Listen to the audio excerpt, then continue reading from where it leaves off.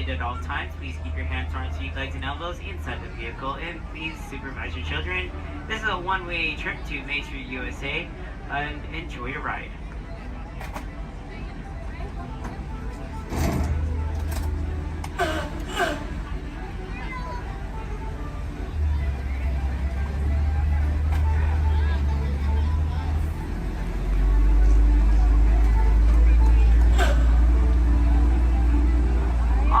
Right-hand side is Sleeping Beauty Castle, your gateway to Fantasyland.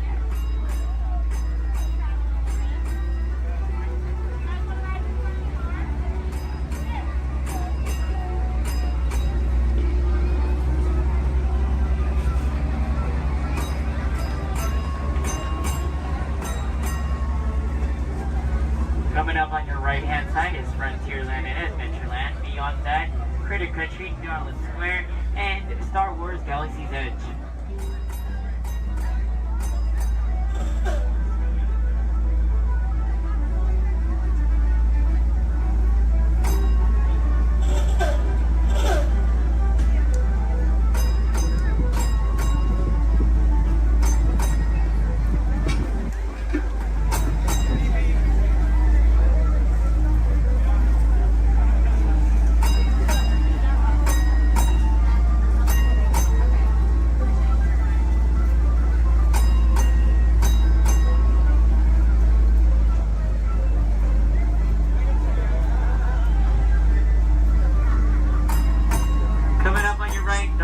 Left-hand side, there's our first aid center, our baby care center, and our lost child center. On your right-hand side, if you enjoy ragtime piano, we got some music going on over at the Coca-Cola Refreshment Center on your right.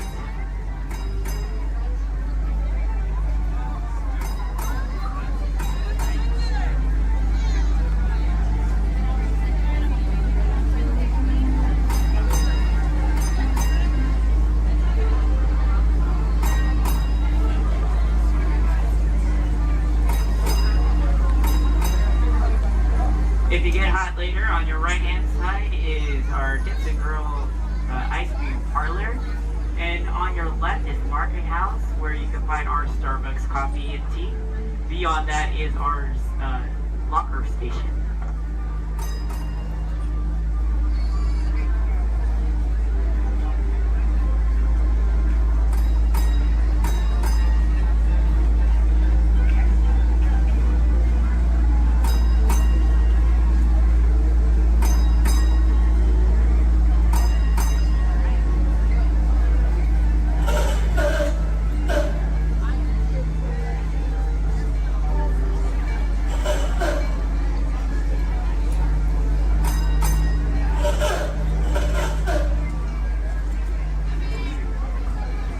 To our final destination in front of Disneyland City Hall. Please remain seated until the bus has come to a full and complete stop. For those of you who are sitting in the top stairs, please watch your step as you exit the stairs and assist young children, and enjoy the rest of your day here in the Magic Kingdom. My name is Justin, and thank you for riding.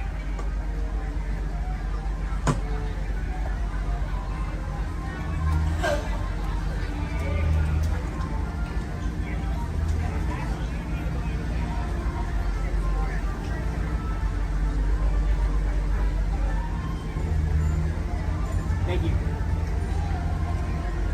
Please remain seated, folks. I do need a park deck right over there. Yeah. Please remain seated, folks.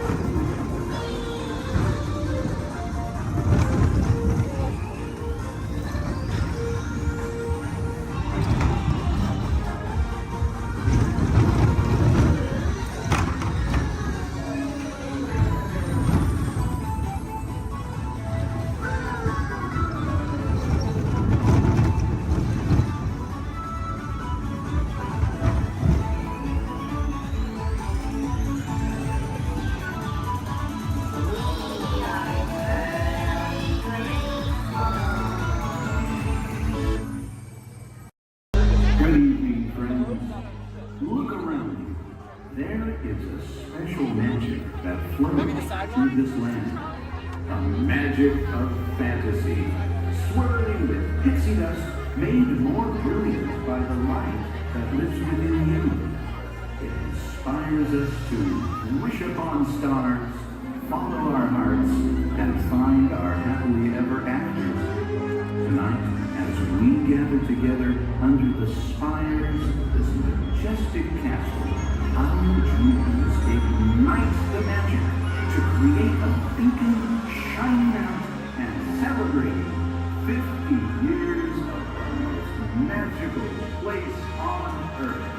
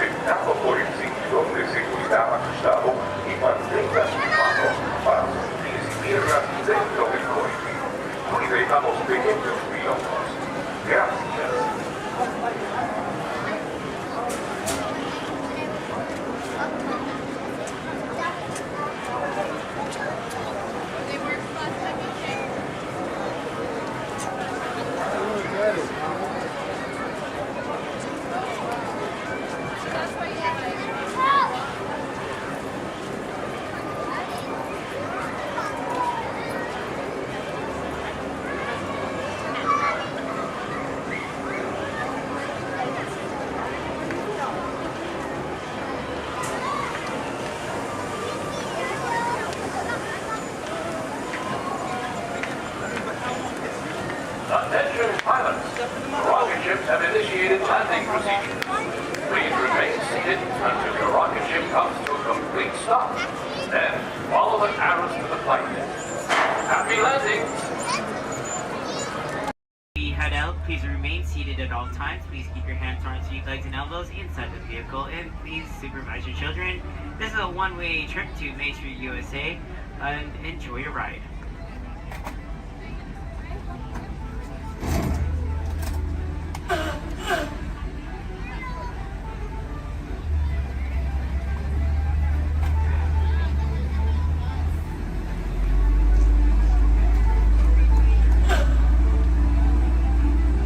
On your right-hand side is Sleeping Beauty Castle, your gateway to Fantasyland.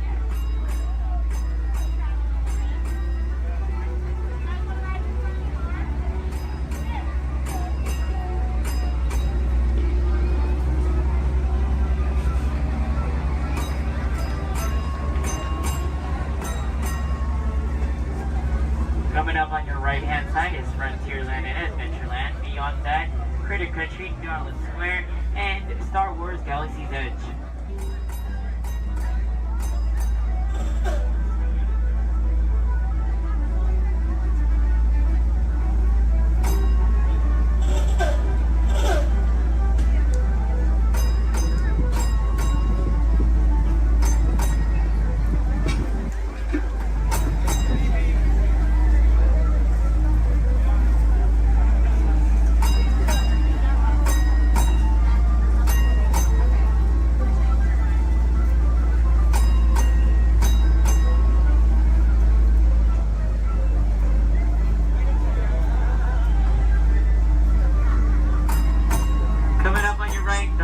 Left-hand side, there's our first aid center, our baby care center, and our lost child center. On your right-hand side, if you enjoy ragtime piano, we got some music going on over at the Coca-Cola Refreshment Center on your right.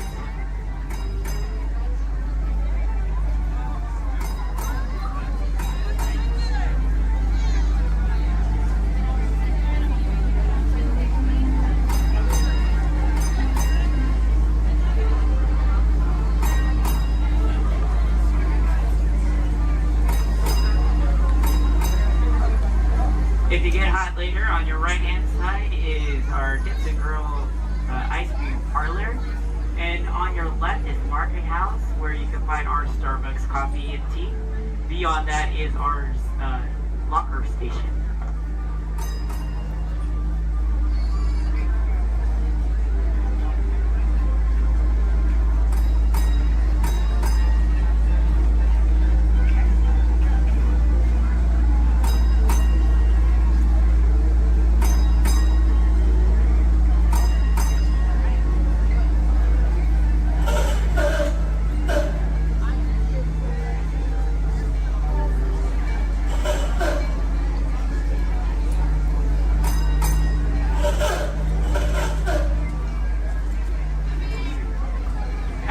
To our final destination in front of Disneyland City Hall. Please remain seated until the bus has come to a full and complete stop. For those of you who are sitting in the top stairs,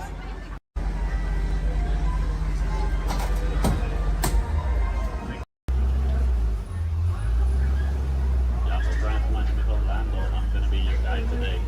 Just a quick couple reminders. A bumpy road, so please stay seated with your arms, hands, feet, and legs inside the vehicle at all times. With that in mind, please keep a hold tight to those phones, cameras, hats, and sunglasses. If one of them falls, sadly, we won't be able to stop.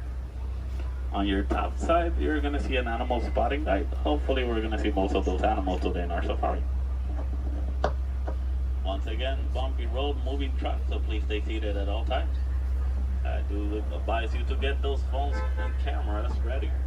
This is a photo area, but we might not be able to stop for every animal. I'm gonna make sure I stop for most of them. But sometimes they won't stop for us. Just be ready. And 20. So we're gonna start off our journey here in the Little Ituri Forest. The forest animals are kind of exclusive and they depend a lot of camouflage into things, but sometimes they're kind of hard to see. So here on the right side, we're going to see an okapi. Even though the okapis have zebra-like pants, they're actually related to giraffes. wasn't until 1901 that okapis were discovered. Before that, they used to be thought as a myth. And much like the giraffes, okapis also have those long tongues that are going to help them reach tall places. And only the male okapi is going to have ossicones. Ossicones are basically the same type of horns that giraffes have, but it's made out of their own skin, so it doesn't count as a horn.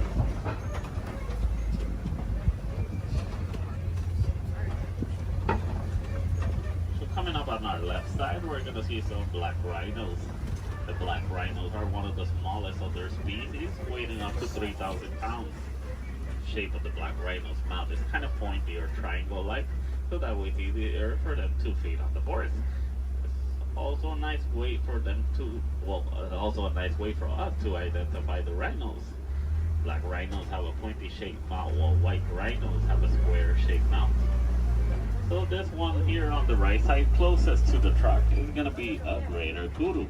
The greater kudus are one of the tallest of the forest antelopes. They can go about 55 inches to the shoulder. That's about 4 feet tall. That greater kudu doesn't have any horns like the one in the picture. It's because this one is a female.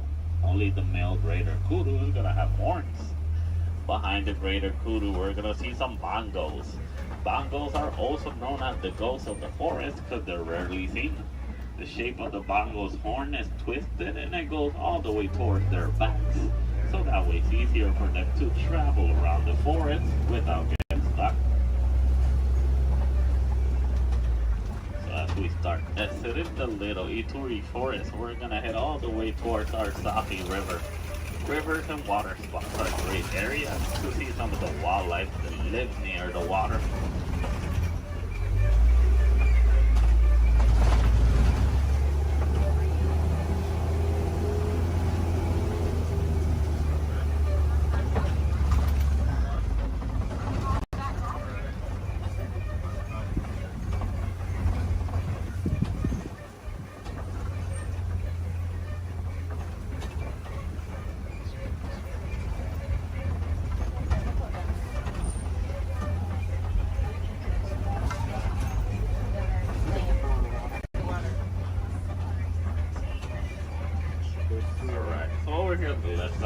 See some Nile hippos. The male Nile hippo can weigh up to 5,500 pounds. They're nocturnal animals, so they're going to be more active during the nighttime. Most of their daytime they're going to spend underneath the water, but they do need to come back for air every 8 minutes. Also, baby Nile hippo right there. A group of hippos is also going to be known as a bloat. Bloat hippos. So here on the left side, we also see some pigbat pelicans. The pigbat pelicans get the coloration in their feathers during mating season. They're colonial nesters, so most of the time we're going to see them in large groups. They can go between 50 to 500. As we head around this curve, we're going to approach a bridge. And once again, we're really jumpy, so we stay needed at all times. And to the left side, we're going to see some Nile crocodiles. Crocodiles are one of the largest crocodiles in Africa. They can go between 16 to 20 feet long and they can weigh up to 500 pounds. They're endothermic, that means they're cold-blooded, but they're going to be taking their body due to the environment. So they're going to spend most of their daytime underneath the sun. If they need to cool off, they'll just open their mouth or they'll dive in the water. They're great parents. They will roll around the eggs in their teeth, so that way they can help them emerge.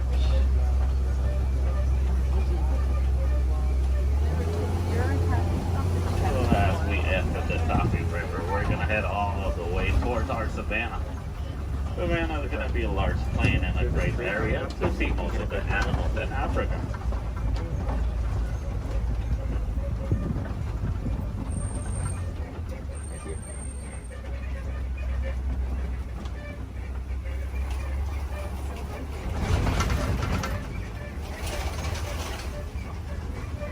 Brian.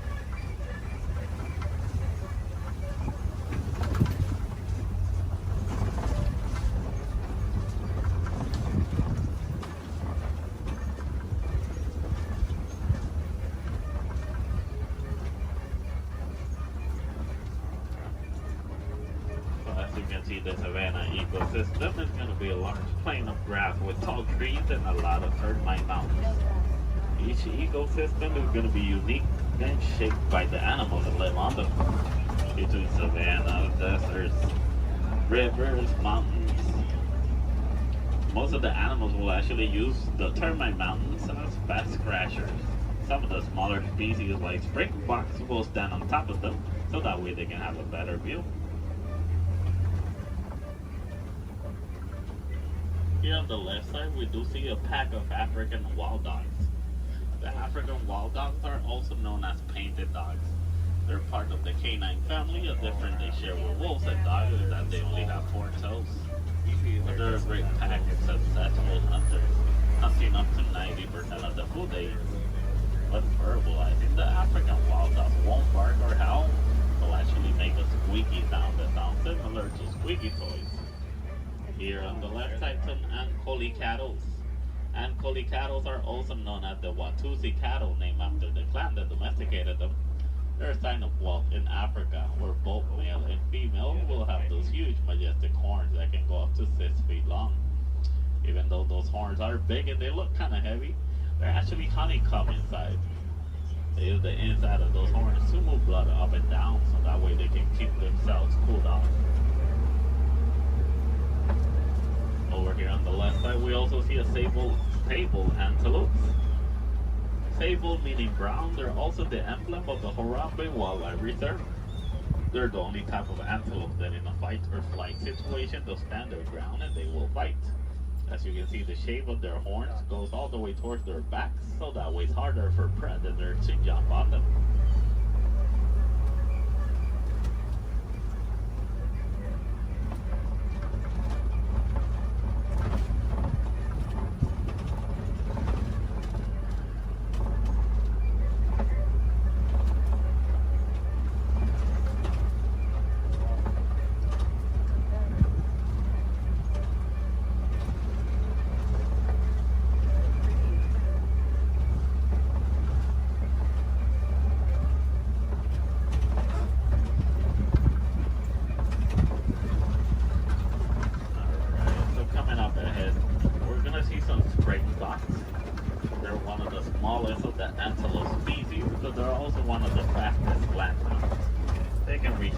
Between 50 to 60 miles per hour. And as their name implies, the springboks. They're great jumpers. They can jump up to 6 feet tall and up to 13 feet long. Behind the springboks, we do see some wildebeest. The wildebeest are the second largest grouping of mammals, second only to us humans. Wildebeest is a translation from the African word wild beast. But they're also known as the newt due to a sound they make when verbalizing. It sounds like they're saying newt.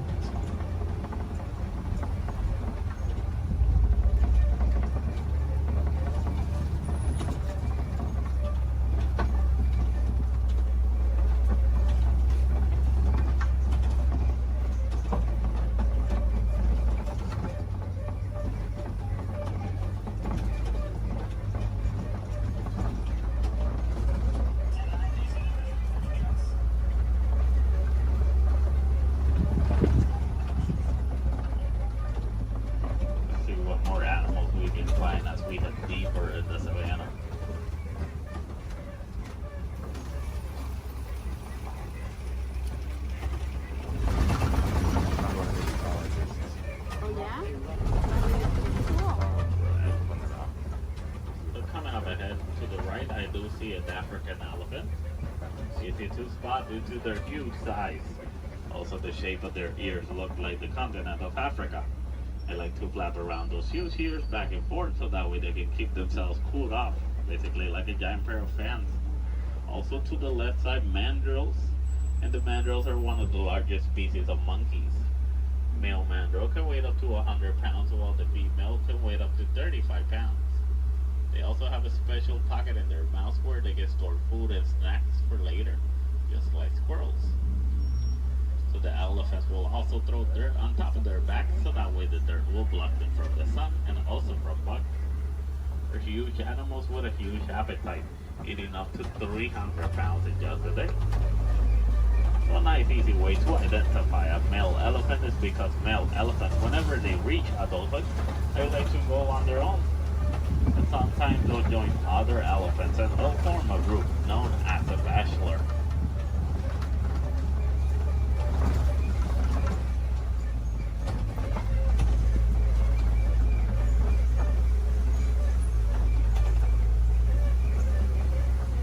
Once again, another bridge.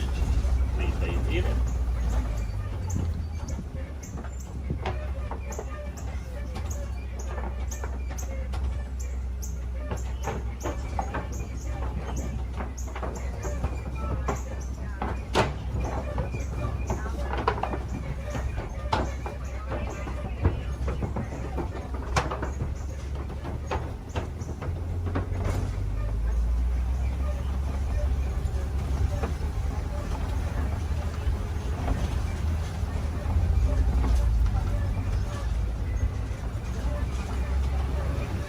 Here on the right side, we're going to see some markings on those red places.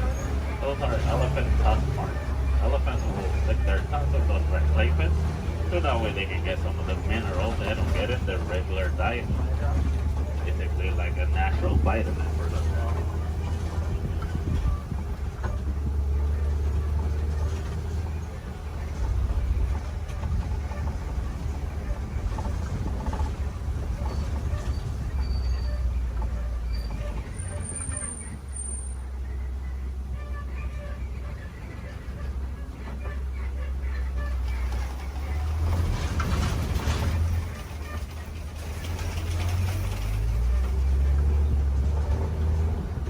Here on the right side, we do see some trees that look like they're upside down.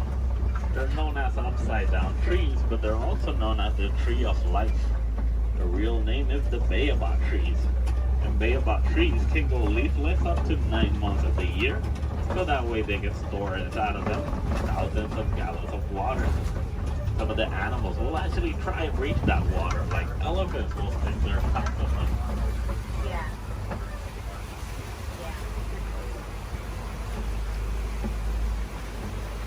As we head around this curve, we're going to see a small island of greater flamingos. Greater flamingos are not greater because they're better than the other flamingos, it's just because they're bigger in size. As you know, flamingos have thick coloration in their feathers, actually get those due to their diets. They come some bright shrimp, and shrimp is high in keratin. If you guys ever get to see baby flamingos, you're going to know that they have great feathers instead. A group of flamingos like this one is also going to be known as a flamboyant.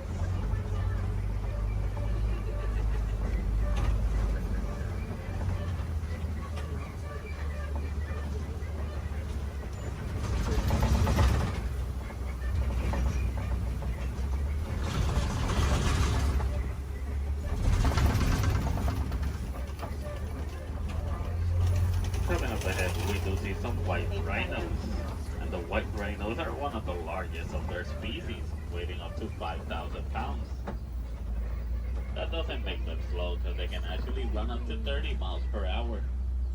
As you can see, the shape of their mouth is kind of squared, so that way it's easier for them to feed on the grass on the floor. And you'll usually find them in the savannah around mud pits. They like to roll around those mud pits, so that way the mud will help them against the sun and also against bugs. It's a nice way for them to stay cooled off. Basically, white rhinos are a different type shade of gray from the black rhinos. The reason they get the name white rhinos is not because of their colors. It's actually a mistranslation from the African word white. That means wide as in bigger.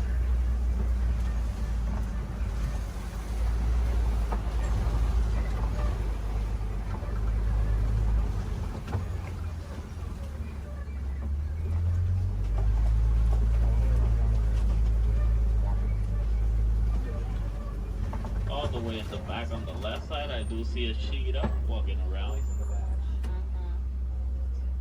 Cheetahs are one of the fastest land mammals.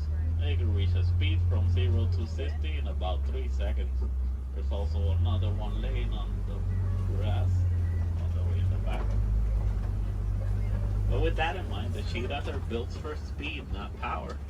So after running so fast in such a short amount of time, they're gonna need a couple of hours to rest their energies. And cheetahs are also diurnal big cat predators, so that means they're more active during the daytime.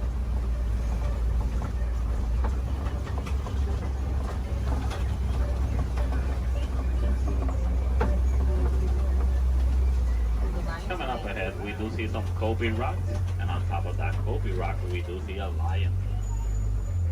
And lions are nocturnal big cat predators. They're more active during the nighttime. Most of their daytime, they're actually gonna spend sleeping. They can sleep up to 20 hours in a day. So that way they can store all the energies for the successful hunt at night. But while hunting, the female is gonna do most of the hunting, while the male is usually gonna be the stay-at-home dad who's gonna take care of their cubs. So a group of lions is gonna be known as a pride. In the morning, the lion's eyesight is technically as good as ours, but at nighttime, their eyesight are 6 times stronger. That's why they're successful hunters at night.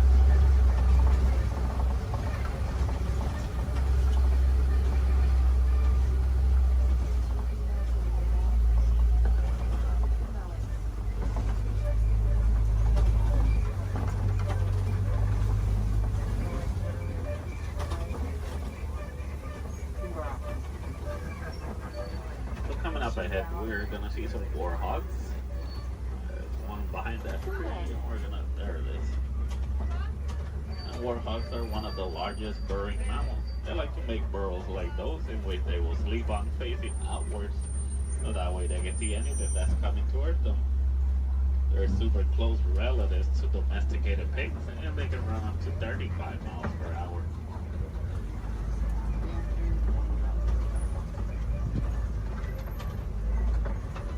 Another white rhino on the right side.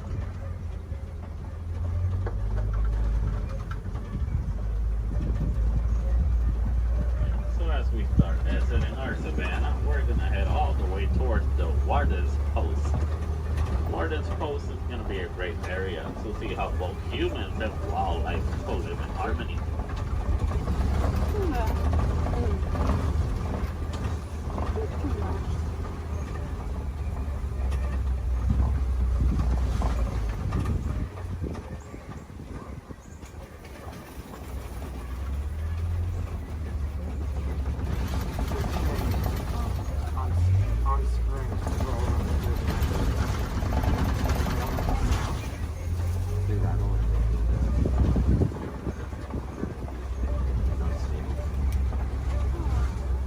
Alright, so here in the Warden's Post, we're gonna see some Nigerian dwarf goats.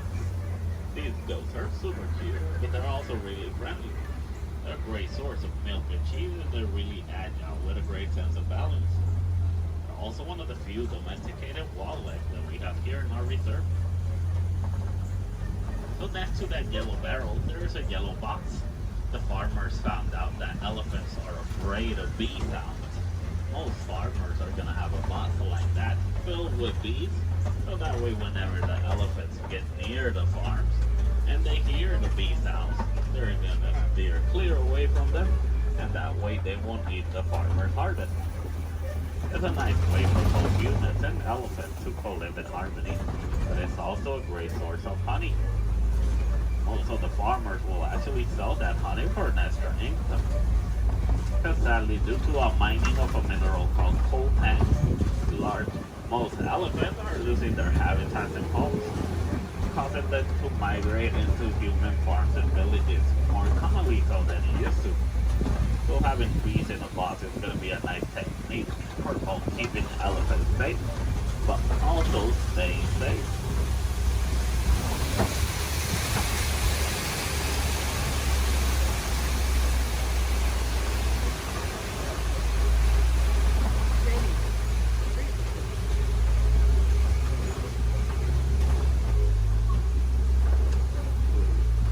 As we start reaching the end of our safari, I just want to let you guys know, if you want to see more animals, animals and learn more about them, I do advise you to visit Gorilla Falls Trail.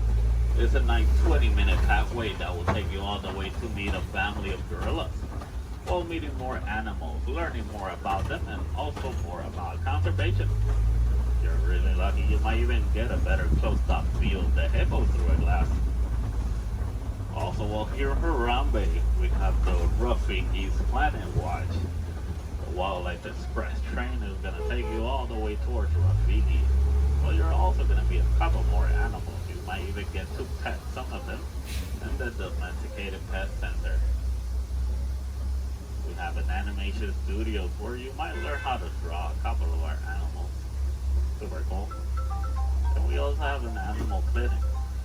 Any chance we need to take care of one of our animals, you guys can actually see the process through a glass. It's super cool journey. It's got nice AC, but it takes about a whole hour to complete. So you gotta plan ahead.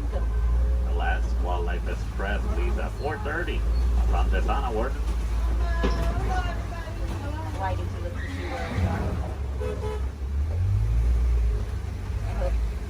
Alright, also while here in Harambe, you guys can visit the Celebration Festival, the Lion King.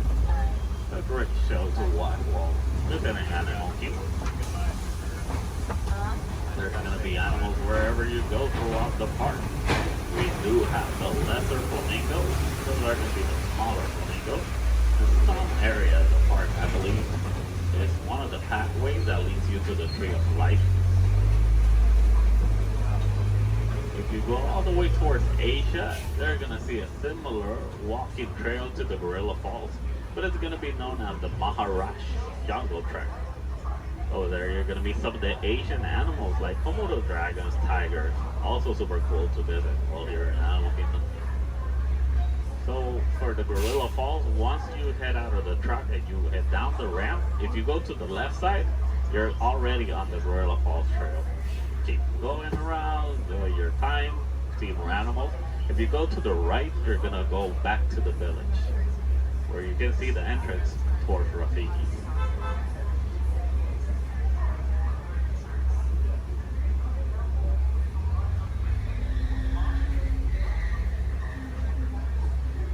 Almost to our destination. Just gonna wait a little bit.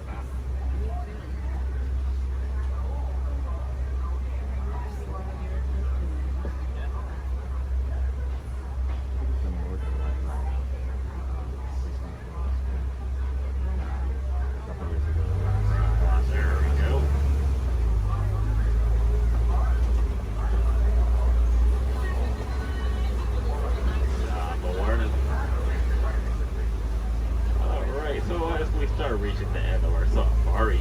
So here in Harambe, we don't like to say goodbye because goodbyes are always sad and final. We instead say Kwaherini. And Kwaherini does mean to go well. So Kwaherini guys, go well, go wild, go make a difference out there. Enemy of the Galactic Alliance. Send reinforcements immediately.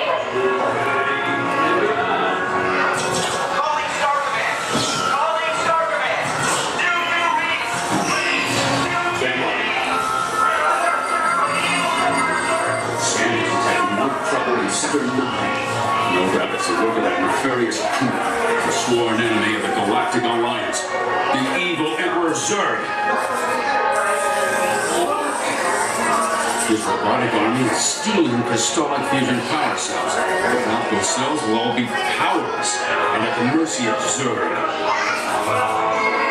Star Command picked a fine time to send the new recruits. All right, you junior space rangers, listen up. Zurg is using the stolen battery cells to energize his secret weapon. Our mission is to find his robots and his secret weapon and blast them. Green Squadron will retrieve the power cells, while the rest of you concentrate on those robots. You'll rendezvous at Planet Z. I will remain here at Star Command to coordinate the mission. Battle stations. Report to the flight deck for immediate launch. To infinity and beyond.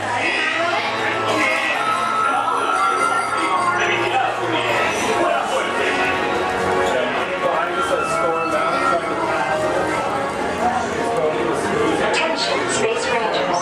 This is Star Command. Prepare for immediate launch. Flight safety requires that you remain seated in your cabin while being away.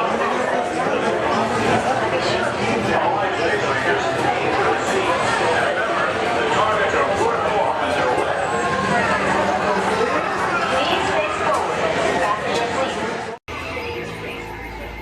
Joystick spin control is now activated. You are now in command of your space cruiser.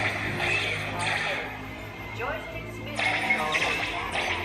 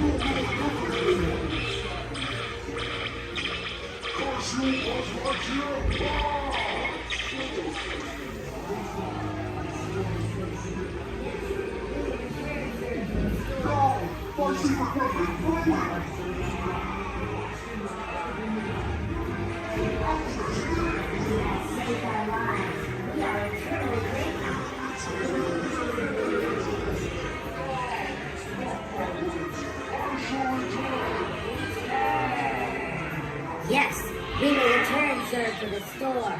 He is a bad toy.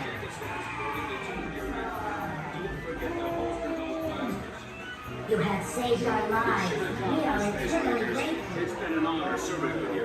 Check the status board to determine your rank. And don't forget to holster those blasters. Mission accomplished, Space Rangers. It's been an honor serving with you. Check the status board to determine your rank. Don't forget to holster those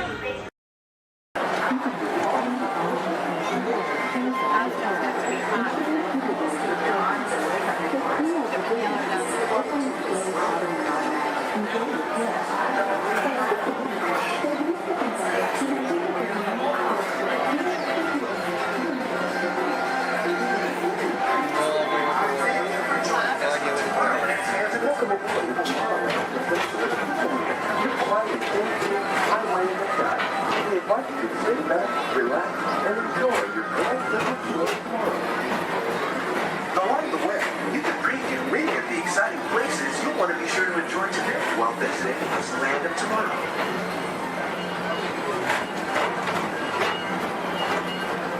The People Mover is the perfect vehicle for people watching, so keep your eyes peeled. You never know who you might see.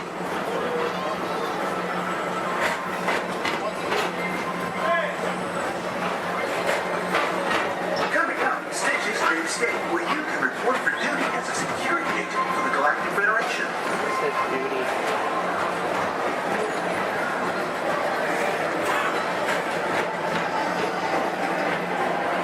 Your mission is to keep Experiment 626, the biggest little mischief maker in the galaxy, under control.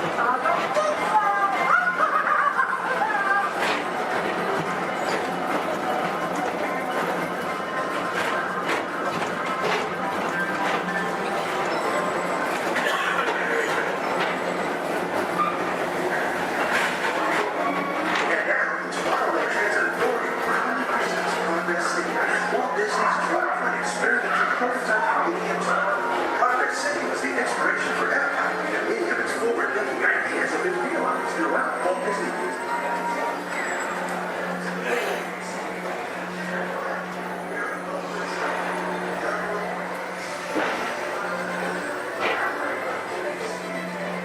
If your future includes shopping, then you'll want to visit Mickey Star Traders, where you'll find the greatest goods from around the galaxy.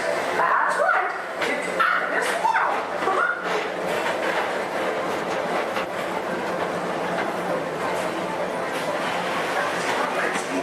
With the pedal to the metal and speed towards the checkered flag in your very own race car. Yellow or orange, this is your chance to drive in the fast lane without worrying about getting a speeding ticket.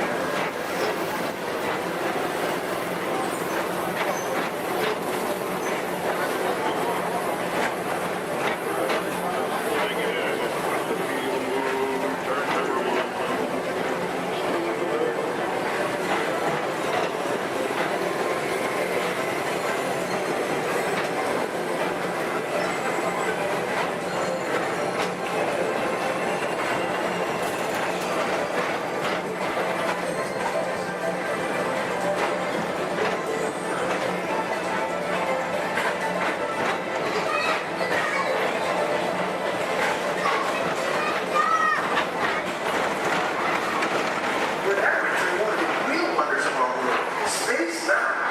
Blast off on a high-speed outer space adventure and complete through the cosmos.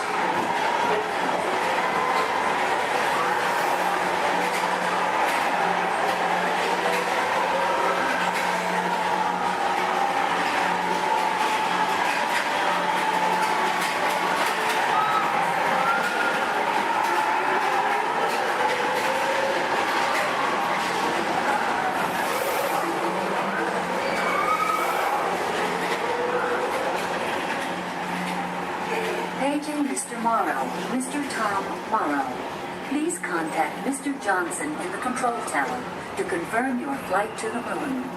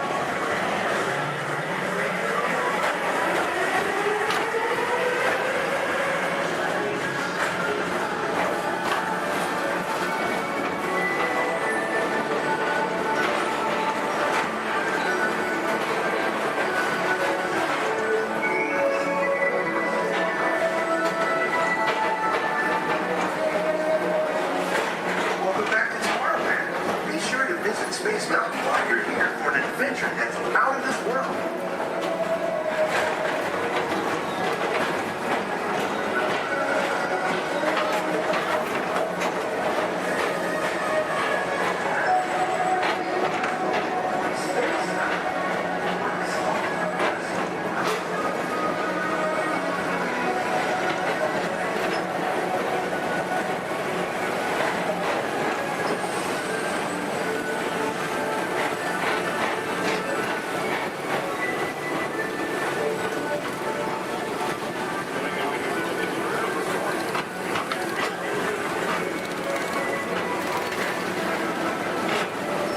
For a different high-flying adventure, hop on board the Astro Orbiter and pilot your own spacecraft as you take a spin around the planet and ascend to otherworldly heights.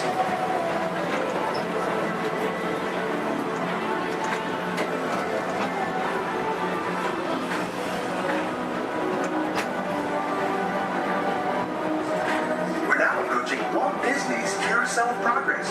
Inside this rotating theater, full families welcome you into their homes of yesterday and today, starting way back at the turn of the 20th century. First presented at the New York World's Fair, this legendary circular theater celebrates the progress that's made our lives better. It's a perfect reminder that there's always a great, big, beautiful tomorrow shining at the end of every day.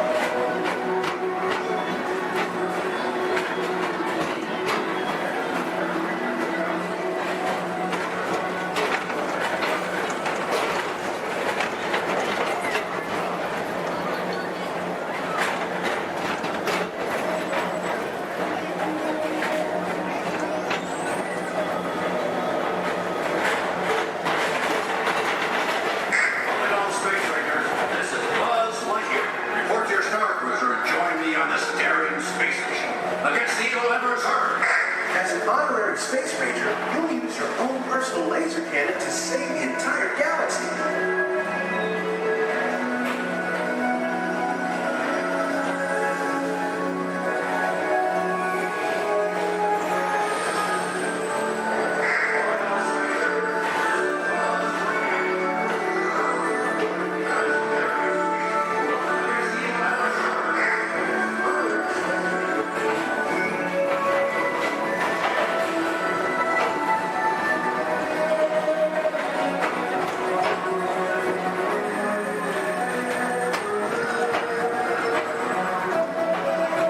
This time it's laughter thereafter at Monsters Incorporated, so drop in and join Mike Wazowski and all his pals at Monsters Incorporated Laugh More. Share the fun.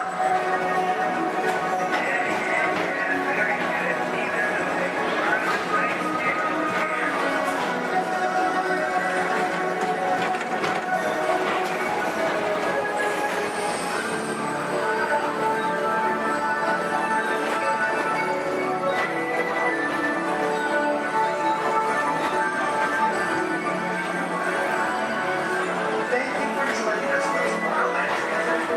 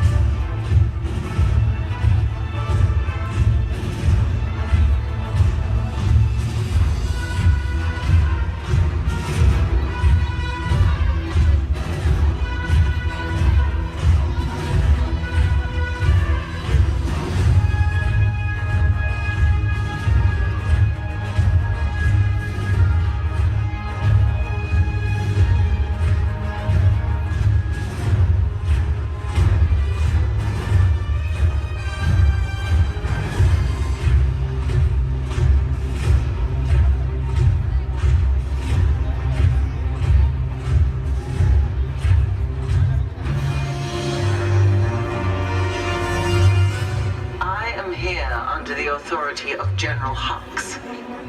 You are here under the authority of me. Stand proud.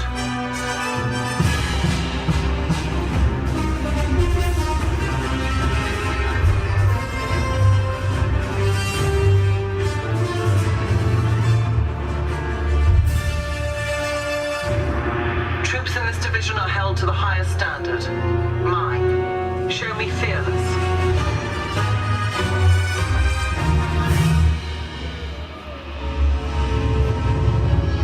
Under my command, you will be proud to wear the armor of a stormtrooper. You will learn discipline, loyalty, and what it means to be a stormtrooper. Battle stance.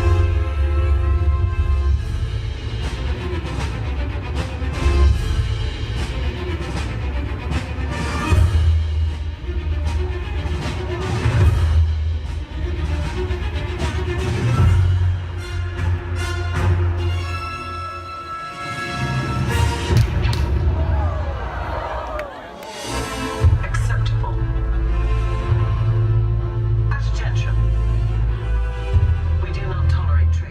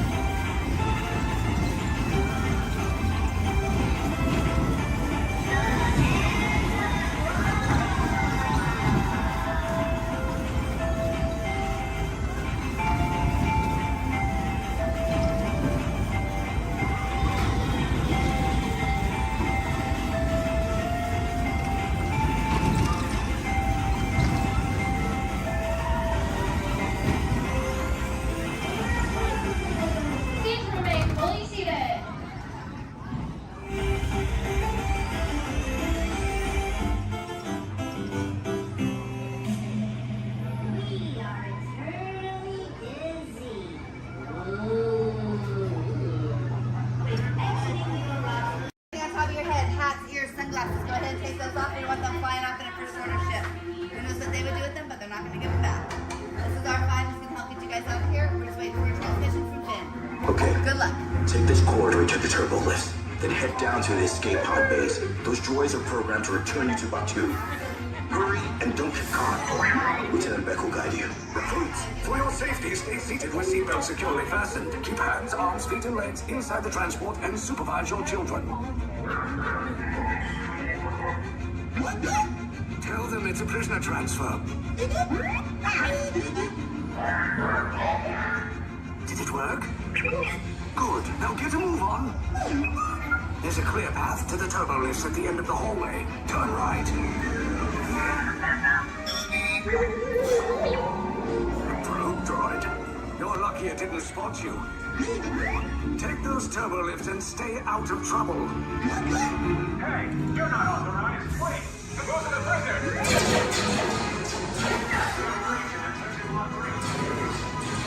Your cover is blown. Find an alternate route. Who picked these two droids anyway? Detection approach. Prisoner is not seen at the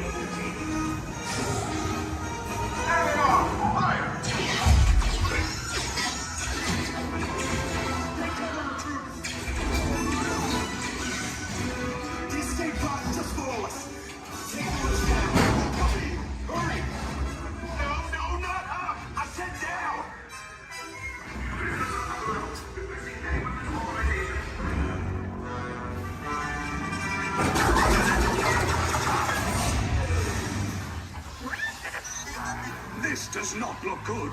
Try to find another way down to the escape pods. The Resistance will attempt to rescue the prisoners. They have neither the resources nor the courage to engage us. You underestimate their conviction. Raise the shields! Shields? I see no evidence. Now! Sound the alarm! All personnel to their stations! Sir, the prisoners have escaped. How brave. But ultimately hopeless. There's nowhere to run.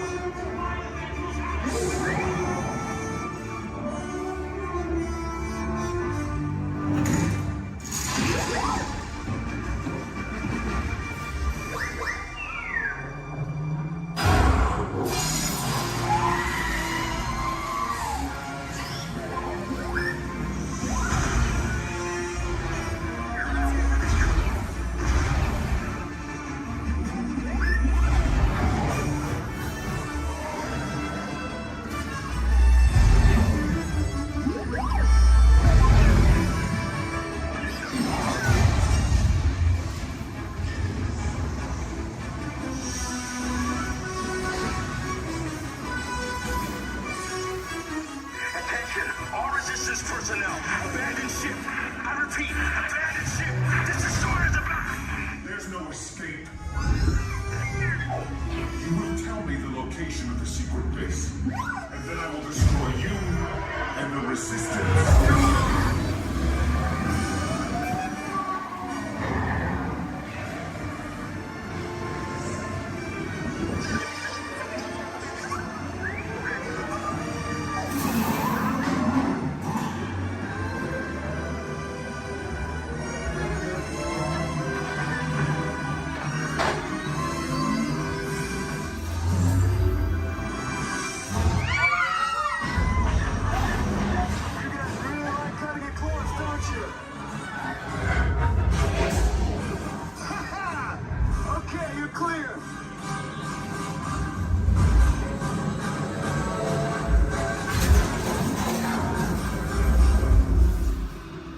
Escape pods came in a little off target. Ground crews will meet you outside the wreck. All right, nice job, recruits. Not what you signed on for, but hey, you're Resistance now. I think I have that authority. Right, Beck? Where's the lieutenant? I need eyes on Beck. I know, Stafford is popping. More escape pods down in Sector 4. Verification pending from key command personnel. Where's the lieutenant? I need eyes on Beck. Lieutenant Beck here. Beck! You're alive! I should hope so. Great job, recruits. Thanks to your heroism, the location of the Resistance base is secure. Bravo! Yes, R5, you too.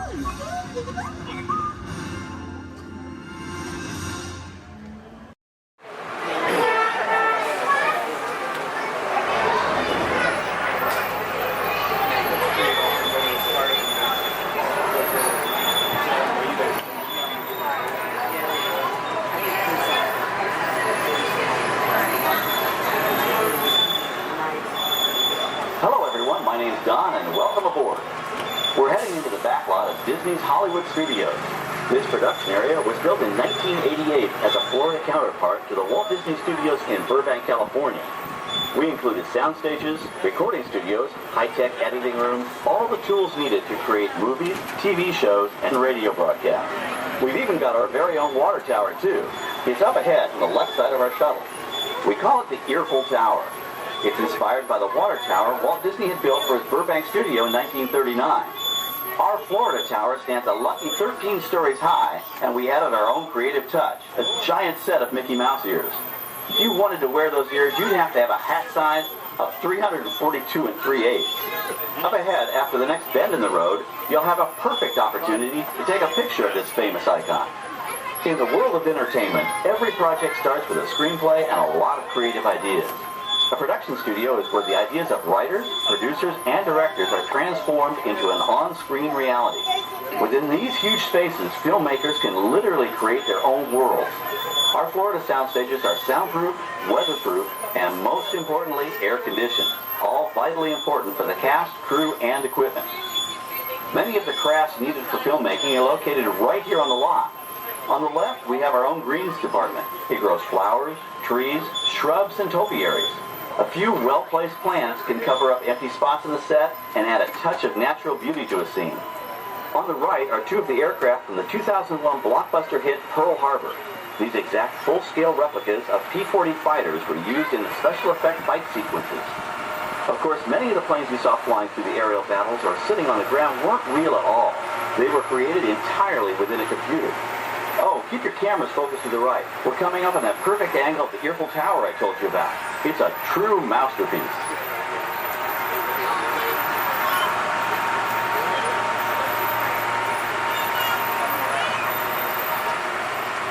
We're entering one of our most glamorous and colorful departments, creative costuming. Every star has to have just the right wardrobe, and it all begins here with a designer's sketch. Our team of designers, seamstresses, and tailors can turn 1.5 million yards of fabric into over 25,000 costumes every year. Many of these costumes will become part of the shows and attractions of the Walt Disney World Resort. In fact, here in Florida, we have the largest working wardrobe department in the world. Why, Mickey Mouse alone has over 175 different outfits to choose from, while Minnie Mouse keeps more than 200 unique costumes in her wardrobe. On the left are costumes worn by the stars in recent studio productions. You'll probably recognize some of those costumes from the big screen. Every story needs a setting, and our design staff can create just about any place a script calls for, from an urban city street to a remote desert canyon. On the left is our scenic shop where large-scale sets and props are built. Our team of set designers, carpenters, artists, and engineers has created caves and caverns, game show sets, even replicas of the U.S. Supreme Court and NASA's Mission Control, all on our sound stages. The shop also provides sets and props for our shows and parades here at Walt Disney World. The same skill and craftsmanship that goes into a movie set can also be used to create magic for our parks. Either way, it's all about making dreams come true.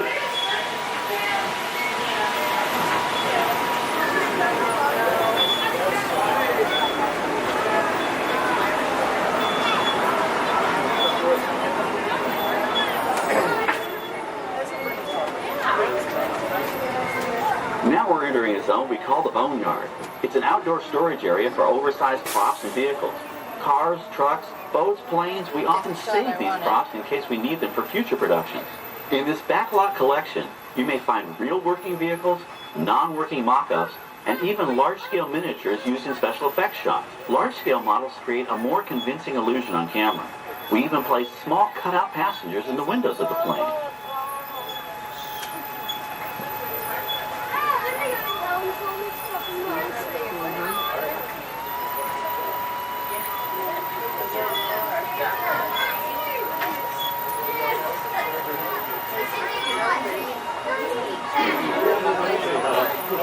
We're now passing by the sets for our Lights, Motors, Action Extreme Stunt Show. On the left, you may catch a glimpse of the Mediterranean fishing village that sets the stage for this thrilling attraction. We'll get a closer look at it soon, but for now, we're approaching one of the largest standing sets on our back lot. It's over on the right. It may not look like much from this angle, but it's pretty spectacular on the other side.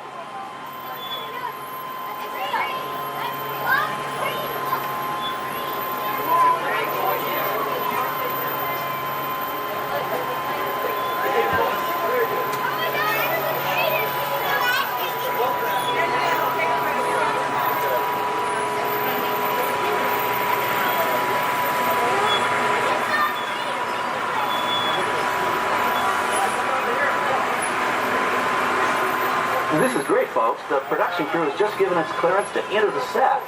Hello, Fast Line Tour. I'm Amy, a production coordinator here at the studios. I can see your shuttle heading toward our canyon set. I've given your driver permission to come in and take a look around. I'm up here with our effects crew, and we're getting ready to shoot a test sequence.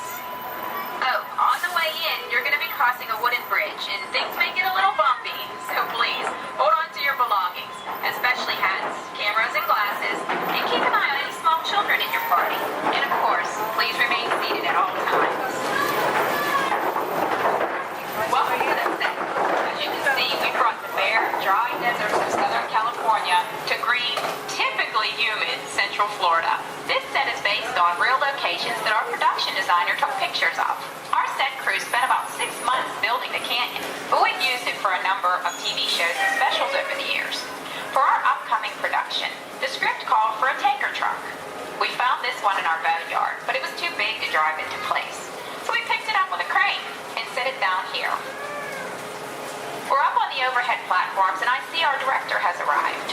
As soon as the rain effect is ready, we'll begin the sequence. This sudden shower is really just a special effect. We rigged up a series of water nozzles just above your trim. The water sprays in a crisscross pattern to create a sense of depth. But this storm only covers the first few feet.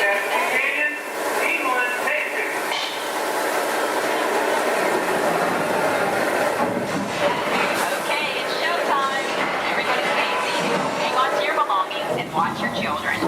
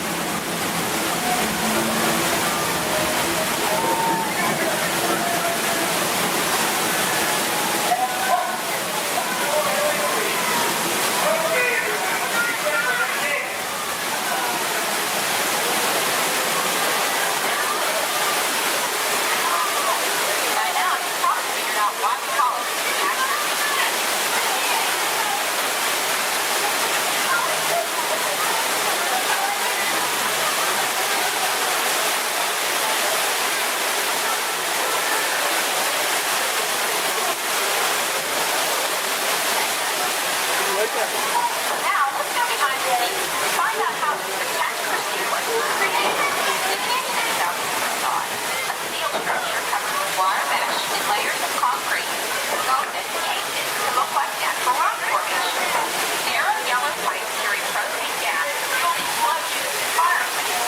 For the flash flood, we used 100% real water, about 70,000 gallons of it, dumped from overhead tanks. Oh, but don't worry, we recycle. All of that water will be pumped right back up to the top for the next take. We shoot some of the water through air cannons for an extra dynamic effect. Those air cannons are powerful enough to shoot a basketball over the top of a skyscraper the size of the Empire State Building. To top it off, our shuttle was sitting on hydraulic shaker tables. They provided the shaking, rattling, and rolling sensations for the scene. The entire sequence can be reset in 3.5 minutes.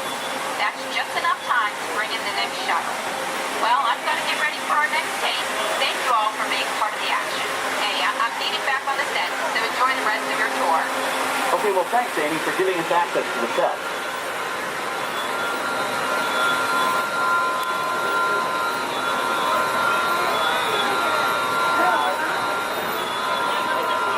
On the right, we have an authentic piece of Disney history.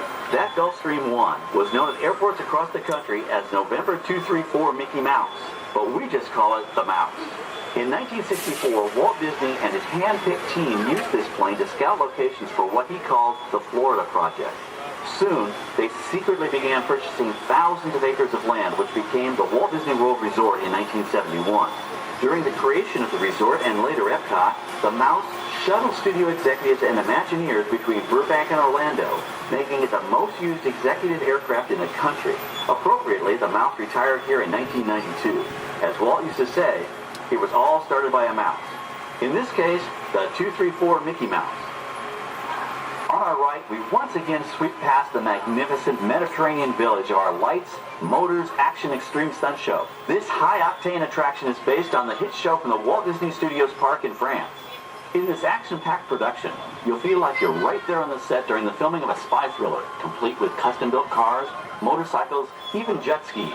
You'll experience the split-second timing, coordinated driving, and fiery special effects that make action movies a real blast.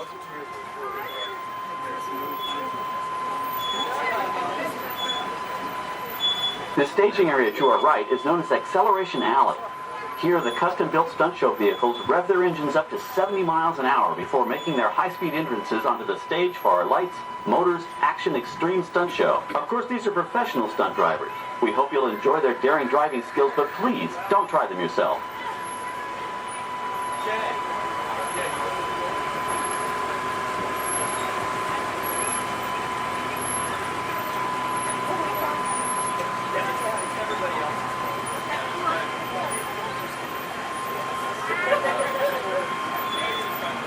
On the left, we've reached our second boneyard with more historic props and vehicles.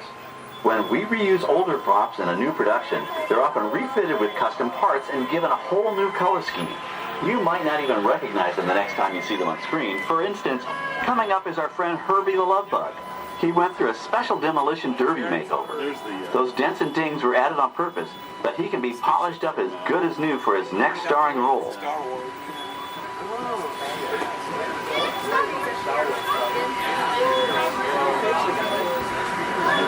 On our right, we now have a very different view of the fishing village set. From this point of view, you can see that there is no inside to the buildings. They are just false fronts or facades.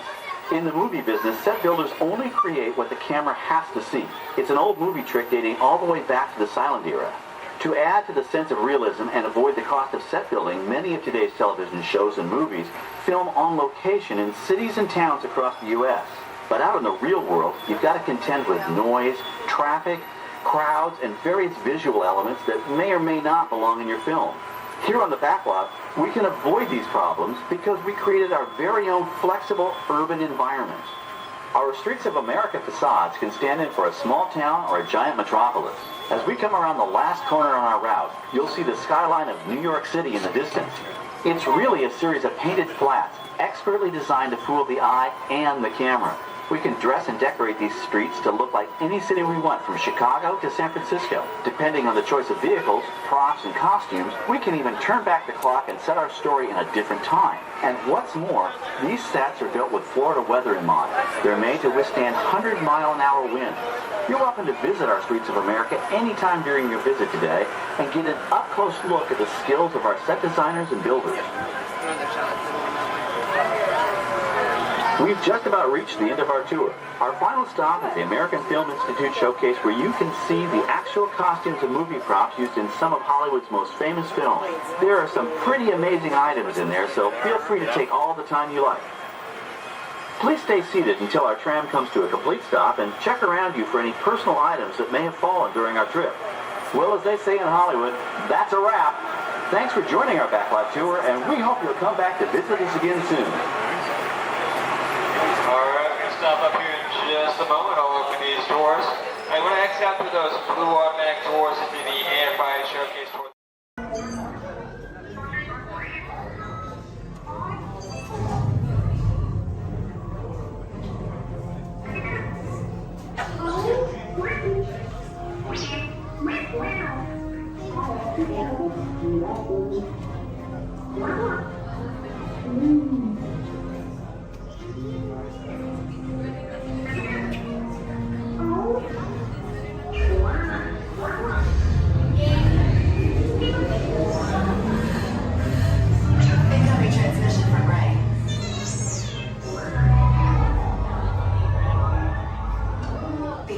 Is everyone assembled? Good. Should we be in flight prep? Recruits, thank you for joining the cause. A covert resistance team led by my friend Finn has infiltrated a First Order Star Destroyer that is now headed to this system. Your outpost on Batu is no longer safe.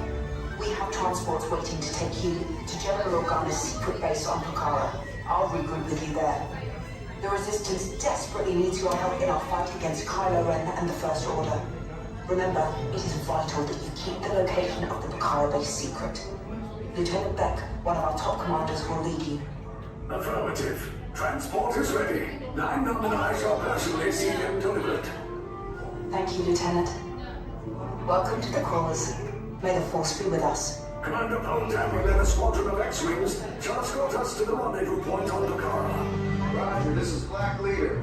I hear you're a fine-looking group of recruits. Well, no time to waste. Let's get you on your way to the General. Stand clear. Deck doors opening now. Hurry, all recruits to transport. No need for safety gear, it'll be a smooth ride. Ground crews, deck is in motion. Recruits crossing to transport. Initiate pre-flight sequence on Deck 3 for Pucara.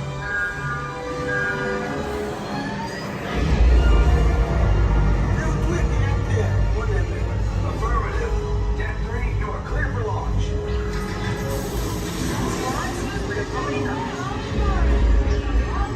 Pucara personnel, this is your final call on board. Transform away from the blast doors, all the way forward.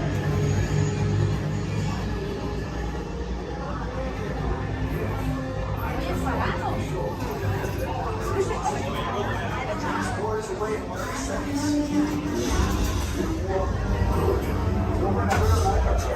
Yes, check the hyperdrive also. Transport takeoff in 20 seconds. Good. Airspeed sensor. Thank you, Nina. Black Leader, are you and your team ready? Affirmative. Engines are hot. Red 2, Blue 5, reporting. Red 2, check. Blue 5 standing by. Engage repulsors and hold on, recruits. All ships, launch.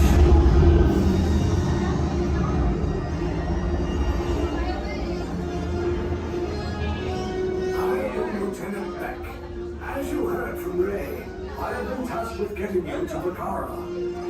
Red 2, Blue 5, keep tight now. Let's get ready to make that jump to light speed on mark.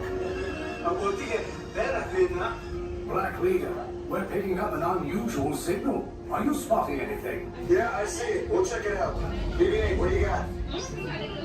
There appear to be a number of small craft heading our way. Raise the shields. We got company. First Order TIE fighters. Reroute! Reroute! Red 2, Blue 5, we got a queue of paths so transport can make the jump. They're all over us! I'm hit! We lost Red 2, more incoming. Blue 5 taking evasive action. Try to shake it, Blue! I'm trying. We lost Blue 5! I'm gonna try to draw out of the way. Copy that. Get us clear so we can make the jump. Be ready, you won't have much time. Where are all those TIE fighters coming from? Star Destroyers.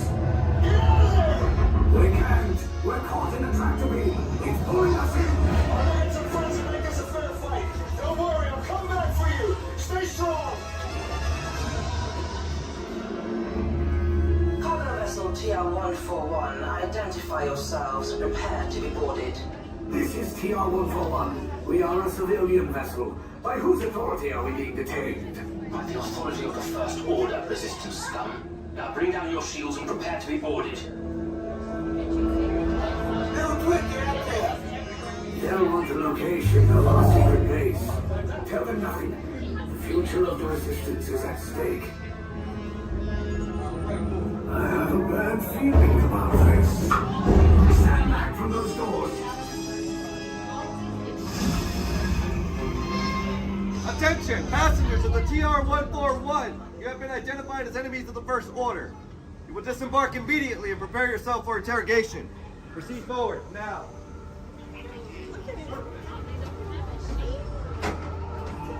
Go that hallway to your right for interrogation. Keep your...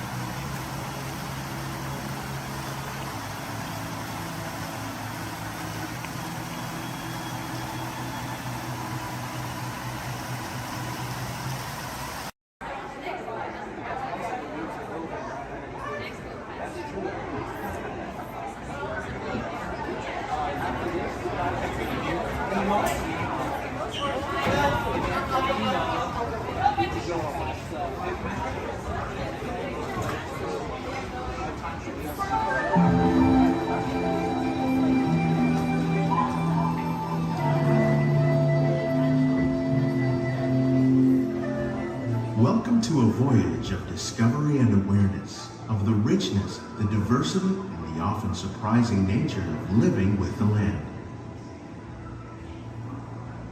Our journey begins as dramatic and sudden changes are sweeping over the land.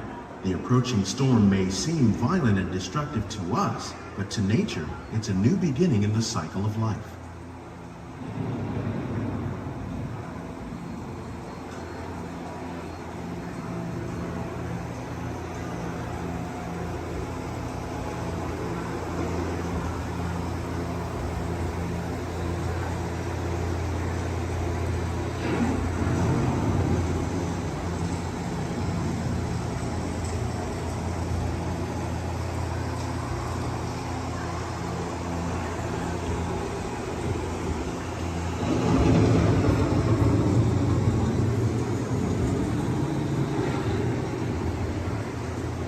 Beneath the surface of the land, roots trap water from the flowing mud, extracting precious nutrients and minerals. These elements, when combined with sunlight, create the diverse living systems of our planet.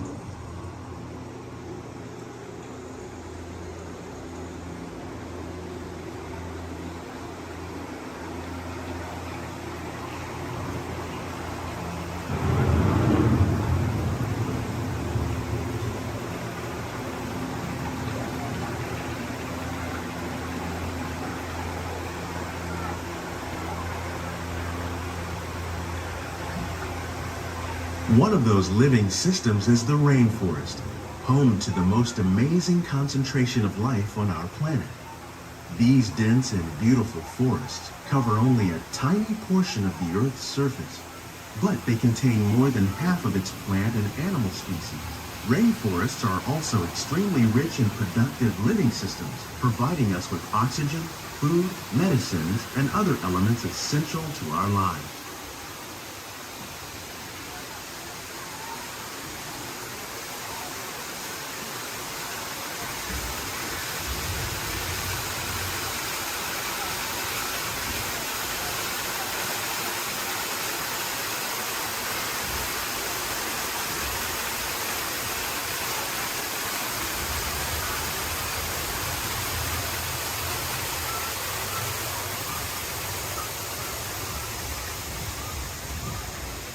In the desert, nature has created a very different, but no less beautiful living system.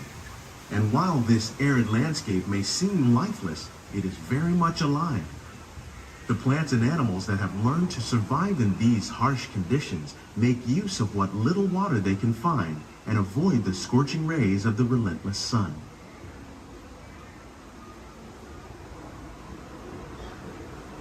The American prairie once appeared as desolate as the desert, but over time, rainwater and nutrients gradually penetrated the hard surface of this land. Even the hooves of the mighty buffalo helped create the rich soil that would one day become home to the American farm.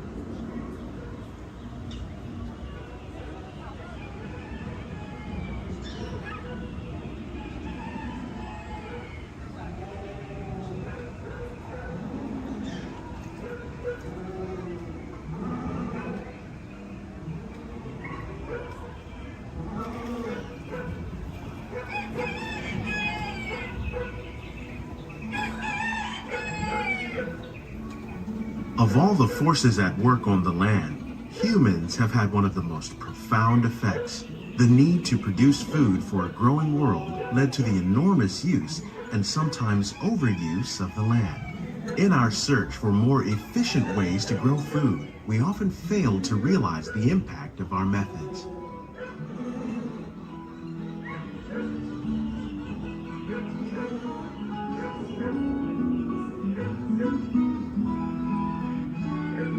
Today, we're learning to live with the land, discovering better ways to grow food that will assure both human and environmental well-being.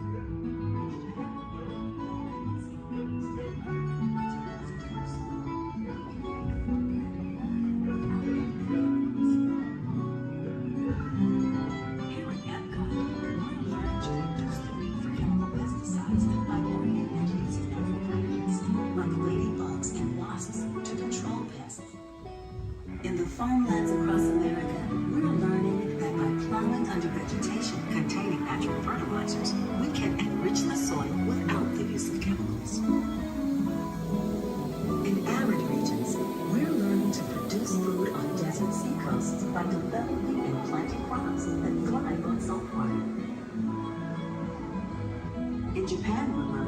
By mixing leaves and other living materials into our soil, we can make farmland more fertile without the need for chemicals.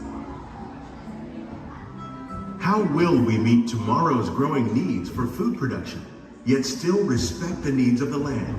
Some of the answers are being discovered just ahead. To help us maintain these carefully controlled ecosystems, and for your safety, please remain seated in your boat at all times.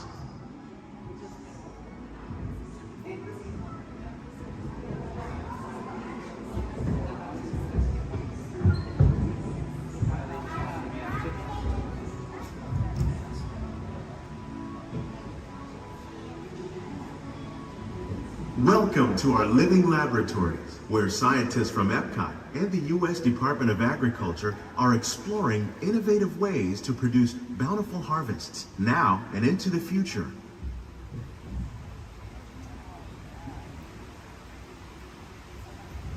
The tropics are home to the greatest diversity of plants on the planet. Many of these, like papaya, bananas, cacao, coffee, and rice, are well known around the world. These are just a few of the edible plants that have been an important source of nutrition for people living in the tropics. Many are rich in vitamins and minerals, while others are well adapted to growing in less than ideal conditions. Some, like the water lily, thrive in wet, swampy areas and waterways. All parts of this plant, even the flower petals, are edible. The starchy root of the plant has long been used to make flour for baking.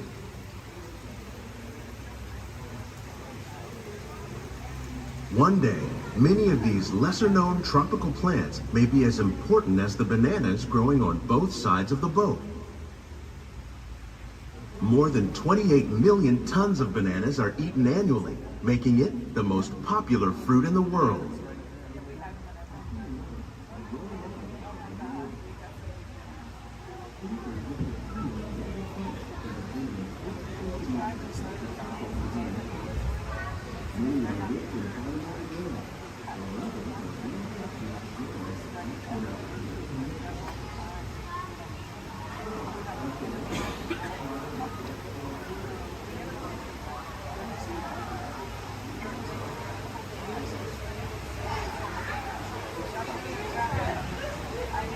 When we mention farming, you probably don't think of fish. But fish farming, or aquaculture, accounts for nearly half of all the seafood consumed globally. Tilapia, bass, and catfish, like the ones you see here, are three of the more popular crops raised by fish farmers. The sustainable system we're using here recycles the water in the tanks. As a result, we're able to save millions of gallons each year. Our small fish farm produces nearly 5,000 pounds of fish each year to serve in restaurants around Walt Disney World.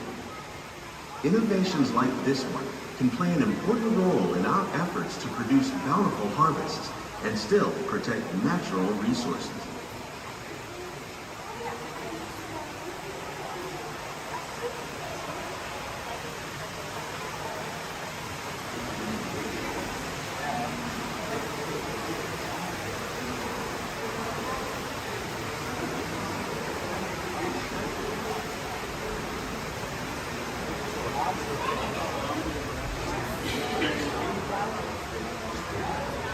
While there are more than 50,000 edible plant species in the world, most of us are only familiar with the handful that make up our everyday diet. The common grains growing here, wheat, maize, sorghum, and millet, plus rice, account for nearly 2/3 of our global food consumption. Learning how to increase yields of these staples is an important goal of research around the world.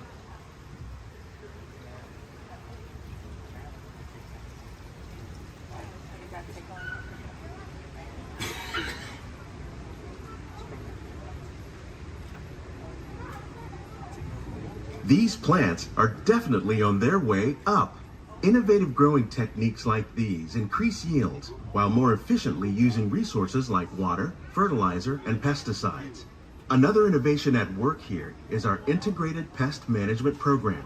By populating our greenhouses with beneficial insects that prey on harmful pests like aphids and flies, we are significantly reducing our reliance on conventional pesticides.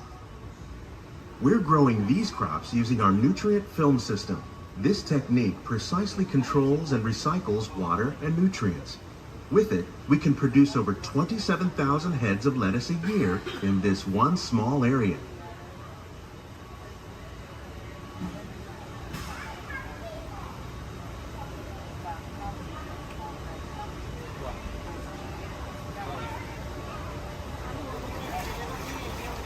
Some of our best ideas have been inspired by nature, like these fruit and vegetable trees.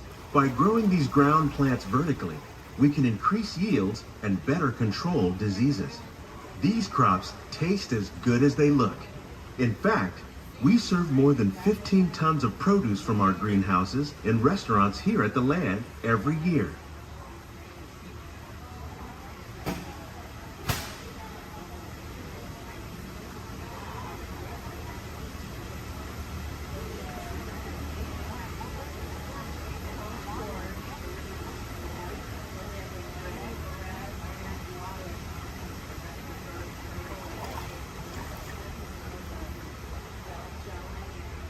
The future of agriculture may include innovative ideas like this vertical growing system.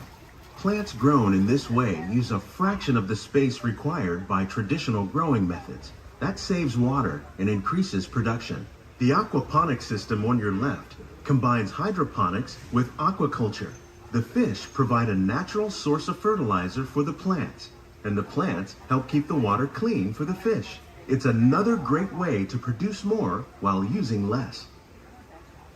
In our lab, Epcot scientists are working with the U.S. Department of Agriculture on a number of innovative projects. The goal of these efforts is to produce higher yielding and better quality plants.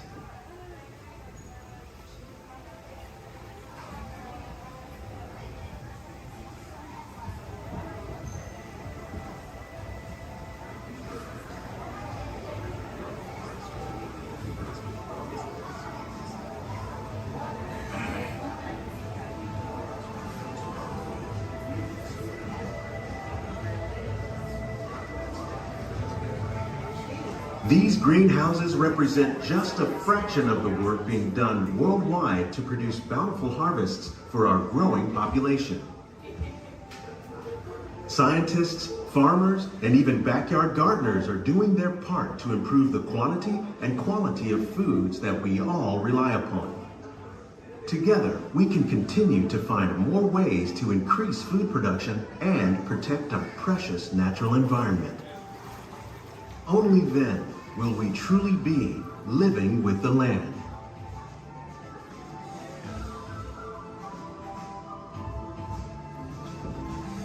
On behalf of Walt Disney World, we hope you've enjoyed this unique journey through our living laboratories. If you'd like a closer look, then check out the Behind the Seeds walking tour. It's a chance for the whole family to get up close and personal with the plants and growing techniques in our laboratories. Please keep your hands and feet inside the boat and remain seated until the boat comes to a complete stop.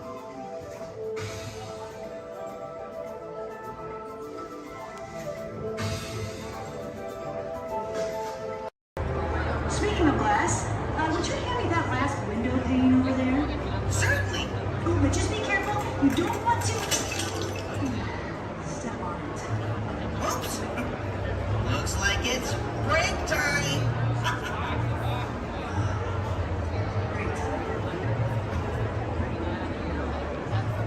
I'm supervising you. Now everyone pick up your favorite hand and wave goodbye to those people on that dock. Goodbye. Goodbye. Yeah, you're never going to see them again. But you don't know them, so why would you see them again, right? Unless that was your family up there, then you know what? You're welcome. I just got you a 10-minute break from them. You probably need it. You've been at Disney World all day with them. But now let's see. Is this anyone's first time on the Jungle Cruise? Can I see a raise of hands? Perfect. Me too. Is this anyone returning to the Jungle Cruise? Can I see a raise of hands? Perfect. I can't wait to be a sore disappointment for all of you and exchange a lot of awkward eye contact has already started. How beautiful. But hello everybody, welcome in. My name is Skipper Kevin. First name Skipper, last name Kevin. I'm going to be your best friend, guidance counselor, dance instructor, tour guide, dragon slayer. And if you don't laugh at my jokes, I'm going to be your swimming instructor. I said that just for you. I said that just for you because I knew you were going to interrupt me. Yeah, thank you so much. I really do appreciate it. Wow. But now here we are in the Amazon rainforest. If you look over to your left-hand side, you're going to see what I like to call an inspiration ball. I call it that because the longer you stare into it, the more it's going to inspire you to go. Oh, deeper into the jungle, of course. Yeah, I don't know about you guys, but that certainly does look like inspiration to me. So much that I now feel inspired to take you guys into the Congo River. So why don't we see how far this boat can go? Okay, I'm glad of you if you did not like that. Don't worry, my jokes, they don't get any better. Yeah, so buckle up, we're going to have an amazing time together. And if any of you have not seen the Jungle Book or you'd like to see it again, don't worry, it's right over there in 3D and the box set edition. Yeah, it really was the bare necessities here in the jungle. Oh wow, this is awkward. I'm sorry guys, I was trying to throw you a surprise party, but it looks like no one's here. I can't see anyone. Canoe? Yeah, I cannot. It really is an either or situation if you get what I'm trying to say. I even brought out that giant python snake. I just would not recommend getting too close to him. He will develop quite a crush on you. It's what I like to call a constricting relationship. It never ends well. What in the jungle? Oh, sorry. I hope that did not alarm anyone. Those are just my roommates. Yeah, looks like they got into the explosives, but I'm sure they were just trying to find the bananas. They do find them very appealing. Yeah, they kind of go ape over them actually, but you know, I think we should make like a banana and split.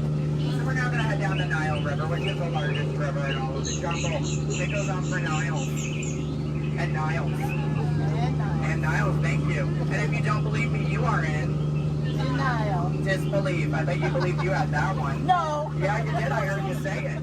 But if you look right there, everybody pay attention to this super cool, super rare. It's honestly an African bull elephant. You could even say it is a once-in-a-lifetime opportunity. You will never see one of those again in your entire life. A twice-in-a-lifetime opportunity. You will never see one of those again. And how majestic that is the common African elephant. Okay, but now here we are on our African belt, which has some of my favorite animals on it. If you look up behind those boulders, you're going to see those tall-neck cheetahs. Right here in the front, those are the ones that killed Mufasa. Over there, we have the scary-looking chickens. Look at all those chickens. And then we have that beautiful pride of lions protecting that sleeping zebra. Yeah, who am I kidding? I can't lie to you guys. That zebra's dead. Those lions are chowing down on some lunch right now. But kids, don't worry. I like to call that zebra plastics. There's lots of trust issues here in the jungle, I know. Wow. Okay, this is not something you see every day. Wow, all right. So, why are you all looking like that's what you normally see on a Saturday afternoon? That's concerning, you guys. I'm a little nervous now. I don't know about you guys. I don't think I have ever seen that many rocks on the beach before. Yeah, there's like, what, 200 rocks up there? Maybe 300 rocks, but then again, I'm not a geologist, so what do I know? Yeah, but what I do know is we're not going to look above the rocks. That just sounds like a lot of paperwork, and I hate paperwork, so instead we'll ignore it and hope it goes away. Yeah. Oh my goodness, there they are. Those are my friends who are going to go to that surprise party. We have Old, Smiley, and Ginger. Just be careful, Ginger snaps. Yeah, she is one tough cookie. And I'm not sure why, but my jokes, they kind of get crummier from here. I guess it's just the way the cookie crumbles. I don't really understand. It's unfortunate. But behold, straight ahead, we do have Schweitzer Falls, named after a famous and beloved founder of the Jungle Navigation Company, Dr. Albert Walt. Yeah, don't worry if you didn't get that. We're going over it later. So I really hope you know how to swim, and if you don't know how to swim, stop being dramatic. Stand up, the water's only 3 feet deep. And really, it's not that difficult. But if you guys are starting to wonder, Skipper Kevin, how on earth did you land your job here? I'd like to say it's plain to see. Yeah, I took a crash course, which was half off, and you know, I've been winging it ever since, but that's kind of the tail end of that story. There's not much to it. And now it does look like we are entering a hippopole, and I need everyone to be very careful. These do look like some dangerous animals. In fact, you could even say they are some hungry hippos. So if you guys could do me a favor and hold on to your marbles. I lost mine a long time ago, that's why that boat's halfway underwater. No, I'm just kidding. The legal team said I can't keep saying that. That's going to get me fired. Yeah, the last time I took a boat out, I went to a volcano and everybody came back without eyebrows. But lucky for you guys, I took a wrong turn this time. But this is probably the point in the cruise where people start thinking my job is so easy, I'd let a monkey do it. But I promise you, that's not true. Those are chimpanzees.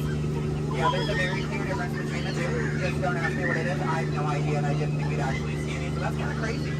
But lucky for you, I do have a very fun fact about monkeys. So apparently, humans eat more bananas than monkeys. But I don't know if I believe that, because I don't know the last time I ate a monkey, do you? Yeah, Yeah, that's bananas. And don't worry, if you don't get that joke, I'll give you about 10 seconds. I get it. You're a late bloomer, you just need a moment to digest that one. You're welcome. Yeah, so please take your time. And it is now the moment that we have all been waiting for. It is the amazing, the colossal, it is the amazing wonder of the world. The backside of water! O2H! O2H! Alright, I got a few chemistry nerds on board. That was the reaction I was hoping for. Everyone else, don't worry, I only tell those jokes periodically. It just gets me in my element sometimes, you know. I did have a joke about oxygen and potassium. You could say it's okay. Yeah. I also had one about sodium, but no, you guys don't look interested. So instead, we're going to head down the Mekong River into that ancient Cambodian shrine. If you've never been in there before, be careful. There is a 10-foot drop. So make sure your seatbelts are buckled left to right and tug on that yellow strap. Yeah, if you're looking for your seatbelt, you can't find one, hold on tight. Let me know how that goes for you.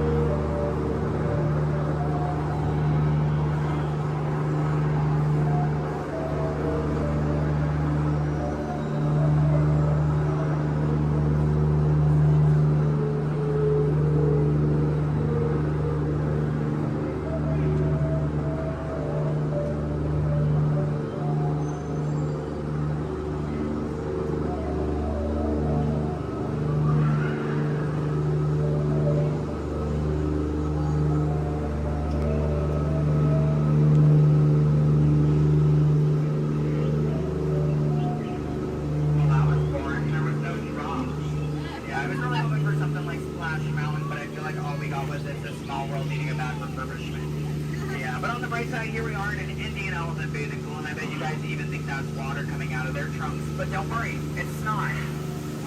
Yeah, and as a double feature, if you look up ahead to your right, you're going to see those two baby elephants playing under a full moon. Yeah, I bet you don't see that very often, do you? No, I'm just kidding. Don't answer that. If you do see that often, I don't want to know why that's weird. Please keep that to yourself, okay? But you know, since we are here in the jungle and there are plants everywhere, I'd really like to take a moment and show you guys some of my favorites. So, that one.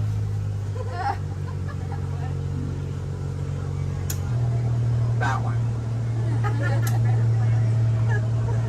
Okay, pay attention everyone. The one right there with the green leaves. The one next to it. That one. Yeah, they're great, aren't they? Yeah, sorry if you wanted their names. I don't know any of them. I barely know how to do this thing forwards. Yeah, so I can only give you so much. But what I can tell you is I'm sorry to let you know. We're coming up to the end of our cruise.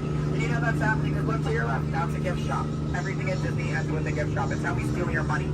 Yeah. And it's our Lost and Found gift shop, which is sponsored by everything you've left behind over the last 5 or so years. So thank you so much for keeping us in business. I really do appreciate it. And if you're curious about who's in charge of this gift shop, I know it can be kind of confusing because there's a sign that says back in 15 minutes by Sam. That sign's been there for a few years. I have not seen Sam. I don't think he's coming back. It's also not those monkeys, because you know that'd be a monkey business, and we don't monkey around here in the jungle. That's completely unacceptable. It's actually that elephant. Because did you guys know that elephants have the best memories in all of the jungle? I wish I had a memory like that. It really helped me with my job. Oh, fun fact about elephants. Did you guys know that elephants can grow up to 4 feet? Which is super impressive. We only grow up to 2, 1 on each leg. And if you don't get that, look at your legs, look at theirs, you're going to see an extra pair. If you see any more than 2 legs on yourself, go to a doctor immediately. Yeah, that's not normal, okay? And then if you're looking in that gift shop and you see anything you like, you might notice we have a whole bunch of hats in all different shapes and sizes. Once you get off the ride, just ask one of us skippers about it because, you know, we're really great at capsizing. It's something I think we've honestly perfected. But what I can tell you is that if you did enjoy your time here today, my name is Skipper Kevin. I'm trying to give you my full name. And I do spell it a little weird, so I'm going to go ahead and spell it out for you. It is spelled H-E-L-P space M-E.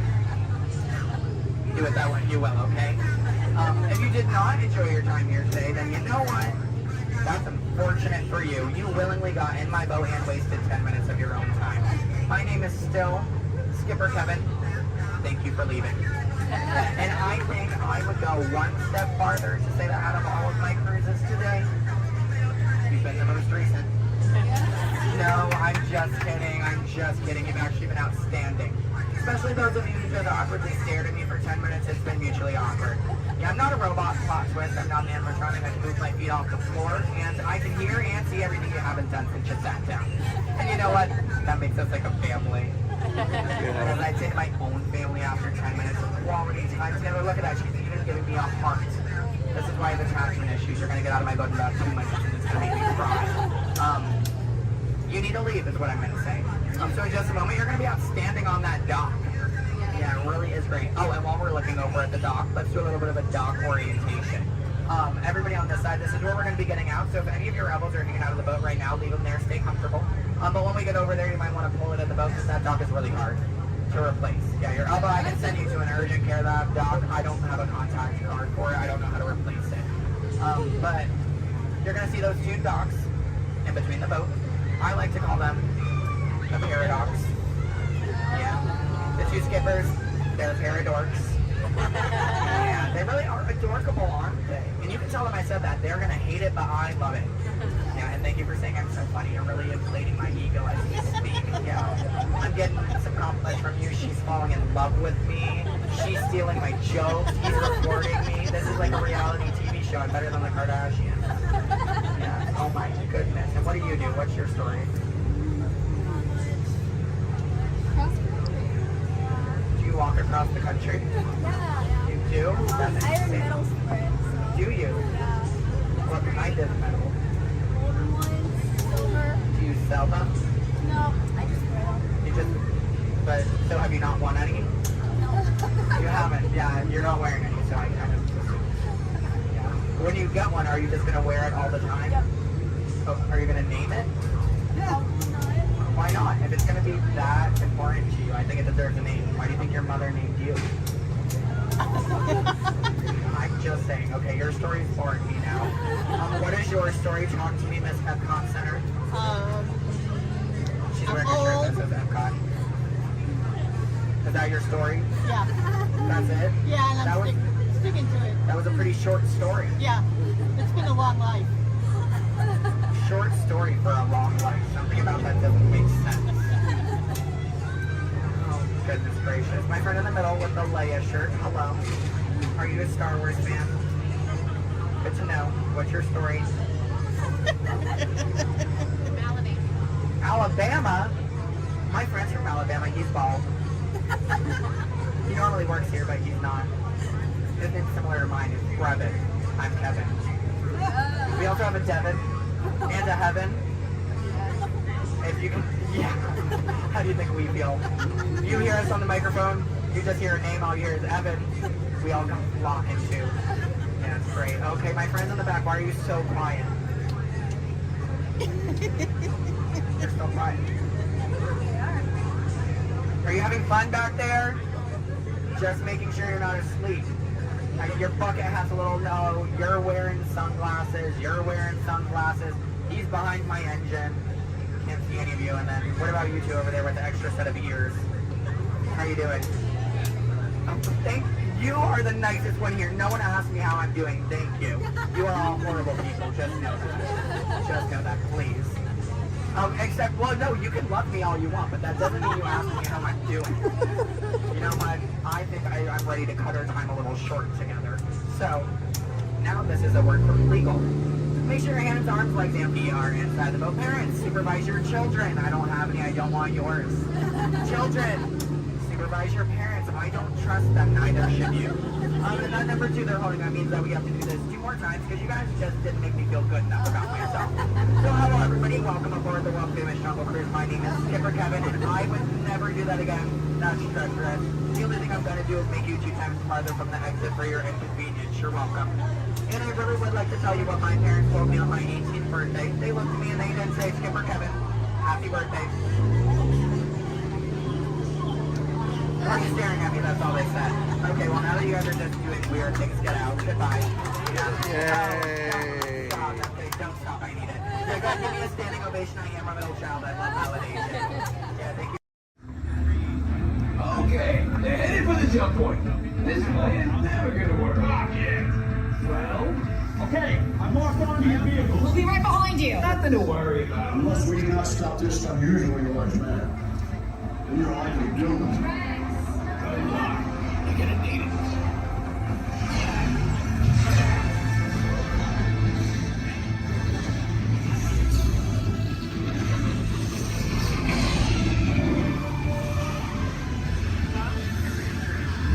Useless to follow me.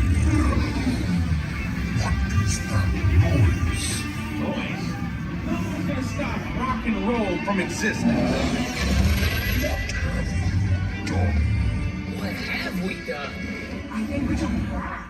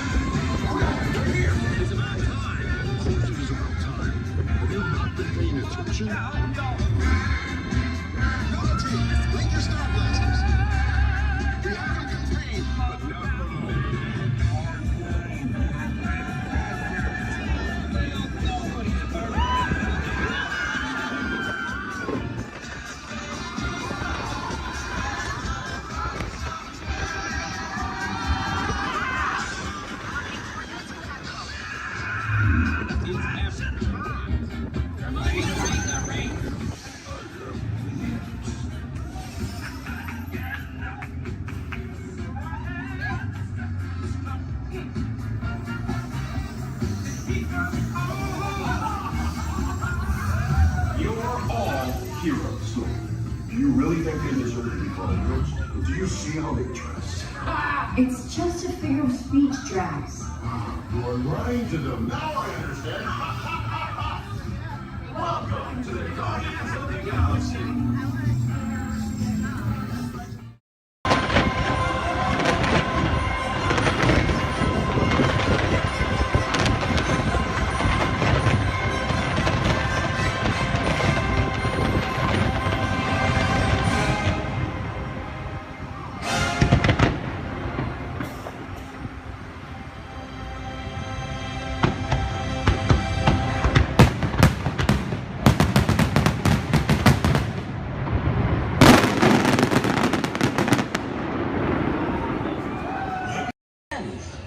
Really, I just love to come down.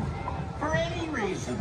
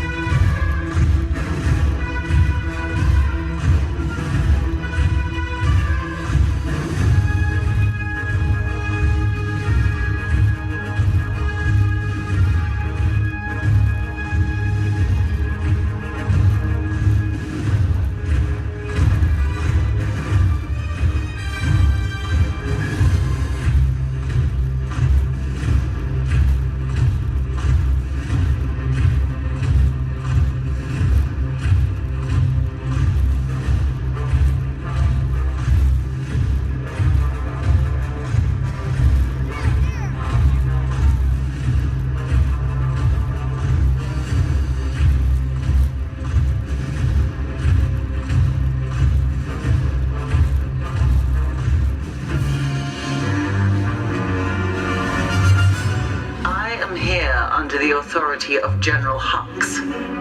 You are here under the authority of me. Stand proud.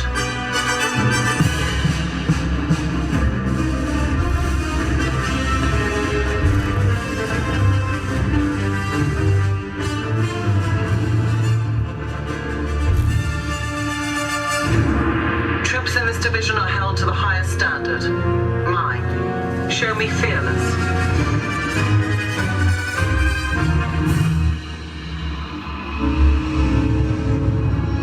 Under my command, you will be proud to wear the armor of a stormtrooper. You will learn discipline, loyalty, and what it means to be a stormtrooper. Battle starts.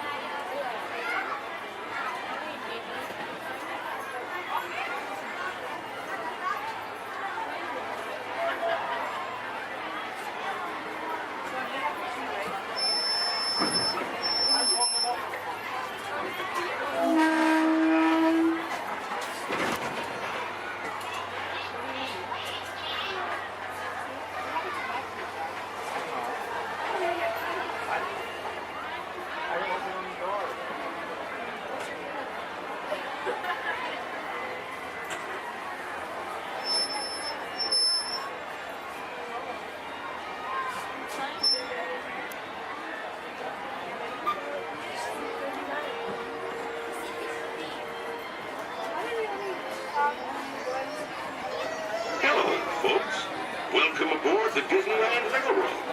We're now embarking on a grand circle tour of the Magic Kingdom, with stops at New Orleans Square, Mickey's Toon Town, and Tomorrowland, followed by a visit to the Grand Canyon and the Primeval World. We got a lot of traveling ahead of us, so remember, for a safe trip, you need to stay seated, keeping your hands, arms, feet, and legs inside the train. And please, watch your children. Bienvenidos a bordo del Disneyland Railroad. Para su seguridad, permanezca sentado y mantenga las manos, brazos, pies y piernas dentro del tren. Y cuide a los pequeños. Gracias.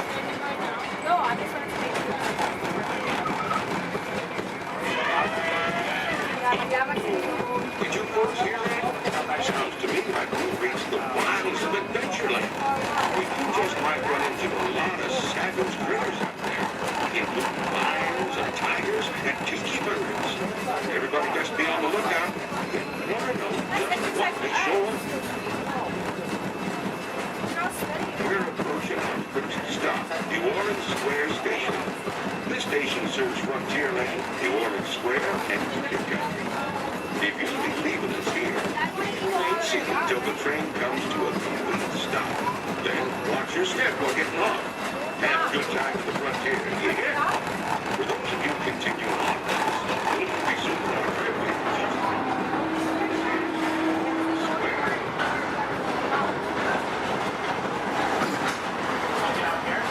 Mom, you want to get up here?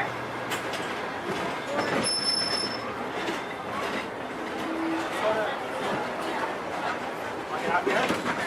Dad? Next stop is Toontown. Next stop is Toontown. Stay visible.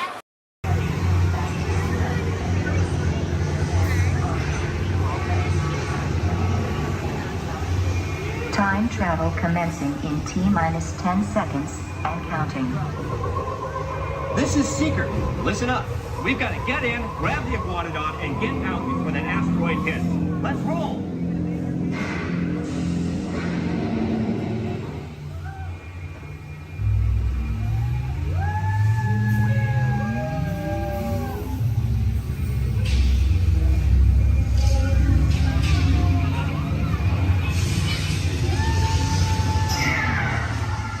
Okay, now, let's go get that dino. Computer, what are you tracking? Styracosaurus. Not our dino. Warning, meteor shower in range. Just little one. Oleoramus. Hadrosaur. Raptor. Time to get serious. Locking autopilot on homing signal now! Hang on! I'm tracking a big dino on the scope. Could be ours. Computer, full stop. Identified. Carnotaurus. Definitely not our dino. Go, go, go!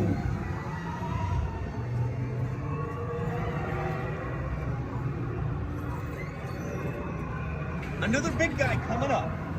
Computer. Slow and identify. Sauropod. Still not our dino, but at least this one's a vegetarian.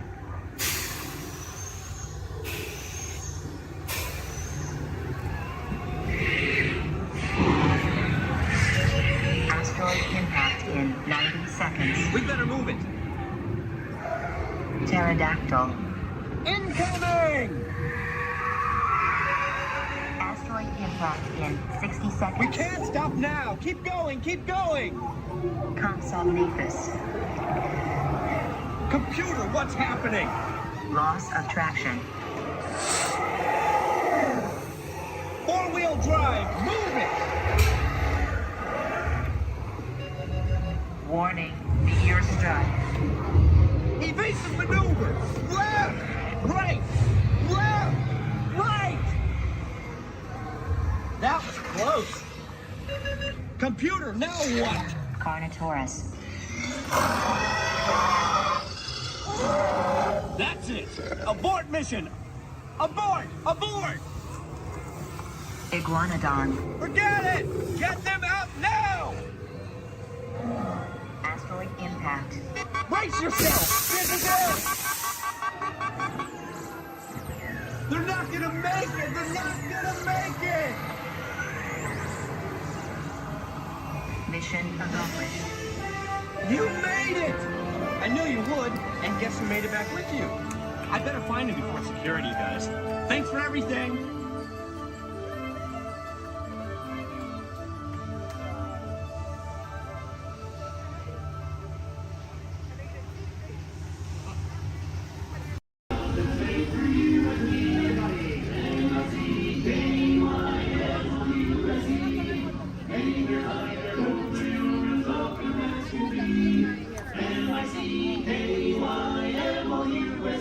Mickey Mouse, Mickey Mouse. river, let us hold our head high. Come along and sing a song and join the tambourine. NYTKYMOUSC.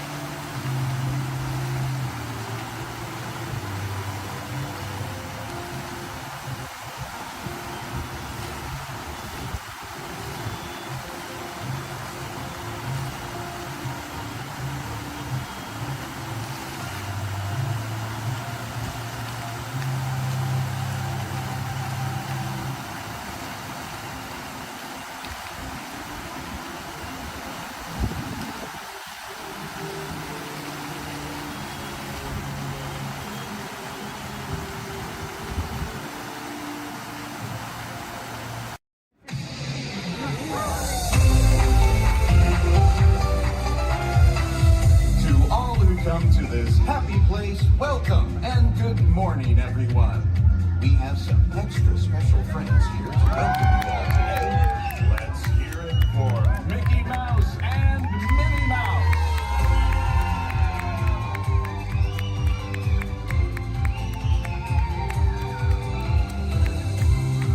Well, hi, everybody. Good morning. Gosh, it sure is great to see so many amazing friends. Certainly is. Oh, I have a feeling today is going to be the best day ever. You said it, Minnie. And now that we're all together, we've got a surprise for you. When everybody heard that you were going to be here, they just had to come and give you a great big Magic Kingdom welcome.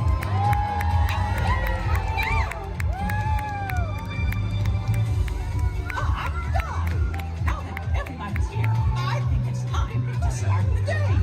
And that means we're going to need just a little bit of magic. I bet these folks can help with that. Oh, I know they can. On the count of 3, everybody shout, "Let the magic begin." Are you ready? 1, 2, 3. Let the magic begin. Welcome to a place where dreams come true. A timeless journey through lands of fantasy. Where only a wish creates things like this to appear. The most magical place on earth is here.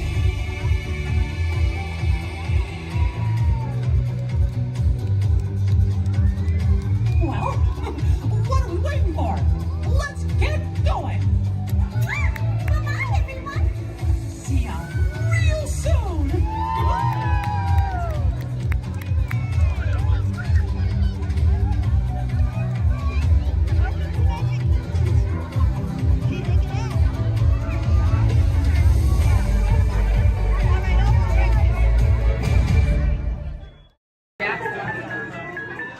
You are the passengers of an ocean-common elevator about to ascend into your very own episode of the Twilight Zone.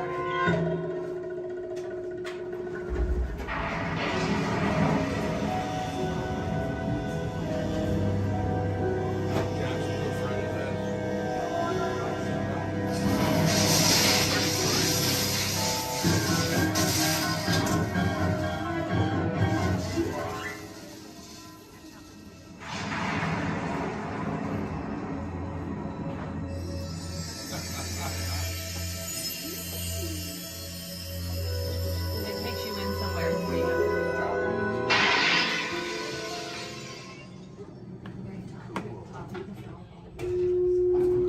One stormy night long ago, 5 people stepped through the door of an elevator in the night.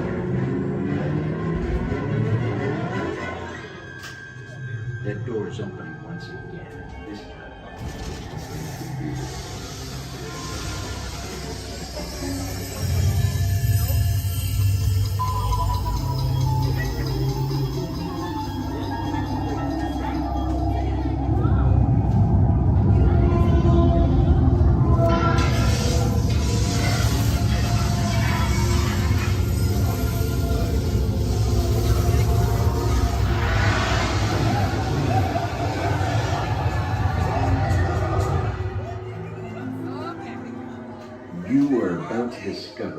lies beyond the fifth dimension, beyond the deepest, darkest corner of the imagination, in the Tower of Terror.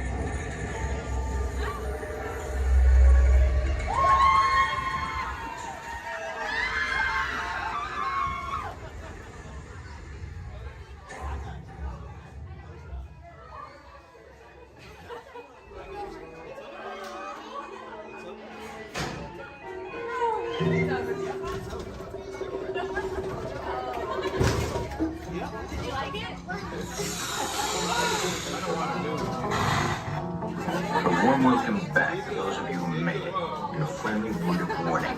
Something you won't find in any guidebook. The next time you check into a deserted hotel on the dark side of Hollywood, make sure you know just what kind of vacancy you're filling, or you may find yourself a permanent resident of the Twilight Zone.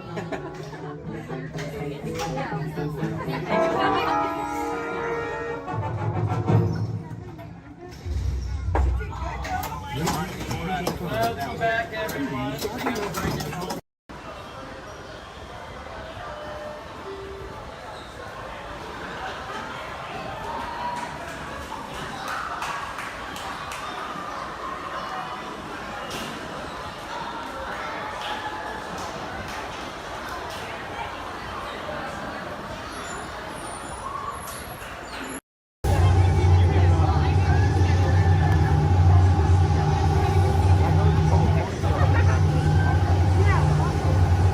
Time travel commencing in T-minus 10 seconds and counting.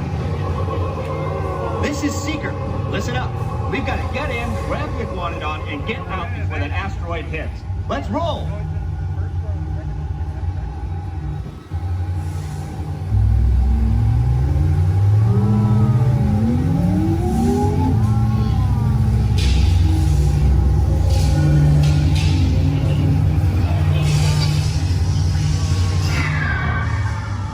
Okay, now, let's go get that dino. Computer, what are you tracking? Styracosaurus. Not our dino. Warning, meteor shower in range. Just little one. Oleoramus. Hadrosaur. Raptor. Time to get serious. Locking autopilot on homing signal now! Hang on! I'm tracking a big dino on the scope. Could be ours. Computer, full stop. Identify. Carnotaurus. Definitely not our dino. Go, go, go!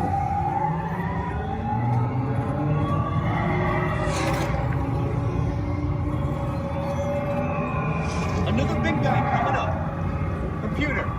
Slow and identify. Sauropod. Still not our dino, but at least this one's a vegetarian.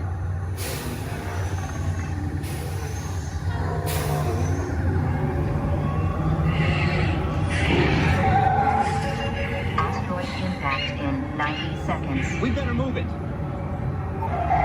Pterodactyl. Incoming!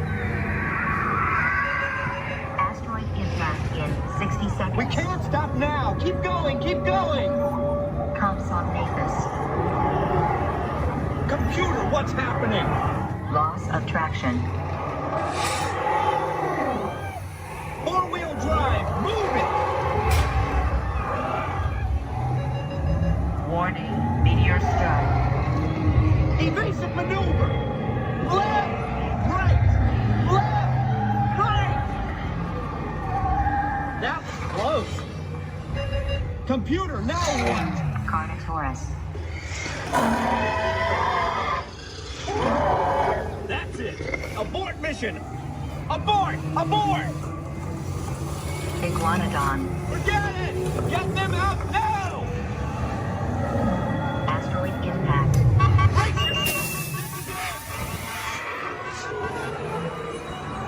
They're not gonna make it! They're not gonna make it! Mission accomplished. You made it! I knew you would, and guess who made it back with you? I better find him before security does. Thanks for everything!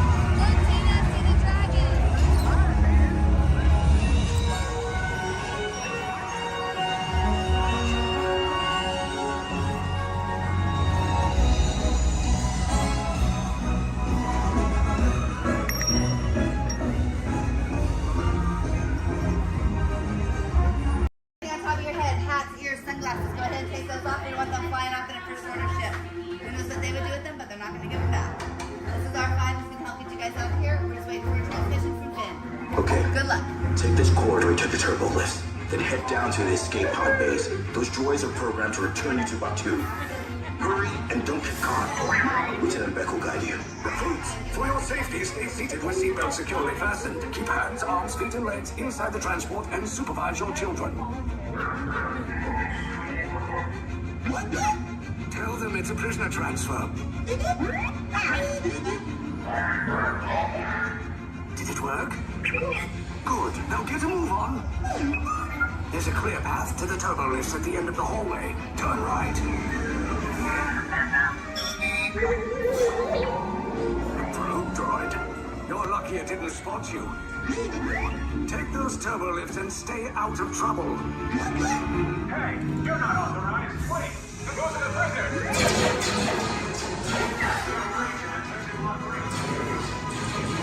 Cover is blown. Find an alternate route. Who picked these two droids anyway? Detention approach. Prisoners not seen on the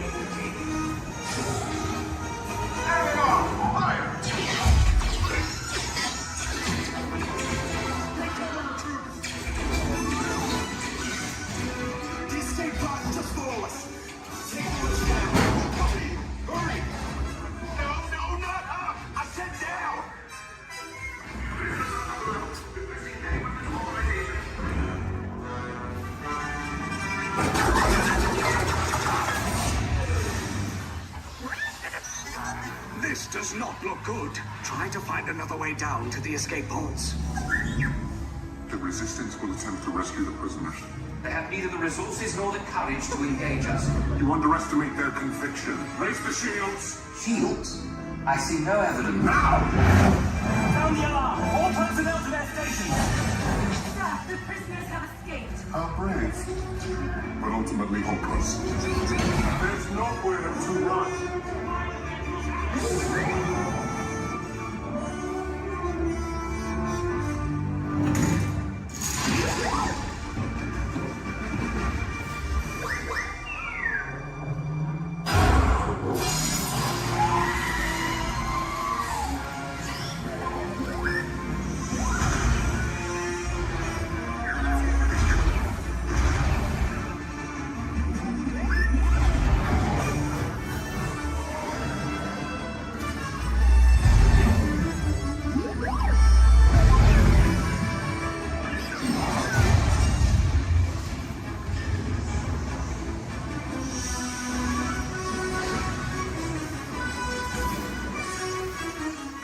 Attention, all resistance personnel, abandon ship. I repeat, abandon ship. This destroyer is about. There's no escape. You will tell me the location of the secret base, and then I will destroy you and the resistance.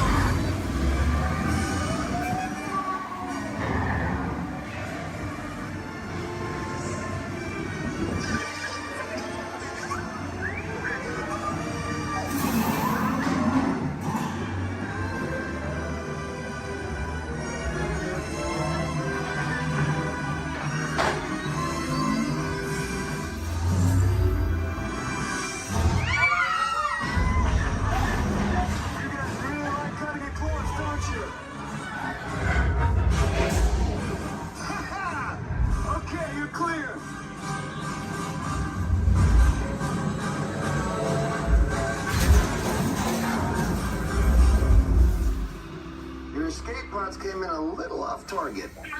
Ground crews will meet you outside the wreck. All right, nice job, recruits. Not what you signed on for, but hey, you're resistance now. I think I have that authority. Right, Beck? Where's the lieutenant? I need eyes on Beck. I know, Scaffold's copy. More escape pods down in Sector 4. Verification pending from key command personnel.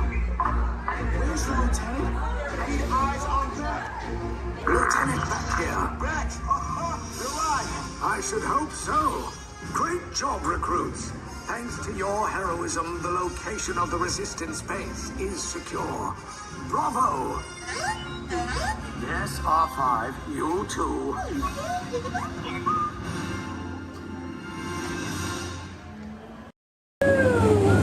Please keep all hands, arms, feet, legs inside the boat and watch your children, or the crocodiles will. So who came to see some danger today? Alright, we got some takers. It's right there, big white letters. Good thing I can read, you might have missed all signs of danger.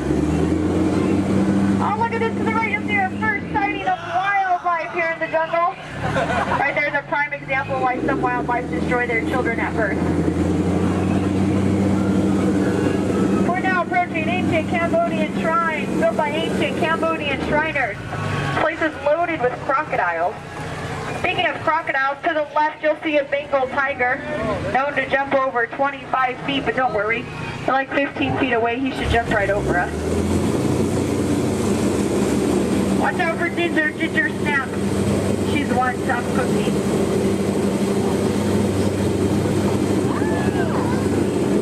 We are now entering the sacred bathing pool of the Indian elephant. Oh, looks like they all came out to play. You know, they say an elephant never forgets. I'd have to agree. Somehow they never forget to be here when my boat comes by. Feel free to take pictures. Looks like they all have their trunks on. Oh, there's Bertha. She's been in that shower so long you can tell by all her wrinkles. Oh, look at Squirt. Hi, Squirt. Uh-oh. That's why we call him Squirt. Here we go. Oh, no, get down, I'm not kidding. I'm just kidding. Little dry humor. Oh, that looks dangerous. Let's get closer.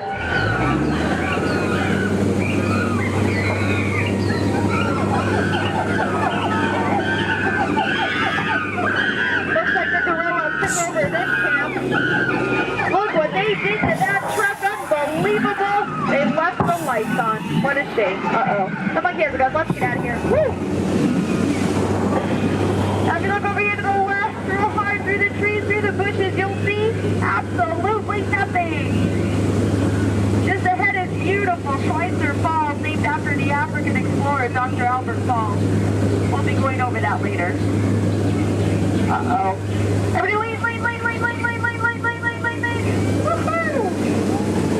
We are now on the Nile River, the longest river in the world. If you don't believe me, well then you're probably in the Nile. To your left, there's an African bull elephant. You can tell by his huge ears and enormous ivory tusks. Now, for those of you with a short memory, to your right, That's an African bull elephant. You can tell by his huge ears and enormous ivory tusks.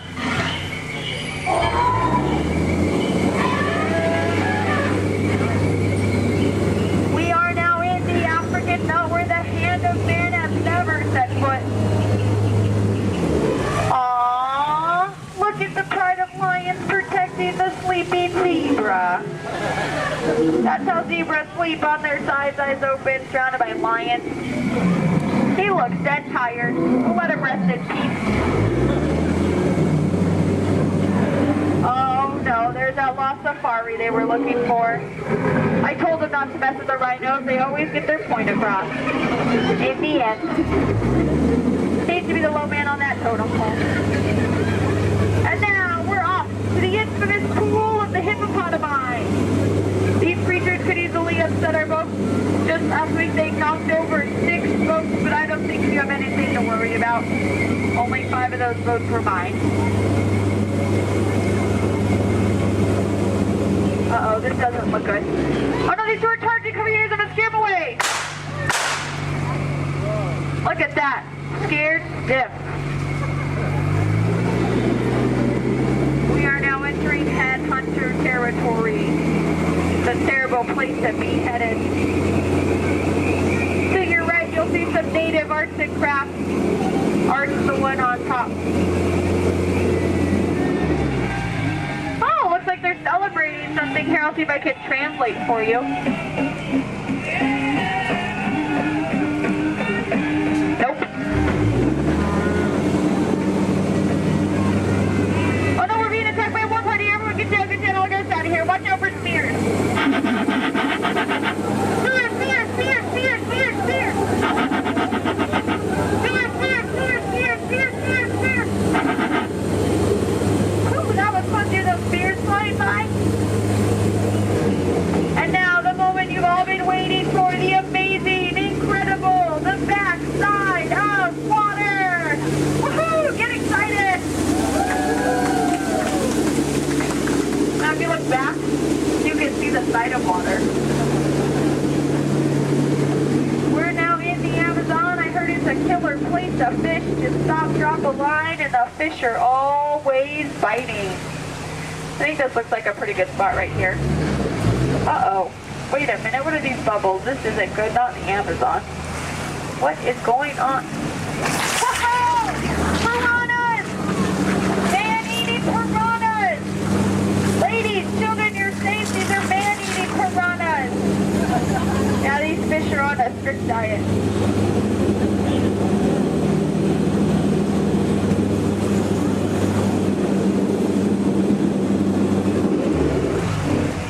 Here's Trader Sam. He's our head salesman here in the jungle. Business has been shrinking, but it looks like he's having a special today. 2 of his heads for just 1 of yours. Any way you slice it, you'll come out ahead. Trader Sam's actually... Whoa. Oh, there's Ellie! I thought she was coming with us today. Looks like she's already unpacked her trunk.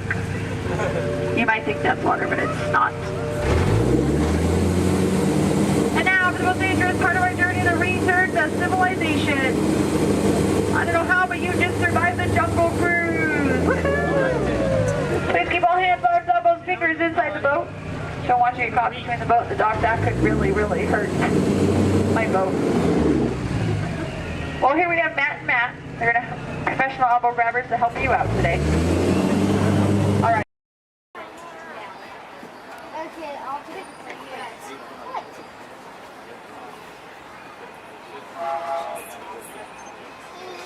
Okay, look at Mama when you say cheese. Josh? Oh my gosh, dude. This train could probably take us to the roller coasters. Hey.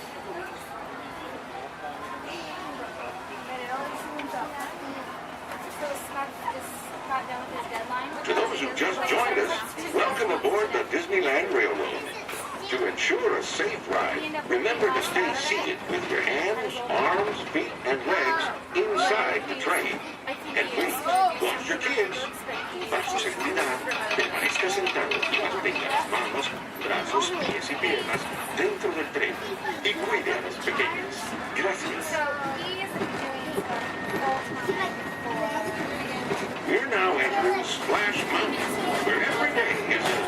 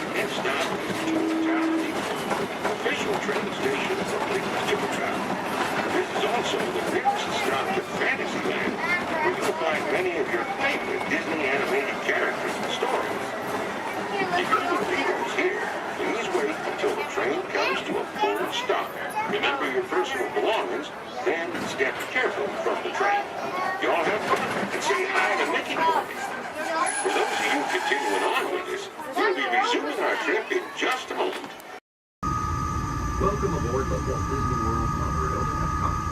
For those of you staying, please hold on to the handrails throughout our journey and stay clear of the door. For the comfort of others, no smoking, please. Thank you. As we turn south, you can catch a glimpse of the spire of Space Mountain in the Magic Kingdom. Nearby is Disney's contemporary resort.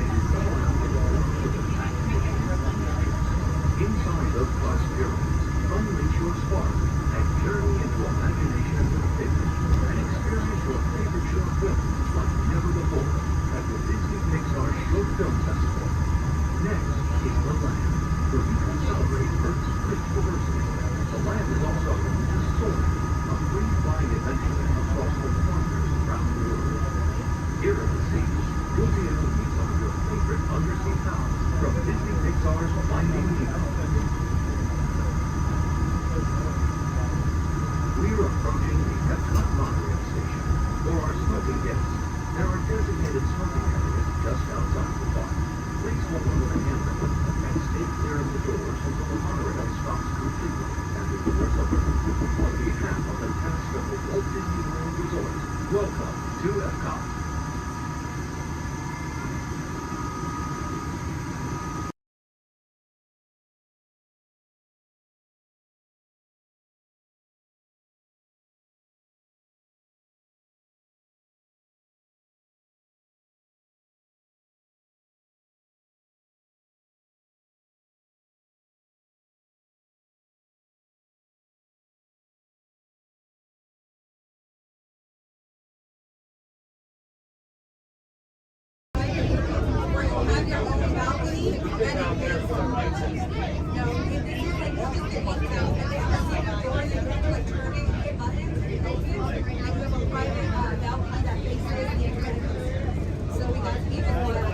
That's what they call it now, the Incredibles. Yeah, it's not Screaming California. But I remember the first time I ran, I was on it, there was a guy who had a cigarette in his mouth and he came in, he was so proud that he had it lit the whole time. That's like, I remember the first time I ran, I was like, okay, glad. I went on a ride with the kid. He was at the time. My shoulder. Yeah, it's fun. That's a good one. It is. I grew up in Santa Clara and then Marriott's in America. So California after that. He's from Redondo, and so we're like 30 minutes.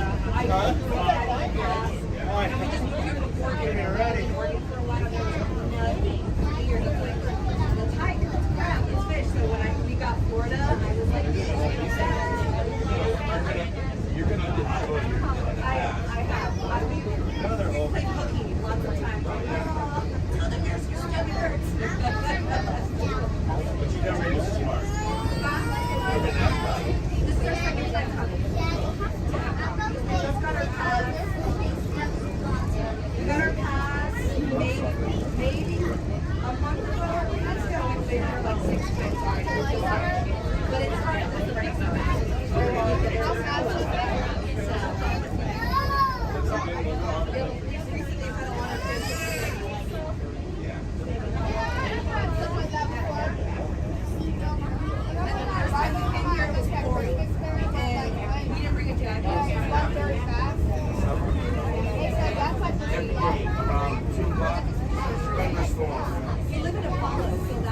Any country you want, literally from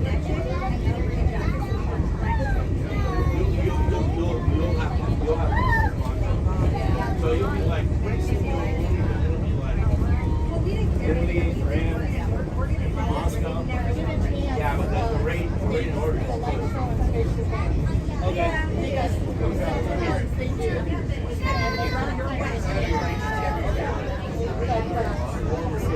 I like it better than the building in here right here, Moana. That's Moana? Moana's water. That's super.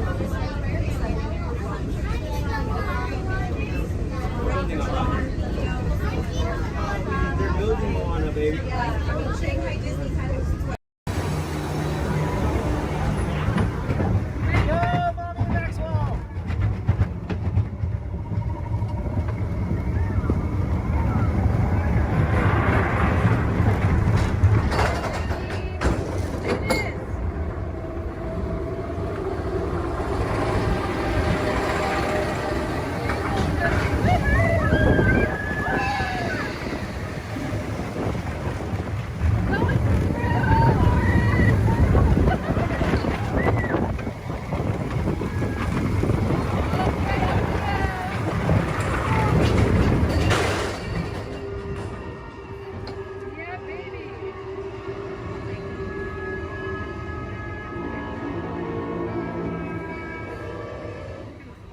Ladies and gentlemen, please remain seated. Your train has made an unscheduled stop. It will be moving again shortly. Thank you.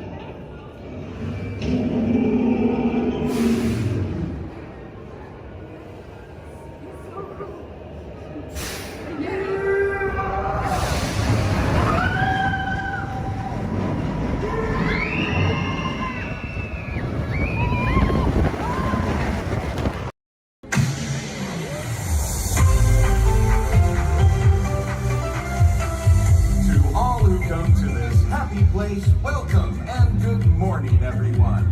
We have some extra special friends here to welcome you all today. Let's hear it for Mickey Mouse and Minnie Mouse.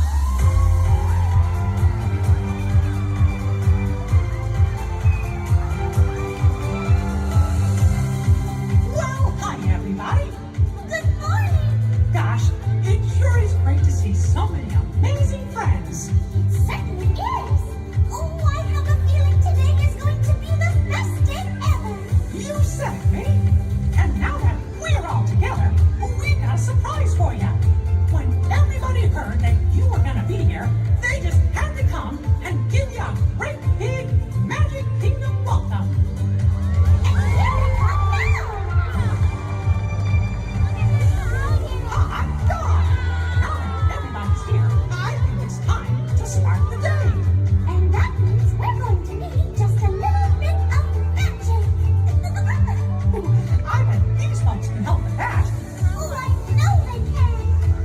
On the count of three, everybody shout, let the magic begin. Are you ready? 1, 2, 3! Let the magic begin! Welcome to a place where dreams come true. A timeless journey through lands of fantasy. Where only a wish creates things like this to appear. Lovers magic, a place on earth is here.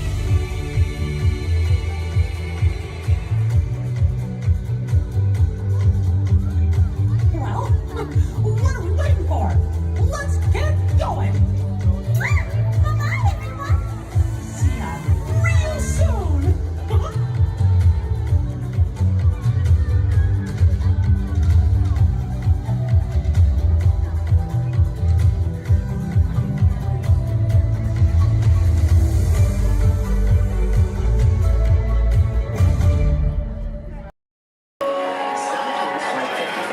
Is now ready for boarding gate number 3. At this time, we'd like to board those passengers with droids or anyone requiring special assistance. Thank you. Transport 22, prepare for elevation to passenger boarding level. Boom! That's us.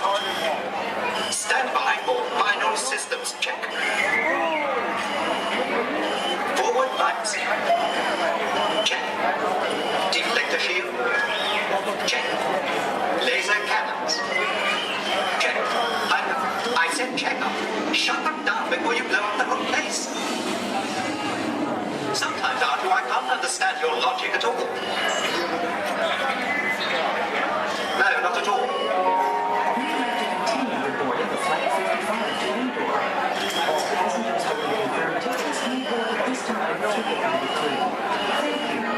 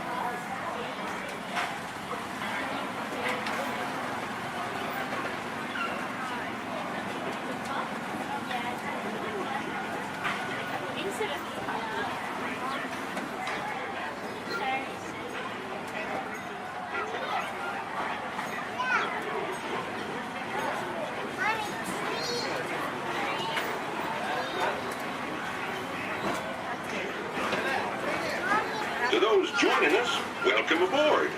The next leg of our journey will take us along the rim of the Grand Canyon. It's a mighty long drop to the canyon floor. Okay, ladies and gentlemen, friendly reminder, no flash pictures. And legs inside the train. Be sure to watch your kids and no flash pictures, please. Para su seguridad, permanezca sentado y mantenga las manos, brazos, pies y piernas dentro del tren. Y cuide a los pequeños. Por favor, no tome fotografías con flash.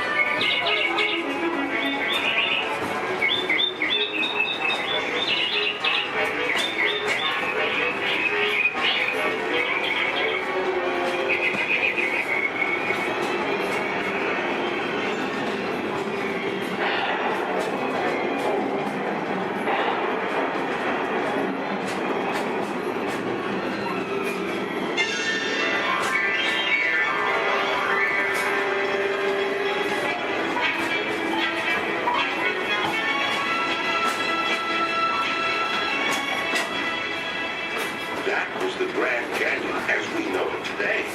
But it wasn't always that way. And now, as we travel back in time, back to the fantastic time of the world, land of the dinosaurs.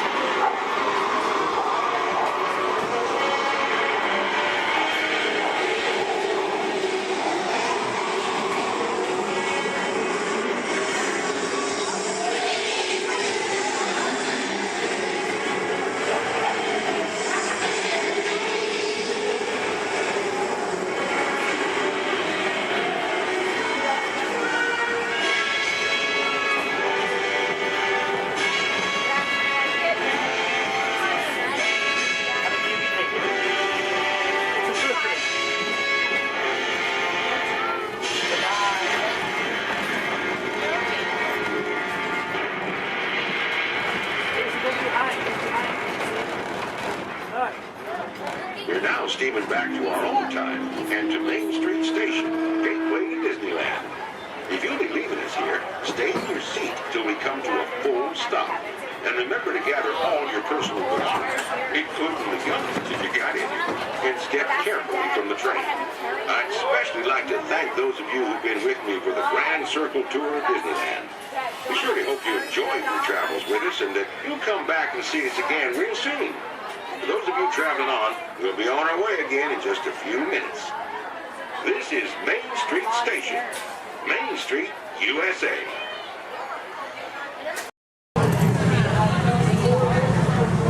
Hello. If you are new to the area, the Monstropolis Chamber of Commerce would like to welcome you. While you're in town, be sure... We interrupt this program for a special report. A child is on the loose in Monstropolis. A human child! If witnesses are to be believed, there has been a child security breach for the first time in monster history. We can neither confirm nor deny the presence of a human child here tonight. I tried to run from it, but it picked me up with its mind powers and shook me like a dog. It's true! I saw the whole thing! Happy birthday, Schmoopsy Poo! Oh, googly bear!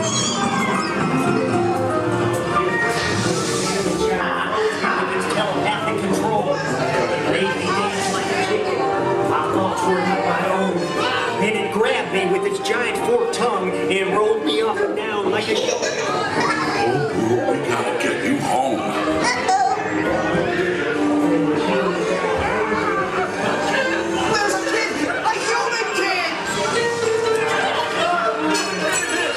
Monster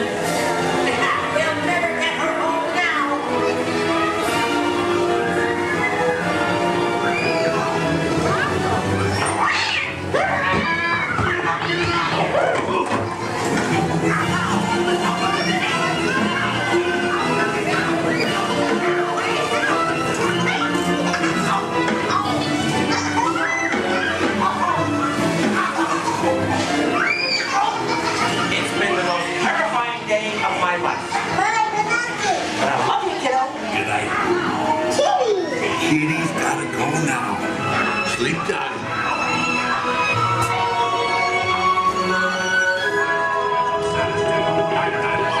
Get ready, folks. We have to decontaminate you. Sorry, Eddie. We have to do this for your own good.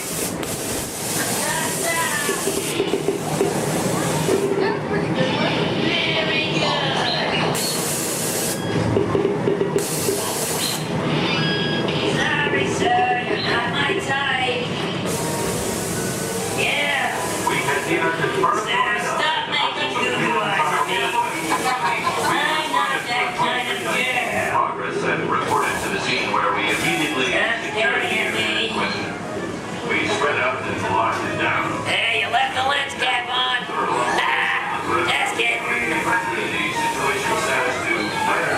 Your stunned silence is very reassuring. Duh. Ta-ta.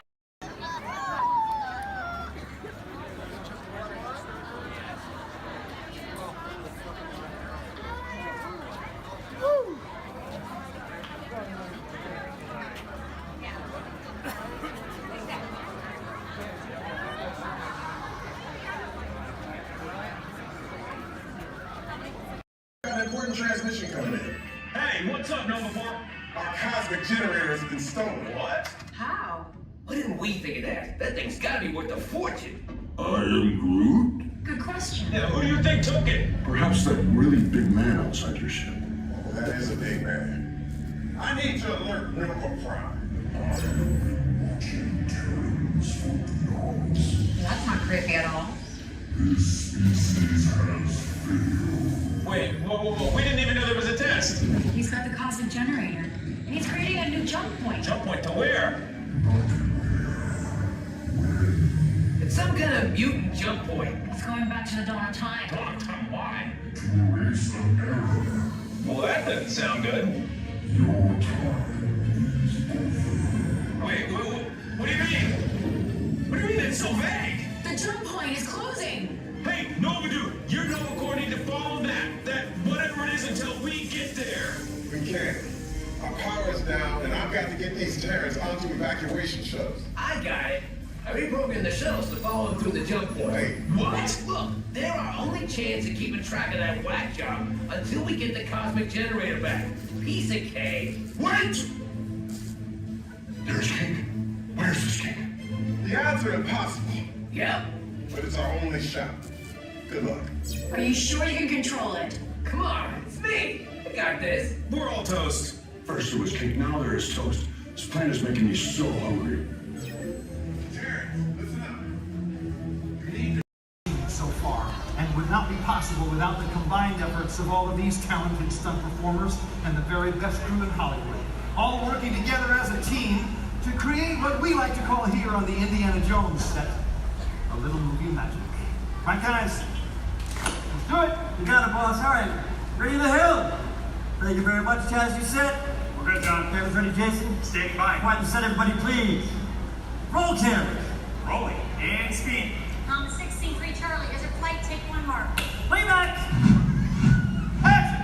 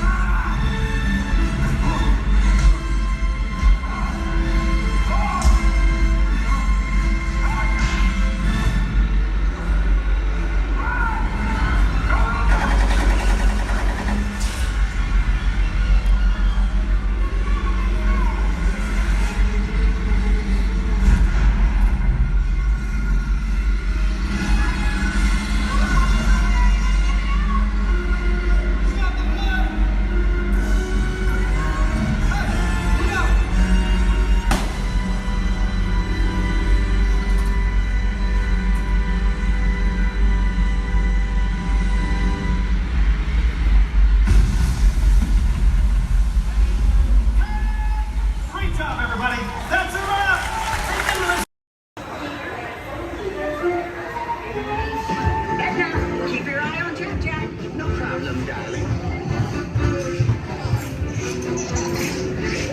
And the baby is gone. Edna? Dash, go get him! Edna, get started! Hold on! 5, 4, 3, 2, 1,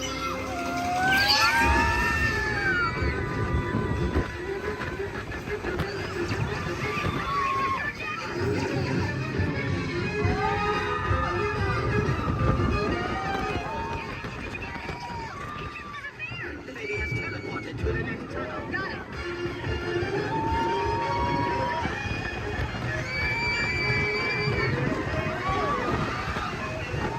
Hey, sweetie, come to mommy. Oh, no, don't go, Chloe. Oh,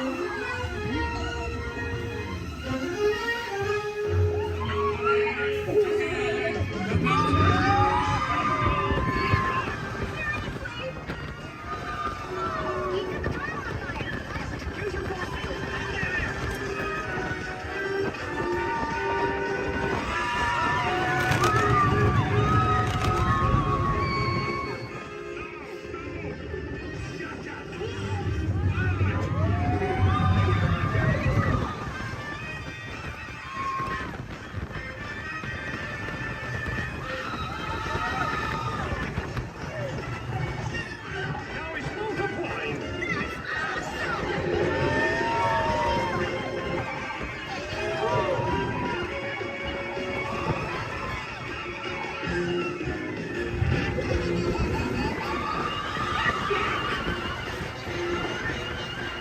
Jack, Jack!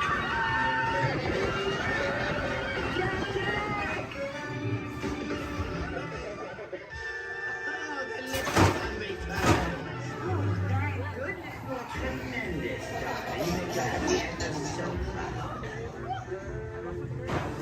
Sorry that got a little crazy. Babies can be unpredictable. Yeah, Mom. Super babies.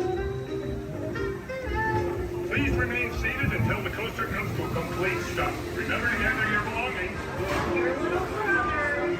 And safely exit Korea. Have an incredible day. Aboard the old Model T, roundabout the turn of the century, folks discovered a barrel of fun.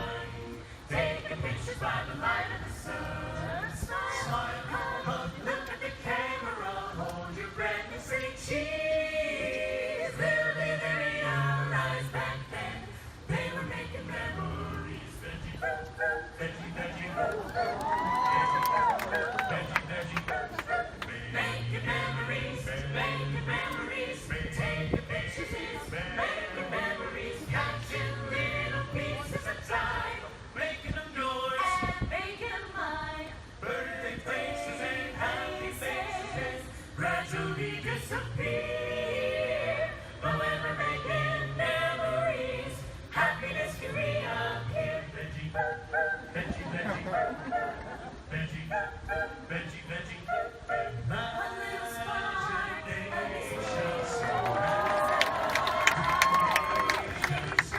a dream can be a dream come true. We're just a spark in me and you. We can dream it, then we can do it. Yes, we can. Yes, we can. If we can dream it, then we can do it. Yes, we can. Yes, we can. And it will be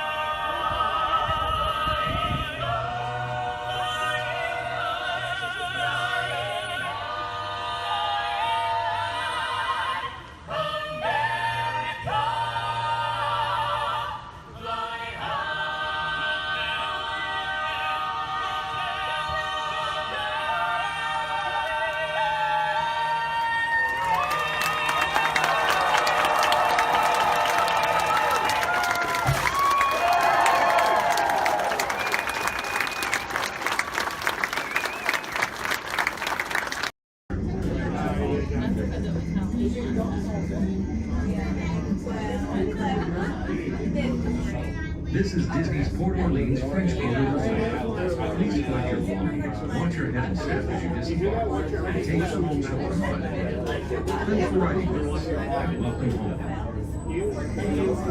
Disneyland no lasting and hold on to all these items.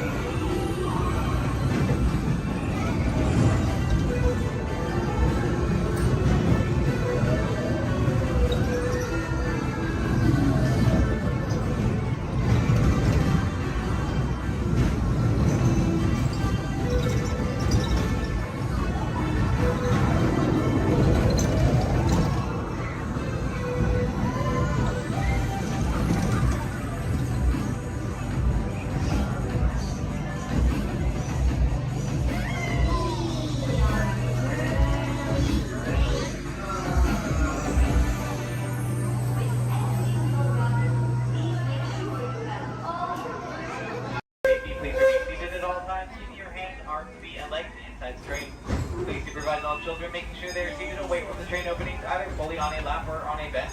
Our next stop will be New Orleans Square Station. Do we want to start? Do we want to stop at the door? No, do you want to go all the way around? Or do we want to stop at the Welcome aboard the Disneyland Railroad. We're embarking on a grand circle tour of the Magic Kingdom. We'll be stopping at New Orleans Square, Mickey's Toontown, and Tomorrowland. We'll also visit the Grand Canyon and make a trip back in time to the primeval world at the age of the dinosaurs before returning to Main Street Station. As we begin our journey, remember that for a safe trip, you need to stay seated, keeping your hands, arms, feet, and legs inside the train. And please watch your children. Bienvenidos a bordo del Disneyland Railroad. Para su seguridad, Permanezca sentado y mantenga las manos, brazos, pies y piernas dentro del tren y cuide a los pequeños. Gracias. Our first stop is New Orleans Square Station. But to get there, we need to pass through the wilds of Adventureland. It may seem peaceful through here, but trust me, it's a real jungle out there. Literally. So be on the lookout. You just never know what might be lurking along the rails.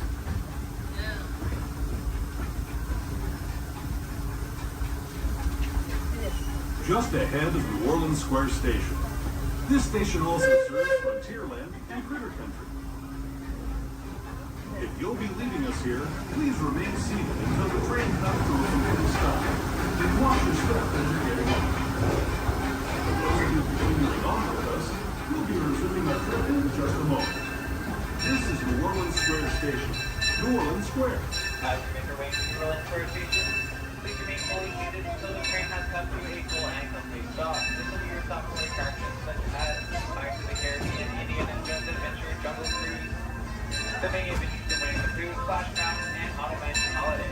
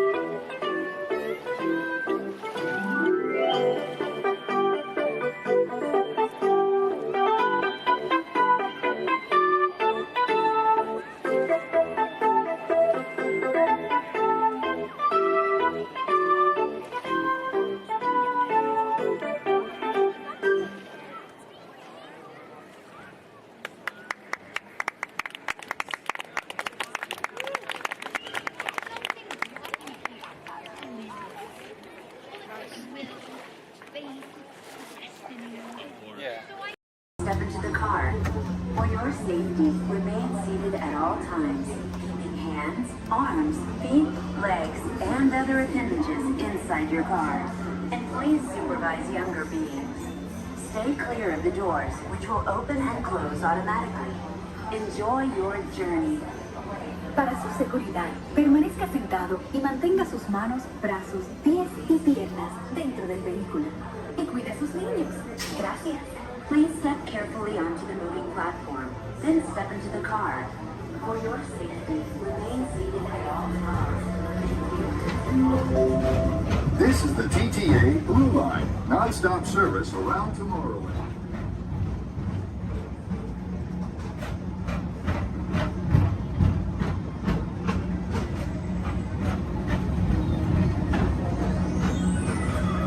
intergalactic travelers. Welcome aboard the People Mover, presented by Enterprise. I'm Horak 5, your guide aboard this highway in the sky, the absolute best way to see Tomorrowland. And my stars, is there ever lots to see? From spacecraft to monster labs, there's really nothing like today in Tomorrowland. For your safety, if you have wings, jetpacks, or gravity polarizers, please do not take flight while on board. Thank you.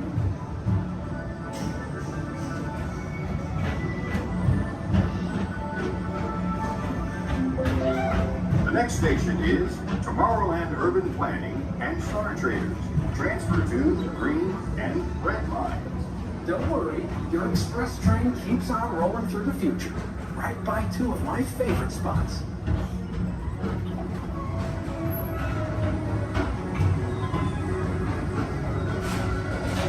First up, Progress City. Walt Disney's amazing dream for a community of tomorrow. Did you know Progress City inspired Epcot? And a lot of the visionary ideas throughout Walt Disney World. Look, there's even a tiny people mover. I wonder if that means there's a tiny Orak.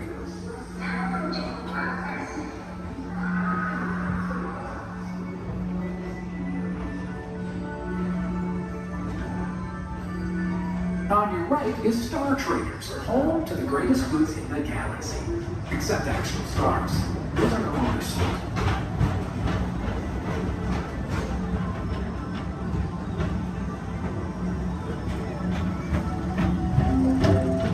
Now approaching Tomorrowland Speedway and Tron Light Cycle Run. I love a good circuit, and these are two of the best tracks of the cosmos for a bit of light, speedy competition.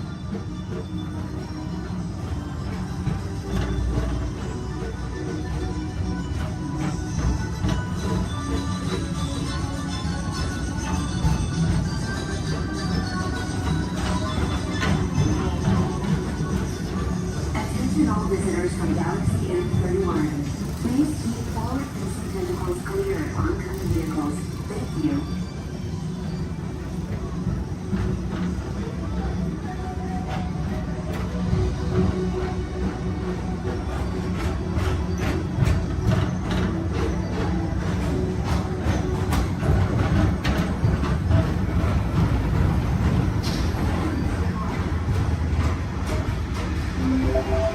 This is Starboard 75. Or as the locals call it, Space Mountain. Our high-speed rocket port to distant deep space destinations.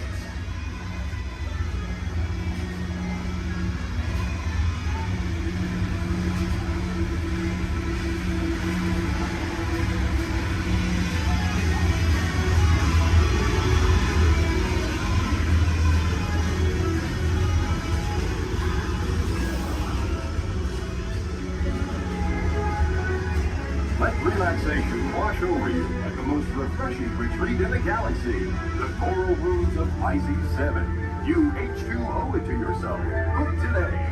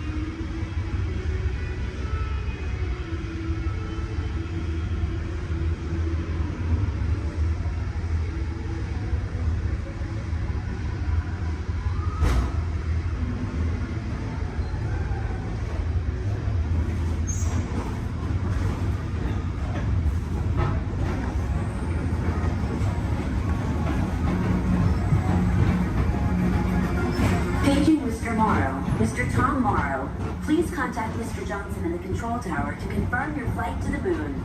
Thank you.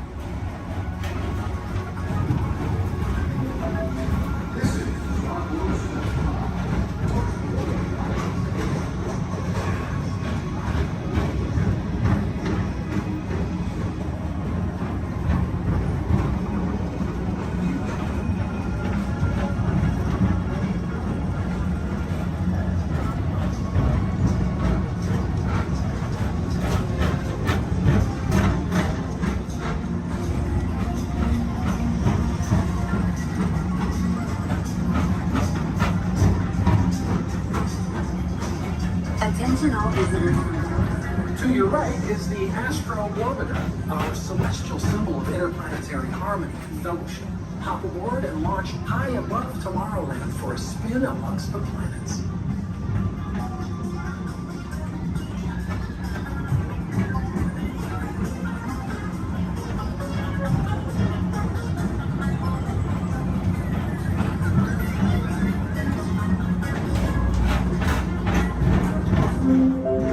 The next station is Walt Disney's Carousel of Progress. As usual, we'll keep moving ahead, and so does the carousel. Like progress itself, this theater...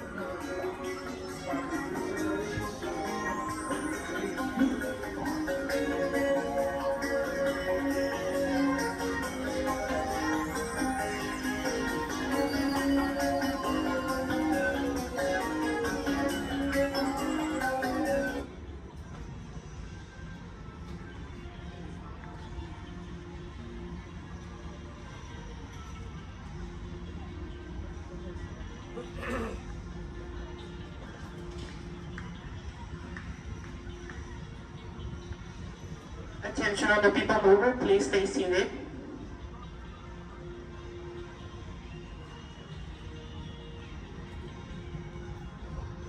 Attention all people mover passengers, for your safety, please remain seated with your hands, arms, feet, and legs inside the vehicle as vehicle bumping may occur. This ride will begin motion immediately. Thank you.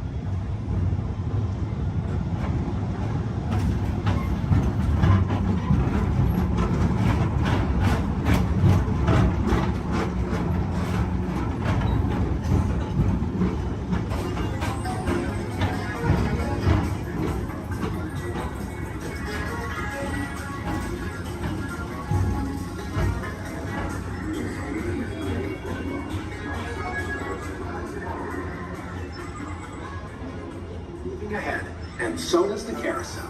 Like progress itself, this theater never stops, inspiring new generations to dream of a great, big, beautiful tomorrow.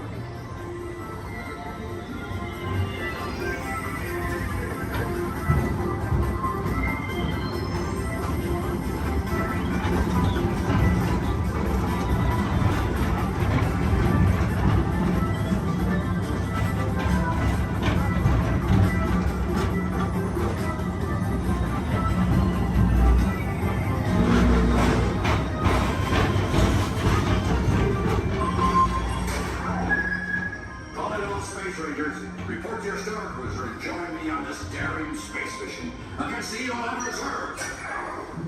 Affirmative. We're on it, Buzz. You can count on us.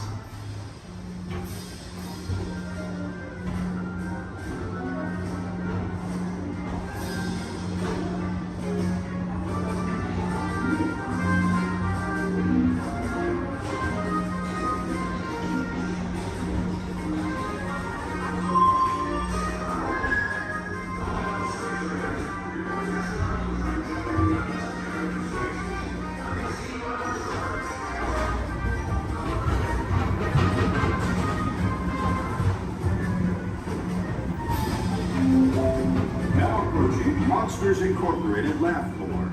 Mike Wazowski has brought in some real monsters of comedy. Whether you have one eye or 9, take the time to see this show. Now approaching Tomorrowland Transit Authority Station. My fellow sentient life forms, our people mover journey has nearly come full orbit. Thanks for riding with us. It's been a pleasure to have you aboard. And even though we're concluding, this is always my favorite part. Because now is the time, now is the best time to go out and explore tomorrow, today. See you in the future.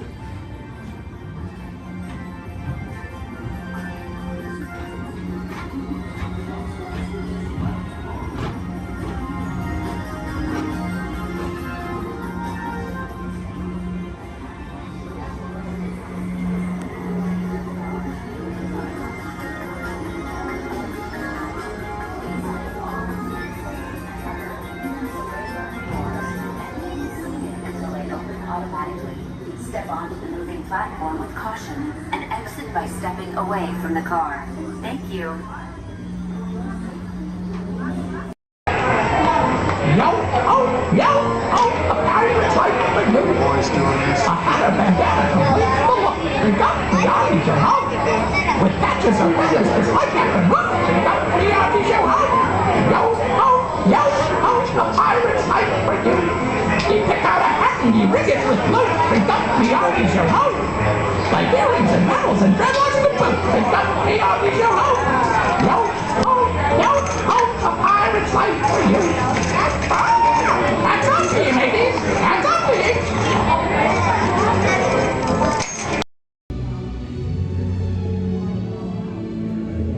Hello, my name is Becky Klein, and I'm the director of the Walt Disney Archives. Here at the Archives, it is our mission to protect, preserve, and make available the history of the Walt Disney Company.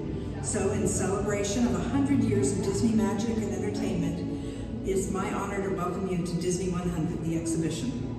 This very special exhibition will travel the world for 5 years in 2 units, one in North America and one in international locations. Both units feature hundreds of iconic Disney artifacts from throughout its history, including props, costumes, models, attraction vehicles, and artwork, as well as our original immersive activities that are sure to please visitors of all ages. We hope you'll enjoy your visit today and look forward with us to the next 100 years of Disney magic.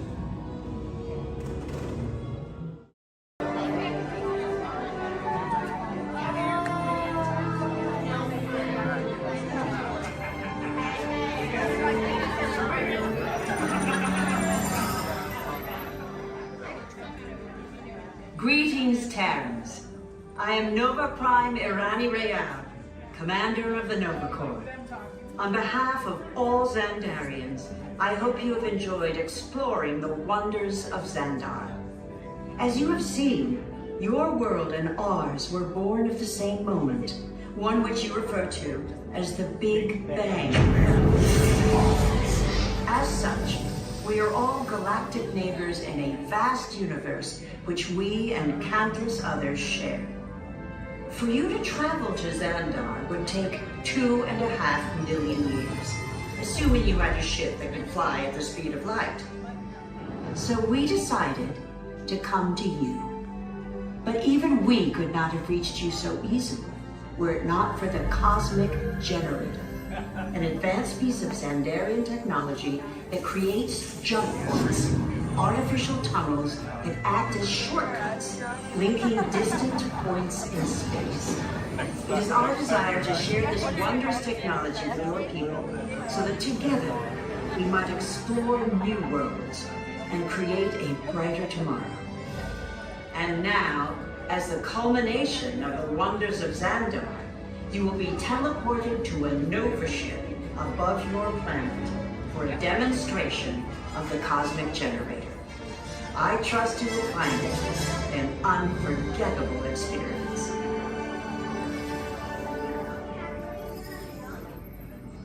Welcome, people of Epcot, Epcoters, Epcotians, citizens of Epcot. Does anyone know what they call themselves? What? Someone needs to tell me when I'm on. Welcome, Epcot Terrans. I am Centurion Tal Merrick, and we're just about ready to teleport you up to the ship for the demonstration. As you're about to enter a secure Nova area, I must ask you to put away your Terran communication devices at this time. Recording of any type is strictly prohibited. I am very serious about this. Now, please step forward into the chamber. You're gonna love this. You're on! That was the best. That was like probably highlight. You're on! Someone get that guy back. I should warn you that we have never teleported Terrans before. But since your molecular structure is very similar to Xandarians, it should work. It'll work. So long as you are standing inside the lighted ring. You do not want to know what happened last time someone did not stand where I told them to, okay? Stand by the teleportation. Here we go.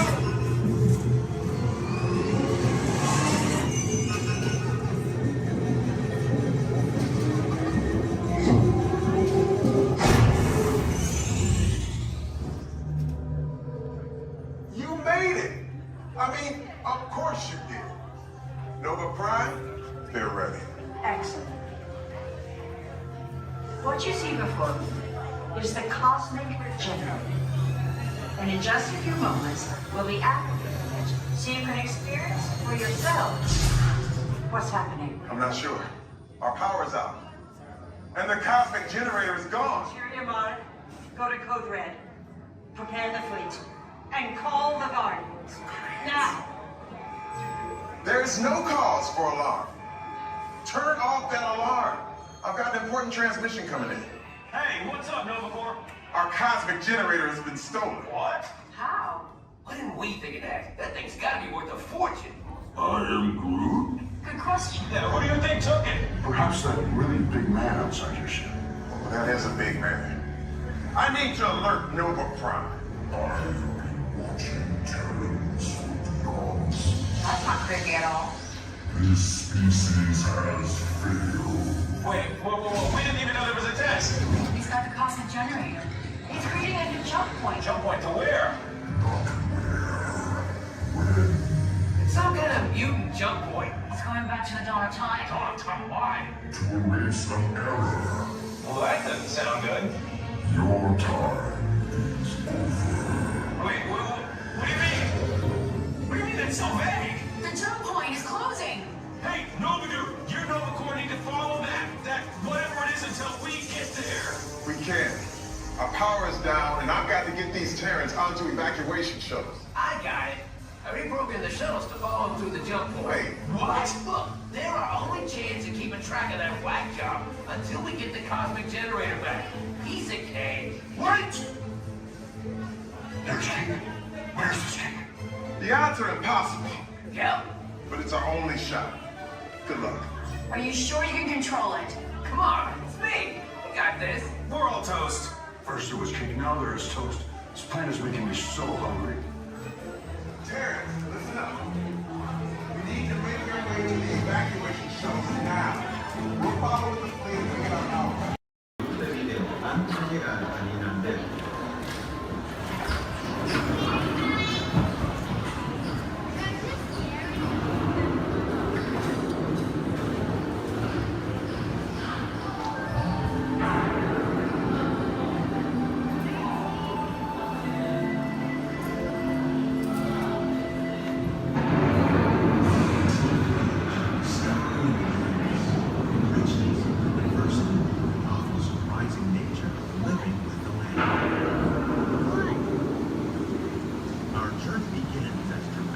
Sudden change in state by the way. Approaching storm waves, climate and destructive to us, and to nature, consequently leaving the cycle of life.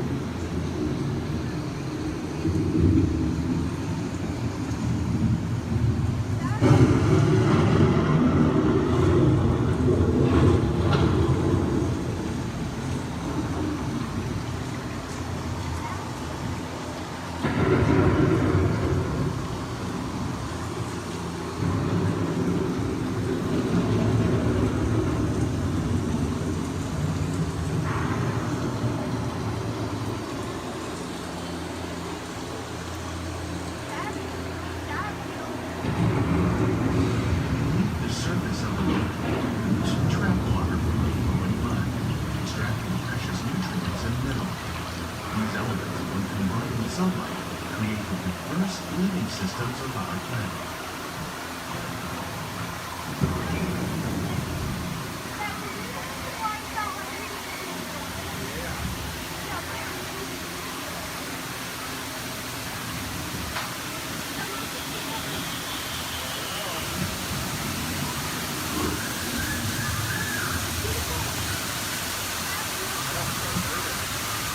One of those living systems is the rainforest, home to the most amazing concentration of life on our planet. These dense and beautiful forests cover only a tiny portion of the Earth's surface, but they contain more than half of its planet and rainforests are also extremely rich in synthetic living systems, providing us with oxygen, food, medicine, and other forms essential to our lives.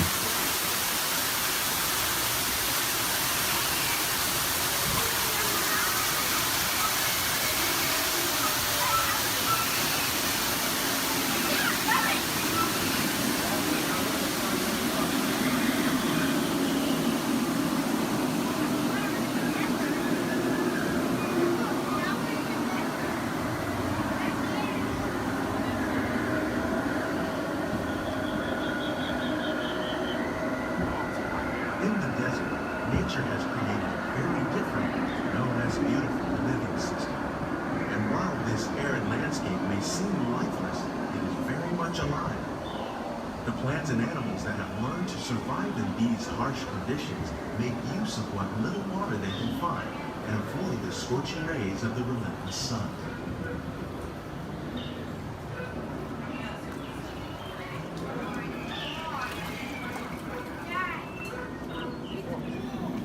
The American prairie once appeared as desolate as the desert, but over time, rainwater and nutrients gradually penetrated the hard surface of this land. Even the hooves of the mighty buffalo helped create the rich soil that one day become home to the American farm.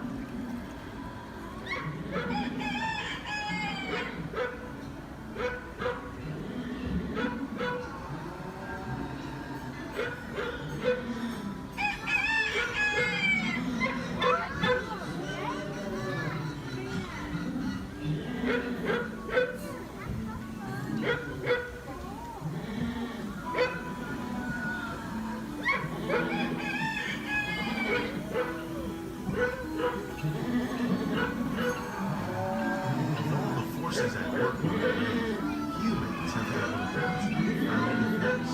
The need to produce food for a growing world led to the enormous use and sometimes overuse of the land. In our search for more efficient ways to grow food, we often fail to realize the impact of our methods.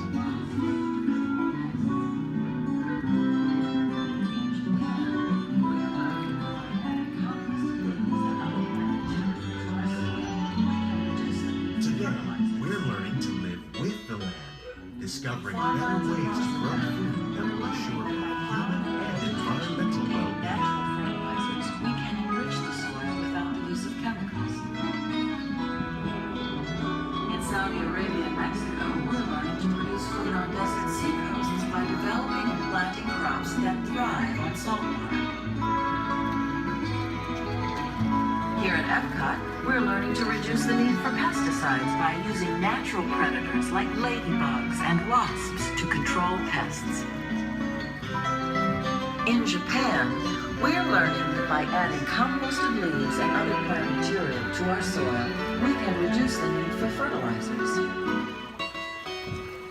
In farmlands across America, we're learning that by plowing under vegetation containing natural fertilizers, we can enrich the soil without the use of chemicals. In Saudi Arabia and Mexico, we're learning to produce food on desert seacoasts by developing and planting crops that thrive on saltwater.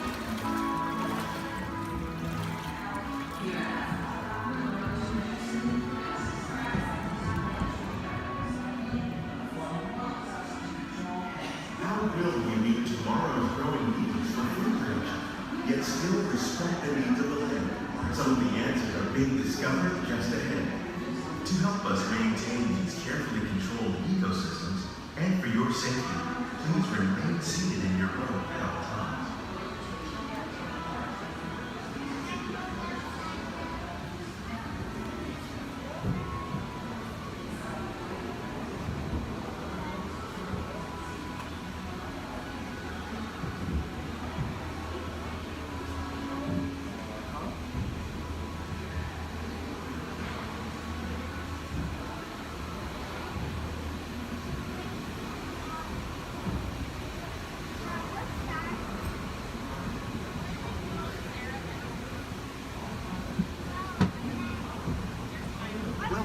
our living laboratory, where scientists from Epcot and the U.S. Department of Agriculture are exploring innovative ways to produce bountiful harvests now and into the future.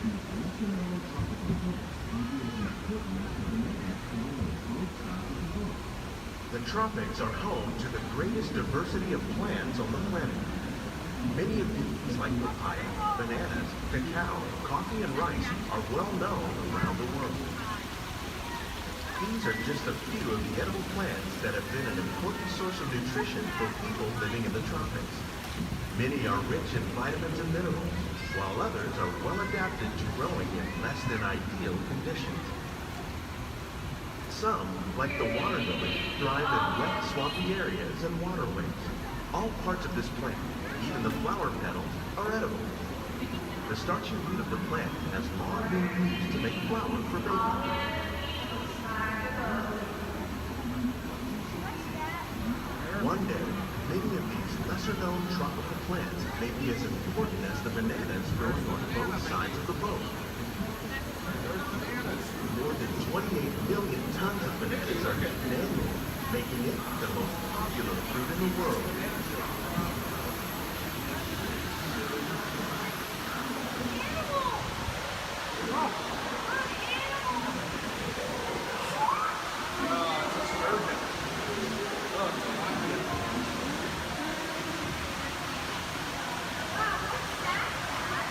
When we mention farming, you probably don't think of fish, but fish farming for aquaculture accounts for nearly half of all the seafood consumed globally. Tilapia, bass, and catfish, like the ones you see here, are three of the more popular crops raised by fish farming. The sustainable system we're using here recycles the water in the tanks. As a result, we're able to save millions of gallons each year. Our small fish farm produces nearly 5,000 pounds of fish each year to serve in restaurants around the nation. Innovations like this can play an important role in our efforts to produce bountiful harvests and still protect natural resources. Shrimp. That's a big shrimp.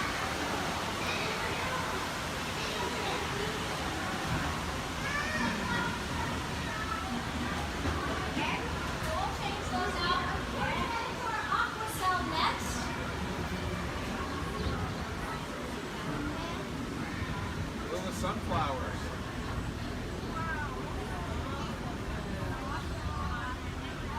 While there are more than 50,000 edible plant species in the world, most of us are only familiar with the handful that make up our everyday diet. The common grains growing here, wheat, maize, sorghum, and millet, plus rice, account for nearly 2/3 of our global food consumption. Learning how to increase yields of these staples is an important goal of research around the world. A blue agave. A monkey puzzle tree. Corn. These plants are definitely on their way up. Innovative growing techniques like these increase yields while more efficiently using resources like water, fertilizer, and pesticides. Another innovation at work here is our integrated pest management program. By populating our greenhouses with beneficial insects that prey on harmful pests like aphids and flies, we are significantly reducing our reliance on conventional pesticides. We're growing these crops using our nutrient film system. This technique precisely controls and recycles water and nutrients. With it, we can produce over 27,000 heads of lettuce a year in this one small area. Look at the cucumbers.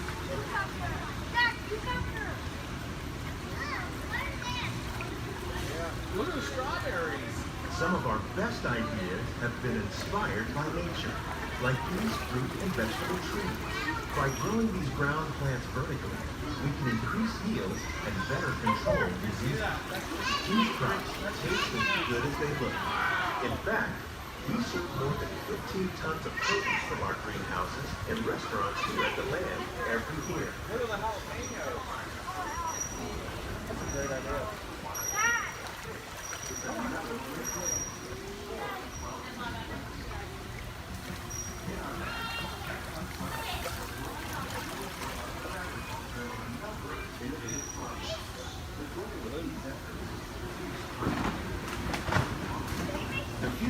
agriculture may include innovative ideas like this vertical growing system.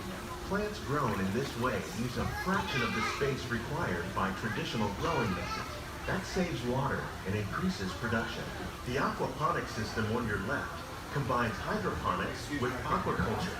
The fish provide a natural source of fertilizer for the plants, and the plants help keep the water clean for the fish. It's another great way to produce more while using less. In our labs, Epcot scientists are working with the U.S. Department of Agriculture on a number of innovative projects. The goal of these efforts is to produce higher yieldings and better quality lives. Together, we can continue to find more ways to increase food production and protect our precious natural environment. Only then will we truly be living with the land.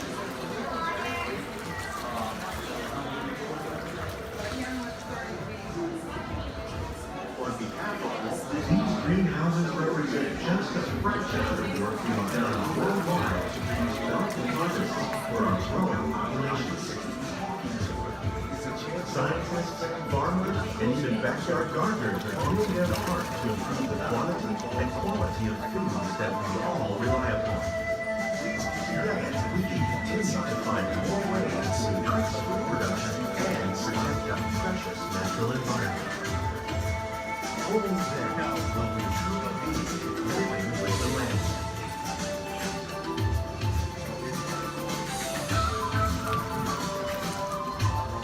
On behalf of Walt Disney World, we hope you've enjoyed this unique journey through our living laboratory.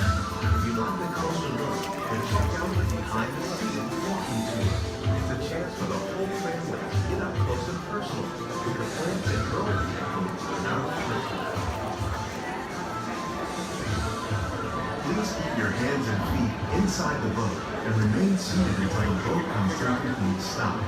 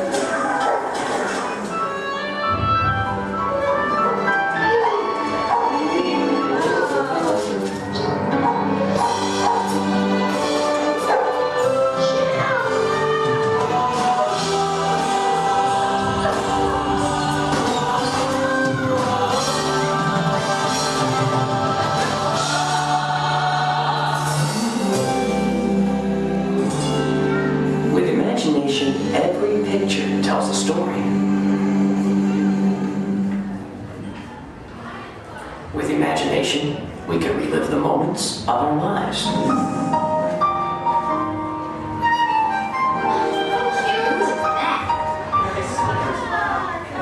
Sand monster.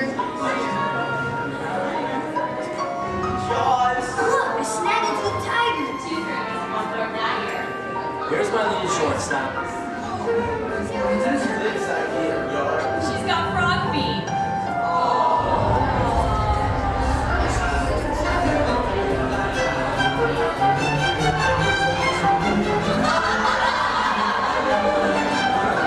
Yeah, I think we should call this Jerry's picture.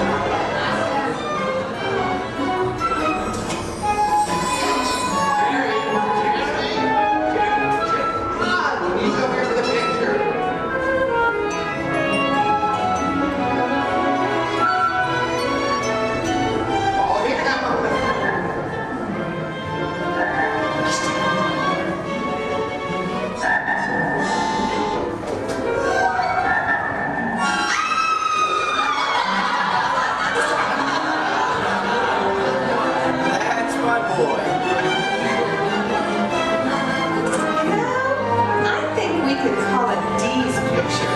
Couldn't we, Dee?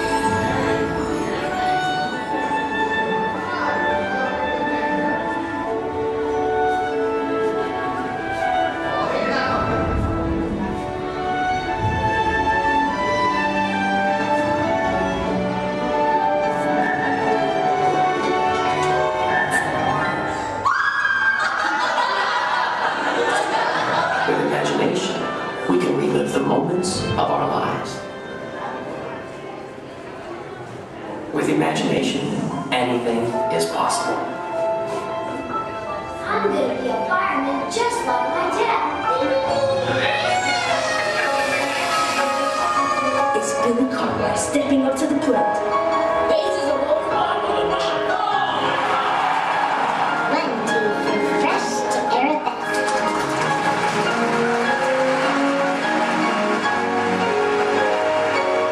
This is Houston. How's the view up there?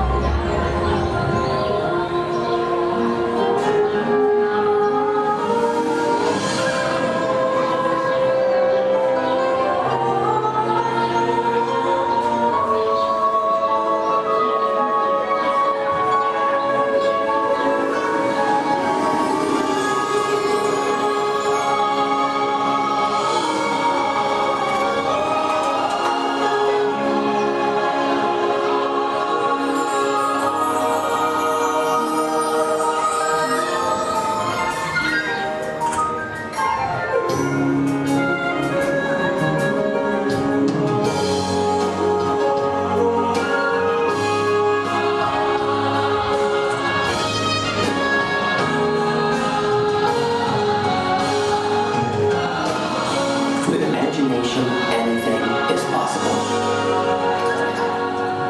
Well, imagine that.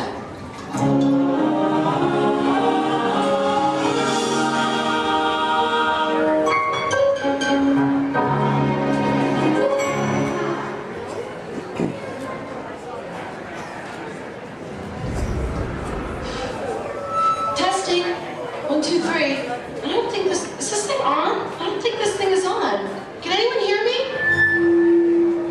Good, you can hear me. Hi everyone. I'm Christy Smithers, an assistant here at the Institute.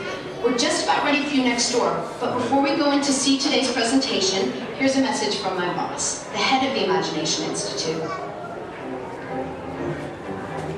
Hello, Dr. Nigel Kemp here.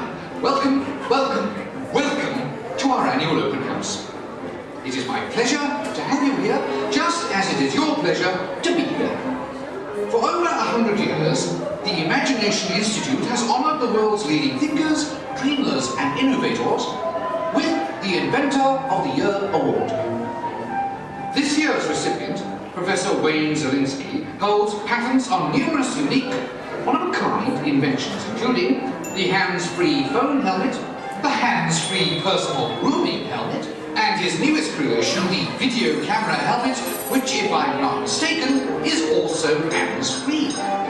But what brought Professor Professor Zelensky to our attention was not headwear, but his incredible shrinking and enlarging machine. Although he's had some small setbacks, he has demonstrated a truly enormous gift for imaginativeness. Today, before receiving his award, the good professor will demonstrate for us his latest inventions, all developed right here at the Institute. Before we begin, I have one special reminder. Do remember, safety goggles must be worn during the presentation.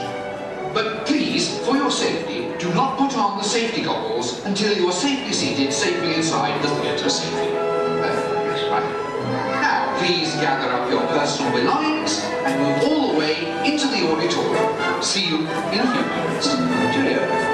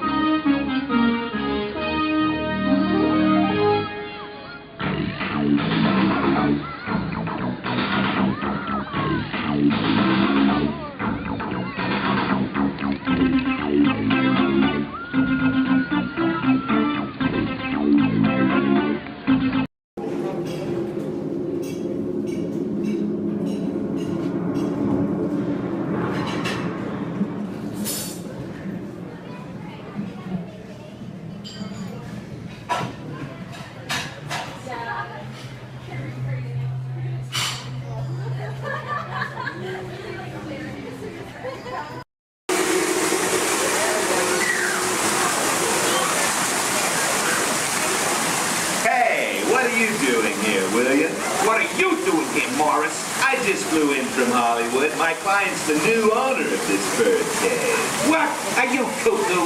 My client's the new owner. Disney gave me an exclusive. Co-exclusive. Didn't you read your contract? I gave it a bird's eye glance. And you call yourself a talent agent?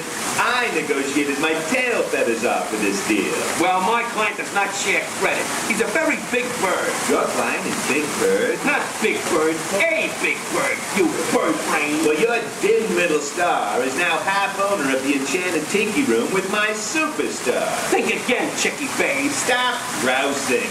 Just look at these paying customers waiting to get in. Did you say paying? As in money. As in 10%? Hey, who am I to go against the status quo? Sorry to interrupt, but I would like to inform our guests about the next show that will be starting soon. In this panel, the store will be opening and you will enter into a room of joyous song and splendor. Here at the enchanted tiki room. Mahalo. Wait, our clients are not here. Maybe they hit traffic. Don't say that. Sorry. Anyway, babe, I gotta fly this coop and migrate back to Hollywood. My birds will call your birds. We'll do lunch. What's the rush? I'm about to sign Donald Duck. Oh, yeah? Big deal, you hockey puck. I've got the mighty ducks in the wing. You do not. Do too. Do not. Do too. Not. Too. Not. Toe. Not. Toe. You don't. Come Leave me on. alone, you toe. Oh, come on, will you? Toe, not go, yeah. Level with me. Put the bubble between Go the lines. away, You go go away. ahead. Oh. You are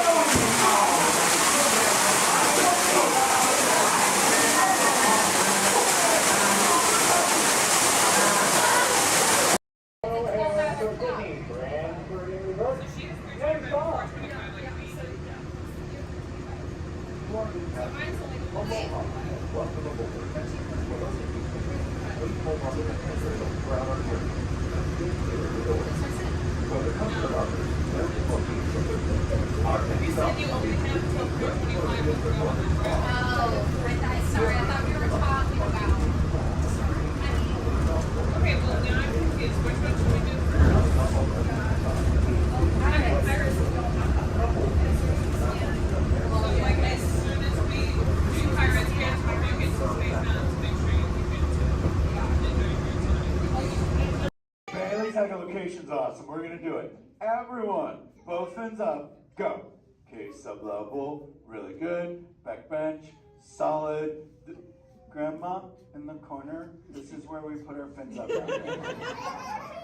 Good job, Grandma. Good job. Fins up, eyes closed, go. How many fins am I holding up now? No, you gotta go. Yeah, you so totally rock. First thing I need to do here is a quick sound check. You can hear me up and down the shuttle waves. Give me a wave if you can hear me. All right. Thank you. It's important that you need to pass along a few safety reminders here. Please be sure hands, arms, and feet remain inside the vehicle at all times this morning. Most importantly, that you remain fully seated throughout the entirety of our tour. And for the courtesy of those around you, we do ask that please be no smoking at any point. Now we also have just a little word of caution as well. For those of you on the right side of the shuttle, and that's the side I'm on this morning, now be aware we could be getting a little bit wet on the tour today, okay? However, for those of you on the left side of the shuttle who are smiling about that situation, now realize on the left side you could get soaked. On the left side is the wet side. In reality, you do need to do any seat rearranging. Please go ahead. Do that right now before we get underway. Once our shuttle goes into motion, I will ask everyone to remain fully seated throughout the tour. The left side is the wet side. The left I won't promise you so necessarily. However, the best chance to get a little bit wet on this tour is on the left side of the shuttle, so please take that into account. For those of you wanting to get wet today, that'll be your best opportunity. And I'd also like to take the opportunity to welcome you here to Disney's Hollywood Studios, the deployed counterpart of Walt Disney Studios in Burbank, California. My name is Jerry, and I'll be your guide on the tour today. Behind me at the wheel of our vehicles, our driver Ashley, and she'll be steering us behind the scenes of our working production facility. We'll be getting underway here in just a few moments. If you would, please listen to these additional safety announcements. Welcome to the Studio Backlot Tour. For a safe trip, please remain seated with your hands, arms, feet, and legs inside the tram. And be sure to watch your children. Thank you. Bienvenidos. Para que tengan un viaje seguro, permanezcan sentados, con las manos, brazos, pies y piernas dentro del tren. Y vigilen a los niños. Gracias. And with that, we are all clear. Thank you.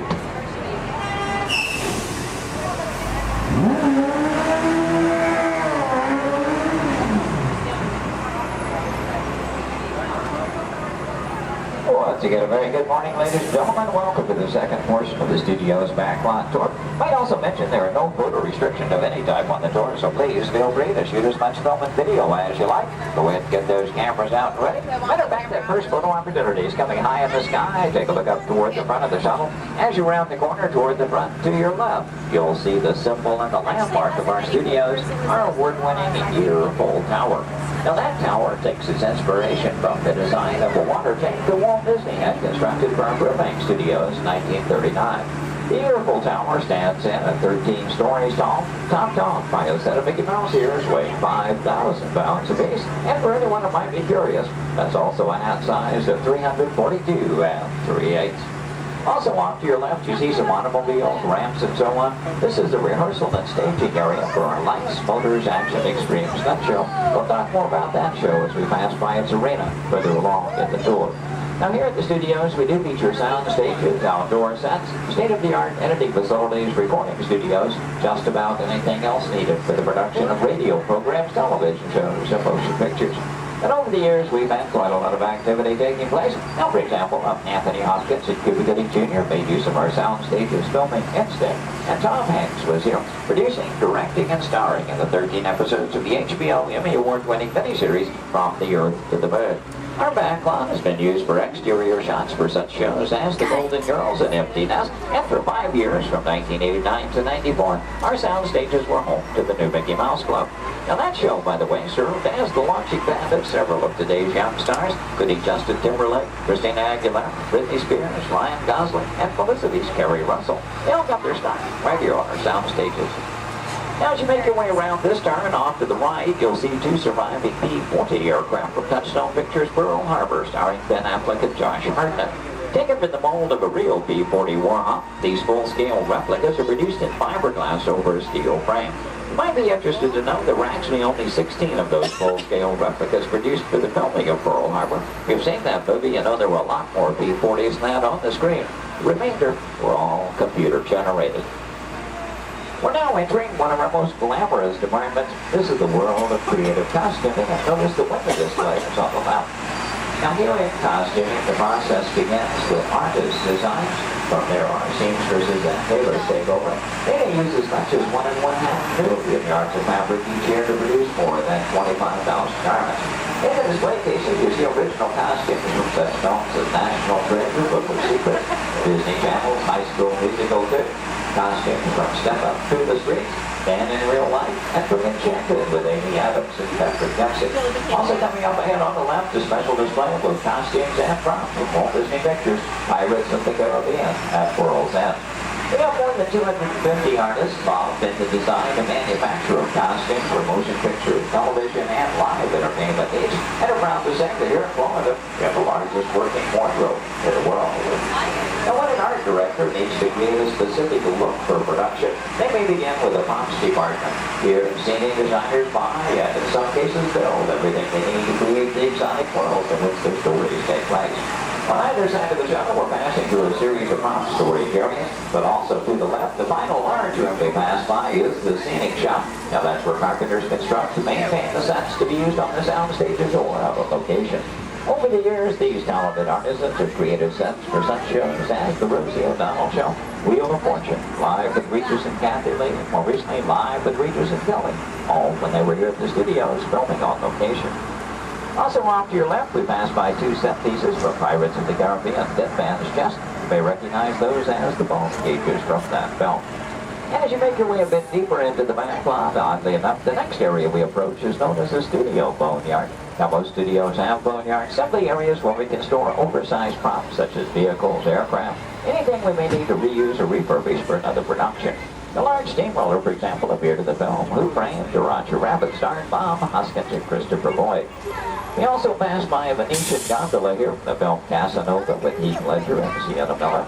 And that's followed by 2 model airplanes. Now the first of those 2, the larger, used in the filming of exterior shots for Flight Plan, which starred Jodie Foster. The second one, you may notice the wording The Jailbird on the nose from the 1997 film Con Air with Nicolas Cage and John Malkovich. The new period motorcycles on the end used by director Steven Spielberg in Indiana Jones and The Last Crusade, starring Harrison Ford and Sean Connery. Now, anytime a production team has to travel to a city or town to film on location, they have to deal with a lot of problems they have little or no control over. Things like crowds, traffic, and noise. To avoid that, they often prefer to film on a studio backlot.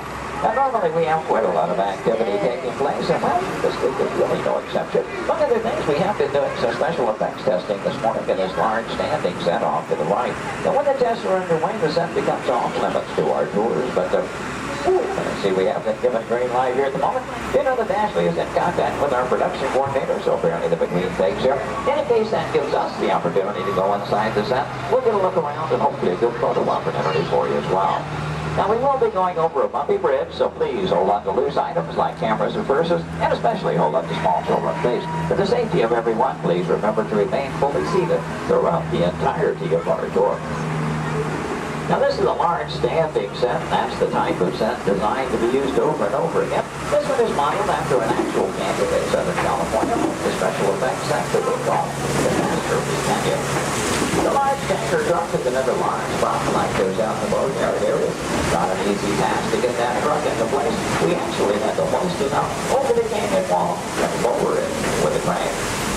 You know, one of the reasons that production teams like to film on a backlot is because of the things they can recreate and that even influence the weather. As a matter of fact, one of the effects they were testing earlier today was a rain effect. And, I wonder, anybody still upstairs? You might run the canyon's rain effect for us? We would appreciate that.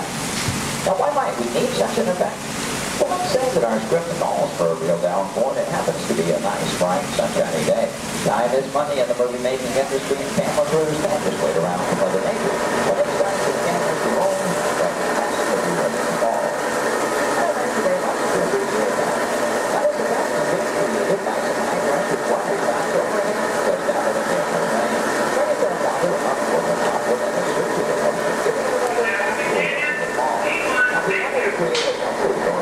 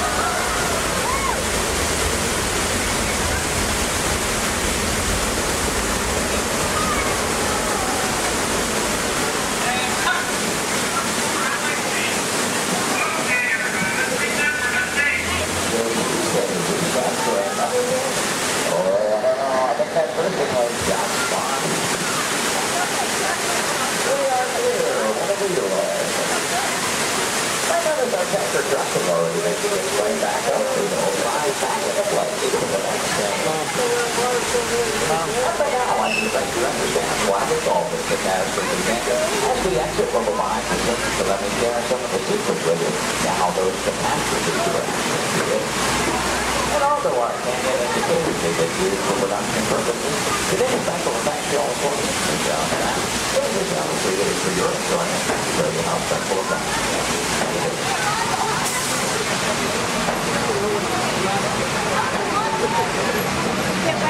From behind, you'll see the canyon is really a steel structure covered in wire mesh and adjourned by a layer of textured cement and tar creates a natural rock formations up in the canyon.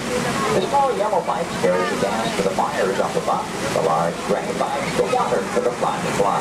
Now to start that flood in motion, you'll see 3 large holding tanks up at the top of the canyon. When we open the gates to those tanks, that allows 70,000 gallons of water to come running down toward our tunnel. And they have even more dramatic impact. Some of that water was blown at you by hurricanes. The earthquake effect created by large hydraulic sugar minerals underneath the grid. The Astrophy Canyon was originally put together with the help of a Hollywood special effects team, so that what seemed to be an out-of-control disaster was really a very safe, computerized sequence of events. The entire sequence can reset in just 3.5 minutes. During that amount of time, the 70,000 gallons of water gets recycled to begin our show all over again. Now, as you make your way out from behind the canyon, take a look ahead and off to the right. You'll see a special aircraft to us here and a bit of Disney history as well. This one is not a prop, it was an actual aircraft, known in airports throughout the country simply as the 234 Mickey Mouse. Among some of its earliest assignments were to shuttle Walt Disney and his Imagineers from Los Angeles to New York for the final planning stages of the 1964 World's Fair. That's where we premiered It's a Small World. Great moments with Mr. Lincoln and the Carousel of Progress. Then during the mid-60s, Walt made use of that aircraft on scouting missions over Central Florida, seeking the ideal location for our Walt Disney World resort. Now with a little movie magic here, we'll make our way from the canyons of California to the streets of New York City just by crossing our backlot area. As we do so, we'll also be passing by our newest attraction here on the backlot. You saw some warm-ups going on earlier. Now up ahead, the Mediterranean Village set in the large grandstand is the site of Lights, Motors, Action Extreme Stunt Show. That show is based on one of our most popular attractions in Walt Disney Studios Park in Paris, France. Lights, Motors, Action takes you behind the scenes. We show you how we create vehicle action stunts for the movies.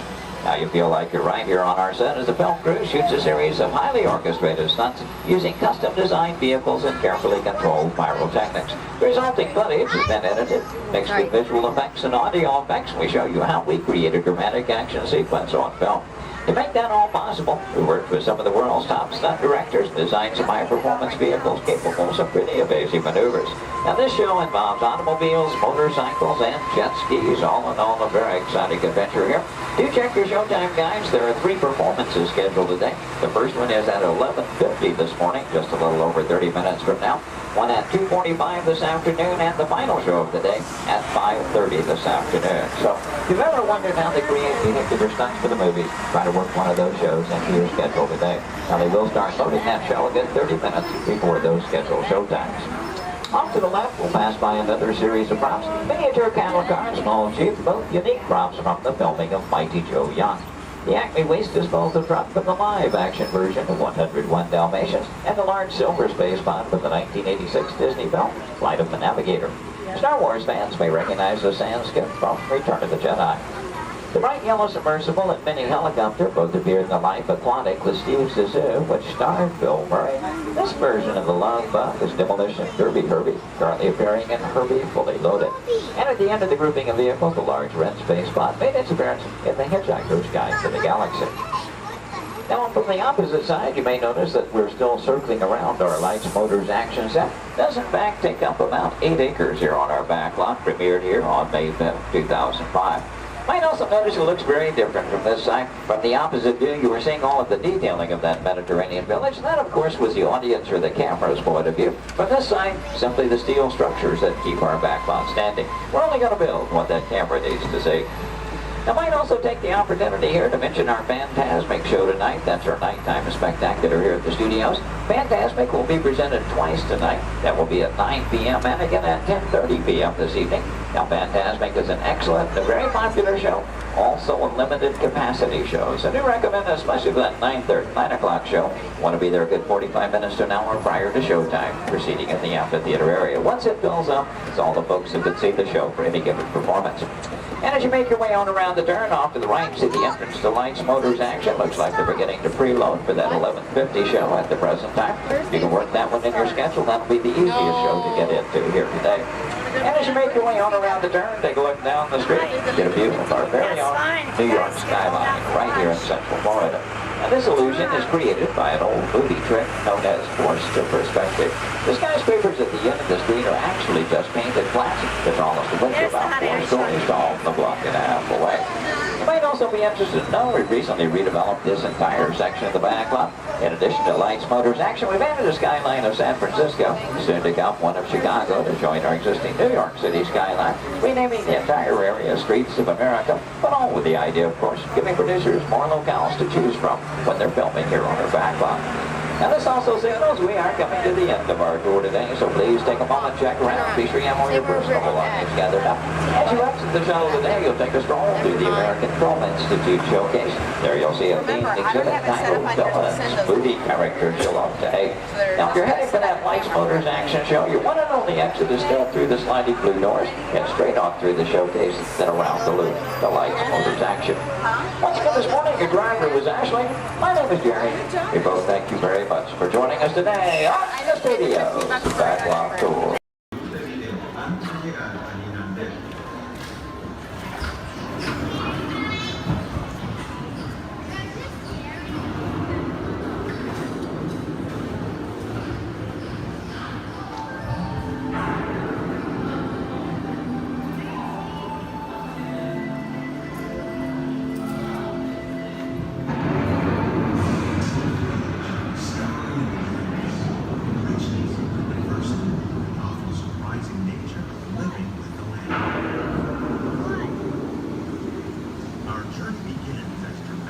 Sudden change is slipping away. Productions may seem climate and destructive to us, but to nature, it's a very beginning cycle of life.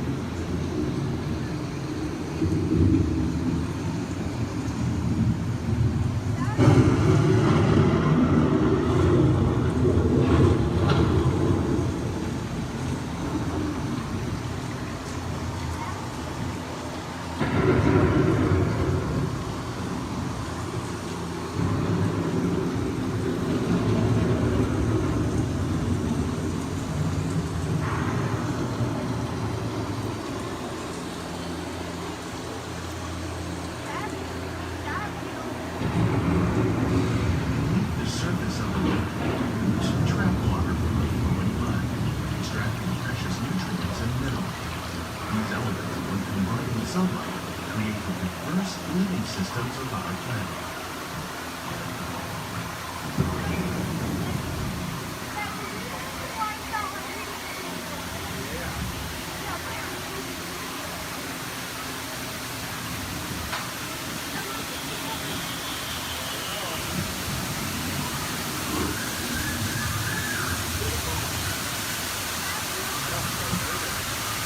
One of those living systems is the rainforest, home to the most amazing concentration of life on our planet. These dense and beautiful forests cover only a tiny portion of the Earth's surface, roughly between more than half of its planet and the hemisphere. Rainforests are also extremely rich in protected living systems, providing oxygen, food, medicine, and other forms of cellular life.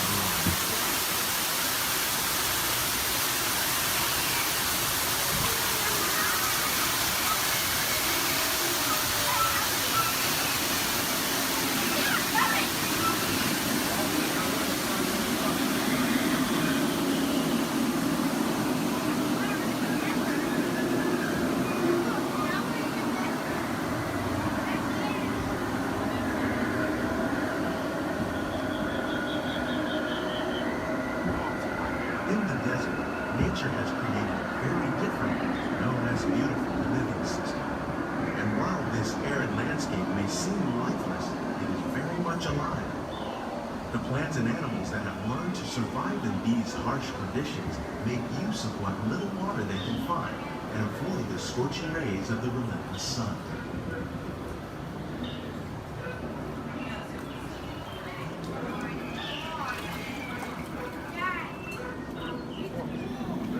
The American prairie once appeared as desolate as the desert, but over time, rainwater and nutrients gradually penetrated the hard surface of this land. Even the hooves of the mud buffalo helped create the rich soil that one day become home to the American farm.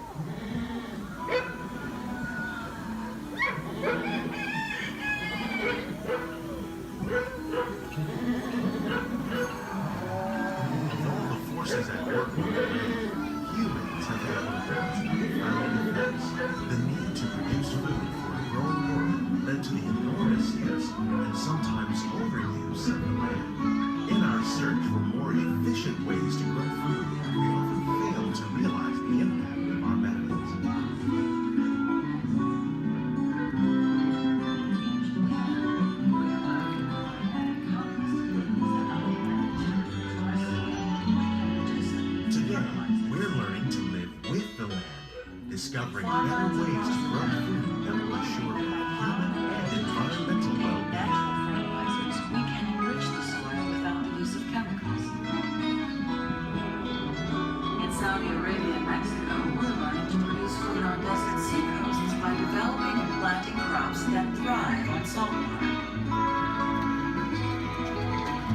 Here at Epcot, we're learning to reduce the need for pesticides by using natural predators like ladybugs and wasps to control pests. In Japan, we're learning that by adding composted leaves and other plant material to our soil, we can reduce the need for fertilizers. In farmlands across America, we're learning that by plowing under vegetation containing natural fertilizers, we can enrich the soil without the use of chemicals. In Saudi Arabia and Mexico, we're learning to produce food on desert seacoasts by developing and planting crops that thrive on saltwater.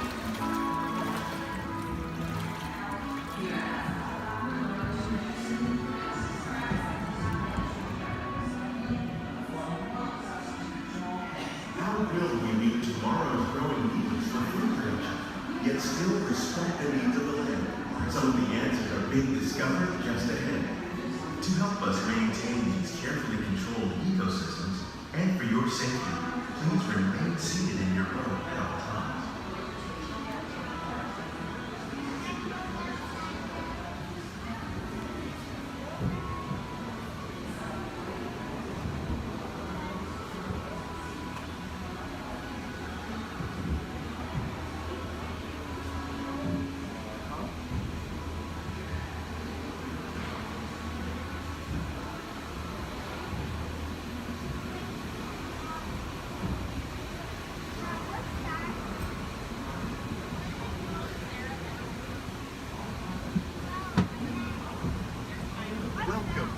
Laboratory, where scientists from Epcot and the U.S. Department of Agriculture are exploring innovative ways to produce bountiful harvests now and into the future.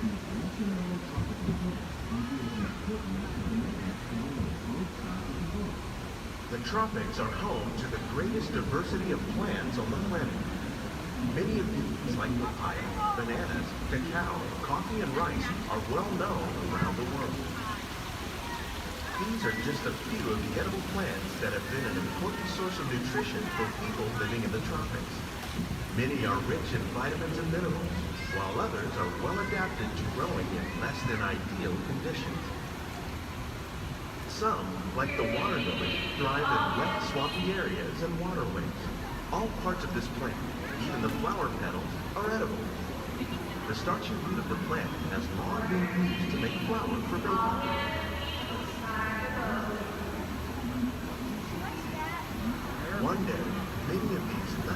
tropical plants may be as important as the bananas growing on both sides of the boat.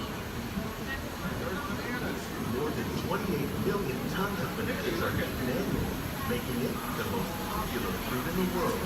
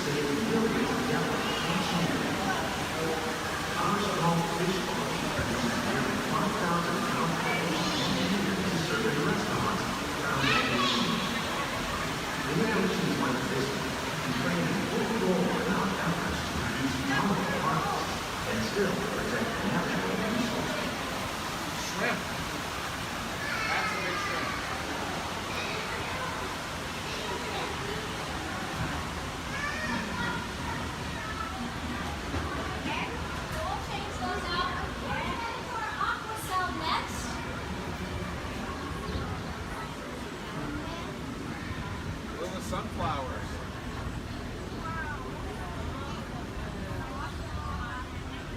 While there are more than 50,000 edible plant species in the world, most of us are only familiar with the handful that make up our everyday diet. The common grains growing here, maize, sorghum, and millet, plus rice, account for nearly 2/3 of our global food consumption. Learning how to increase yields of these staples is an important goal of research around the world. A blue agave. A monkey puzzle tree.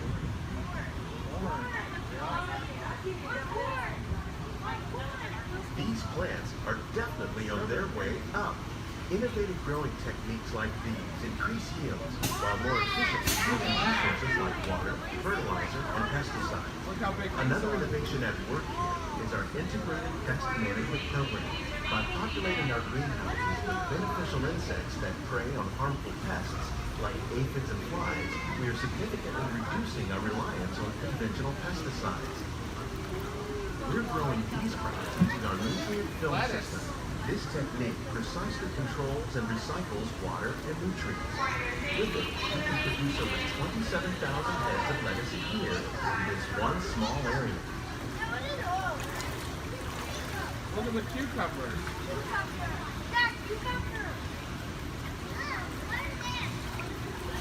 Look at the strawberries. Some of our best ideas have been inspired by nature, like these fruit and vegetable trees. By growing these ground plants vertically, we can increase yields and better control diseases. These crops taste as good as they look. In fact, we serve more than 15 tons of produce from our greenhouses in restaurants here at the land every year. Look at the jalapenos. That's a great idea.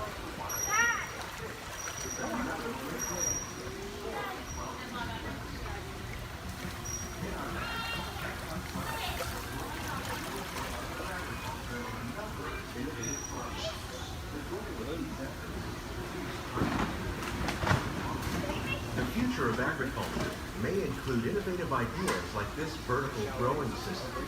Plants grown in this way use a fraction of the space required by traditional growing methods. That saves water and increases production. The aquaponics system on your left combines hydroponics with aquaculture. The fish provide a natural source of fertilizer for the plants, and the plants help keep the water clean for the fish. It's another great way to produce more while using less. In our lab, Epcot scientists are working with the U.S. Department of Agriculture on a number of innovative projects. The goal of these efforts is to produce higher yielding and better quality lives. Together, we can continue to find more ways to increase food production and protect the precious natural environment. Only then will we truly be living the land.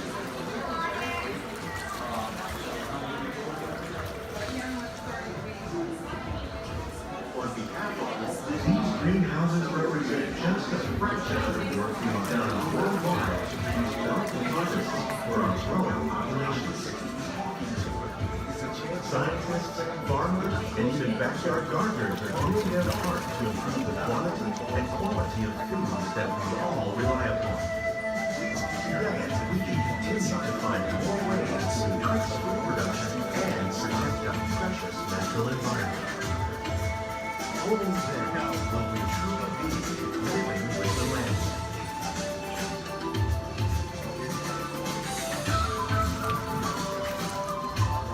On behalf of Walt Disney World, we hope you've enjoyed this unique journey through our living laboratory. If you like the closer look, then check out the behind-the-scenes walking tour. It's a chance for the whole family to get up close and personal with the plants and growing foods in our laboratory. Please keep your hands and feet inside the boat and remain seated until the boat comes to a complete stop.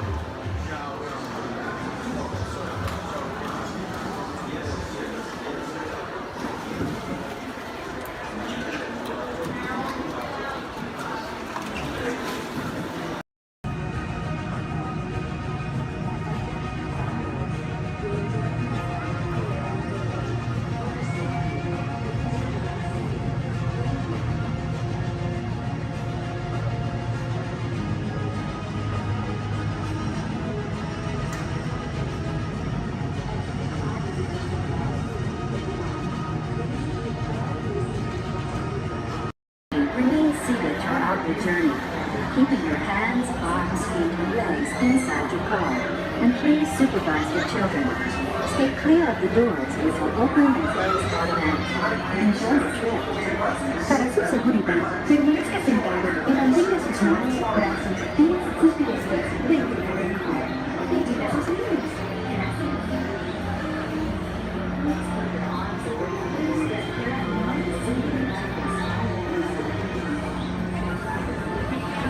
Welcome aboard the Tomorrowland Transit Authority People Mover. You're quiet and carefree, highway in the sky.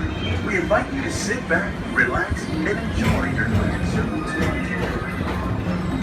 Along the way, you can preview many of the exciting places you'll want to be sure to enjoy today while visiting this land of tomorrow.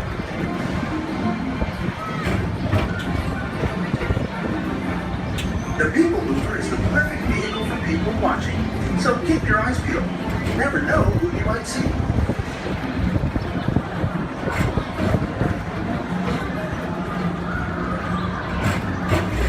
Coming up, Stitch's Great Escape, where you can report for duty as a security agent for the Galactic Federation.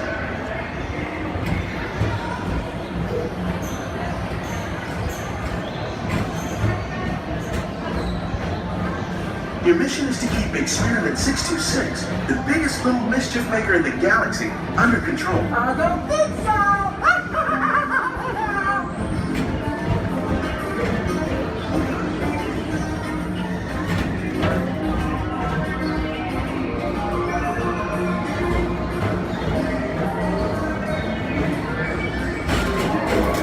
And now, the Tomorrowland Transit Authority proudly presents Progress City, Walt Disney's dream for an experimental prototype creating of tomorrow. Progress City was the inspiration for everything moving toward the line.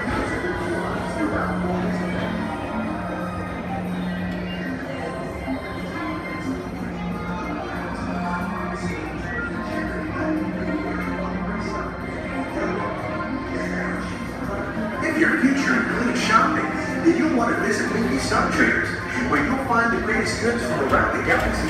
That's right! It's out this world!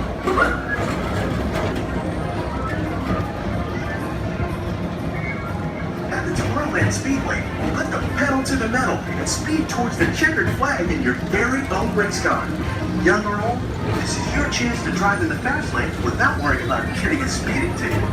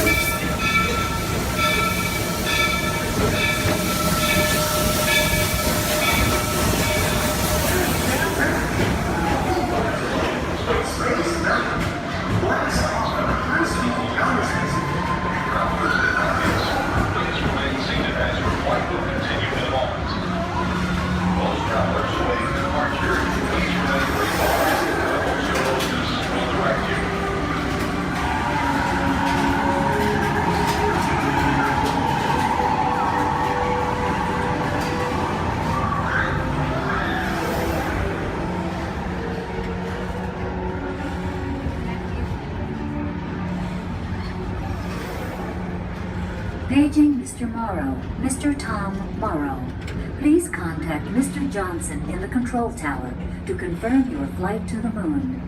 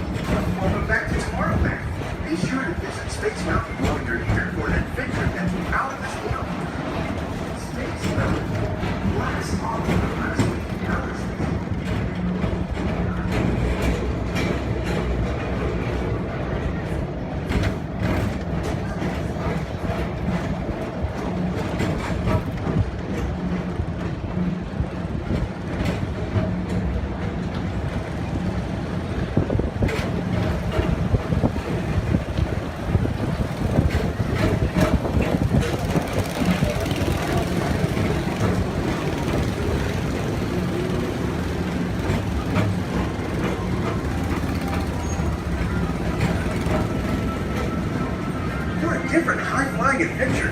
Hop on board the Astro Orbiter. Pilot your own spacecraft as you take a spin around the planet and ascend to otherworldly heights.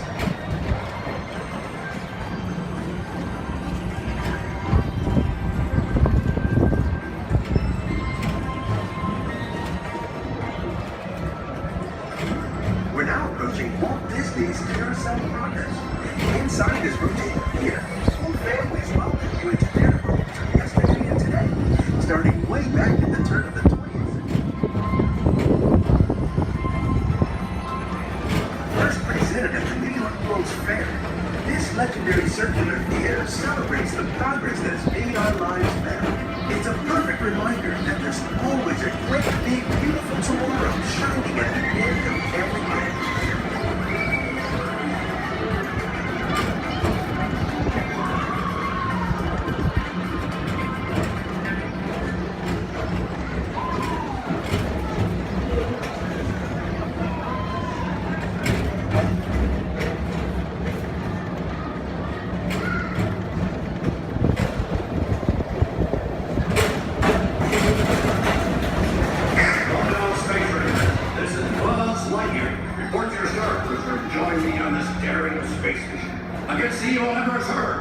As an honorary space ranger, you'll use your own personal laser cannon to save the entire galaxy.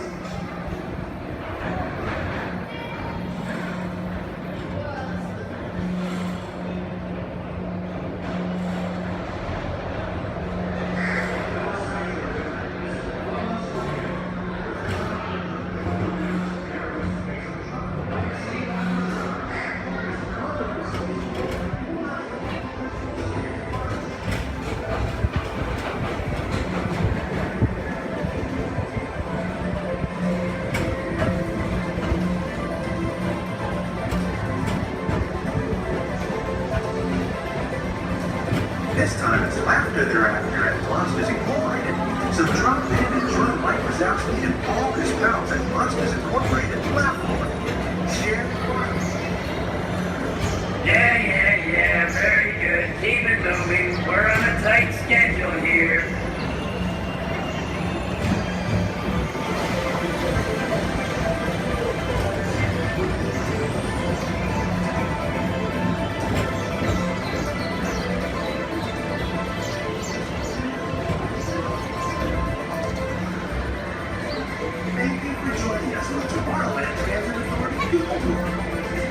pleasure to have you aboard. Enjoy the rest of your day and have a great, big, beautiful tomorrow.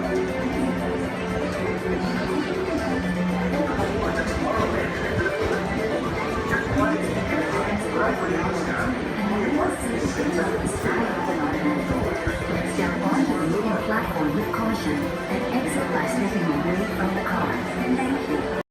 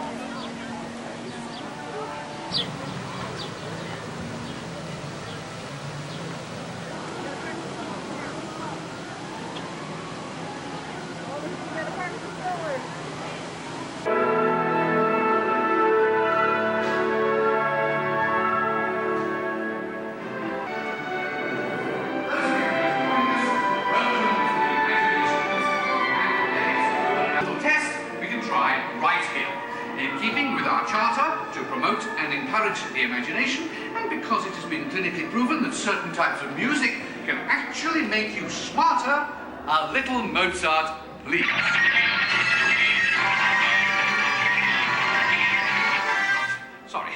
Sorry, that was the wrong type of music. And for those of you who might have dropped a few IQ points, just follow the people in front of you and we'll get you some help. And now, a little Mozart.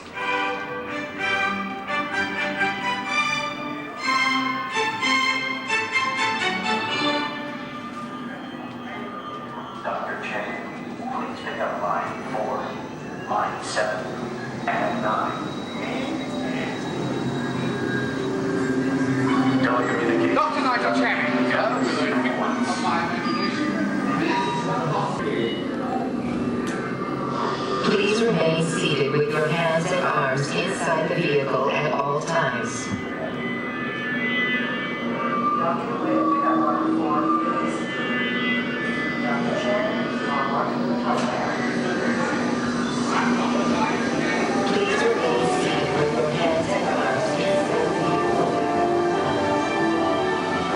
We're about to measure your imagination, so relax as the scanner sees what's in your heads just now.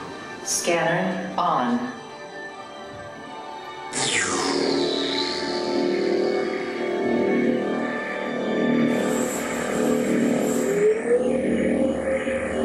Well, as you can see, there's not much going on upstairs, imagination-wise, but that's just perfect for our experiments.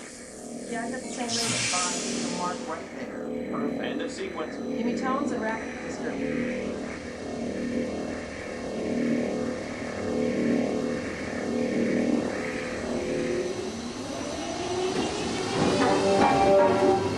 We begin with an exercise in sound.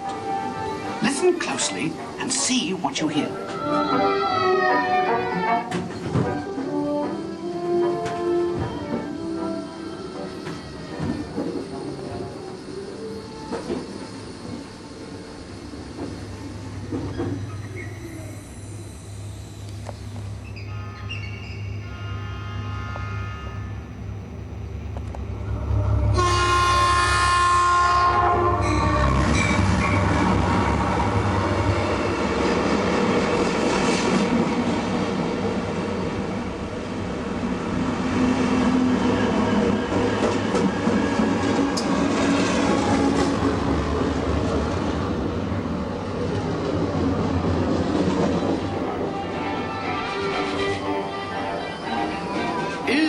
looking glass actually magnifying, or is it your imagination?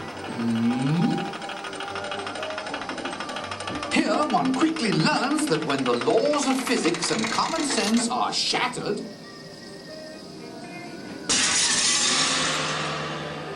imagination takes over. Welcome to the illusion lab, where things are not always what they seem. Looks can be deceiving, can't they? Well then, take a second look. Now what do you see? When you use your imagination, nothing can truly hold you back.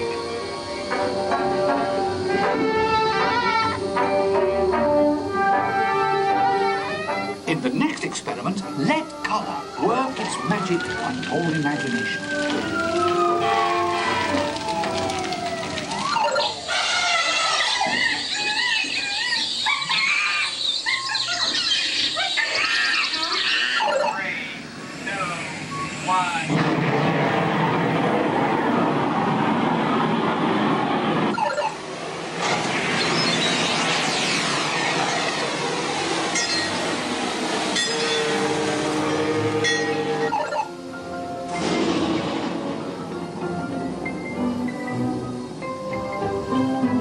And now an exercise all about making connections.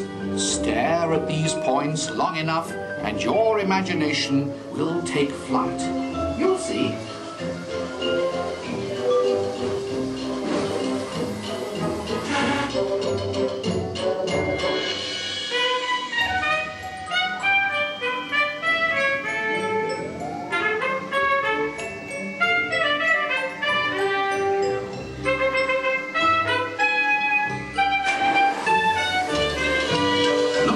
From a different angle, and anything is possible in the gravity lab.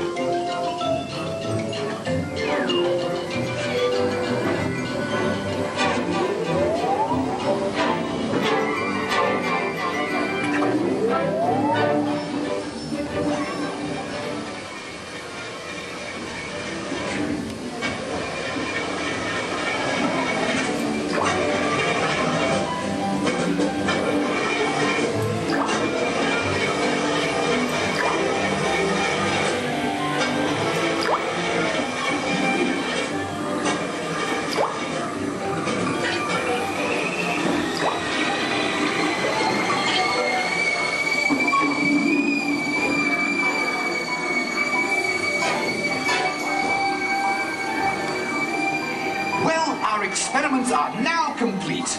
Time to run you through the scanner once again. Who knows what we'll find in your imagination this time? Scanner on.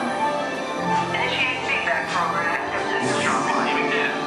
Recalibrate for a wider scan. Interesting. Stand by.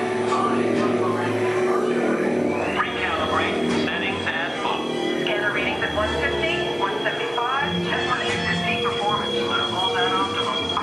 You've pushed the scanner to the limit. This is absolutely unbelievable. Fantastic! Look what your imaginations have created.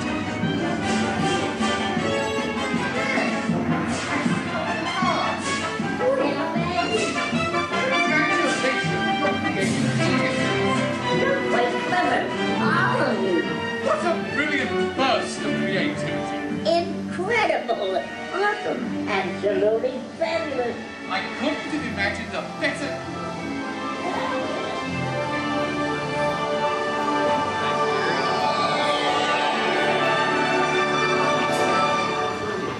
Reality restored.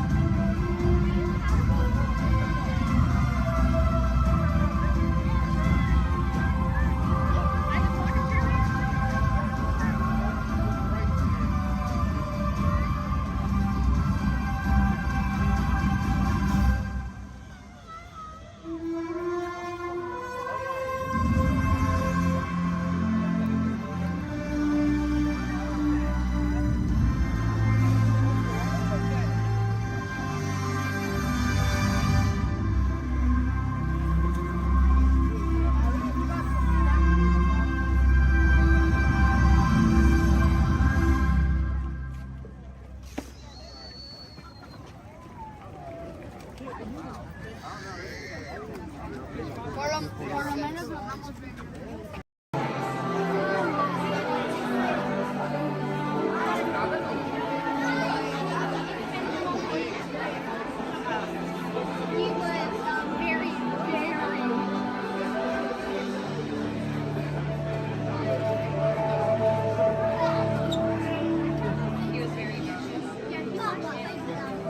The technology that makes Xandar most famous throughout the galaxy is our universal neural teleportation. It generates artificial particles in the space-time continuum, which we call jump points. Jump points allow for ultra-rapid space travel. What do you think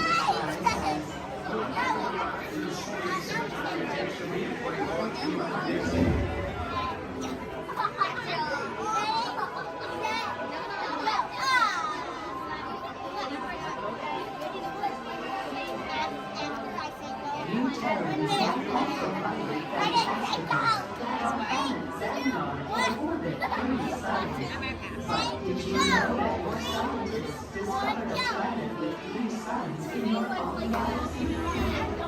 Your scientists name this planet HD 1319918, which Peter Quinn said is a terrible name for a planet. He said that your parents should have called it I am still trying to decipher exactly how a name makes a planet's temperature cooler. You may wonder what it is like to live on a planet with 3 suns. Observe. For much of the year, our suns appear close together in the sky, giving it a familiar tearing night and day cycle, yet with a unique triple sunset and sunrise each day. As our planet continues along its orbit, the suns grow further apart until they reach a point where the setting of one coincides with the rising of another. At this point, Xandar is in near constant daytime. Is that not wonderful? There are so many wonders in our universe. You will discover more of them as you continue your visit here in the wonders of Xandar. We welcome you, Terrans.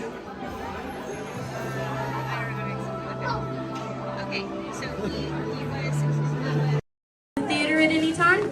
Please use the doors located to your right. You'll exit directly to Sea Base.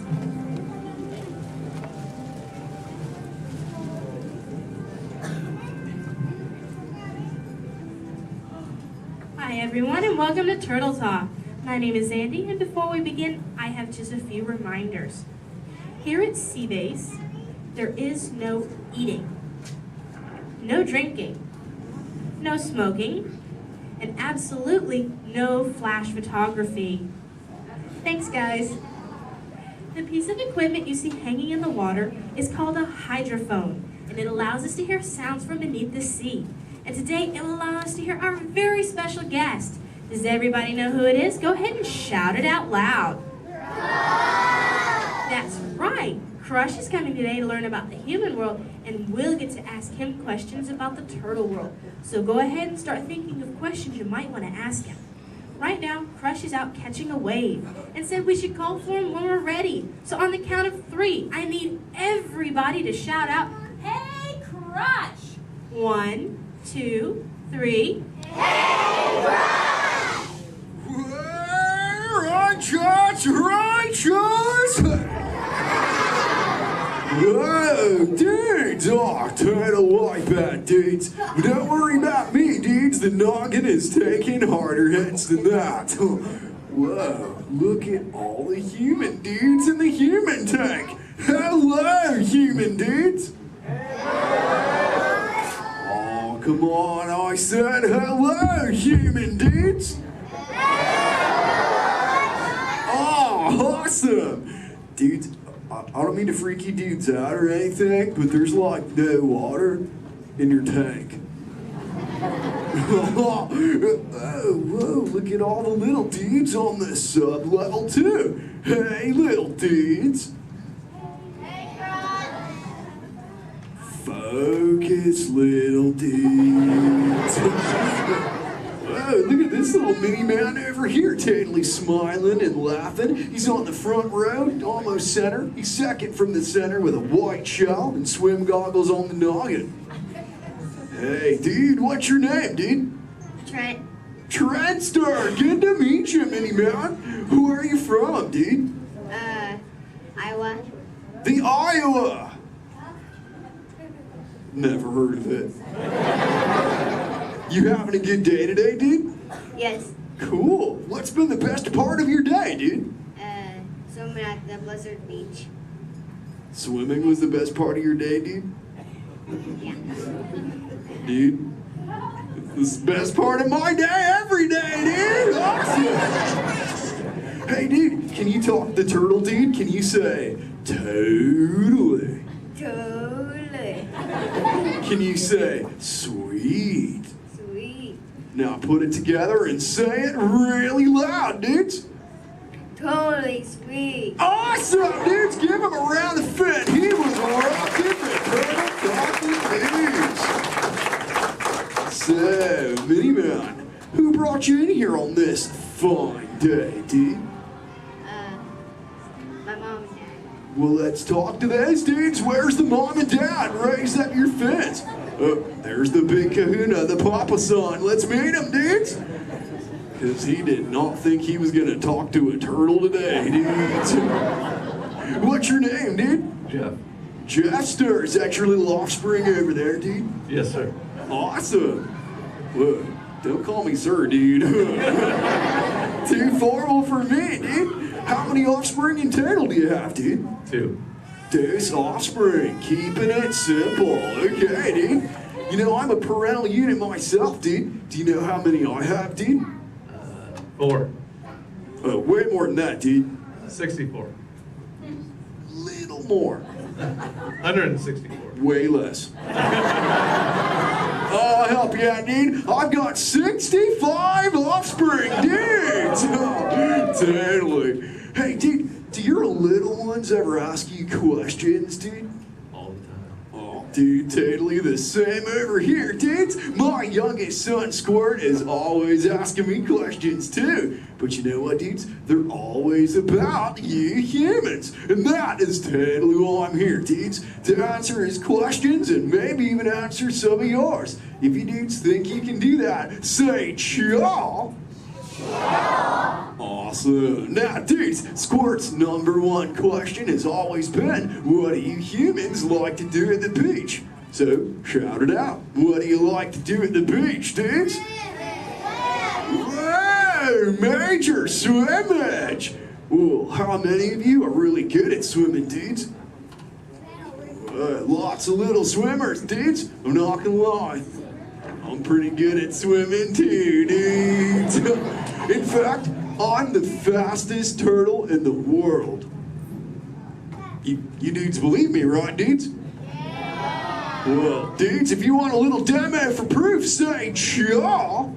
Okay, now I'm gonna need your help here, dudes. I'm gonna go for a little lap, so I need all you dudes to time me, okay? I'll tell you when to start counting, dudes. First, I gotta rev up the motor. Okay, dudes, start counting now. 1. Totally back.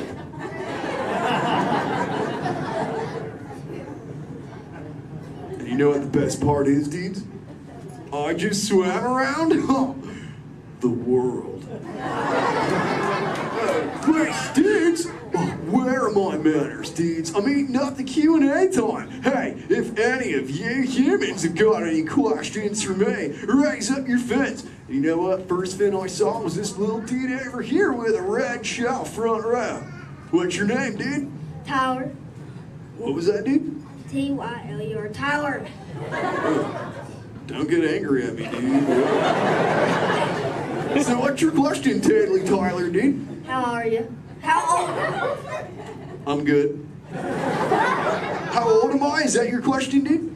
How old are you? Okay, dude, well, check it out, dudes. On average, us greens live about 80 to 90 years. But I'm no average turtle, dudes. I am 150, dudes, and still young. Check out this six-pack. Thanks, dudes. Who else has got a question for me, dudes? Let's talk to this little mini man over here. He's on the front row. He's got like a grayish shell with the short dark locks on his noggin, dudes. Chaw, that's the dude. What's your name, dude? Mitchell. Oh, the Mackin Mitchell. What's your question, mini man? Have you ever been, have you ever been close to being eaten?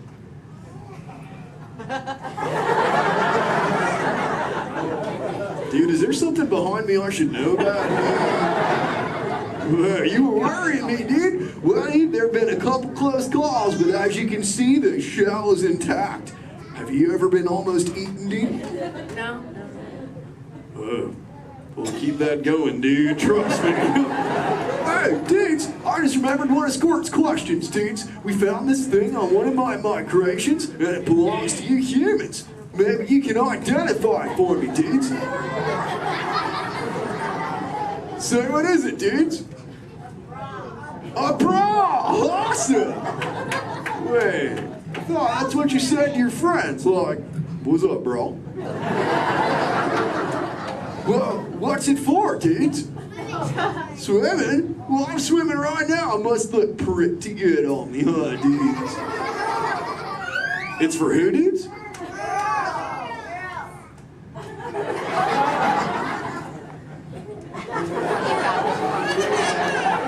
Is this really for girls, dudes? Okay, if this is really for girls, dudes, I have to ask you, dudes, a personal question. Does it make me look fat?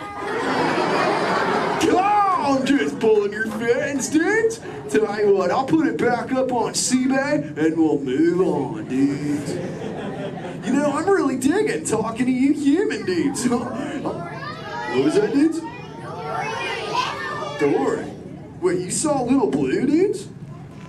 Where? Whoa, dudes! Hey. Hey, Little Blue. Don't I know you? Yeah. Hi, I'm Dory. I remember you. You're Flush. Oh, totally mine, Little Blue. Say, Little Blue, before you got here, I was totally teaching all the humans the turtle knowledge. Hey, maybe we can teach you something together, like, I don't know, maybe how to speak the whalage. I can speak whale. Awesome. Okay, everyone, repeat after me. Hello.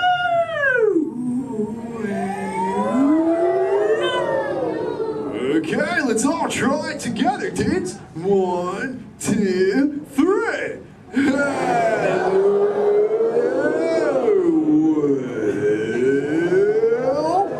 Awesome whalage, dudes. Totally. You know, sometimes you speak whale and there are like 80 whales swimming around you. Sure. But not today. No.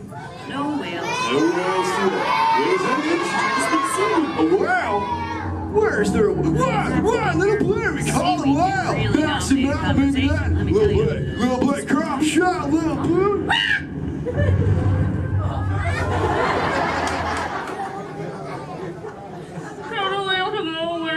Dude, we got a fan, Little Blue. Everyone together say, go away, whale. Thanks. Dudes, awesome, dudes, it's working, dudes. We did it. We saved Little Blue, dudes. Put your fins together. That was awesome, dudes. Whoa, seems like that whale totally kicked up some tasty surfage, dudes. I better hit those waves immediately. But before I get going, I want to say something really important, dudes. Be good to the ocean, and she will totally be good to you. Oh, and all you little dudes down here, do me a big favor, little dudes. Keep using the word dude as much as you can until you get home, okay, dudes? Your parents will love you for it. All right, dudes, I'll catch you later. Bye, human dudes.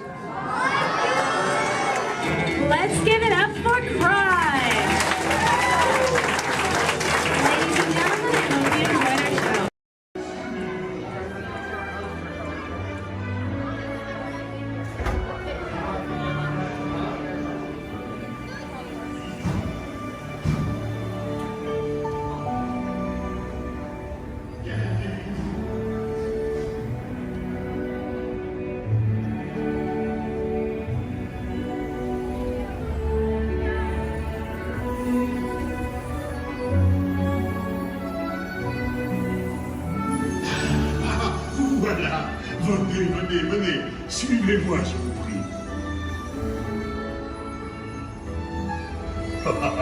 Le chef Rami is waiting for you. This way.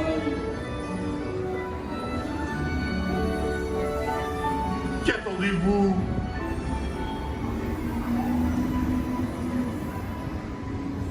Oh, bien les invités pour le dîner. Yes, but what to prepare? Hein? Pour le repas idéal. Coq au vin? Non. A simple omelet? Too simple. What? Mais oui, that's it!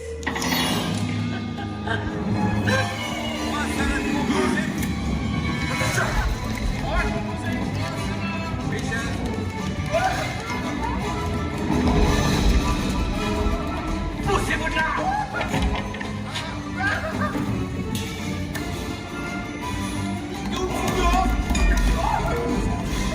Vite, par ici!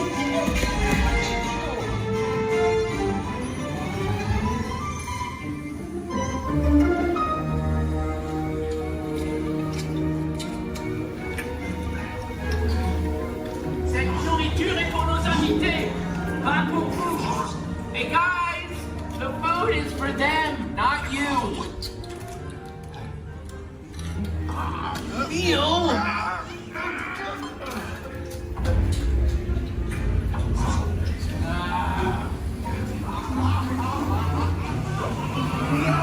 Everything must be perfect! Ego est en salle! Ego, what are you doing? Que manigancez-vous? Out of my way!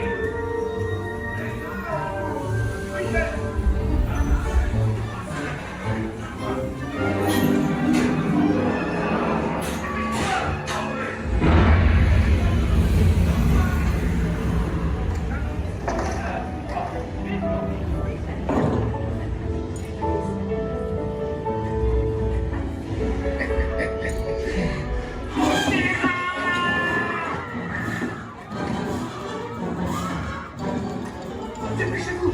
Par ici! Go! Go!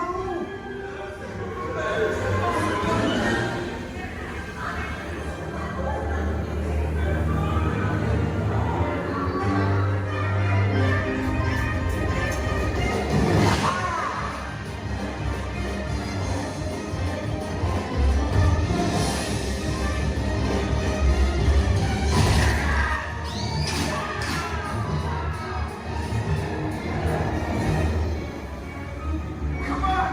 Remi's kitchen's just around the corner!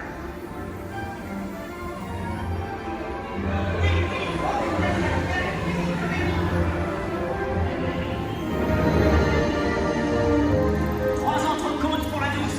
Une à point, une bleue et une saignante. Oui, petit chef! Il va aussi me falloir rapidement 4 ratatouilles pour la carte.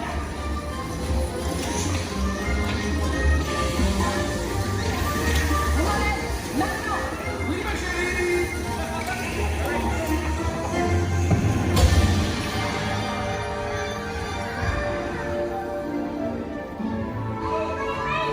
Ils sont de retour!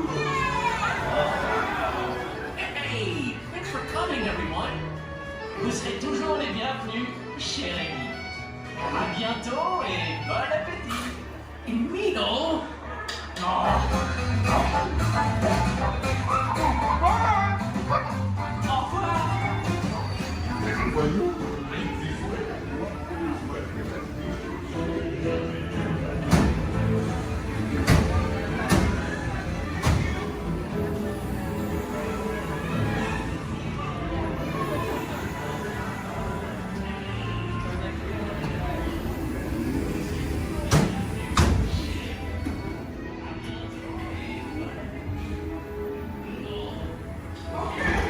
Be sure to grab all your stuff and walk your step as you exit. Goodbye!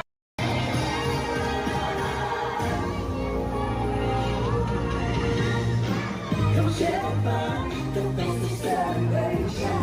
Come dance along and sing the song of cheer. The community, come every musicians, come and join the party of the year. He's having all the music.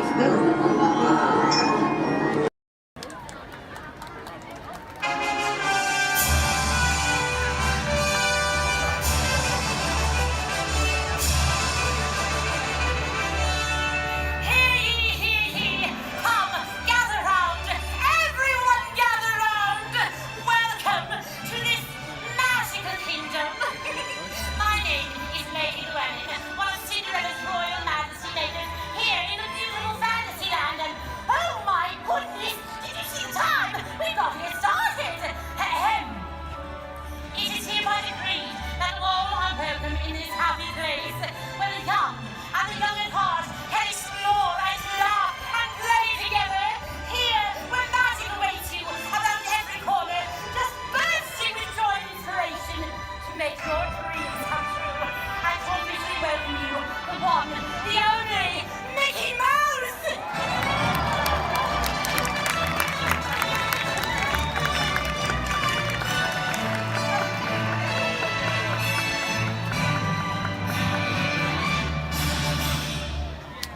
Well, hi, everybody.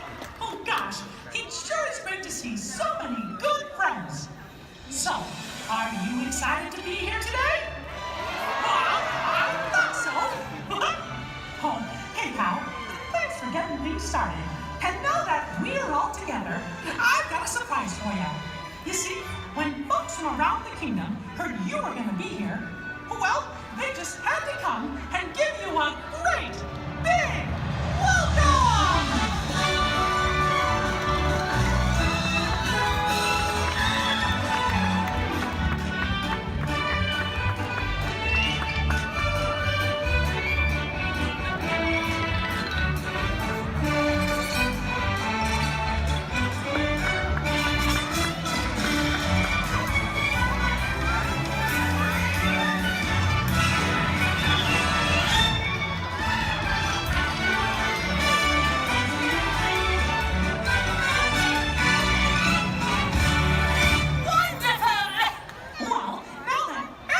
Here, I think it's time to start the day.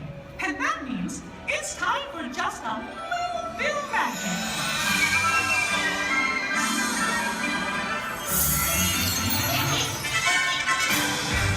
Is someone in need of magic?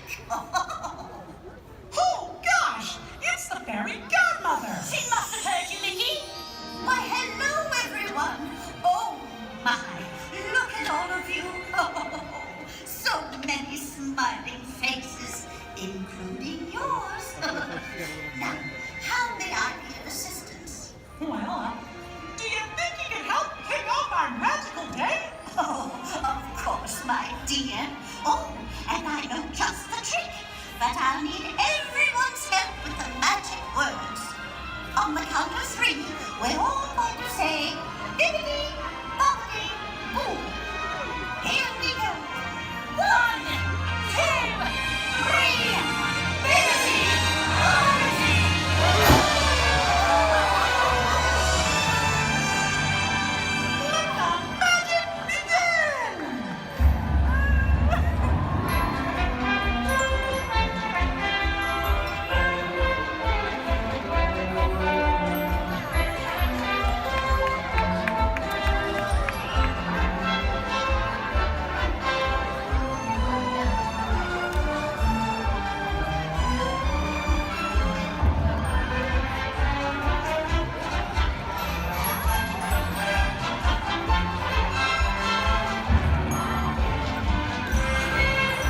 Thank you for your stay in this magical kingdom. Have a wonderful day.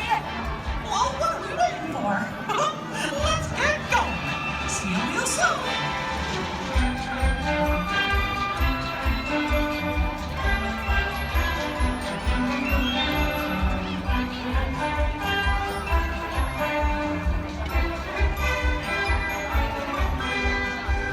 For your safety and the safety of those around you, please walk slowly and carefully to your first destination.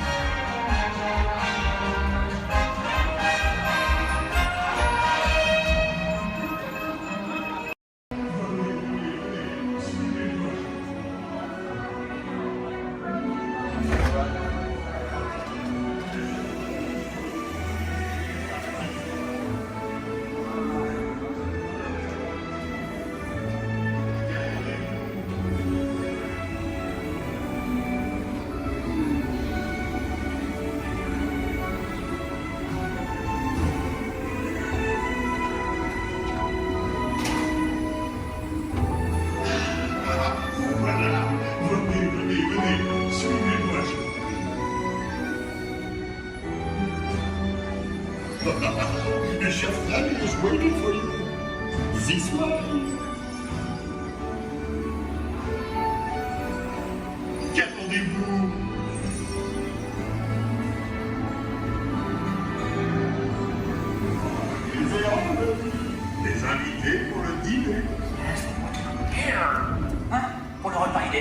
commun? No. A simple omelet? Too simple. Voilà. Mais oui, that's it!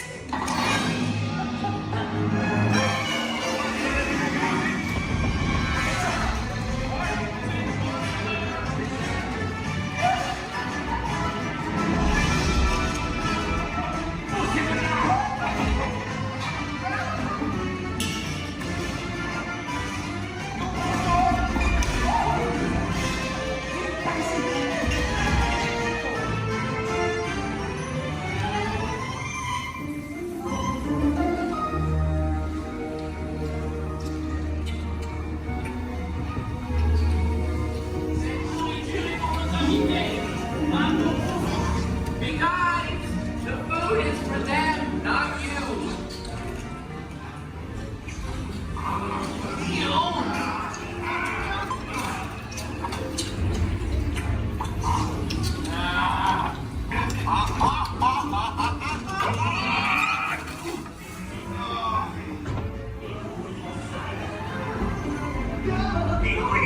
What are you doing? Que manigancez-vous?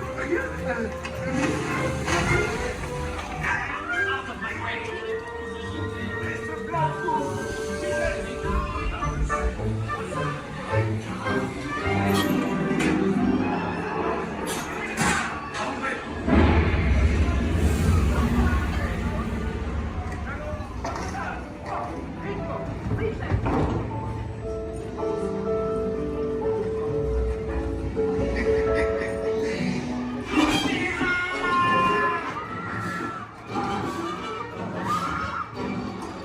Dépêchez-vous!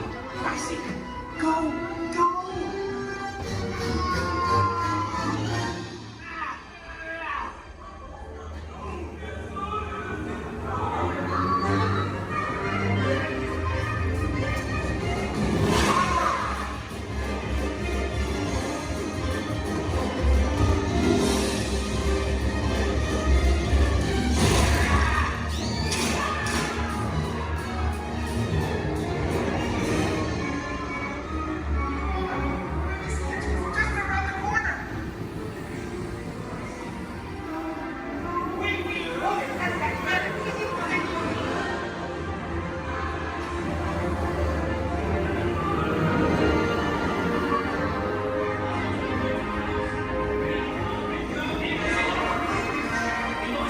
Rapidement, 4 ratatouilles pour la table.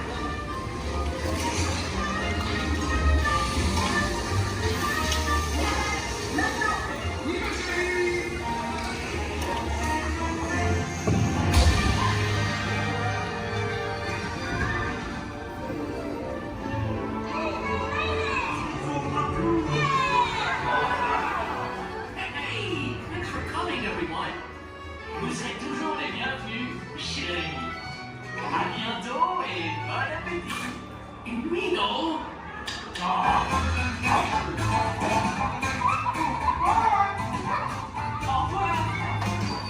Never find you. This way. You are always welcome at Bistro Chez.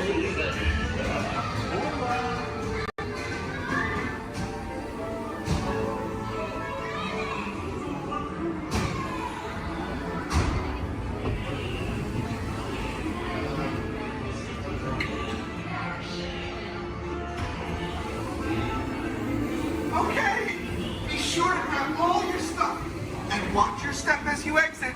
Goodbye. Right here in our very own special effects water tank. Now, water tanks just like this one continue to play a major role in action films. Here, the explosive, out-of-control mayhem that you see in movies like Crimson Tide, The Rock, and Pearl Harbor can all be created using large-scale mechanical and physical effects. The action is then filmed as a carefully planned sequence of events. And today you guys are in luck because we are in pre-production for our very own action sequence that we like to call Harbor Attack. We're going to be using some of the same special effects that directors like Michael Bay use in their films. Now, if you'll turn your attention to those overhead monitors, here's Michael to set the scene.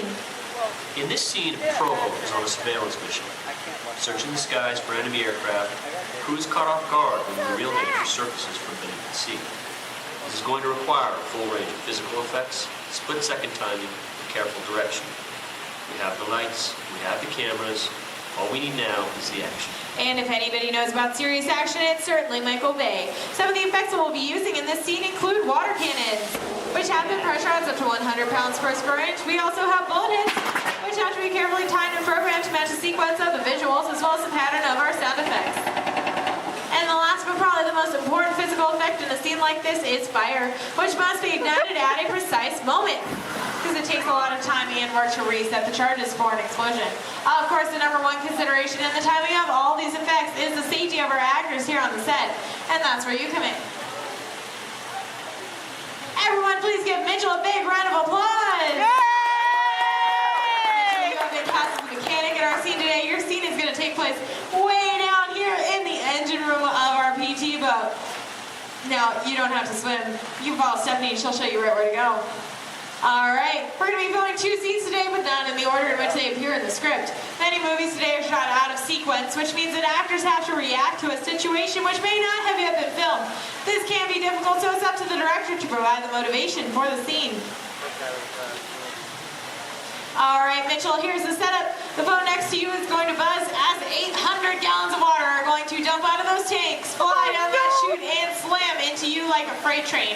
Are you feeling motivated to hang on? Good. It's actually 1,000 gallons of water, but we find there's a fine line between motivation and fear. Alright, roll, playback, and action! Pick up the phone and talk to your captain. Let him know you've just lost your engine. Keep talking. Keep talking.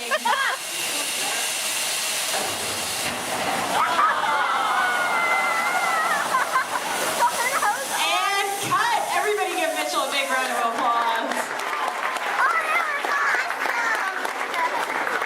Alright, Mitchell, you were fantastic in that last scene. Now I have one more acting task for you to do. I need you to sit there in that blue chair, stare dramatically out at the audience, and act dry.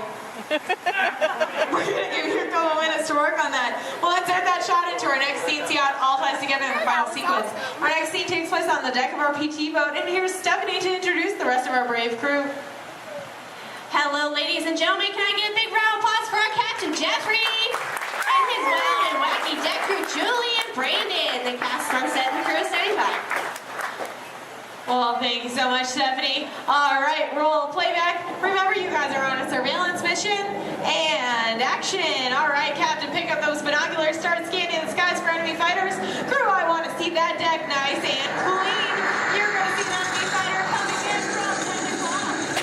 You're surprised. You're stunned. You're terrified. You're running around screaming because you see that plane is coming in for another round. Captain, spin the wheel. Try to get the PT boat out of there. Now, it's too late. They just shut out your engine. So, Captain, you're going to pick up the phone, call your mechanic. What's that, crew? You see something coming in fast off the starboard side of the boat? Give it a look. Oh, no, it's an enemy torpedo. Now, Justin, you think it's all over and you can start to relax. You hear more enemy planes approaching. You point to the sky because you see bombers coming in from 12 o'clock. Bombs away, everybody. Head for deck.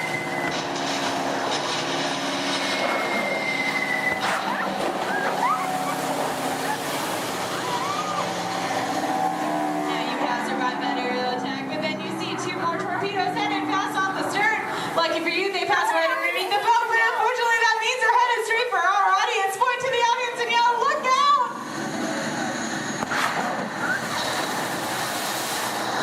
And that's a wrap. What'd you guys think? Give them a big round of applause. All right, now we're going to see what that whole sequence looks like when we have some computer-generated images, a couple of lines of pre-recorded dialogue, and an exciting musical score. Ladies and gentlemen, I'm proud to present Harbor Attack.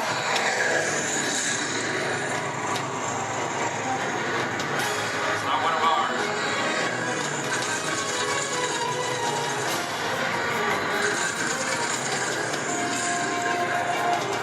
Skipper, he's coming around for another run.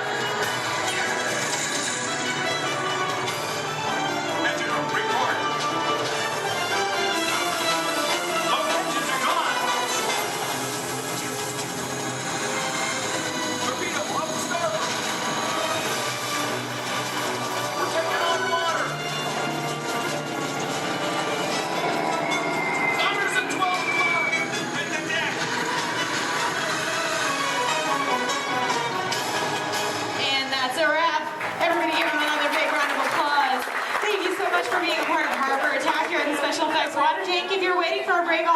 please stay where you are. The rest of you, please turn to your left, head straight down those ramps to the props warehouse. Shuttles will take you on the rest of your behind-the-scenes tour. On behalf of Stephanie, myself, and our brave volunteers,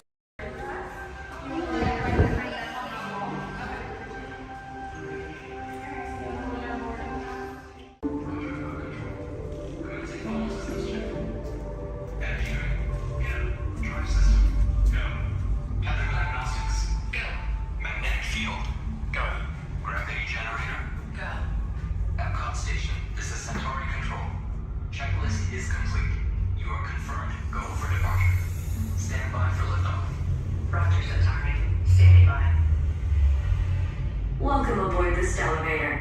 In just a few moments, you'll be on your way up to Space 220 aboard the Centauri space station. Enjoy the ride. SV1, you are clear for departure. Initiating in 3, 2, 1, liftoff. You're riding aboard the Mark V Stellarator, the latest in space elevator design and technology. Today, you'll have a spectacular view of Florida and the eastern seaboard. Enjoy the ride. I'll be back in a bit with arrival information.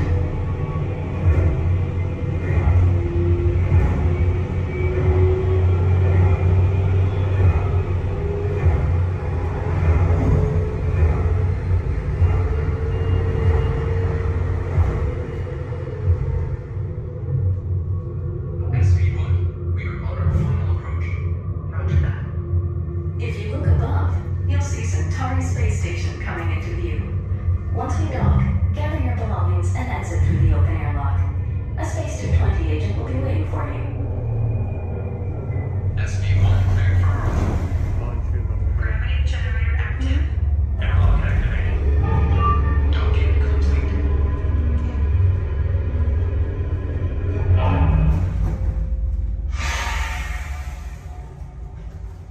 Welcome aboard. Is this where we go down? Yeah. Give me one moment. You guys gonna head right down this way. Somebody should meet you there. If there's nobody, oh, there is somebody. Okay. Head on down. Thank you. All right, guys. Woo. Is it okay? Good. We're safe.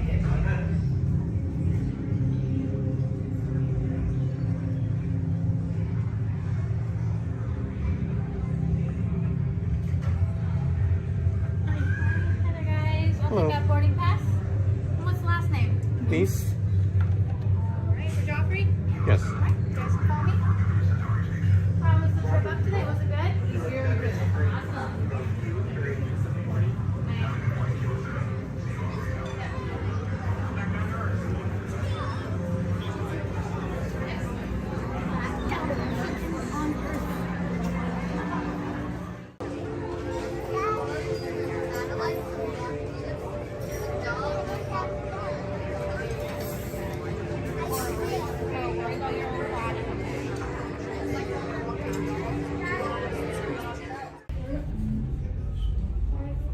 SV2, you are cleared for departure. Initiating descent in 3, 2, 1. Your journey back to Epcot will be a smooth and quick one today. So enjoy the ride.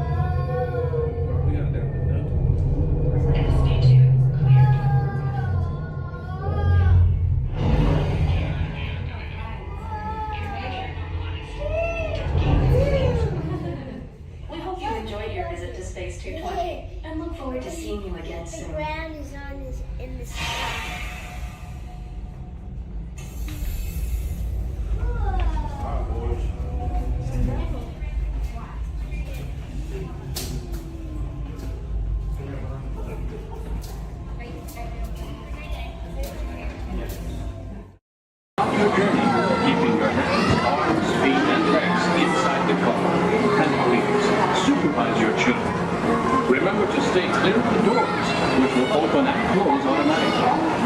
Enjoy your trip aboard the Metro Liner. Para su seguridad, es recomendado que mantenga sus manos, brazos, pies y pies dentro del tren y cuide sus niños. Gracias.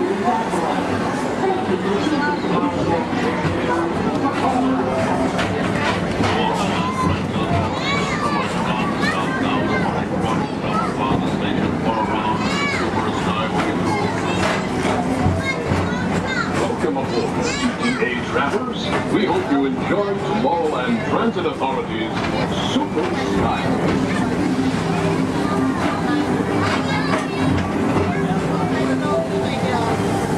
Now approaching Tomorrowland Interplanetary Convention Center. The convention center is home to a galaxy of wonders from the runaway train.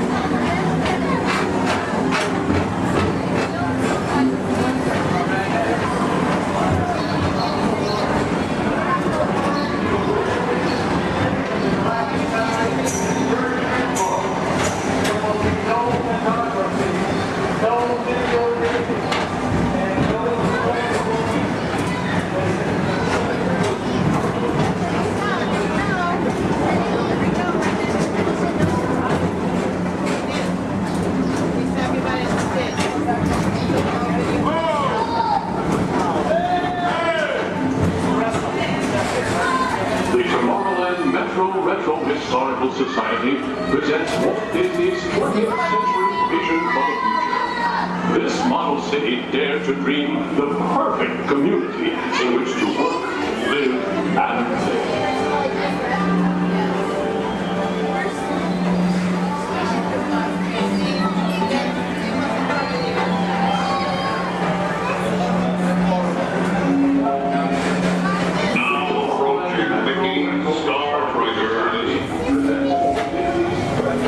For your convenience, Ralph and these Star Traders will be left in rocket ship to many planets in the galaxy.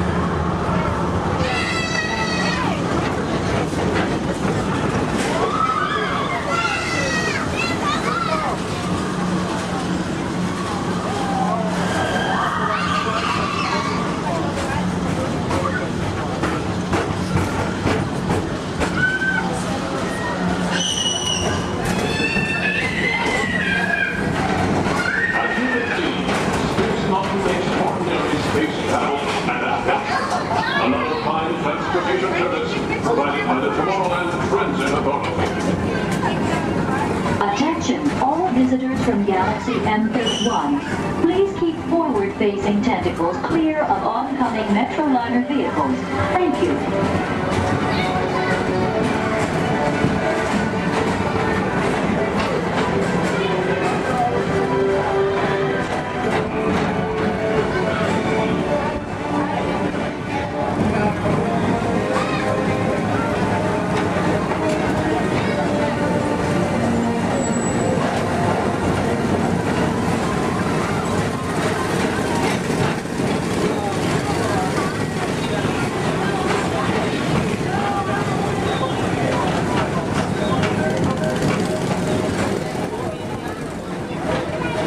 The centerpiece of Rocket Tower 1 is the League of Planets Astro Orbiter.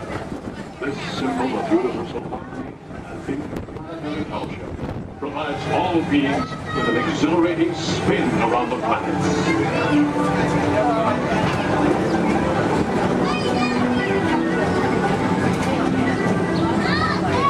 Remember, Blue Line passengers, for all your future travel needs, the TTA services all of Tomorrowland's outlying areas, including the personal rocket ship docking lot, and of course, perfect parking, the latest Paging Mr. Morrow, Mr. Tom Morrow. Your party with Saturn has arrived. Please give them a ring. Now approaching Walt Disney's Carousel of Progress.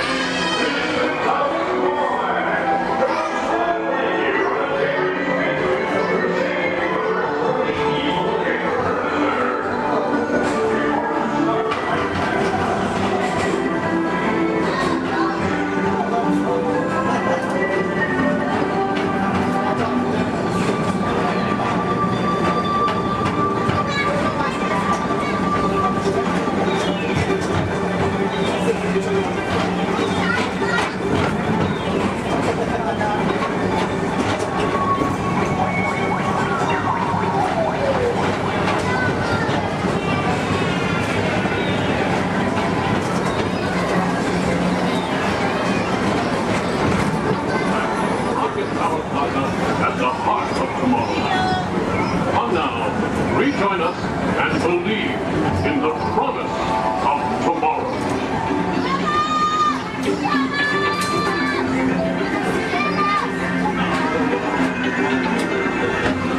Rocket Tower Final Station.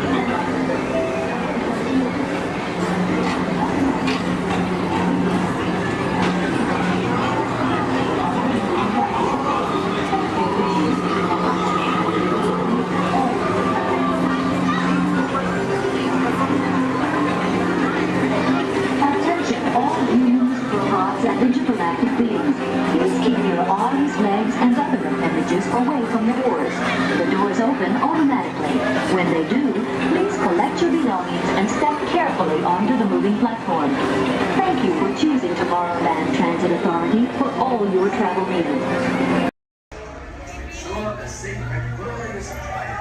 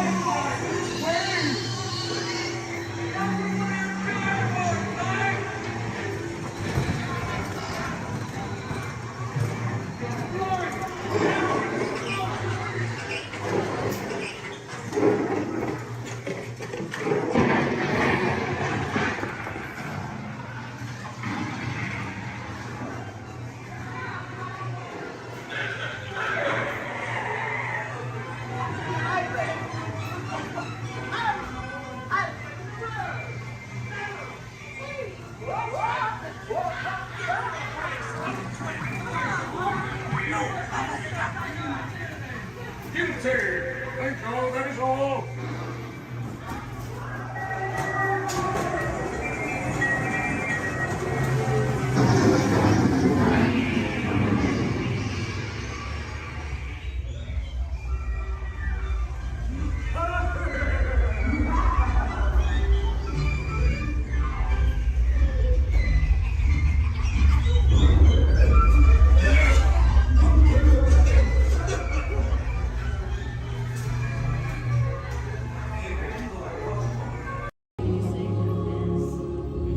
In 1923, a young man from the American Midwest, along with his older brother Roy, started a cartoon studio in the back rooms of a small real estate office in Hollywood, California.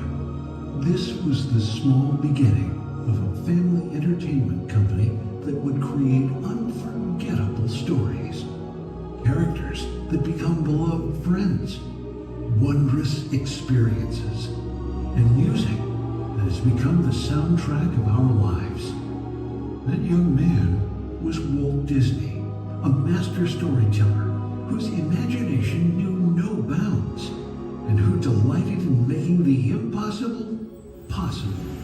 Disney 100, the exhibition, is a journey through 100 years of Disney magic, presented in themed galleries based on Walt Disney's creative concepts and philosophies.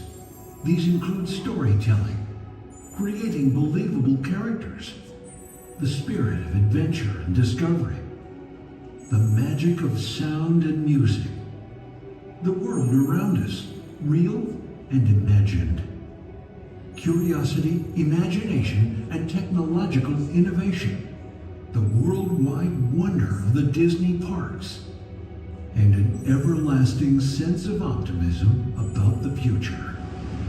Walt Disney famously said that it was all started by a mouse, but it really was all started by Walt himself. His philosophies became the foundation of the Walt Disney Company. They still inspire Disney's artists, filmmakers, Imagineers, and the storytellers of today. Oh boy! Oh, steady! Whoa! Hi, Musketeers! Well, here we go again, so hang on. Anything goes. You ready? And let the show begin! Here's my pal Walt to tell you how the magic is made. There's a lot of satisfaction in developing ideas into reality when we consider a new project we really studied. Not just the surface idea, but everything about it. And when we go into that new project, we believe in it all the way. We have confidence in our ability to do it right, and we work hard to do the best possible job. There's really no secret about our approach. We keep moving forward, opening up new doors, doing new things, because we're curious. And curiosity keeps leading us down new paths. We're always exploring and experimenting. Everybody ready? Then on with the show! Awesome, thank you for volunteering for being our flotation devices. Does anybody think that the captain should go down with your ship? Raise your hand. Awesome, sir, what's your name? Jim, thank you for volunteering for being the captain.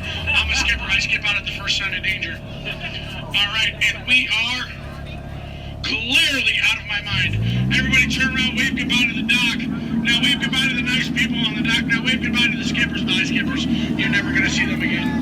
All right, ladies and gentlemen, my name is Skipper Jason. For your safety and mine, please remain fully and completely seated, keeping all hands, arms, legs, feet, small children inside the boat at all times. Now, not only am I your jungle cruise skipper, I am also your dancing instructor, your cruise director, your lion tamer, your alligator wrestler, and if you don't laugh at my jokes, swimming instructor.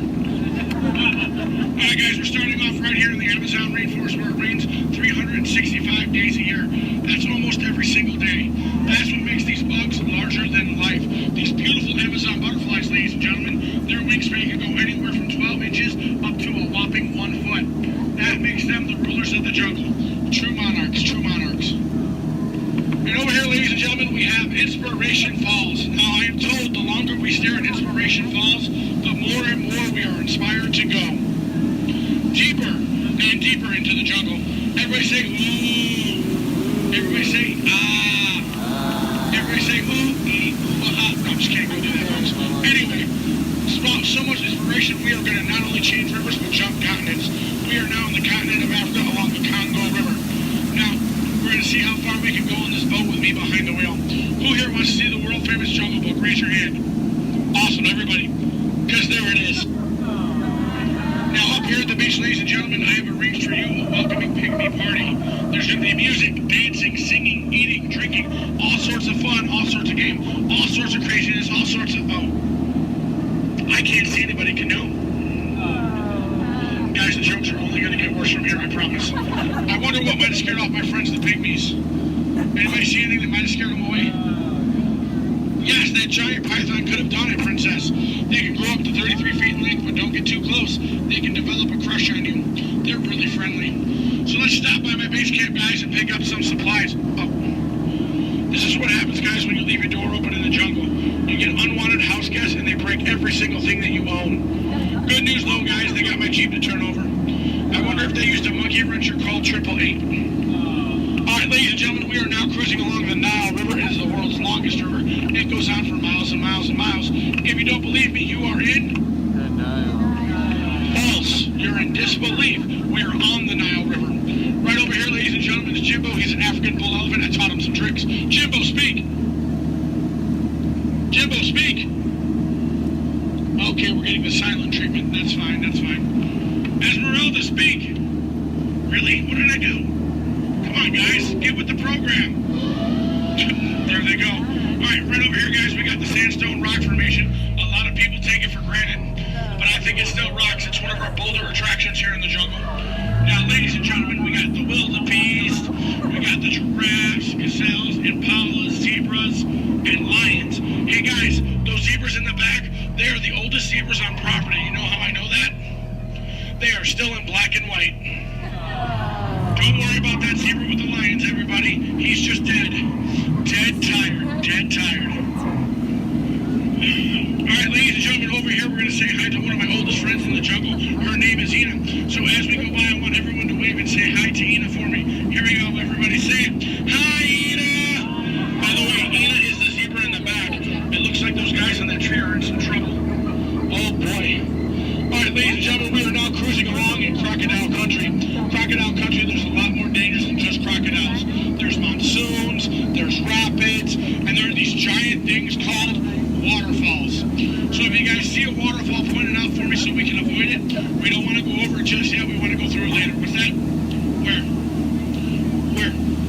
Oh, that is Schweitzer Falls, ladies and gentlemen, named after the late great Dr. Albert Falls. As we go by, I want everyone to lean. Lean, lean. Don't worry about looking stupid. I'm doing it for you. Lean, lean, lean.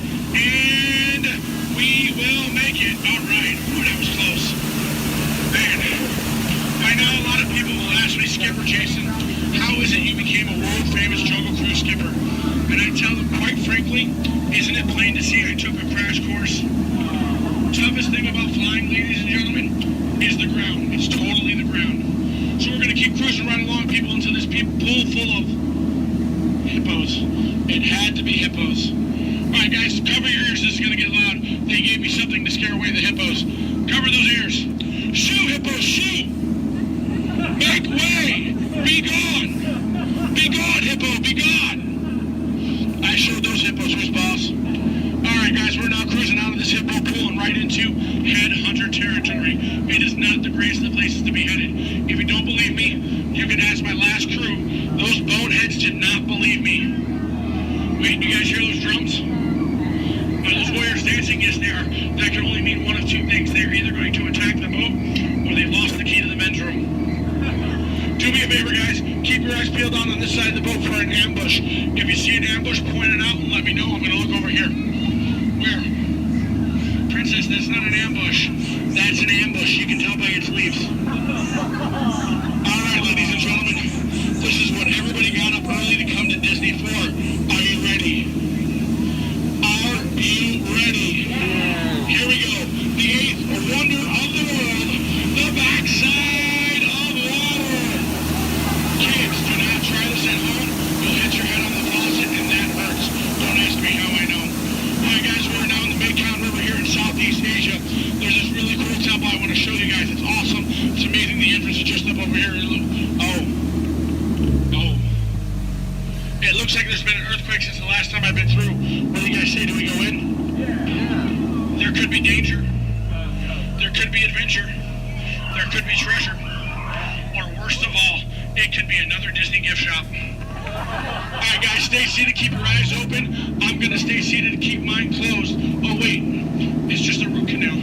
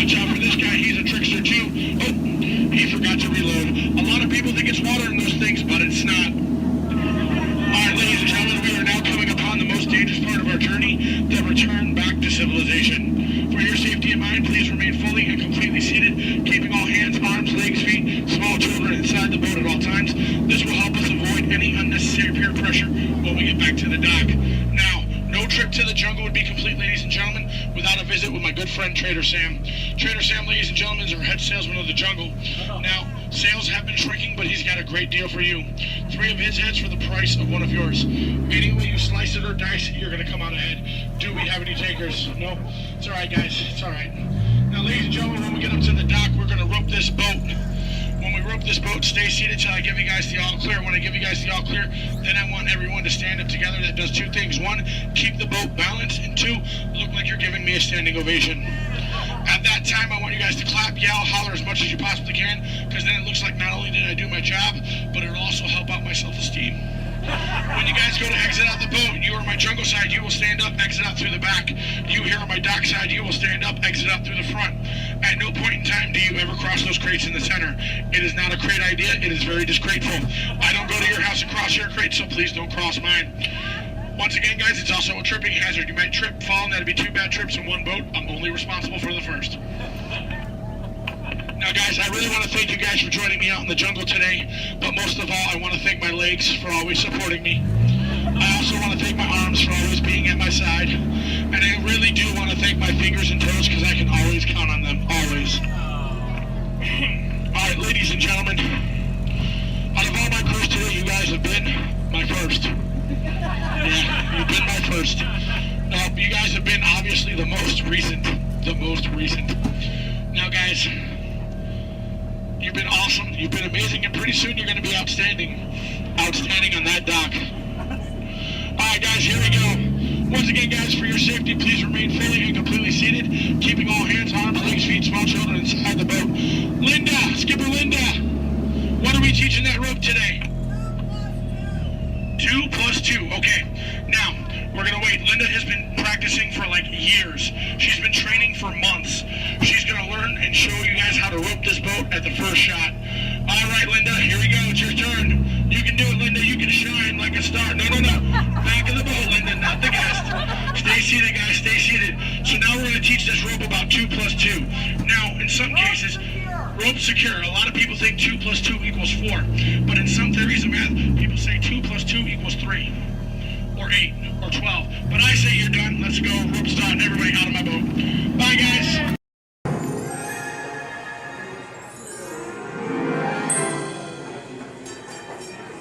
Ready? What card is that? Okay, keep your eye on it. Wait. Please. Blow on it.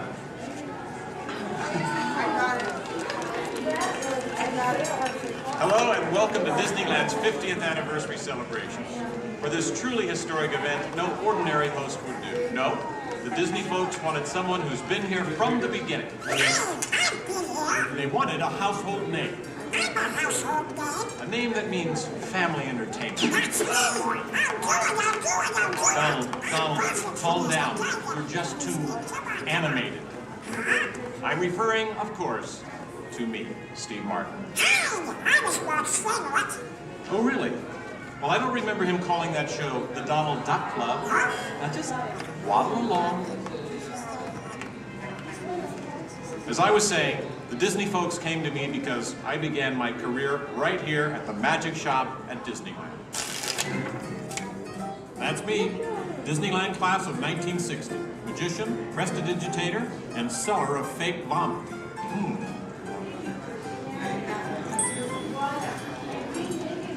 So young Steve Martin starts performing magic here, and lo and behold, they start calling the place the Magic Kingdom. Coincidence? I don't think so. But right now, I'd like to introduce you to the man who started it all, Walt Disney. Walt, tell us how it all began. Now this is the original, so we can from the original show here at Disneyland. And then, So we start out yes, it was Walt planning him, and then when they taking the merry-go-round and all kinds of places. As I sit there while all these things, sit on the bench, eating peanuts, I felt that this subject we was parents and the children could have fun together. Great idea. So that's how Disneyland started. I'll take it from here. Oh yeah, and I did not. This priceless artwork shows the first design for Disneyland. A small park that would have been near the Disney Studios in Burbank. It's sweet, isn't it? But he couldn't stop there. Not Walt. He wanted a world of the future, an exotic jungle, a wilderness frontier. This is just the most rare and valuable piece of art from Disney Archives. That's the painting that sold the concept of Disneyland to the bakers. It was a painting. You guys really. Thank you, and just get this lobby just open this morning, so you were here day one. It's just open today. Then Walt heard about an orange grove in Anaheim. Thank you. Thank you. You're welcome. An hour away from any major city, at the end of a dirt road. Talk about impossible dreams. If I could take you back in time. Wait a minute. What am I saying? I'm a magician.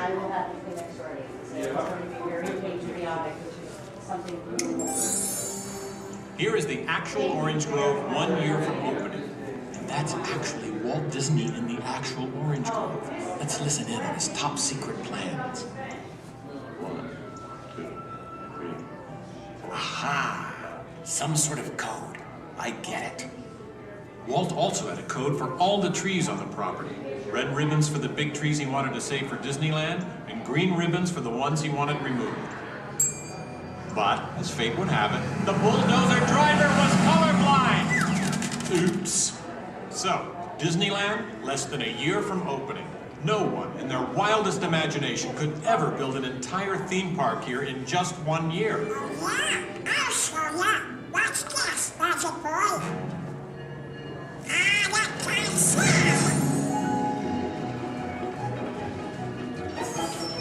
Keep going, boys. Faster, faster. That's it, perfect. That's it, perfect. Opening day. Take it away, Walt. To all who come to this happy place, welcome. Walt's dream had finally come true. And to celebrate, ABC organized the biggest live telecast in history. Some of the most famous stars in Hollywood showed up, including host Art Linkletter. Frank Sinatra. Hello, Franco. Who's driving? Sammy Davis Jr.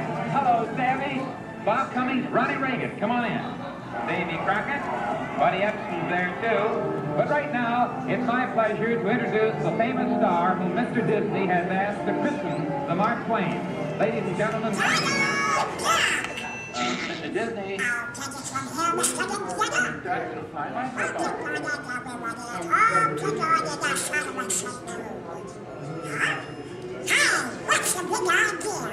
I'm translating. Nobody can understand what you're saying. Cannot. Not. I'll show you. Ignore the duck. As I was saying, the lands that America saw on the Disneyland television show became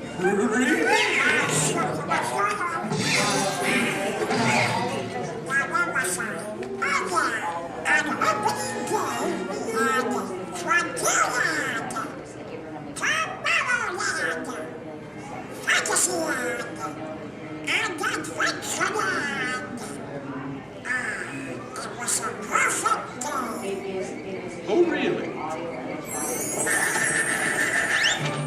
I wouldn't say perfect.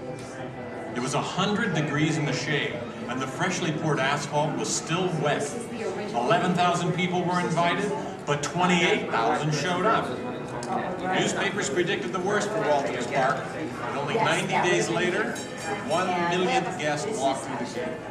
Disneyland not only survived, it thrived.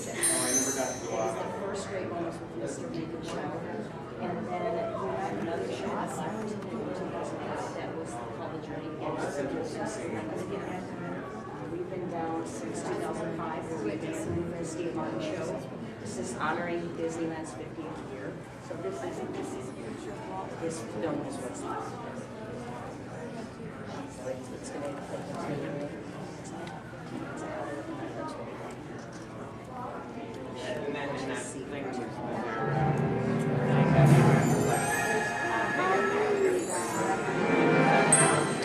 Walt wanted the magic of Disneyland to begin as soon as you walked through the gates.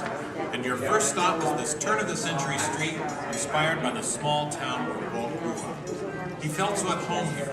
He even had an apartment built for himself above the fire department, and it's still there today. Walt paid tribute to his father in one of the shop windows. In others, you'll find some of Disneyland's most important contributors. Nice try, Donald. Many shops have come and gone here over the last 50 years. Gone is the working pharmacy, and gone but not forgotten, my favorite, Hollywood Maxwell's corset shop, better known as the Wizard of Bras. Yes, Disneyland is filled with nostalgia and memories, but that's only part of the magic. Let's not forget fantasy. Ah, hear that? When you wish upon a star, your dreams come true. For Walt, that was the very essence of Fantasyland. Of all the lands, this was closest to Walt's heart. He even placed the Disney family crest right above the castle gate. Fantasyland was created by the same artist who created Disney's animated films at the studio. And soon those storybook tales came to life in an orange grove in Anaheim. For the first time, we could step into those worlds and become a part of the adventure. In Adventureland and New Orleans Square, surprises happen all the time. In fact, Disneyland is the only place I can think of where you can be attacked by pirates, frightened by ghosts, and nearly crushed by a giant boulder, while keeping your arms, legs, and feet inside the vehicle at all times. And here's the adventure that started them all. Remote rivers through a treacherous jungle. Could something go horribly wrong? Only a punchline. Over the years, the Jungle Cruise has become a showcase for handsome and witty river guides. Oh no! That big elephant is coming up to us and it looks like he's going to squirt us! Everyone in the back, get down! Don't worry, it never happens.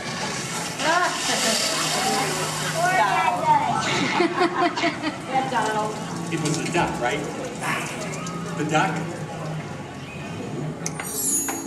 You know, Every time I get all dressed up in my cowboy hat and pearl-handled pistols, I think about the heroes of Frontierland.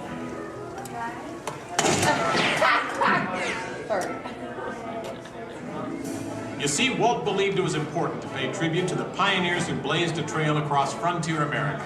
And I agree.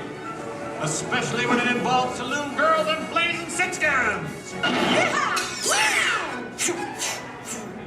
In Frontierland, you could meet popular Disney heroes of the day, like Davy Crockett and Zorro. For a while, there was an authentic American Indian village. And in the little mining town called Rainbow Ridge, you could board a mine train or pack mule to explore nature's wonderland. And then the West got a whole lot wilder. Big Thunder Mountain Railroad was a thrilling addition to Disneyland's growing mountain range. The first peak was the Matterhorn, one of Disneyland's first e-ticket attractions. But the most out-of-this-world mountain of them all is right here in Tomorrowland. When Disneyland first opened, Tomorrowland gave us a preview of the amazing, futuristic world of 1986. Okay, so the 1980s didn't turn out that way. But Tomorrowland is really about imagining the possibilities of the future. So we got to go to the moon before real astronauts did. We got to travel through the mighty microscope on atommobiles, beyond the realm of normal magnification.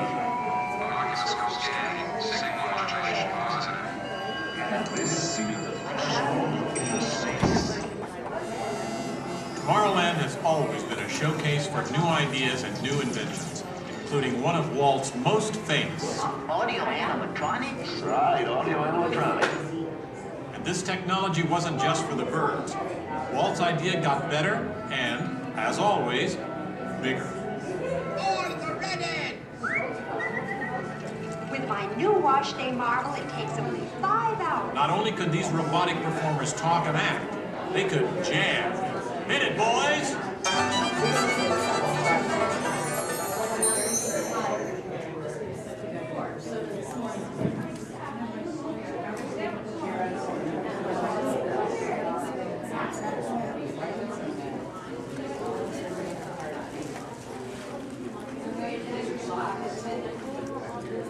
I was going to call him and say that.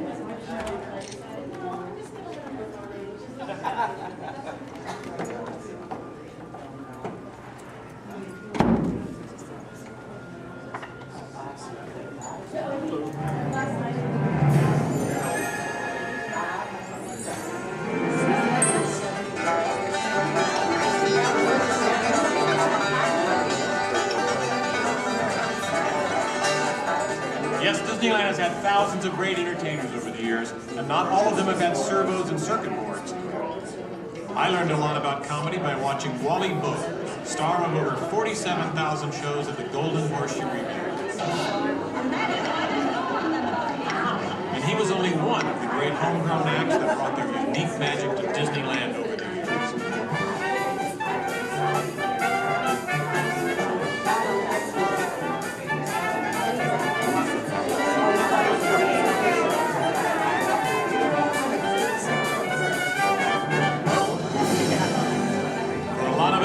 Disneyland's best magic trick happens every day at dusk. When all the lights come on, the Magic Kingdom is transformed before our very eyes. You know, that's one of the great things about Disneyland. Everyone has their own special memories. For some, it's the first time they walk through these gates. For others, it's their first parade. And I'm sure for all of you, it's watching me, Steve Martin, host Disneyland's big 50th anniversary. But while shows and attractions are all great, I think for most people, the real magic of Disneyland is right here. It's you, Donald. Yes, it's you and Mickey and all the rest of the gang who always make us feel like home. Shall we? Let's do it! Goodbye, everybody. You know, I have to admit, you would have made a perfect host next to me.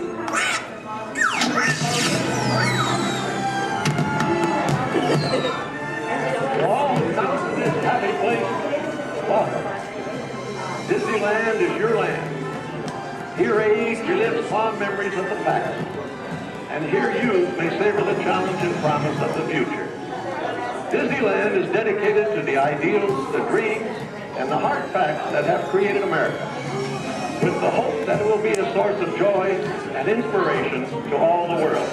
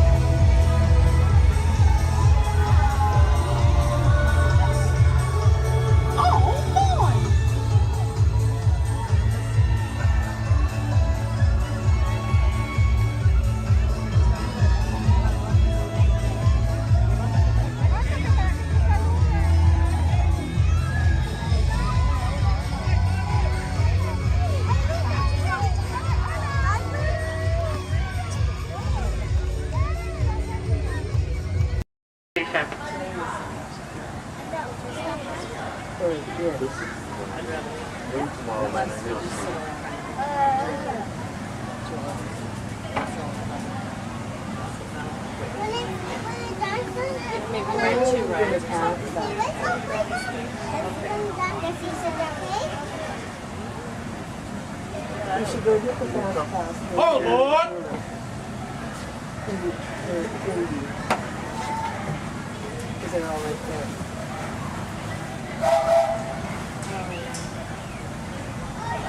And folks, on our way to Main Street Station, we'll be passing through the Grand Canyon and Primeval World. This is a perfect opportunity to take out your cameras and snap a few pictures. However, as a courtesy to those around you, we ask you please turn off the flash photography and video lighting on your cameras. Once again, no flash photography or video lighting inside the tunnel.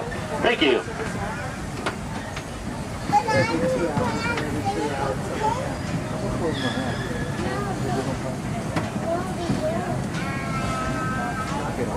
To those joining us, welcome aboard. The next leg of our journey will take us along the rim of the Grand Canyon. It's a mighty long drop to the canyon floor, so for your safety, stay seated with your hands, arms, feet, and legs inside the train. Be sure to watch your kids and no flash pictures, please. Para su seguridad, permanezca sentado y mantenga las manos, brazos, pies y piernas dentro del tren y cuide a los pequeños. Por favor, no tome fotografías con flash.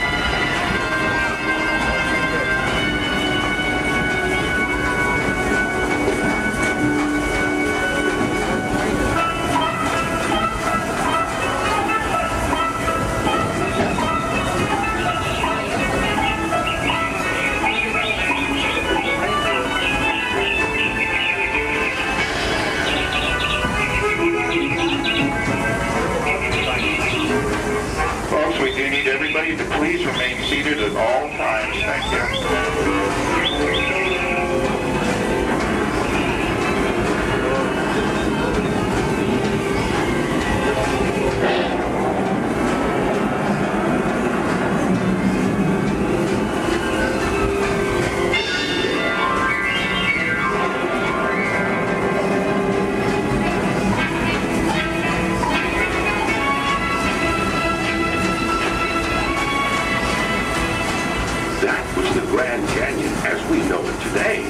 But it wasn't always that way. Right now, as we travel back in time, back to the fantastic primeval world, land of the dinosaurs.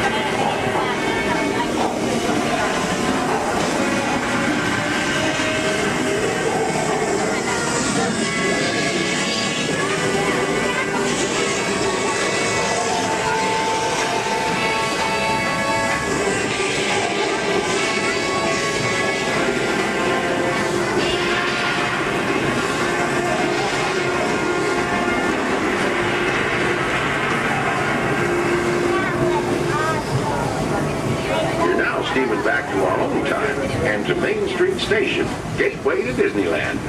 If you'll be leaving us here, stay in your seat till we come to a full stop. And remember to gather all your personal belongings, including the young'uns if you got any, and step carefully from the train. I'd especially like to thank those of you who've been with me for the Grand Circle Tour of Disneyland. We surely hope you enjoyed your travels with us and that you'll come back and see us again real soon. For those of you traveling on, we'll be on our way again in just a few minutes. This is Main Street Station, Main Street, USA.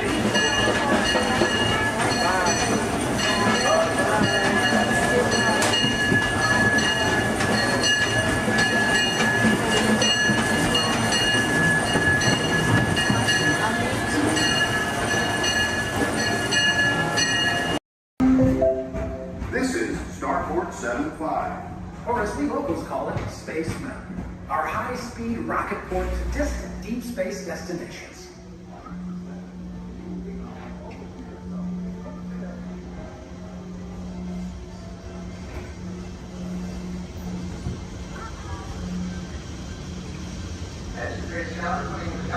Sorry to report we're here.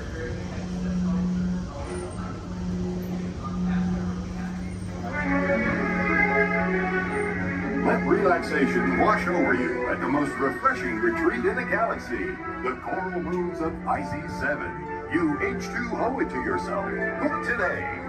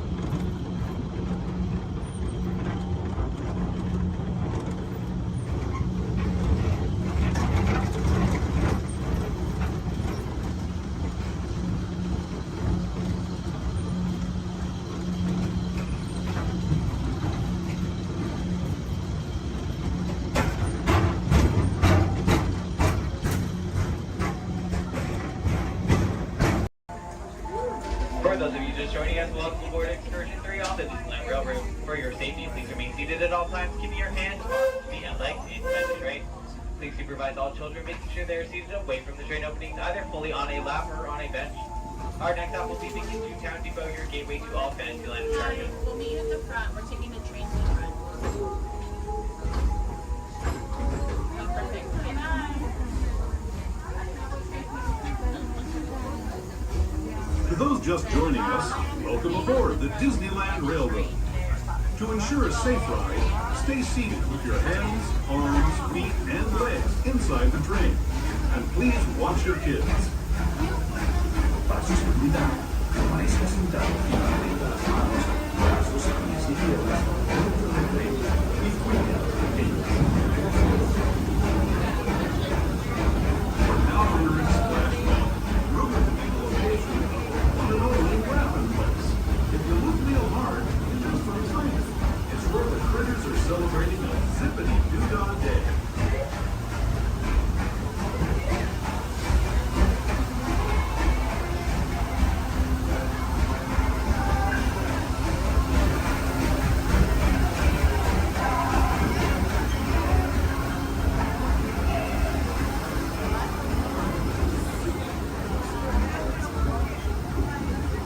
Speaking of critters, this place we're passing over is home to a whole bunch of them.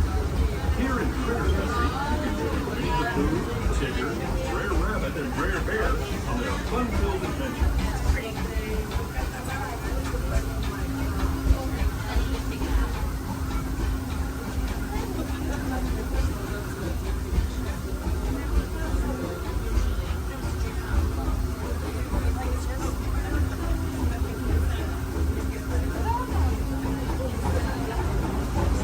As we steam past Hungry Bear Restaurant, last outpost in these parts, We're now joining up with the rivers of America and entering the frontier as it looked more than a century and a half ago.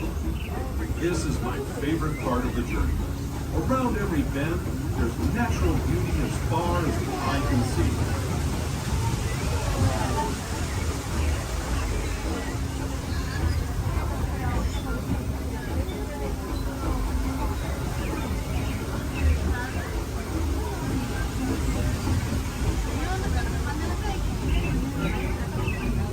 There is the revered Indian shaman, sharing his stories with those in the great river valley below.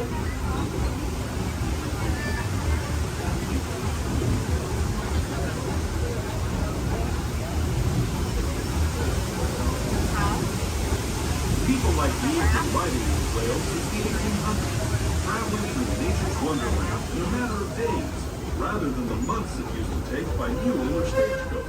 Steam power not only fueled these iron horses, but the dreams of a whole new generation as it moved west into this great frontier. Of course, some of those dreams, and the stories that went with them, were pretty darn wild and downright unbelievable, like on Big Thunder Mountain, where I hear that mysterious spirits have grabbed hold of those mining trains and turned them into the wildest ride in the wilderness.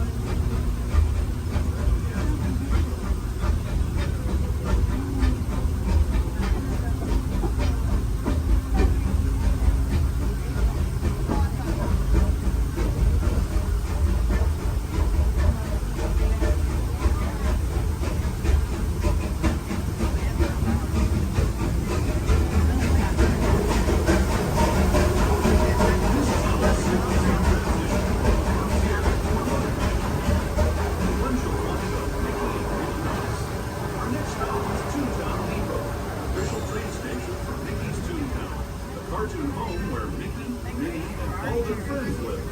Toontown Depot is also the gateway to Fantasyland, where you'll find many of your favorite Disney animated characters and As we make our way to Mickey's Toontown Depot, we do ask that you please remain fully seated until the train has come stable and quickly stopped. Some of your stops are all Fantasyland attractions, including Into Small World, Alice in Wonderland, Peter Pan's Flight, and our other favorite little train, Casey Jr. Once again, please remain fully seated until we have come full and complete stops. Depot, Mickey's Toontown.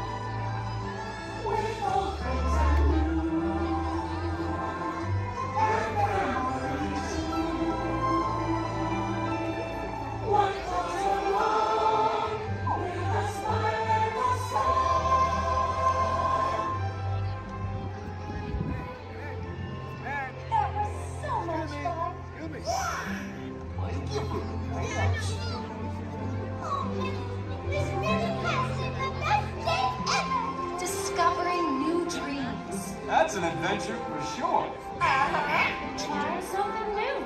And having a swinging good time. You win. Finding the confidence to be true to yourself. That's right. Here's to all of us, old friends and new ones.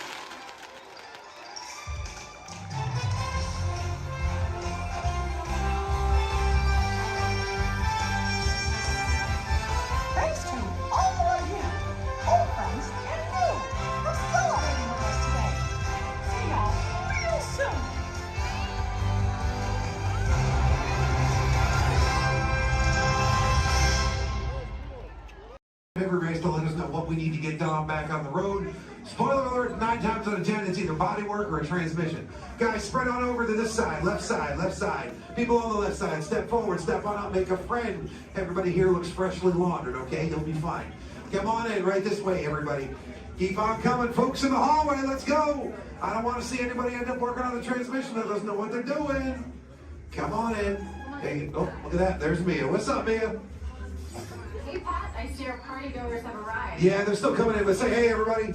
Hey, I'm Mia, Dom's sister. Well, another race just wrapped, and it looks like my brother with another car for his collection. Anybody surprised? Honestly, I don't know why anybody challenges him. Me either, man. Well, we're meeting up at Sullivan's Garage for the after party, and while Tej works on your rides, you guys enjoy the break room. My brother calls this the family room. Oh, here we go. Dom says he doesn't have friends, he has family.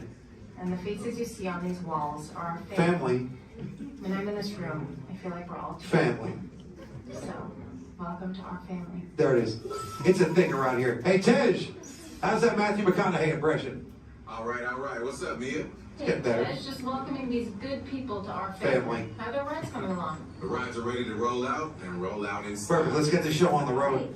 I'll let Dom know. You guys have fun at the party. Bye, Mia. Bye. She just called. Okay. All right, Pat. Yeah. Let's get these people on their way. Send them over to the war room. Sounds like a plan. Are you sure, though, Jamie's kind of a piece of work? Right. And he hung up. Okay, so in a moment, those doors are going to open. When they do, head on into the war room with Jamie. That's Tej's new assistant. First day without Tej, so good luck. Be nice. Don't touch nothing. Too much last night, so bear with me. Tej left me alone today, so yeah, that's pretty much it, you guys. In just a moment, these doors will be closing, and okay, so yeah, you guys want a tour of the war room? Okay, so basically, got some monitors over here. My name is Jamie, by the way, you guys. Oh, and there is Tej. Jamie, the buses are here. Okay, what do you want me to do with them? They're just staring at me. Should I send them now? Dom's calling. I got this, Jamie. Okay, great. Dom, what up? Tej, just got a heads up from Hobbs. The FBI is about to raid your location. Crazy. Man, they always ruining our fun. For real. It gets worse. They're leading Owen Shaw right to your door. Shaw? That cockroach we beat down in Spain? What's he got to do with this? Everything, right? Nothing yet.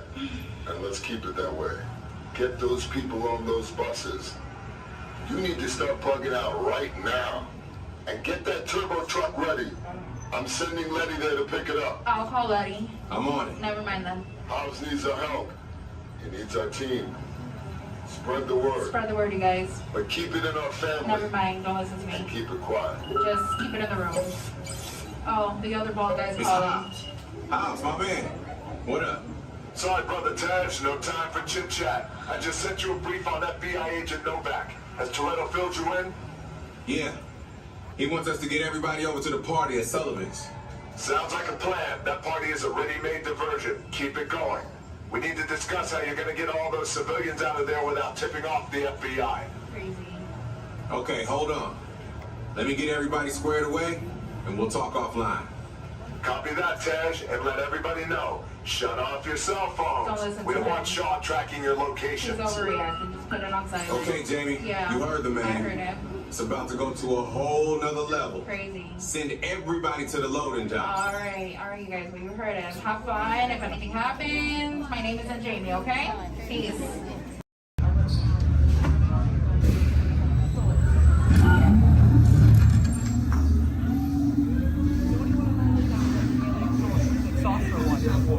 This plan is never gonna work. Rocket! Well, okay, I'm walk onto your vehicle. We'll be right behind you. Nothing to worry about. Unless we cannot stop this from usually then you're likely doomed. Good luck. You're gonna need it.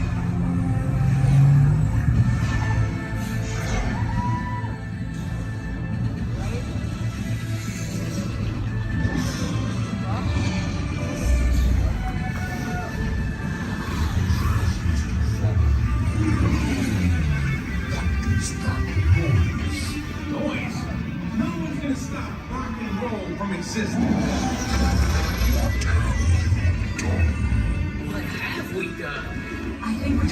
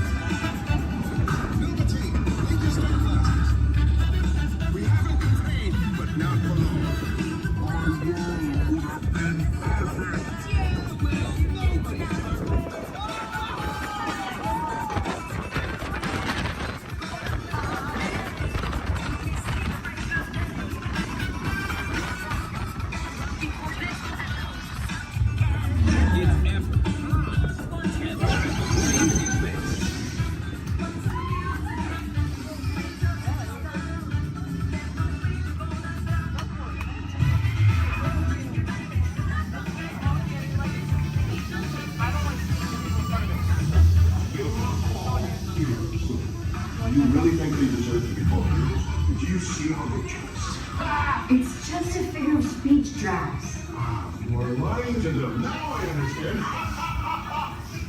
Welcome to the Guardians of the Galaxy.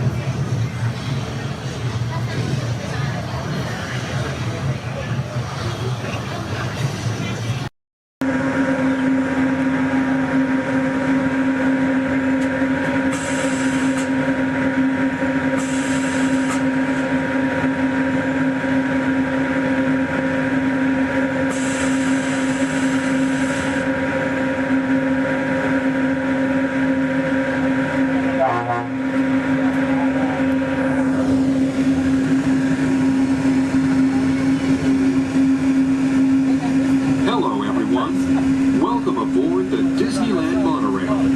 We are now beginning a 2.5-mile journey to downtown Disney Station and back. For a safe trip, remain seated, keeping your hands, arms, feet, and legs inside the cabin. Be sure to watch your children and no smoking, please. Bienvenidos. Para su seguridad, permanezca sentado y mantenga las manos, brazos, pies y piernas dentro del tren y cuide a los niños. Por favor, se ruega no fumar. You're riding aboard a Mark 7 monorail, the latest generation of Disneyland monorails. When Walt Disney introduced this attraction in 1959, it was the first daily operating monorail system in the Western Hemisphere. Just ahead is Disney's California Adventure, where you can live the ultimate California dream through attractions and live shows that are as diverse as the Golden State itself. The Towering Hotel is home to the Twilight Zone Tower of Terror, where you can literally take a thrilling drop into Hollywood history. The bear-shaped rock formation is part of the Grizzly Peak Recreation Area, a haven for outdoor adventures. Beyond it, you'll find the high-energy fun of Paradise Pier. Coming into view on the left are the villas at Disney's Grand Californian Hotel and Spa. It's the first Disney Vacation Club resort on the West Coast and shares the same arts and crafts style as the famous hotel, which we are now entering.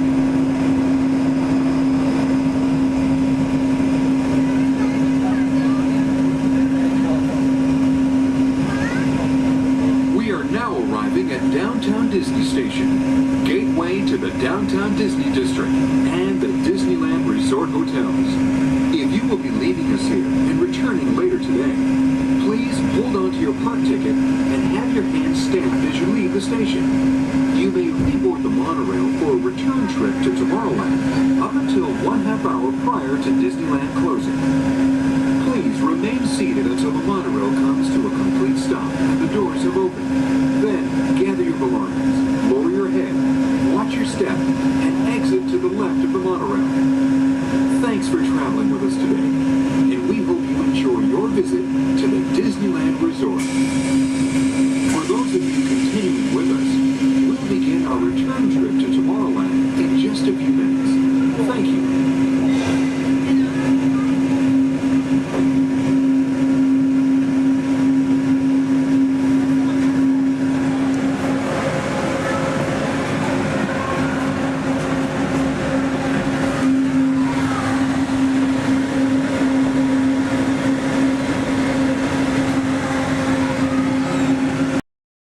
So let me ask, how's everyone doing today? Sweet. Welcome everyone to the Aquatorium and welcome to Turtle Talk. My name's John. I'll be your host. You're all here to have a conversation with the coolest sea turtle in the entire ocean. Do you know his name? That's right, it's Crush. Let me show you how it's going to work. Right here is our window to the Pacific. It allows us to see all of the undersea life that swim by. Up there in the corner is our hydrophone that allows us to communicate with all the undersea life. So it's going to be very conversational, meaning Crush will talk to you. You'll be able to talk to Crush. He's got questions for you. And hopefully you all have some questions for him. You can ask him anything you want. You can ask him what he likes to eat, what he does in his free time, what's the meaning of life, anything like that. He'll be happy to try to answer. If you do need to leave at any time, it's okay. Just use the doors on the opposite side of where you entered, or right back here. Back there's my pal Brian. Everyone say hi, Brian! Hi! Brian will be back there to assist you if you should need any assistance during the show. I'm going to lower the lights and lower the music here so we can see and hear just a little better. My friends the Moonfish are going to be coming out here and showing you some rules. First rule inside, please no eating during the show. And no drinking. No smoking. And the last one, take all the pictures and video you like, just please no flash photography or video lighting. Round of applause for the Moonfish! Excellent. All right, Crush is up there surfing. He said when you're ready, just call him down. So on the count of 3, yell, hey Crush. Ready? 1, 2, 3!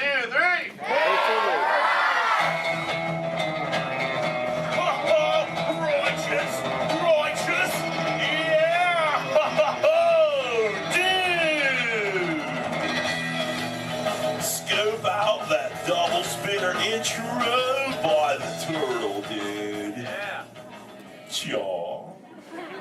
Whoa, dude, check out all the humans in the human tank. Hello, human dudes. Oh, hey, dudes. Oh, dude, there's even little grommet dudes, sub level. Hello, little dudes. Focus, little dudes. Awesome. Dude, it's John. What's going on, dude? Hey, dude. Hey, do you think you can help me talk to a grommet right over here? Right down front, kind of middle, wearing like a greeny color shell, dude. Brown moss on the dog, dude. Hey, what's your name, dude? Rudy. Nice to meet you, Rockin' Rudy, dude. Hey, do you know how to talk like a turtle? No. Oh, no worries. I'll teach you. Can you say totally?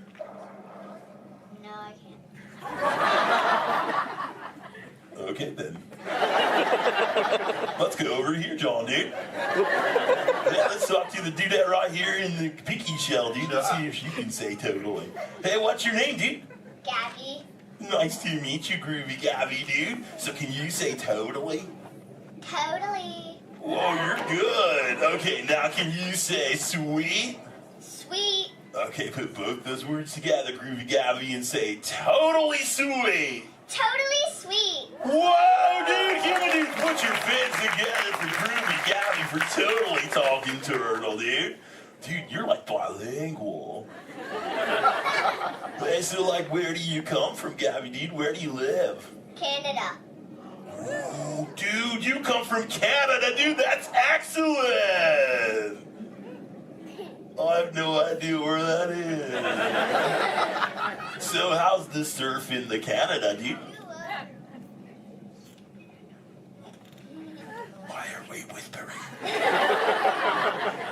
Well, no worries, dude. Hey, so like, who brought you here on this fine day from the Canada, dude? Who'd you come with? With my family? Oh, excellent, dude. You brought the whole familia. Wouldn't it be cool if I talked to, like, your parental units? Totally say chaw. Chaw. Awesome. Okay, let's find out where they are. Parental units of Groovy Gabby, where are you at? Raise your fin. I want to talk to you. Over here, dude. Oh, dude, excellent, dude. They're, like, way over there. They're, like, taking a mini vacay from the little one over there, dude. Hey, what's your name, dude? Walt. Nice to meet you. What relationship are you to the Groovy Gabby, dude? Father. Oh, you're the Papa Bear. Excellent. Hey, so how many little ones do you have? 2. Oh, you're just getting started. Excellent. Dude, the Crush Man's got 65. You should totally try that. Well, hey, I was wondering, do your little ones ask you a lot of questions? Oh, yeah. Do you always have the answers right? Oh, dude, I'm totally the same way, dude. My youngest son, Squirt, dude, he asks me questions all the time, and I'm like, I do not know. In fact, human dudes, that's totally why I'm here today, to answer all those questions Squirt has about you human dudes. So if you can help me, and so I can take it back to him, totally say chaw. Oh, dude, you so totally rock! Dude! Whoa, dude, we got some advanced turtle talkers out there. Excellent! For the rest of you dudes, whenever a green sea turtle says you so totally rock, you reply by saying, dude, really loud. So, you so totally rock, dude. Excellent, now you're all talking turtle. Let's move on to Squirt's first question. Numero uno. Squirt saw you human dudes at the beach the other day, and he wanted to know what you dudes do when you go to the beach. So shout it out, human dudes. What do you do when you go to the beach? Dude, kill the motor, dude. I heard some surfers, swimming, tanning. One little dude over here was like, boogie board. That was awesome. Well, let's see you swimmers out there. Raise your fin if you know how to swim. Oh, not many adults know how to swim. Okay, this is muy importante, human dudes. Raise your fin if you've ever swam or swummed or swam it in your entire life, dude. Oh, that's more like it. Hey, John, dude, let's go to this side of the tank in the first row, fourth noggin. That dudette looks like a most excellent swimmer. Hey, dudette, what's your name? Me? Sandra. Nice to meet you, Surfing Sandra, dude. You should have seen your face when I first called on you. You were like... It was totally awesome. Oh, go ahead, Sandra, dude, what's up? Are there any sea creatures you're actually afraid of? Oh, dude. Those tiger sharks got some serious thrill issues. They're real jerks. Dude, but you know, I'm a pretty fast swimmer, so I can get away from them pretty good, dude. But you know, I do have two very good friends, Chum and Bruce, or an anchor too, don't forget about him. Well, Bruce and them started this 12-step program called Fish Your Friends, Not Food. Oh, you know it, dude. You took it too. That's excellent. It's spreading onto the land. Very cool. Well, hey, I was wondering, dude, do you ever go swimming and you like to go fast or slow? I like to slow down my fast. Oh, dude. I like your style, Sandra, dude. There you go. Just kind of like sit back and close your lids and be like, dude. I'm Sandra. I hope there's no tiger sharks around. Dude, that's excellent. But you know what? I am a green sea turtle, and because of those tiger sharks and my love for the thrill of speed, I totally love to go fast. Hey, human dudes, you want to see how fast I can swim? Totally six, y'all. Excellent. I'm going to go get my motor running, and human dudes, I need you to time me. So start counting when I say go, and count nice and loud so I can hear you, okay, dudes? Ready, set, go. 1, 2. Back, dudes. Dude, I just swam all the way around the world. I did, dude. Right through Canada.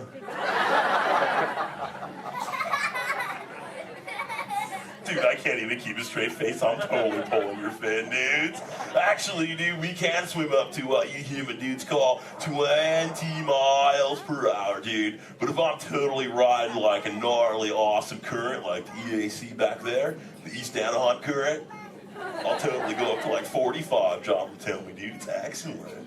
Oh, dude, but where are my manners, human dudes? I'm totally doing all the talking.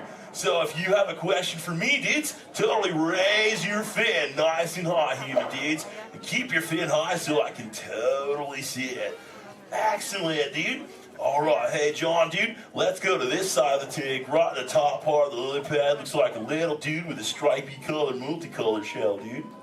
Totally, dude. Excellent. Hey, dude, what's your name? Robert? Nice to meet you, Rockin' Robert, dude. So what's your question? Do you have a favorite toy? A toy? Dude, what's a toy? I don't know. Something you play with? Oh, dude. Yeah, dude, when I first got into the ocean from the beach, dude, I totally loved to play with this sea star, dude. It was excellent. We used to, like, totally have fun together. Do you have a favorite toy, dude? Yeah. What is it, dude? A stuffed animal?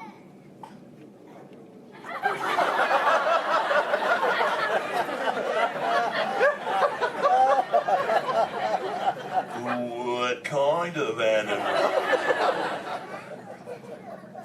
One from Disneyland. What's Disney? You know what, dude? You got some serious thrill issues, dude. We're just gonna stop it right there before I go any further. Dude, that's excellent. Hey, actually, dude, do you think you can help me with something? Say chomp. Chomp. Okay, the other day I found this thing. I don't know what it is. It's hoping you can tell me, dude. What is this, dude? A Buzz Lightyear toy. Oh, dude, so this is a toy, dude? Excellent, dude. So, like, what does he do? He flies. No way. Let's see if I can make him fly. Dude, that was awesome! Dude, the other day when I found this little mini man, he started talking to me, dude. He was like, I don't know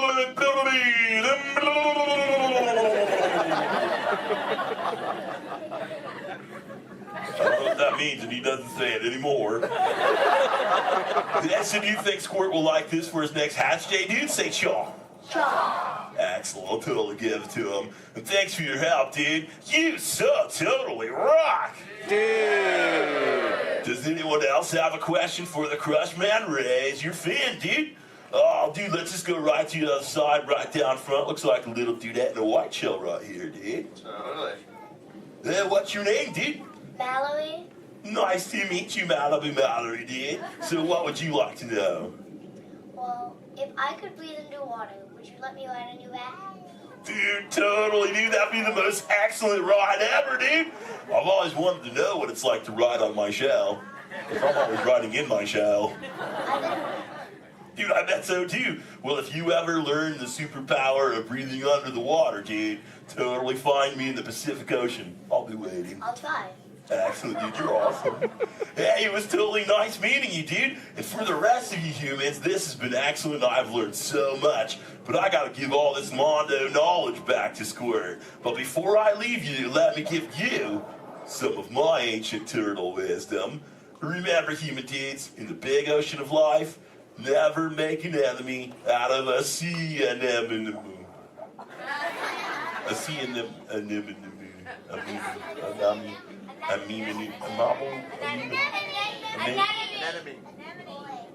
Stay in schools, dude! And remember, you so totally rock! Give it up for the Crush Man! Alright, give it to mark your exit ready. The scabbing, the doors in the bag. 6, I want 2 on gray, 4 on orange. 2 on gray, rest of you on orange. How many here? 1. So you're going to be over here on blue. And 2, you're going to be on blue. Now, stand over your color, face the center, shoulder to shoulder. Now remember the color you've been assigned. Blue, red, gray, and orange. It'll be an important part of your interrogation process. You're going to need to know that color at the end of your interrogation and possible long-term motive. How many? Moving aside blue. Quickly to the end of the hallway. How many? 4. Moving aside red. How many? Moving aside gray. Now, this cell door opens, I will call you in by your assigned color. And you will tell us everything. No, oh, you're going to have a tough time in interrogation. Get on your color. There you go. Scoot over, blue. Make a look for it. Get on your color. Not the lights, on your color. Where do you go?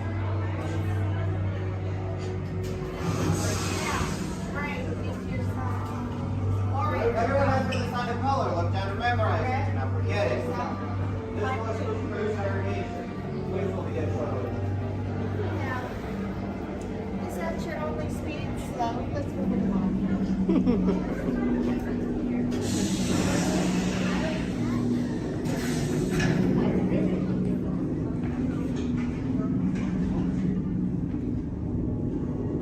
Leave us.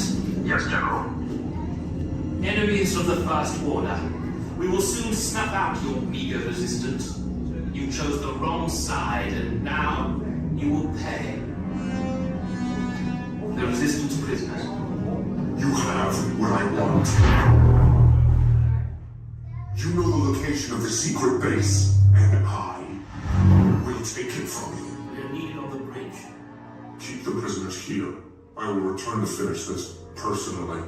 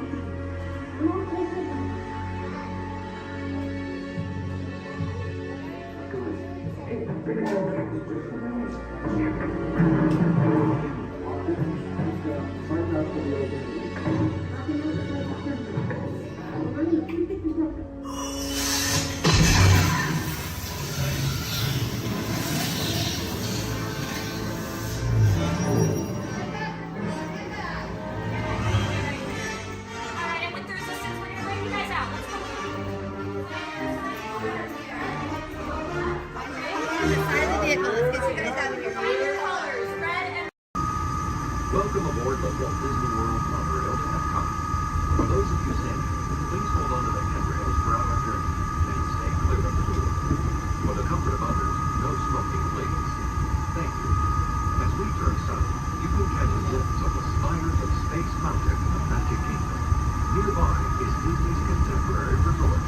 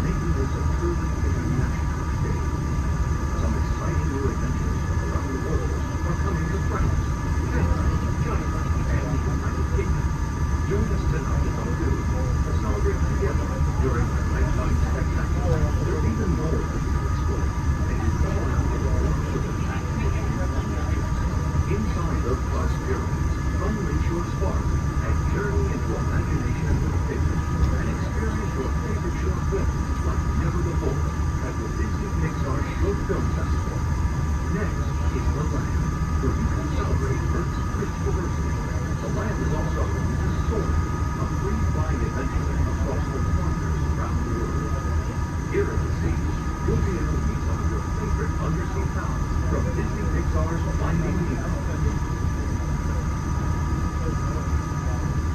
We're approaching the Epcot monorail station. For our smoking guests, there are designated smoking areas just outside the park. Please hold on to the handrail and stay clear of the doors until the monorail stops completely and the doors open. On behalf of the cast of the Walt Disney World Resort, welcome to Epcot.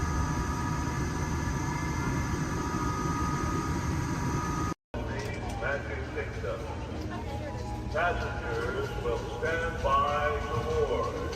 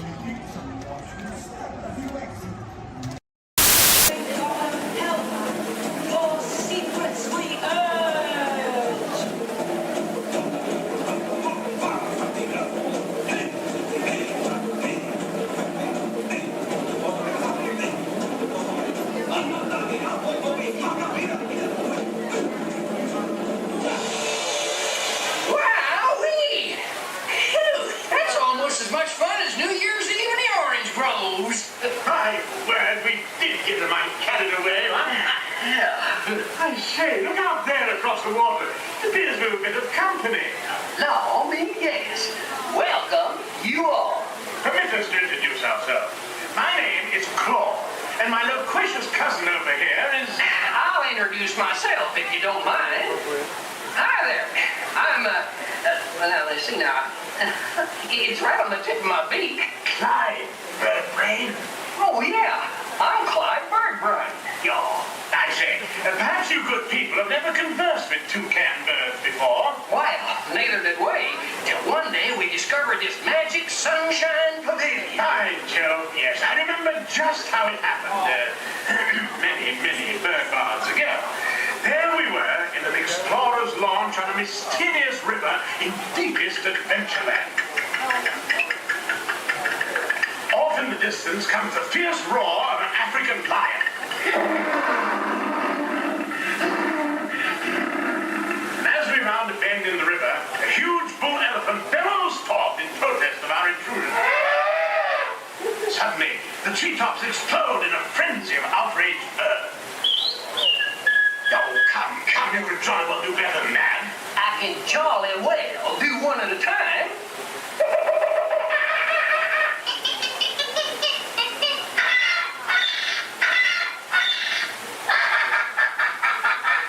Meanwhile, shifty-eyed crocodiles lurk by the water's edge.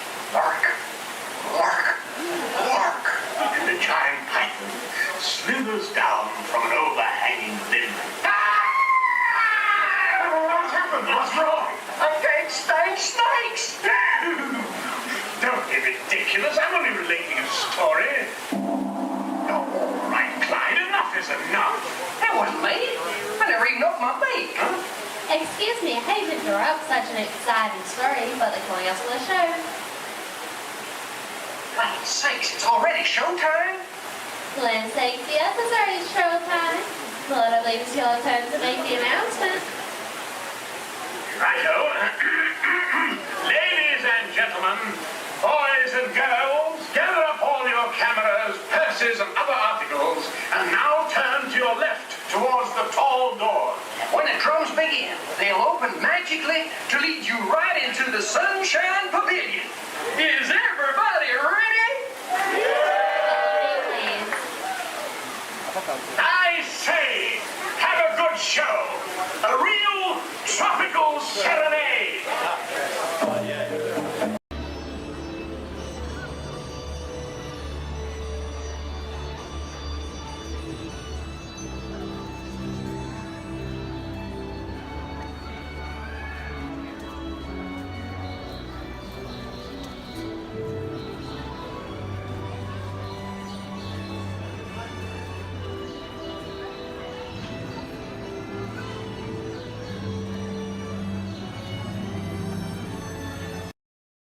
To welcome you. While you're in town, be sure... We interrupt this program for a special report. A child is on the loose in Monstropolis. A human child! If witnesses are to be believed, there has been a child security breach for the first time in monster history. We can neither confirm nor deny the presence of a human child here tonight. I tried to run from it, but it picked me up with its mind powers and shook me like a dog. It's true! I saw the whole thing! Happy birthday, Schmoozy Poo! Oh, googly bear!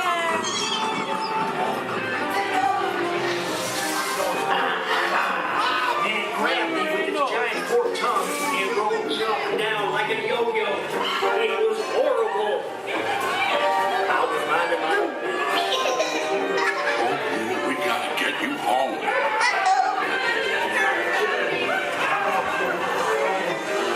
There's a kid! A human kid!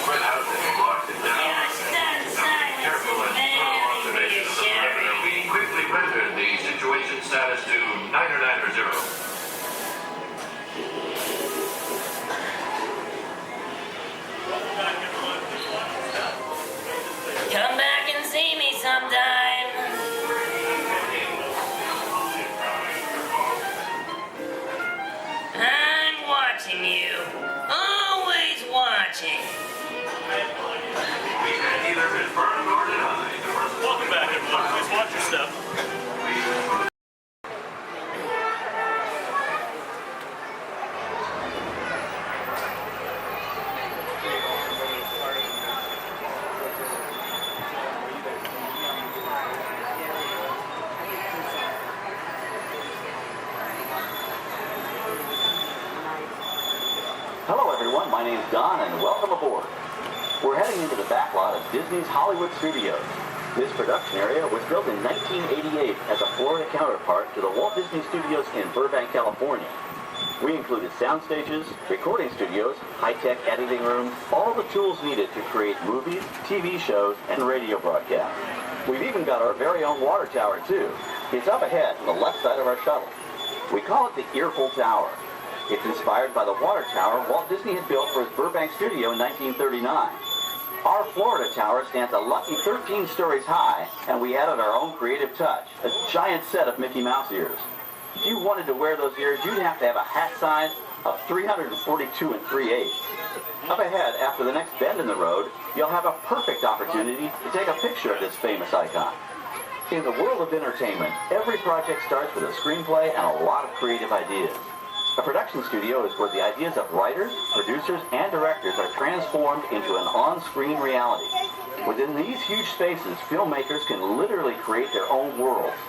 Our Florida sound stages are soundproof, weatherproof, and most importantly, air-conditioned. All vitally important for the cast, crew, and equipment. Many of the crafts needed for filmmaking are located right here on the lot. On the left, we have our own greens department. It grows flowers, trees, shrubs, and topiaries. A few well-placed plants can cover up empty spots in the set and add a touch of natural beauty to a scene. On the right are two of the aircraft from the 2001 blockbuster hit Pearl Harbor. These exact full-scale replicas of P-40 fighters were used in the special effect fight sequences. Of course, many of the planes we saw flying through the aerial battles or sitting on the ground weren't real at all. They were created entirely within a computer. Oh, keep your cameras focused to the right. We're coming up on that perfect angle of the Earful Tower I told you about. It's a true masterpiece.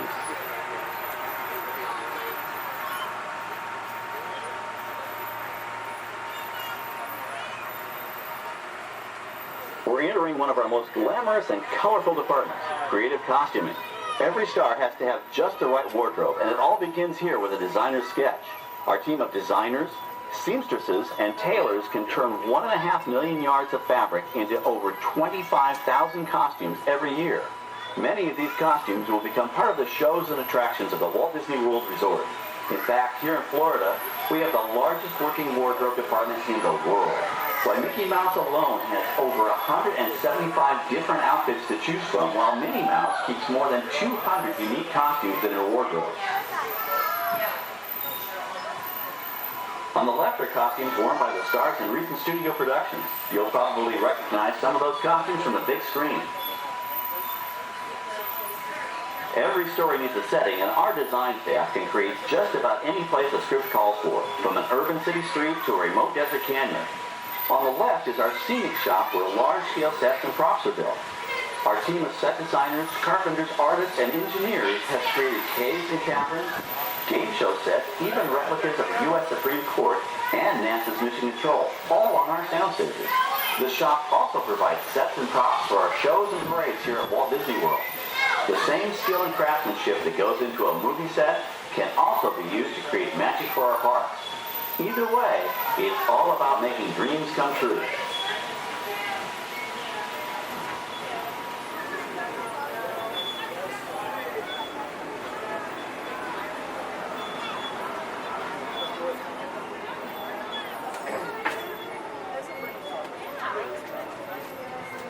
Now we're entering a zone we call the Boneyard.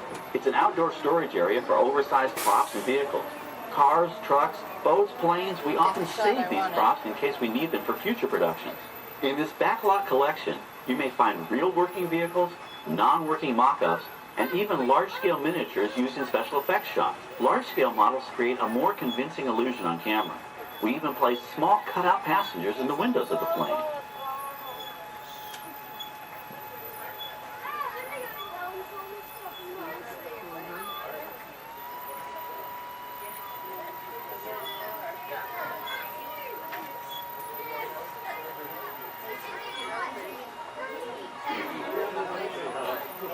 We're now passing by the sets for our Lights, Motors, Action, Extreme Stunt Show. On the left, you may catch a glimpse of the Mediterranean fishing village that sets the stage for this thrilling attraction. We'll get a closer look at it soon, but for now, we're approaching one of the largest standing sets on our back lot. It's over on the right. It may not look like much from this angle, but it's pretty spectacular on the other side.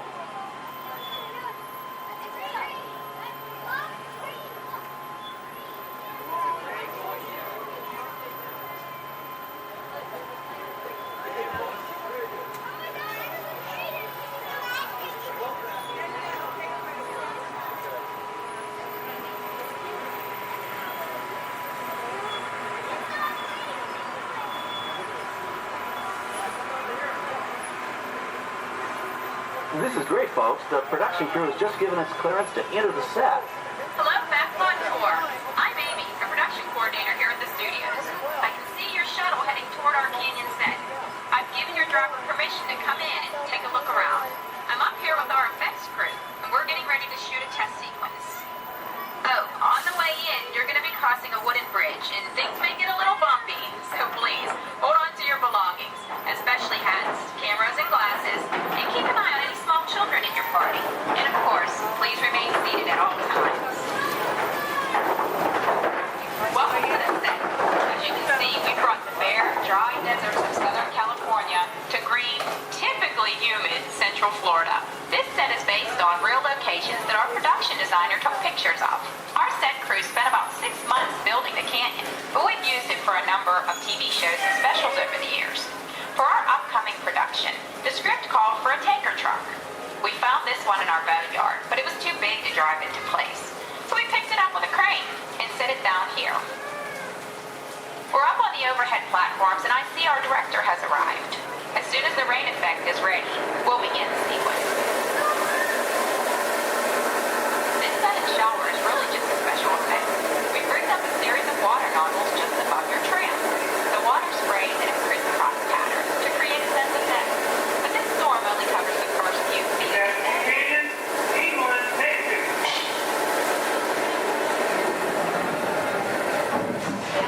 Okay, it's showtime. Everybody stay seated. Hang on to your belongings and watch your children.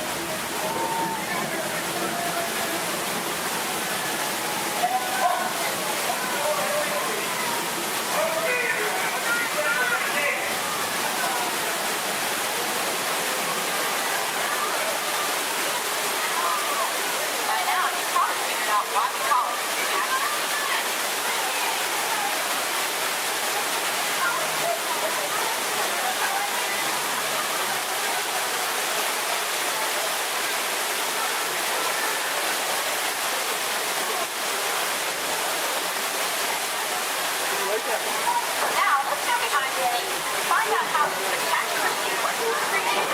The canyon itself is a facade, a steel structure covered with wire mesh and layers of concrete, sculpted and painted to look like natural rock formations. Narrow yellow pipes carry propane gas, fueling slow use in fireplaces.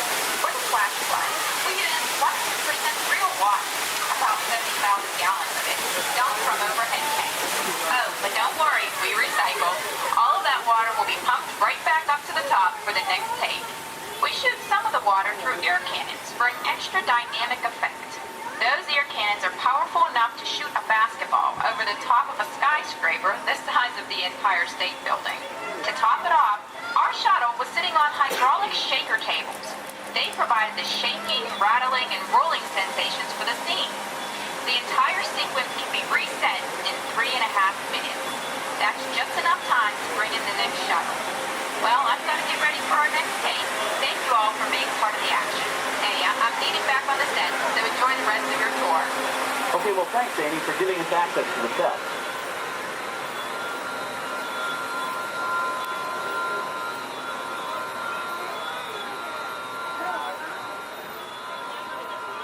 On the right, we have an authentic piece of Disney history. That Gulfstream 1 was known at airports across the country as November 234 Mickey Mouse, but we just call it the Mouse. In 1964, Walt Disney and his hand-picked team used this plane to scout locations for what he called the Florida Project. Soon, they secretly began purchasing thousands of acres of land, which became the Walt Disney World Resort in 1971. During the creation of the resort and later Epcot, the Mouse shuttled studio executives and Imagineers between Burbank and Orlando, making it the most used executive aircraft in the country. Appropriately, the Mouse retired here in 1992. As Walt used to say, it was all started by a mouse. In this case, the 234 Mickey Mouse. On our right, we once again sweep past the magnificent Mediterranean village of our Lights, Motors, Action Extreme Stunt Show. This high-octane attraction is based on the hit show from the Walt Disney Studios Park in France. In this action-packed production, you'll feel like you're right there on the set during the filming of a spy thriller, complete with custom-built cars, motorcycles, even jet skis. You'll experience the split-second timing, coordinated driving, and fiery special effects that make action movies a real blast.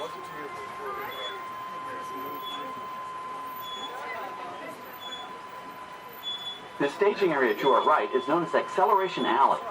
Here, the custom-built stunt show vehicles rev their engines up to 70 miles an hour before making their high-speed entrances onto the stage for our Lights, Motors, Action Extreme Stunt Show. Of course, these are professional stunt drivers. We hope you'll enjoy their daring driving skills, but please, don't try them yourself.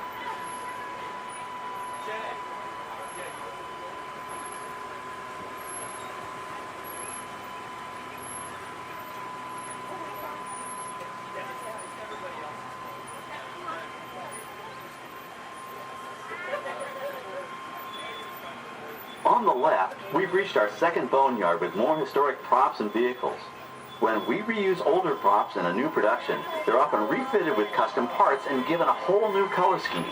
You might not even recognize them the next time you see them on screen. For instance, coming up is our friend Herbie the Love Bug. He went through a special demolition derby makeover.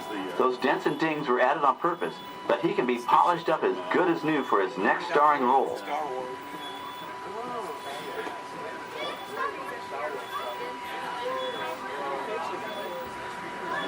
On our right, we now have a very different view of the fishing village set. From this point of view, you can see that there is no inside to the buildings.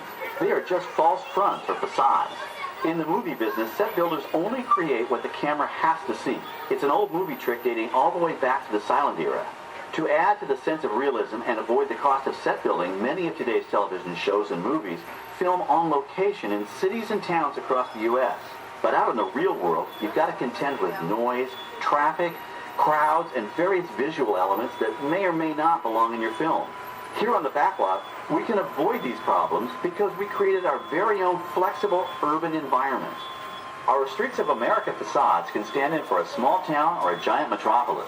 As we come around the last corner on our route, you'll see the skyline of New York City in the distance. It's really a series of painted flats, expertly designed to fool the eye and the camera. We can dress and decorate these streets to look like any city we want, from Chicago to San Francisco. Depending on the choice of vehicles, props, and costumes, we can even turn back the clock and set our story in a different time. And what's more, these sets are built with Florida weather in mind. They're made to withstand 100-mile-an-hour winds. You're welcome to visit our Streets of America anytime during your visit today and get an up-close look at the skills of our set designers and builders. We've just about reached the end of our tour. Our final stop is the American Film Institute Showcase, where you can see the actual costumes and movie props used in some of Hollywood's most famous films. There are some pretty amazing items in there, so feel free to take all the time you like. Please stay seated until our tram comes to a complete stop and check around you for any personal items that may have fallen during our trip. Well, as they say in Hollywood, that's a wrap. Thanks for joining our backlot tour, and we hope you'll come back to visit us again soon. Alright, we're going to stop up here in just a moment. I'll open these doors. And when I exit out through those blue automatic doors into the Amplified Showcase for Good evening, friends. Look around you. There is a special magic that flows through this land. A magic of fantasy, swirling with pixie dust, made more brilliant by the light that lives within you. It inspires us to wish upon stars, follow our hearts, and find our happily ever afters. Tonight, as we gather together under the spires of this majestic castle, our dreams ignite the magic to create a beacon shining out and celebrating 50 years magical place on earth.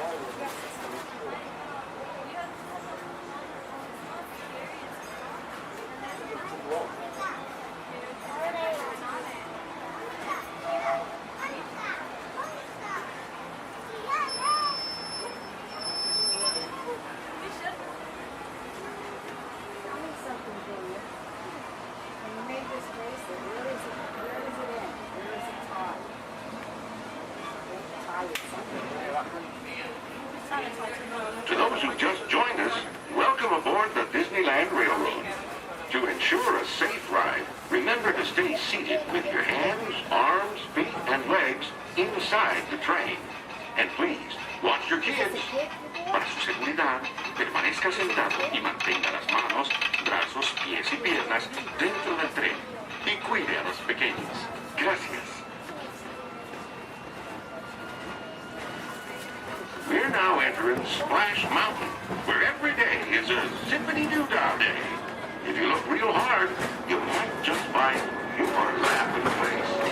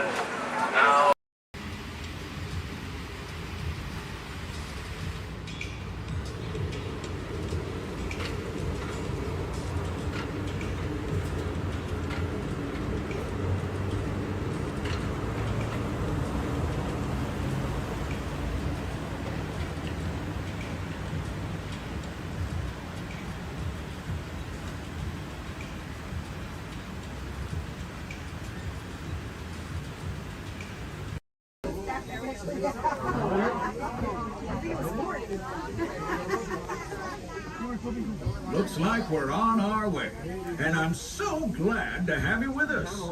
The next leg of our journey takes us to Main Street, USA. We'll head for Frontierland after that. Stay seated and keep your hands and arms, feet and legs inside the train at all times. Oh, and please keep an eye on your children. Para su seguridad, permanezca sentado y mantenga las manos, brazos, pies y piernas dentro del tren y cuide a los pequeños. Gracias. Next up is a place that's always ahead of the curve, and not just because we're on a straightaway.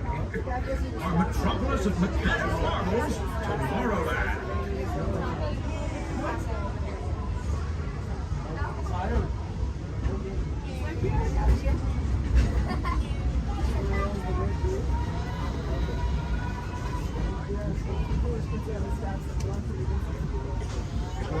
As you know, I love this railroad about as much as a songbird loves the morning. But I'm still awed by the rockets and space and fun. Unidentified users detected in upload conduit area. Scanning. Calculating. Locomotive maintaining trajectory. Intervention not required.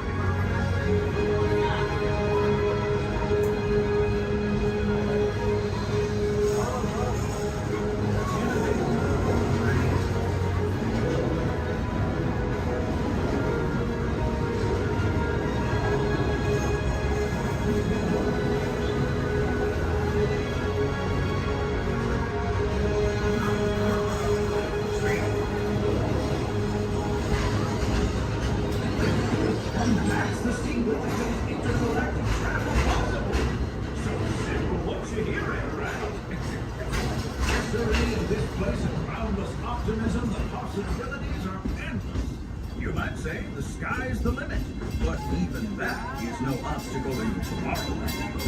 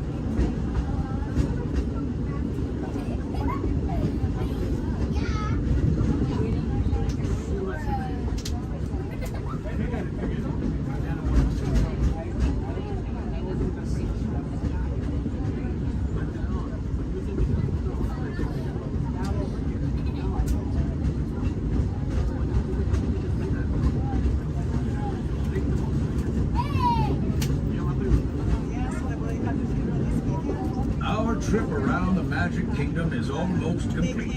I can't thank you enough for spending part of your day with me, and I hope you've enjoyed your journey as much as I've appreciated being a part of it. We're now approaching our most charming destination, Main Street, USA, a place where the only thing sweeter than the townsfolk is the treats. After our stop, we'll be heading for Frontierland, followed by a visit to Fantasyland.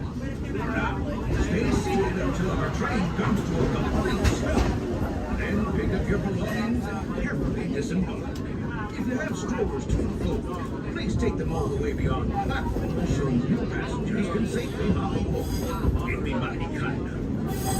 And while we're being neighborly, what say we give our fellow travelers a friendly wave hello? This is Main Street Station. Welcome to Main Street, USA. As we come into Main Street Station, please remain seated until I give the all clear. Please remain seated.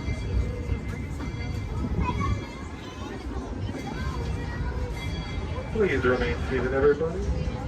Please remain seated until I give the all clear.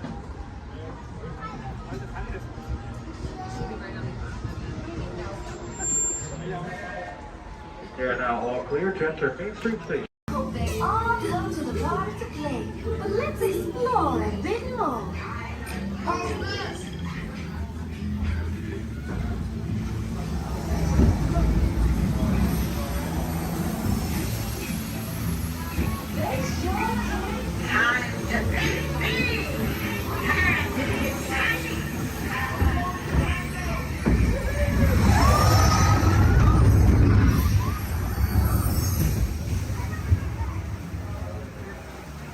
Where did our friends go?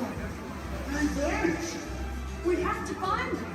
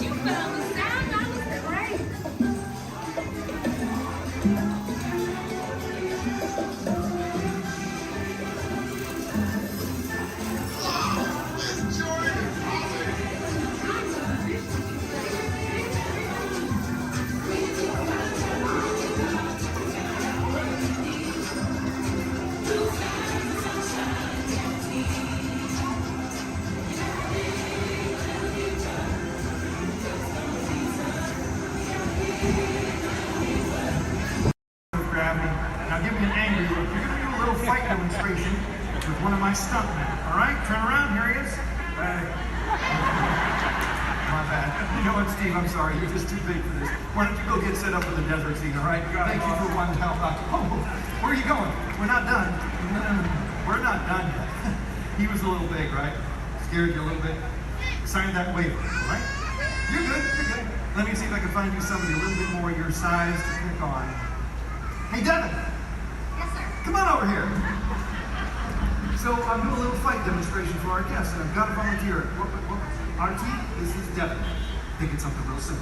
Okay. Basic, all right? Nothing too crazy. Just listen to her. Do exactly as she says. I've actually got to go over notes. I'll be right over here if you need me. No problem. I'm like, okay, thanks for helping. So I guess I'm going to show you a few things. I'll make it super easy, but I tell you what, let's turn around. We're going to face this way, and you're just going to stand right here facing me. Just like, try not to move. I'll do everything, okay? Okay. All right, you guys. Well, when we're doing fight routines, taking a punch, it really is just as important as throwing one. Sorry, okay? I'm so sorry. I know you're okay. Okay, you look alright. Okay. Well, as you guys can see, you really can't get hurt if you don't have the right timing. Sir! Okay, I think I know what's happening. You're moving just a little bit. I don't want to do this anymore. Okay, no problem. I'll wrap it up. Here's your little hat. You see, it just takes guts. Coordination. And a real level head.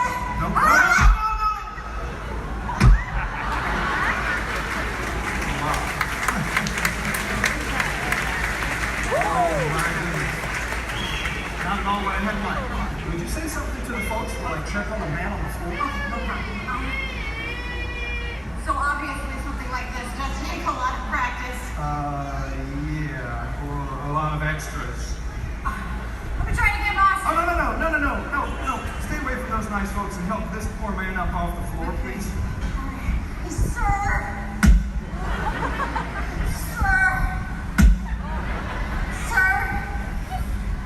Ladies and gentlemen, that is indeed one of my stuntmen. Give it up for Mr. RT Lovato!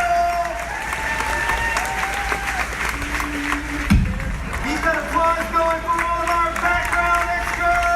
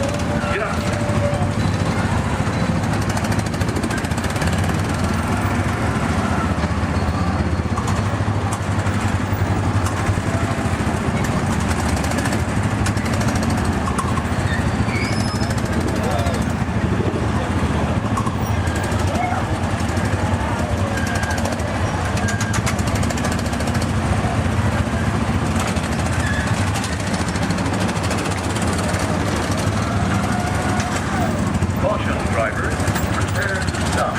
You are approaching the unloading area. Please slow down and keep at least one car length between you and the car in front of you. To stop your car, take your foot off of the pedal. Thanks for driving at the Tomorrowland Autopia. Atención, prepárense para parar. Se están acercando a la zona de desembarco. Por favor, reduzcan la velocidad y mantengan una distancia mínima de un largo de auto entre su vehículo y el de adelante. Para parar su auto, quiten el pie del pedal. Gracias.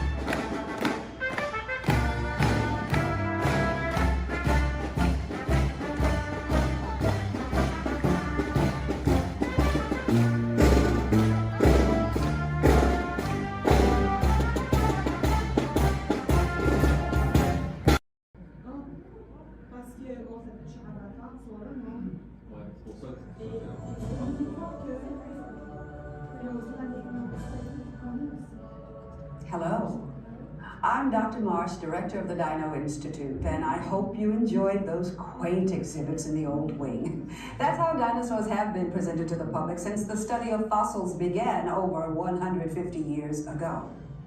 Today, that bare bones approach is about to become extinct. In a perfect blending of science and technology, the Dino Institute has created the Time Rover, an amazing vehicle that will literally transport you to the age of the dinosaurs. How? That's proprietary. But the result is a breathtaking journey through a prehistoric world where you will witness the most spectacular creatures to ever walk the earth. In a moment, you'll be going live to our control center for a comprehensive safety briefing, and then it's on to the tour that will convince you forever that the future is truly in the past.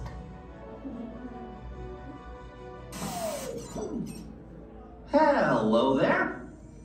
Welcome to our little trans-dimensional joyride, folks. I'm Dr. Seeker, your friendly controller, and a heck of a paleontologist, if I do say so myself.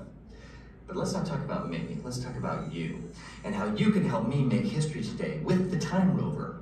It's like this.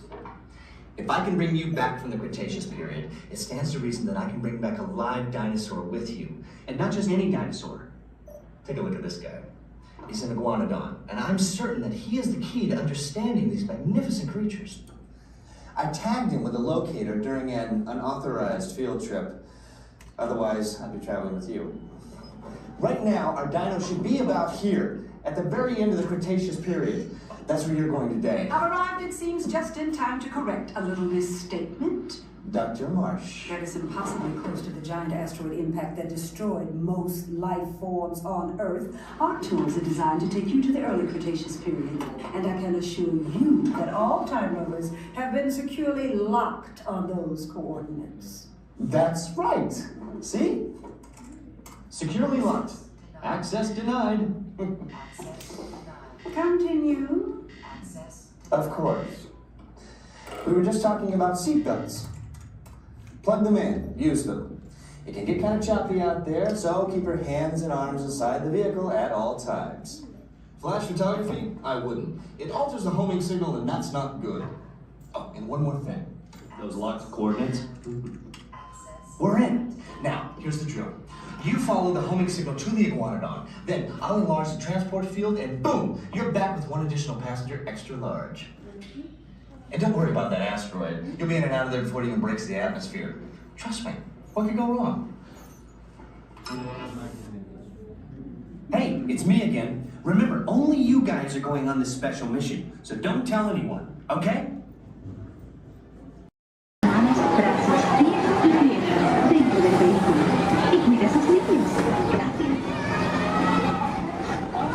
Step carefully onto the moving platform, then step into the vehicle. For your safety, remain seated throughout your journey, keeping your hands, arms, feet, and legs inside the car. And please, supervise your children. Remember to stay clear of the doors, but all will not close automatically. Enjoy your trip aboard the Metroliner.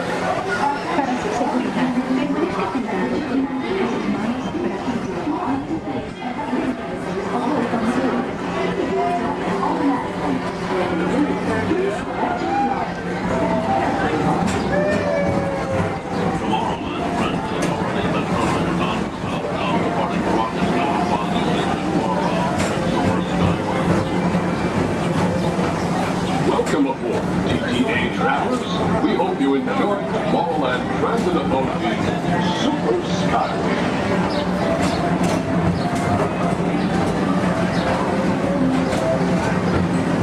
Now approaching Tomorrowland Interplanetary Convention Center.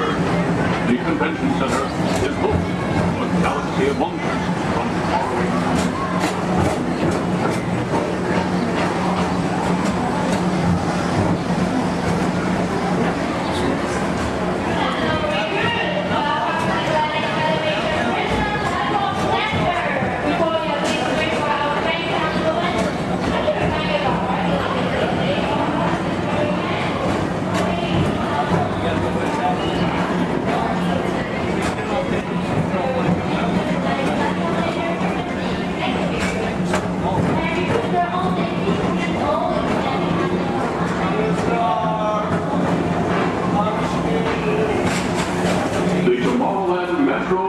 Historical Society presents Walt Disney's 20th century vision for the future. This model city dared to dream the perfect community in which to work, live, and live.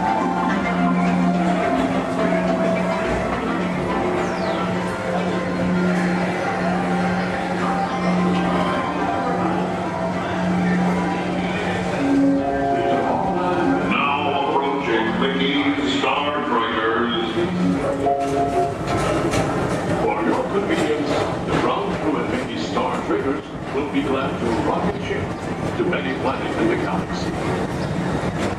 Hi there, Tomorrowland travelers. This is Mr. Johnson and Sky Eagle Hovercraft 1, bringing you the latest Tomorrowland traffic report.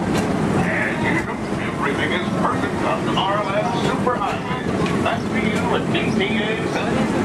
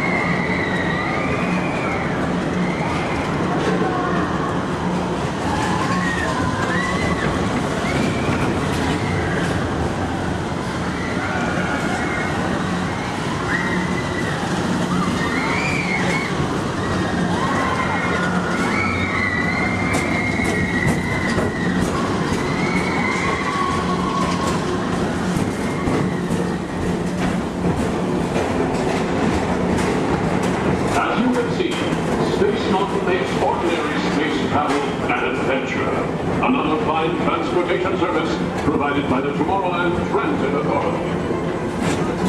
Attention, all visitors from Galaxy M31. Please keep forward-facing tentacles clear of oncoming Metroliner vehicles. Thank you.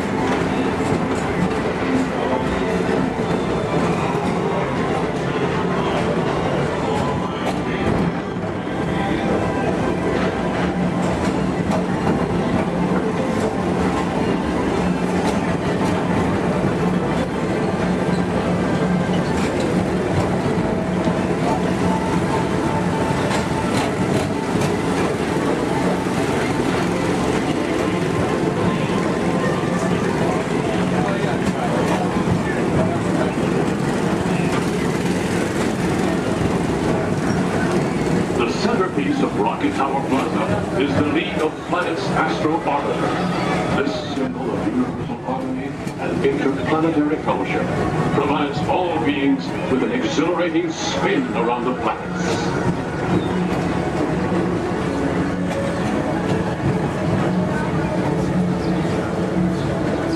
Blue Line passengers, for all your future travel needs, the TTA services all of Tomorrowland's outlying areas, including the personal rocket ship docking lot, and of course, Perfect Park Acres. Paging Mr. Morrow, Mr. Tom Morrow. Your party for the Saturn has arrived. Please give them a ring. Now approaching Walt Disney's Carousel of Progress.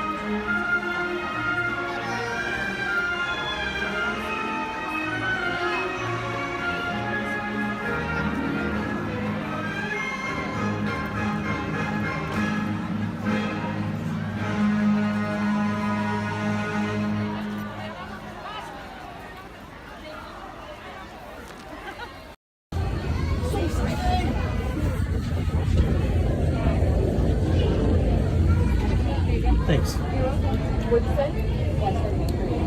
You did? Oh. So I said like no. I knew though. I'm like, oh, Motion tracking, assigning individualized color profiles, web shooters calibrating. woo! You there, Spider-Man?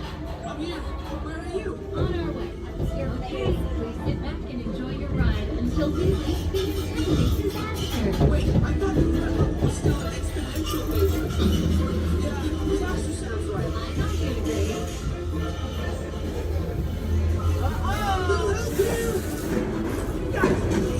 I'm glad to see you guys.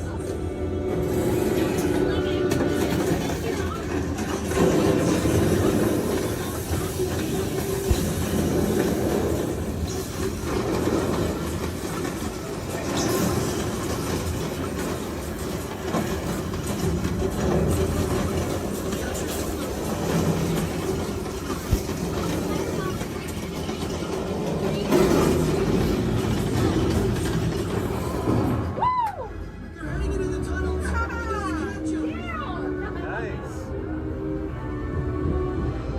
Elevating threat level to out of control. Should I call for more help now? No. We can handle it. It's a slow down. Actually,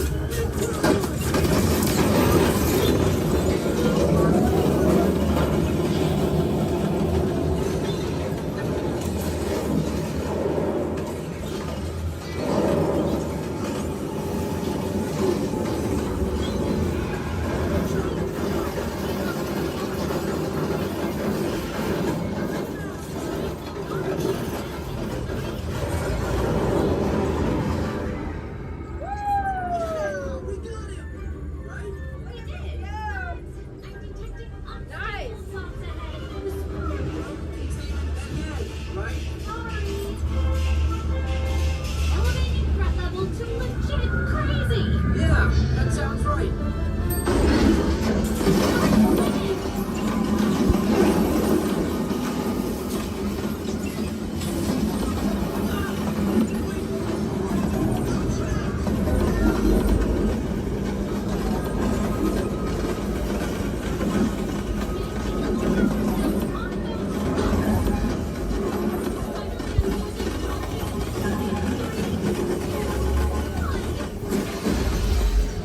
That was close. Spider-Man, the threat level's at the worst Guys, I need your help. ever. Is that you? Yeah. But those chain reactions did. Wait, the green box exploded. If we intentionally hit those green box, maybe we'll trigger a chain reaction. I think you're right. That should stop it.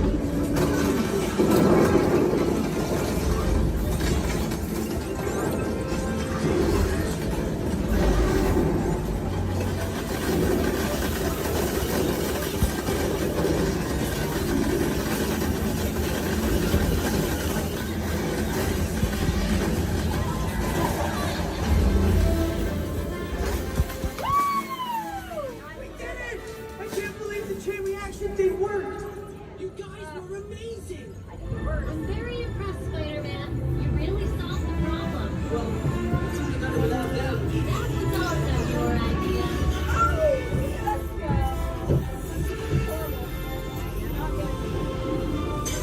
Dang it.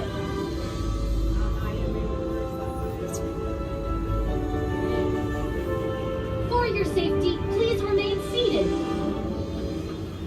We failed. I did better this morning. Jackson's been so good. My arms are tired. Reinforcements, remain seated inside the transport.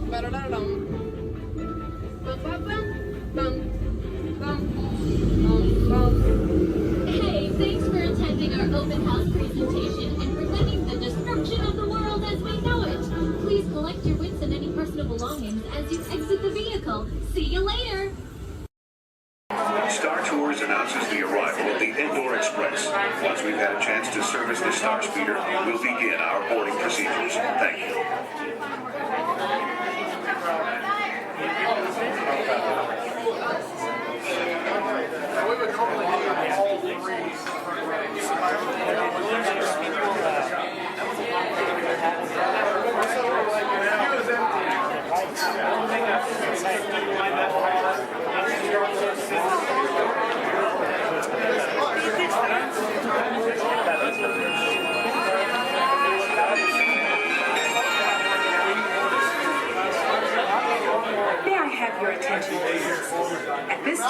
I'd like to take a moment to review our boarding process with you. When the automatic doors have opened, please proceed directly across the ramp into the cabin. Continue to move all the way across the ramp, filling in every available seat. For your safety, all passengers are required to wear safety restraints throughout the flight. To fasten the restraint, pull the strap out from the right side of the seat and snap it into the console on your left. Galactic regulations require that all carry-on items be safely stowed beneath your seat. While on board, flash photography is not permitted. And please, no smoking at any time. If you have any questions, feel free to ask an attendant. You'll be boarding in just a few moments. Thank you, and have a pleasant time.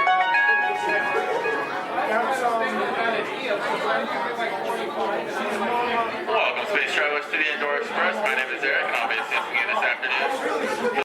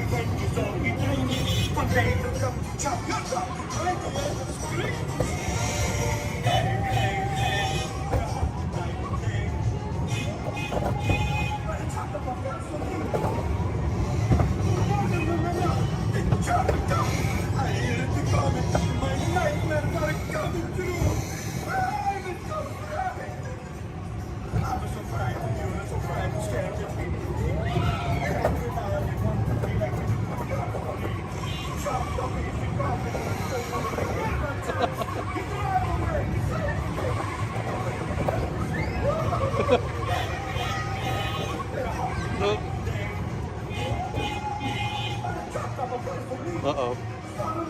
Wow!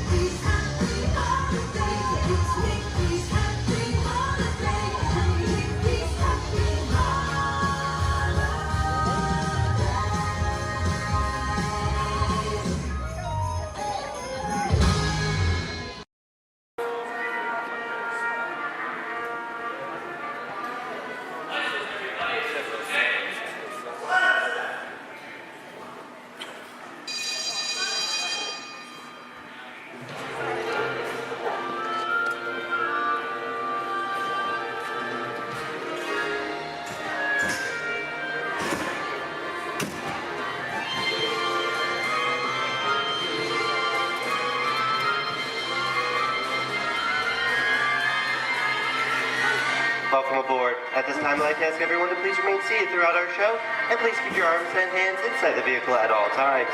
For the safety of our cast, we ask that you please refrain from the use of flash photography and external video lighting. Now that we've taken care of business, let's talk about me. My name is Patrick, and I'll be your guide on this magical journey into the movies. It's the perfect job for me because I love movies. Is everybody ready?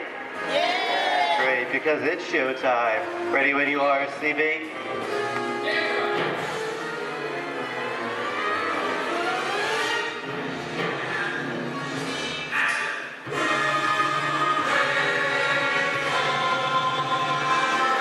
We are rolling.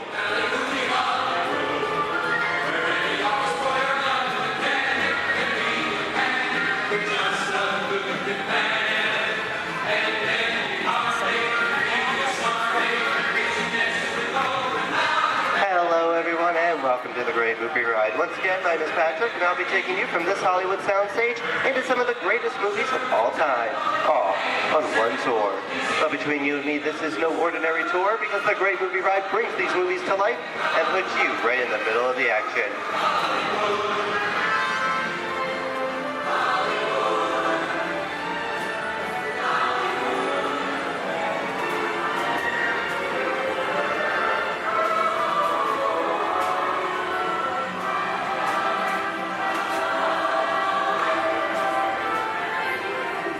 I don't know about you folks, but I just love the great Hollywood musicals of the 1930s. This is a scene from one of my favorites, the Busby Berkeley musical extravaganza, Footlight Parade, starring James Cagney, Ruby Keeler, and Dick Bow.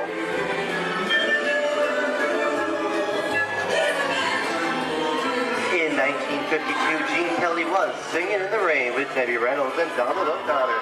Did you know that Gene Kelly co-directed this movie? Who can tell me what movie this is? That's right, it's Walt Disney's Academy Award-winning film from 1964, Mary Poppins, starring Julie Andrews and Dick Van Dyke. Julie Andrews won an Oscar for her portrayal of the nanny, who is practically perfect in every way.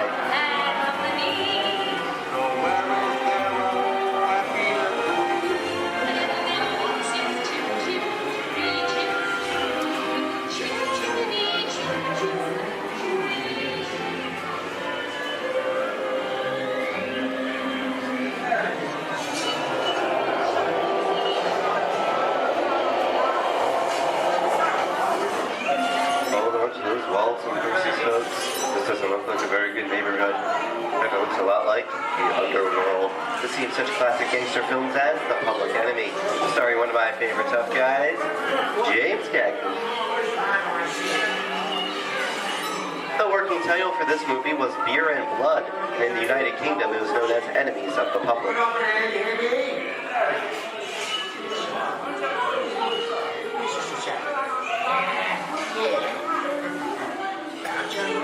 Very nice time. Judge comes around, he's going to leave you some beer. You're going to check it. And you're going to kick in with your dog. If you don't, somebody's going to drop by you and kick your teeth out one at a time. With me? I get you.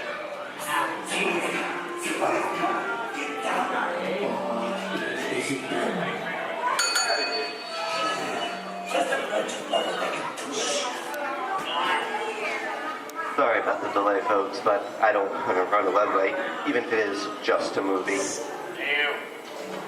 You talking to me? You talking to me? That's a guy talking to the dame with the funny looking mouth over there. You're talking to me. I'm not supposed to leave my vehicle. I say get away. Oh, okay, Monkey, whatever you say. Hey, you should know my name anyway. I've seen this movie before. Oh, I've seen you fancy guys like thinking out of your face. You make a big mistake about this. I'm out of here. You gotta get out of here. You can't in the middle of the movie. I'm beating you, son. Here they come, boss. Get out, you grinders.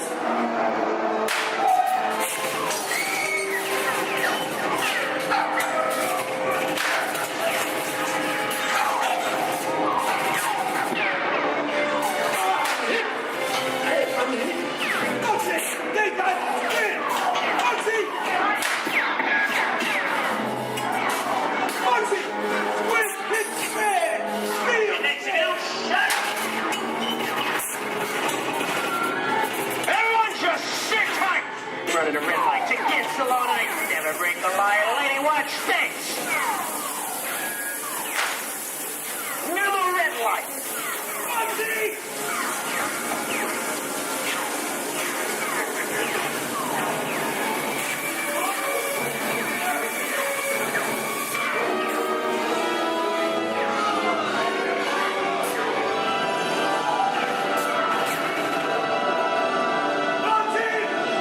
Sorry, boys, I'm making my getaway.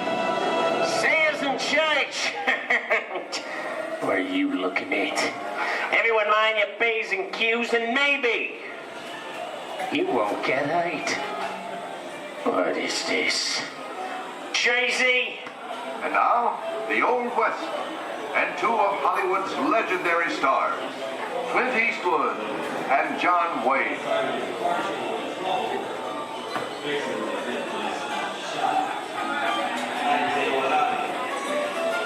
Go right ahead if that's what you're going to do. A long time ago, I made me a rule. Let people do what they want. Sleepy little bird. Well, that's some mighty tough territory you're heading into, Pilgrim. I'd think about turning back if I was you.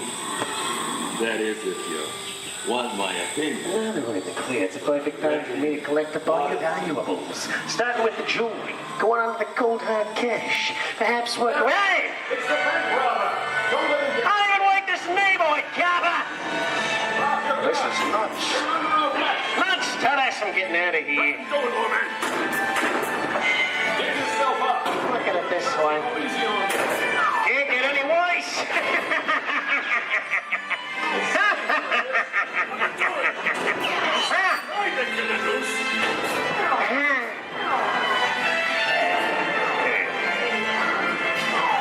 Okay.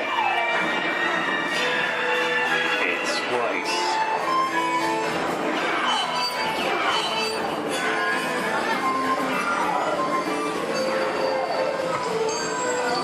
I don't know about you guys. This is kind of creepy. What is this? This is Alien.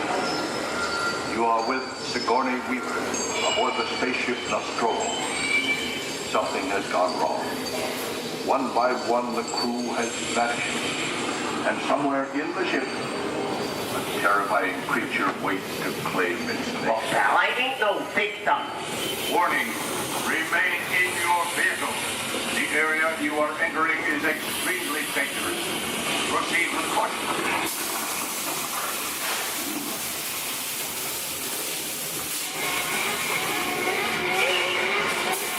The emergency distress system is now active. The ship will detonate in T-minus 10. The option to open the automatic detonation expires in T-minus 5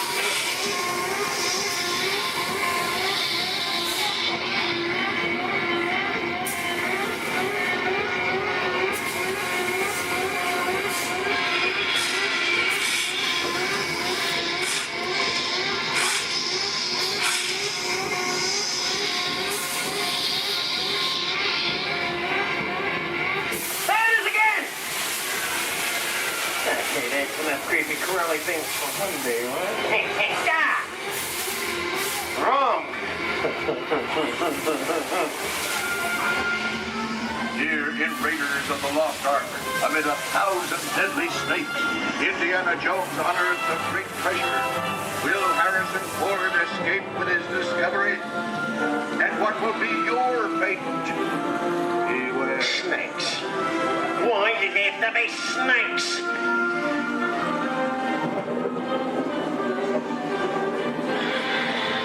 The dust of 3,000 years lies on the surface in this ancient burial chamber. On the chest of the great stone god, a priceless Get over that chunk of ice. Time for me to get back to work. Don't nobody move while I go get the goods. I don't think they'd notice a few extra bodies around here. Know what I mean? But the jewel is guarded by a curse, and those who dare defy that curse must pay with their lives.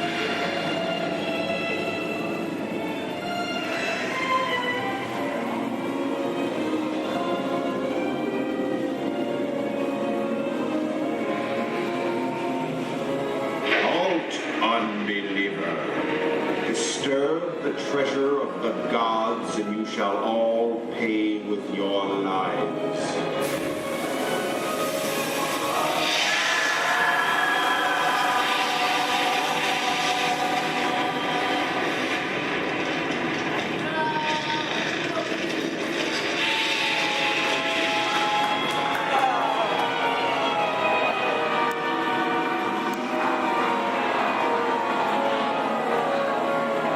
Let's go for popcorn. No, that just goes to show anything can happen in the movies. Now, let's get on with the show.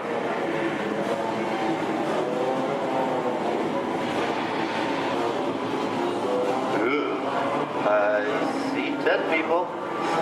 The horror movie is my all-time favorite genre. Some of the best horror films were made back in the 1930s and 40s, but monsters, mutants, and maniacs are still audience favorite and continue to haunt us today. That's what I call a wrap.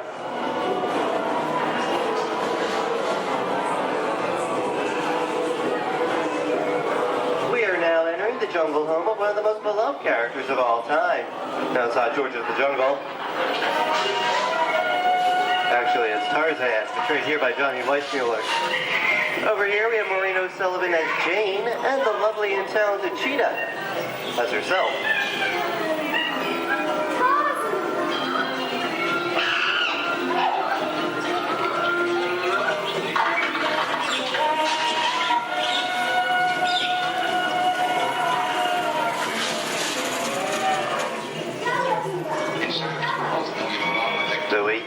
I think this is the beginning of a beautiful friendship. Best last line of a movie ever. Humphrey Bogart and Ingrid Bergman in the classic romance, Casablanca. Always have that. You didn't have it. You lost it until you came to Casablanca. You got it back last night.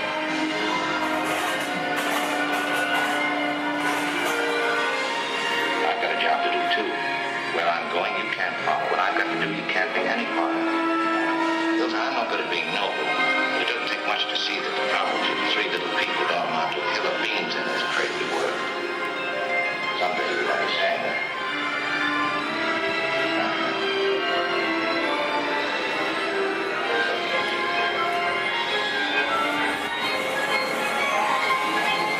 And here's one of my favorite movie stars, Mickey Mouse, in one of his greatest roles, the Sorcerer's Apprentice in Fantasia. The sorcerer in the sequence is named Yen Sid, which is Disney, spelled backwards.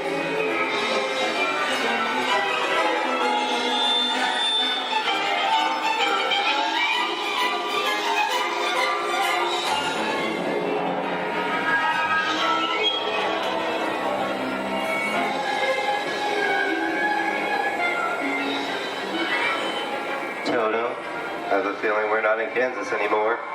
How often do you get to say that? I'd say we are definitely somewhere over the rainbow in one of the most beloved movies of all time.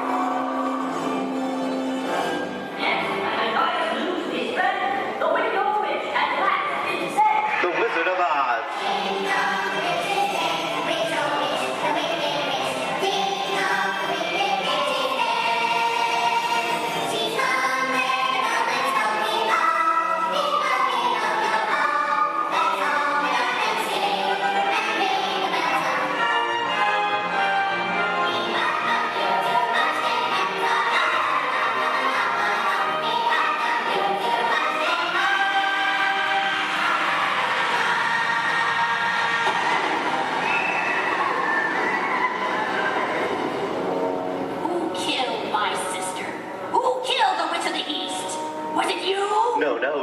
I didn't mean to kill anybody. Well, my little pretty, I can cause accidents too. Oh, rubbish. You have no power here. Be gone before someone drops a house on you, too. Very well. I'll bide my time. But just try to stay out of my way. Just try. I'll get you, my pretty. And your little dog, too. I wonder how we get out of here. What do you folks think? Which way should we go? Follow the yellow brick road. Follow the yellow brick road. Know what I think of that. Bring along, folks. You know the way.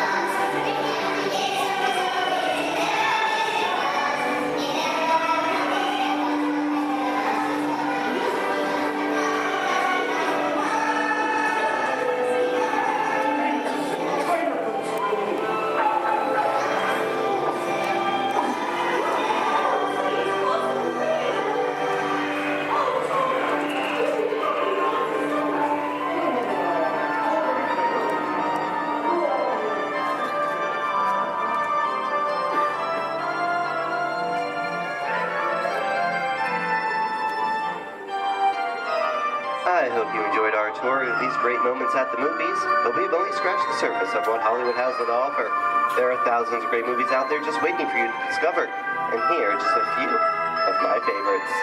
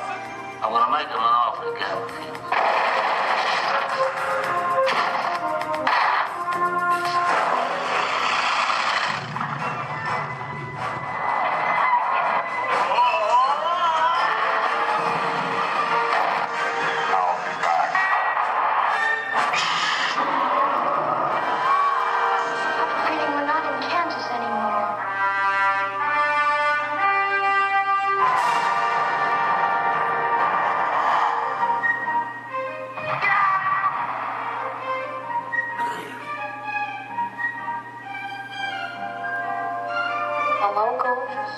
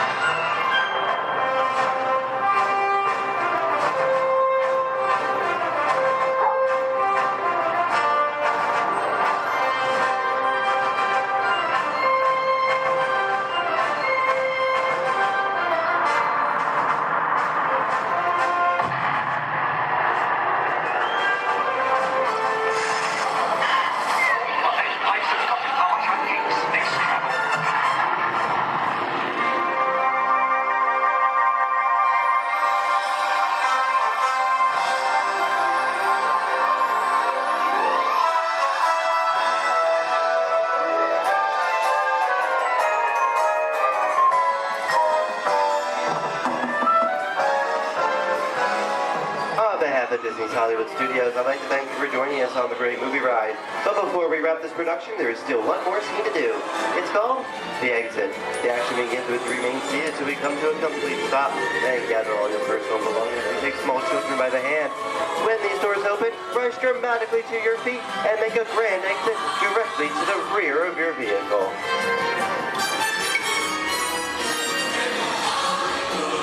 Oh, and one more thing. When I yell action, don't forget the thunderous applause for yours truly. All right, places, everybody, and action! Thank you, thank you. Have a wonderful day here at Disney Hollywood Studios, and we'll see you at the movies. This stuff movies are made of. Goodbye, everyone.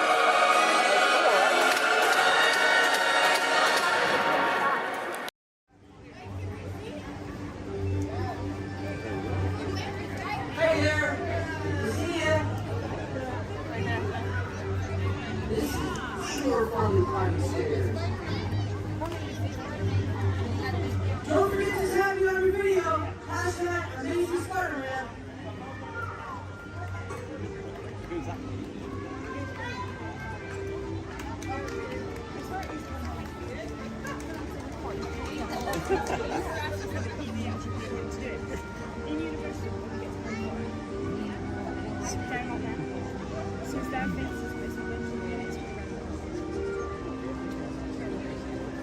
Hey everyone! Looking good down there! Wow, this is a friendly neighborhood. Welcome to Avengers Campus. Hey, what's going on, guys? Oh, me? Ah, you know, just spider stuff. Okay, time to run some tests. Spider-Man, Oh, hey, Sharon. shall we conduct an altitude test? Yeah, I guess I should do some work. Always good to have the data. On my way. Just need to find a clear path for something to swing from. Oh yeah, it's go time. Field testing, here I come.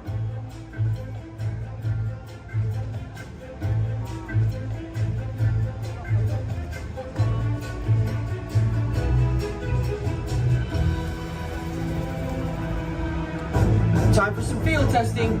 Here goes something.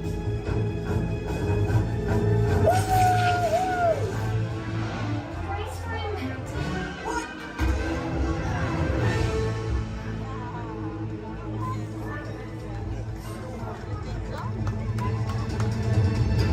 I'm good. I'm good. Hours.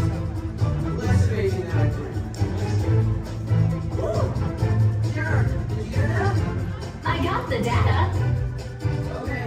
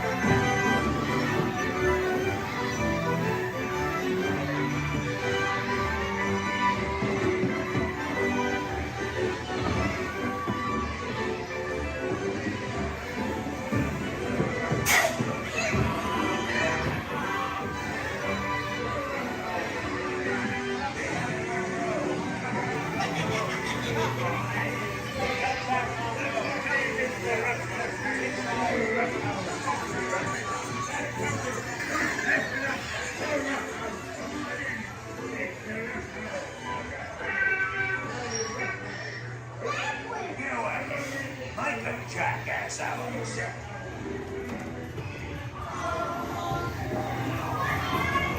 Shut the door and lock talk.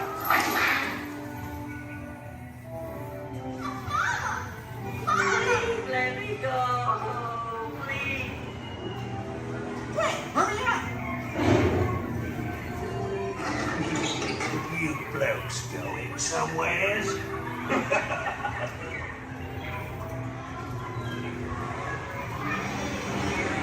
Hey, look out, you monster.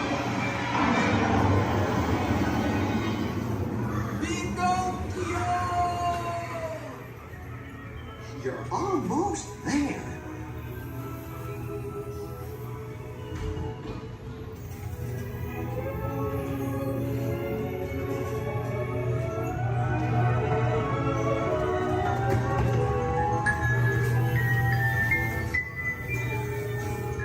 Gee, I'm glad to be home.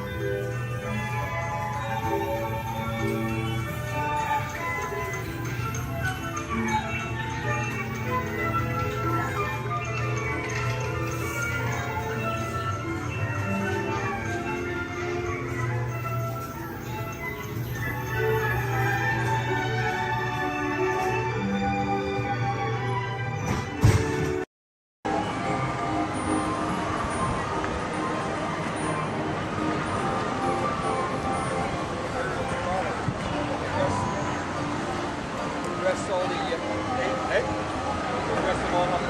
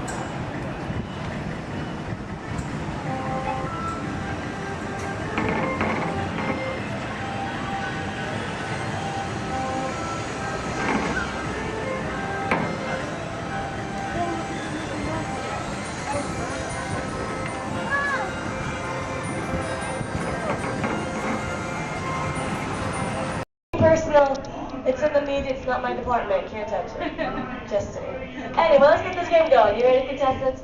Our first question from a show called Dancing with the Stars. Here we go, everyone. This is Dancing with the Stars.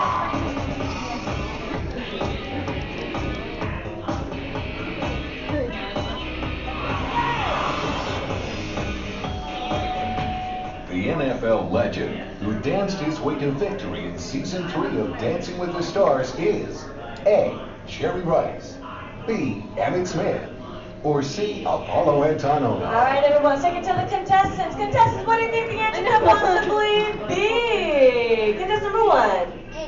You sure they're going to be a better answer? Like maybe like change it B? Maybe like to change it to something different? Like maybe you see something. B, Emmett Smith. Okay, how about you, Team 2? What do we think? You sure you don't want to change it to what contestant 1 said? Like, because I think there could be a better answer. Like maybe if you change it. B. Okay, you sure? Last chance. You're sure? All right, contestant 3, what do you think then? B, Emmett Smith. Well, let's find out what we've got.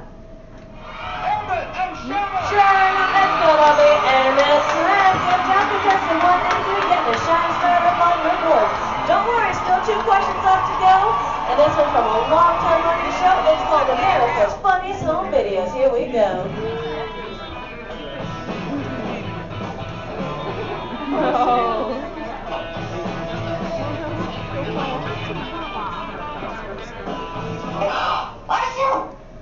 ABC's America's Funniest Home Videos often features dogs doing extraordinary things. In this last video, the dog is going to A. Imitate the woman's sneeze, B. Lick the woman's nose, or C. Fetch the woman a tissue. Alright, contestants, you might see a subtle hint up there to help you out with this answer. So who wants to answer first? Hit that button. Here we go. Team number 2. B. Lick the woman's nose. You don't see something up there that might change your answer? C. Fetch woman a tissue. Okay, here you go. Contestant 3, what do you think? C. And contestant number 1? C as well. Let's find out, everyone. We've got a sneeze. And we got a tissue. Good job giving all of you a shining star. Anyway, folks, commercial break time. Here we go. If any of you missed your favorite ABC show or just want to start watching new one, log on to the website. It's abc.com. Up there you can see their motto is start here, and that's because they're a multi-platform network, which means you can watch their shows not only on your big screen, but your computers and now even your handheld devices. Anyway, everybody, take the focus off me. I'm back up here on the screen because we're moving on to our final question. Are you ready, contestants? It's from Extreme Makeover Home Edition.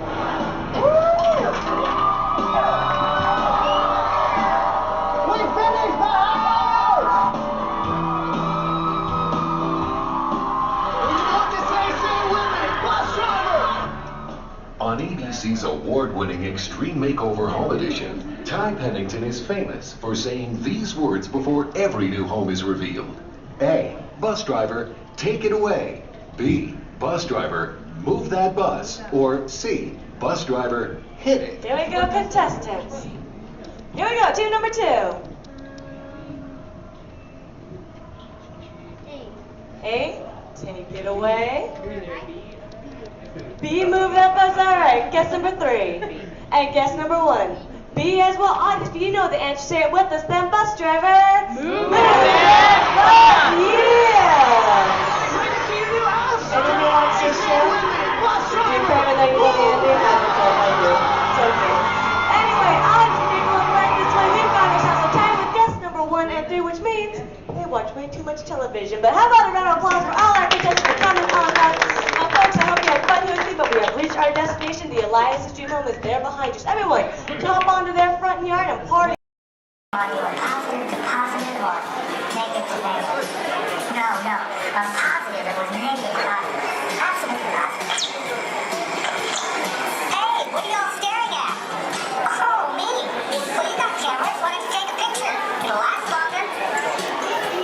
Gee, a lot of families here today. Glad you're flying with us. You know, I like families. Sure. I see a lot of mine these days. Oh, look, there's Dad. Hi, Dad. Dad was the top Star Tours pilot until he took a crash course in star speeders, if you know what I mean.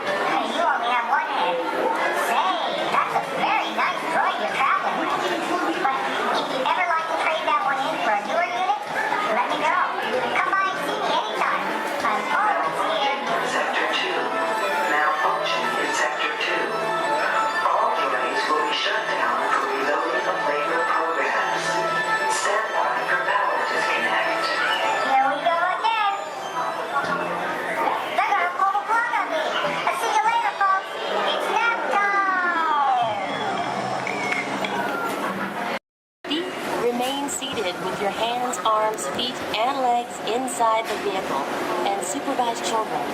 Thank you. La estación de control de cinturones de seguridad está a la vuelta de la esquina. Por su seguridad, mantenga sus manos, brazos, pies y piernas dentro del vehículo y cuida a los niños. Vehicle 3 is clear for hill climb.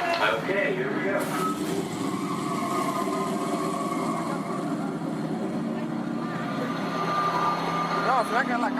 The target transmission load data are looking good. Great. Let's proceed to the rough road tests. You got it.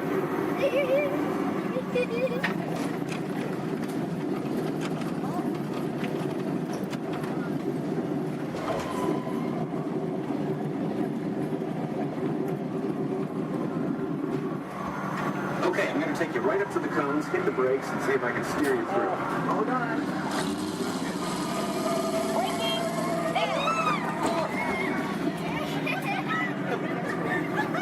Okay, we're back on track. Let's do that other sequence. Okay, let's try it again, this time with the anti-lock brakes. ABS rear. Braking!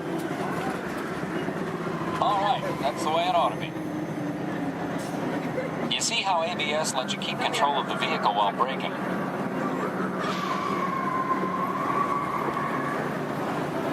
Let's demonstrate some extreme test conditions. Okay.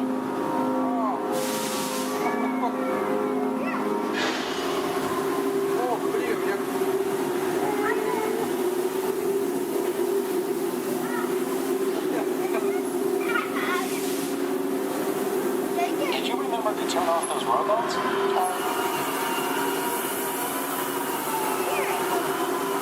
Clear for track course A. All right, let's pick up the pace. Increasing speed. 10%.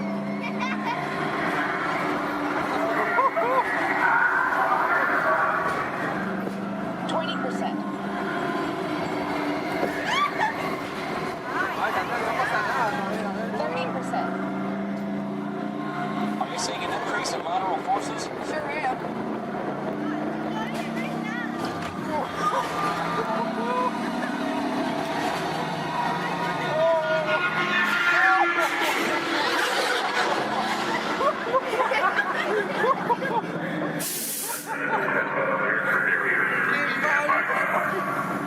Ready for the barrier test. ¡Oh, chocamos acá!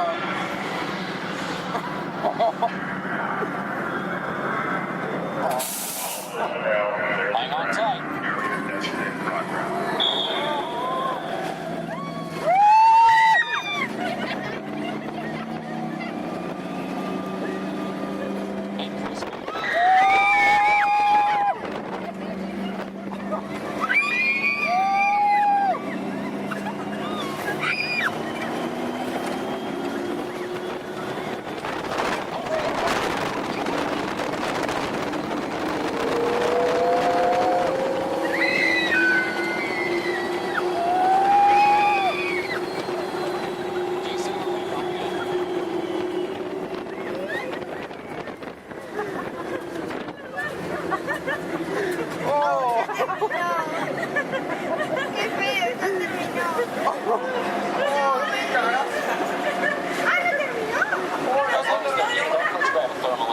Will do. Cameras on. Looks like all test parameters. Well, all right, that completes our test schedule. Let's download the data. Hey, thanks for being such a great test crew. Come back and ride anytime. Bye now. The eye chart to test your vision. Now, all together, if you would please read line 3. With F-I-G-M-E-N-T, you can see things differently. Sure, you can see with your eyes, but imagine what you could see if you used your imagination. Follow the bouncing figment. One spark of light can light your fancy. Your mind sees more than what your eyes see. Your sense of sight can make your fancy fly. There's more to sight than meets the eye.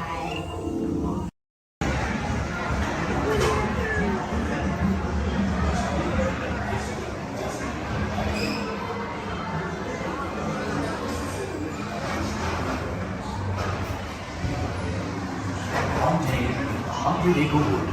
Peacefully traded.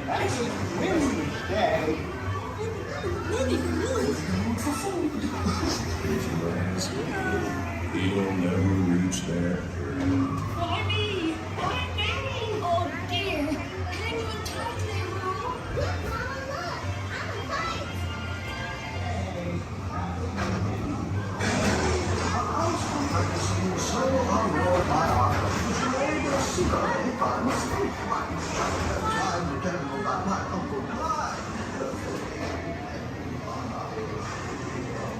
Hunter! Come bounce with me!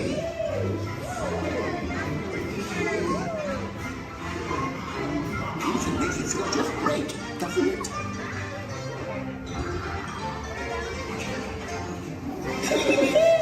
Follow me!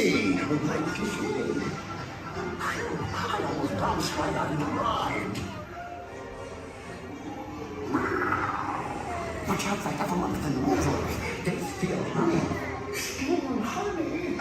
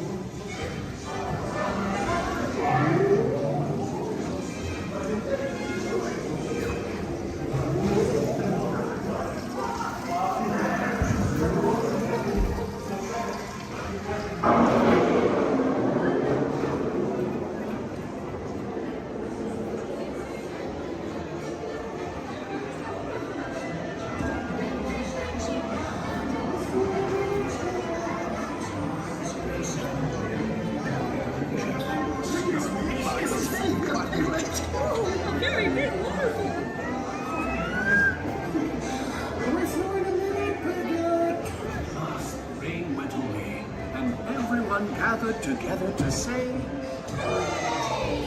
Hooray for Pooh, too!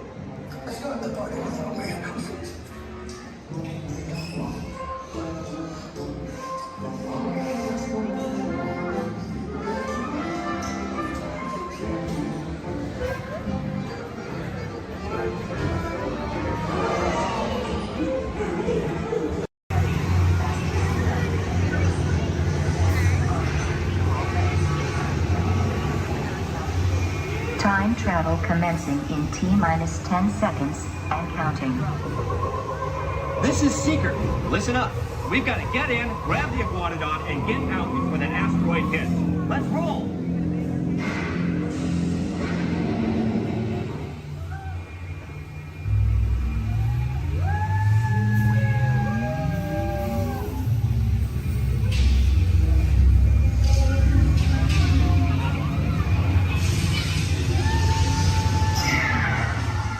Okay, now, let's go get that dino.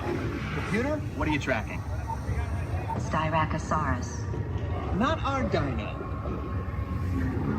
Warning, meteor shower in range. Just little one. Oleoramus. Hadrosaur. Raptor. Time to get serious. Locking autopilot on homing signal now! Hang on! I'm tracking a big dino on the scope. Could be ours. Computer, full stop. Identified.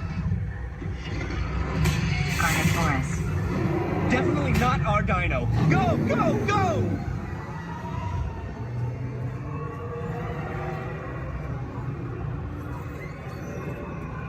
Another big guy coming up. Computer. Slow. And identify. Sauropod. Still not our dino, but at least this one's a vegetarian.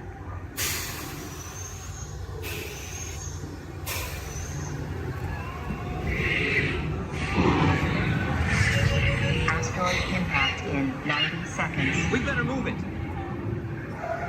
Pterodactyl. Incoming! Asteroid impact in 60 seconds. We can't stop now. Keep going, keep going. Compsognathus. Computer, what's happening? Loss of traction. Four-wheel drive, move it! Warning, meteor strike.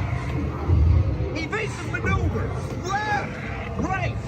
Left! Right!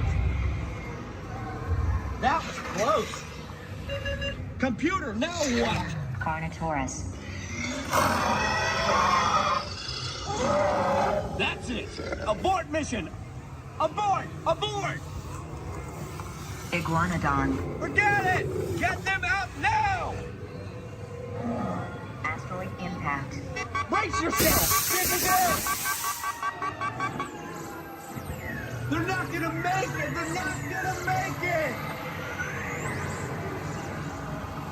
Mission accomplished. You made it! I knew you would, and guess who made it back with you? I better find him before security does. Thanks for everything!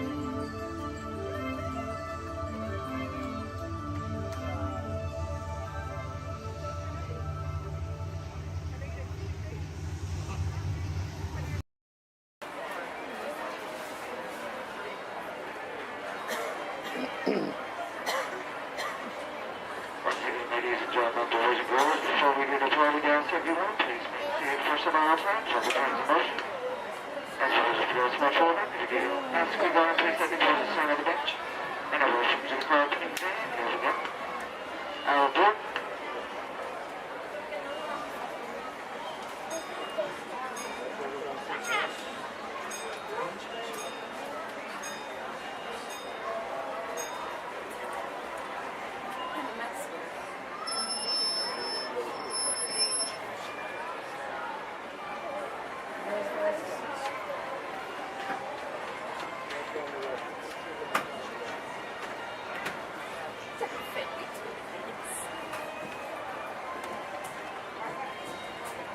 Hello, folks. Welcome aboard the Disneyland Railroad. We're now embarking on a grand circle tour of the Magic Kingdom, with stops at New Orleans Square, Mickey's Toontown, and Tomorrowland, followed by a visit to the Grand Canyon and Primeval World. We got a lot of traveling ahead of us, so remember, for a safe trip, you need to stay seated, keeping your hands, arms, feet, and legs inside the train. And please, watch your children. Bienvenidos a bordo del Disneyland Railroad. Para su seguridad, permanezca sentado y mantenga las manos, brazos, pies y piernas dentro del tren y cuide a los pequeños. Gracias.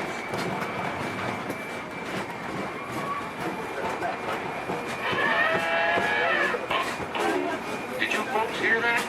Sounds to me like we've reached the wilds of Adventureland, where you just might run into a lot of savage critters out there, including lions and tigers and tiki birds. Everybody best be on the lookout. You never know just what may show up.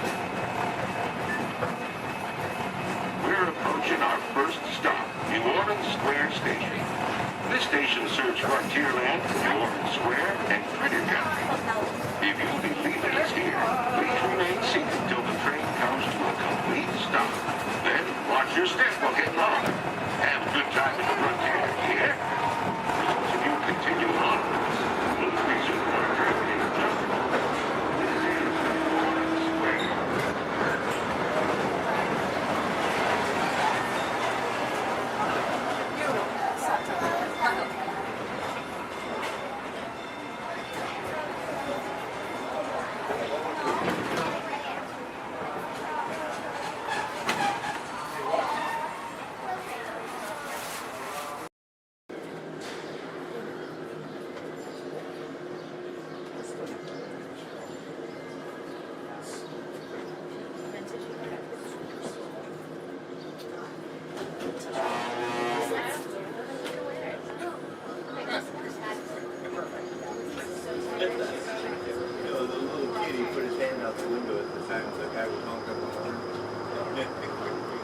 Just behind me. To those of you who have just joined us, welcome aboard the Disneyland monorail. For your safety, please remain seated, keeping your hands, arms, feet, and legs inside the train. Watch your children, and no smoking, please. Bienvenidos a bordo. Para su seguridad, permanezca sentado y mantenga las manos, brazos, pies y piernas dentro del tren y cuide a los niños. Por favor, se ruega no fumar. Gracias. We're now en route to our final stop, the Tomorrowland monorail station. Along the way, you can get a bird's eye look at the downtown Disney district, Disney's Grand Californian Hotel and Spa, and Disney's California Adventure. To the left of the monorail is the main entrance of Disneyland, the happiest place on earth. Disneyland is truly an American origin. Since its opening in 1955, it has hosted more than 500 million guests from around the world, including presidents, kings, and celebrities. It is the original Disney theme park, created and enjoyed by Walt Disney himself. To the right is our transportation plaza, where you'll find taxis, hotel shuttles, and public transit stops.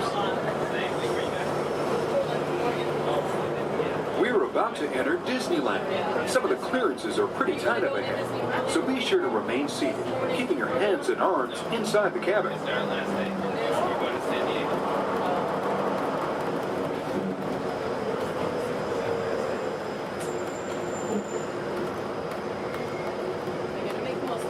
This is Tomorrowland, a land inspired by science fact and fantasy.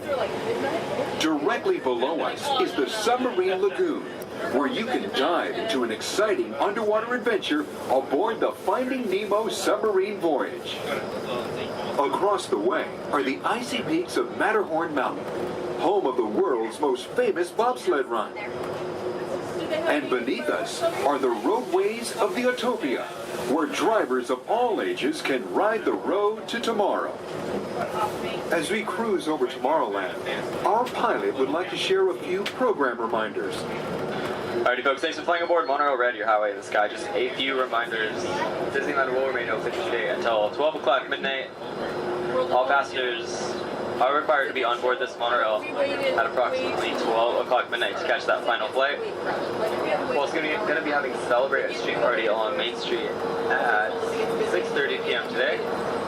Fantastic along the Rivers of America at 9:05 and 10:30 p.m. and then Magical, our fireworks spectacular, at approximately 9:30 p.m.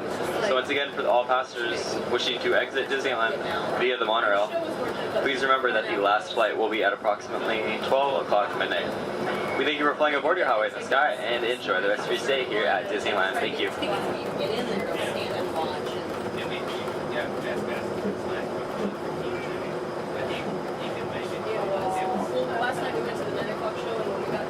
Just ahead and to the right of the train are the sparkling gold spires of one of Disney's most beloved attractions. It's a Small World. Beyond it is the wacky world of Disney's classic cartoon characters, Mickey's Toontown. We're now riding alongside the happiest kingdom of them all, Fantasyland, home to Pinocchio, Snow White, Peter Pan, and other storybook characters.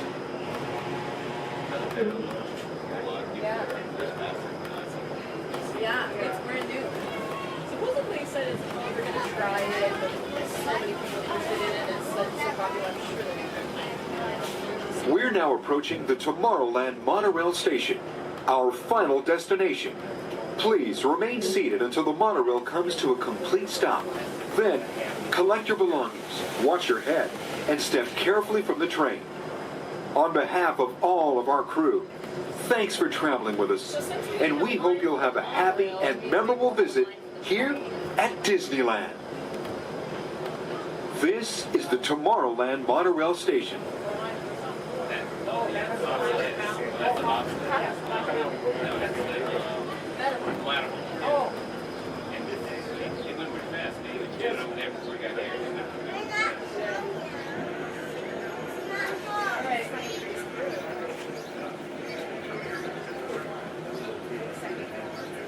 We did? Okay. Brazos, pies y piernas dentro del vehículo. Y cuida a sus niños. Please step carefully onto the moving platform, then step into the air. For your safety, remain seated throughout your journey, keeping your hands, arms, feet, and legs inside the car. And supervise your children.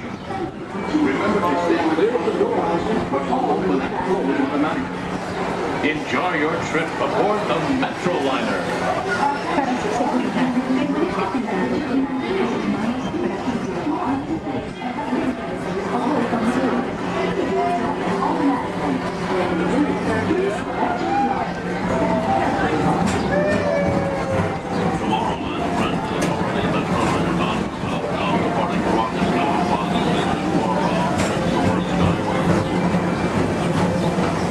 Welcome aboard, TTA travelers. We hope you enjoy Tomorrowland Transit Authority's Super Skyway.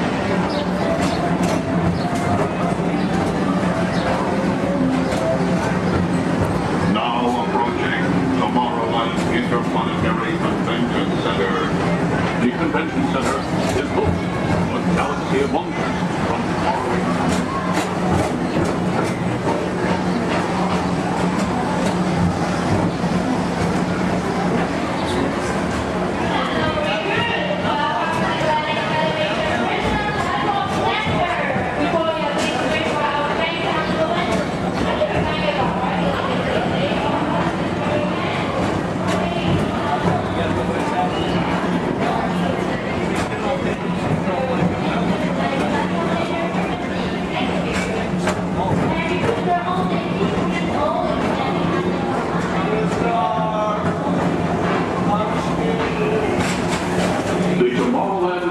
Metro Historical Society presents Walt Disney's 20th century vision for the future.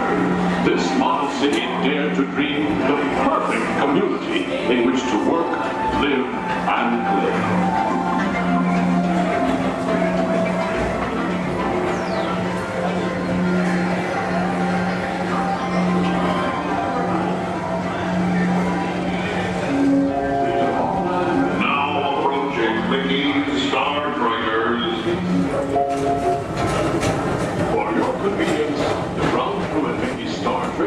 Will be glad to rocket ship to any planet in the galaxy.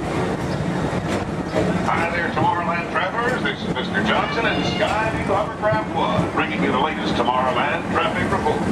As usual, everything is perfect on Tomorrowland Superhighway. Back to you at DTA Center.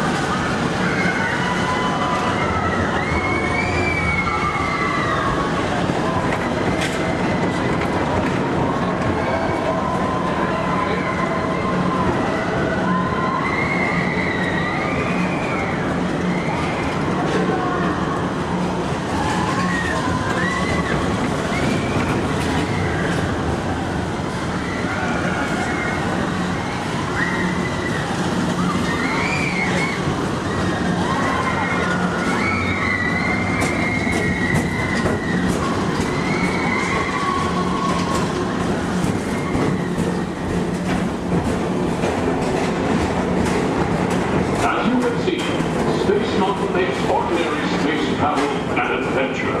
Another fine transportation service provided by the Tomorrowland Transit Authority. Attention, all visitors from Galaxy M31. Please keep forward-facing tentacles clear of oncoming Metroliner vehicles. Thank you.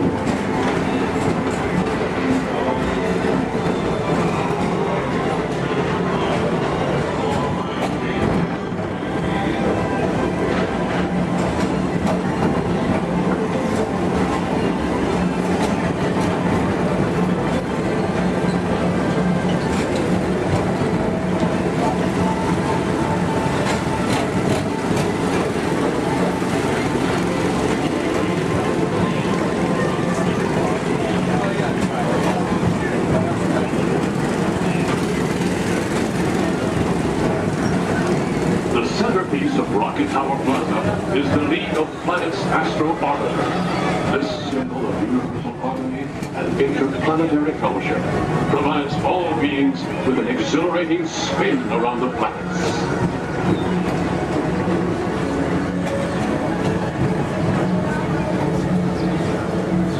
Remember, Blue Line passengers, for all your future travel needs, the TTA services all of Tomorrowland's outlying areas, including the personal rocket ship docking lot, and of course, perfect park acres. Paging Mr. Morrow, Mr. Tom Morrow. Your party for the Saturn has arrived. Please give them a ring. Now approaching Walt Disney's Carousel of Progress.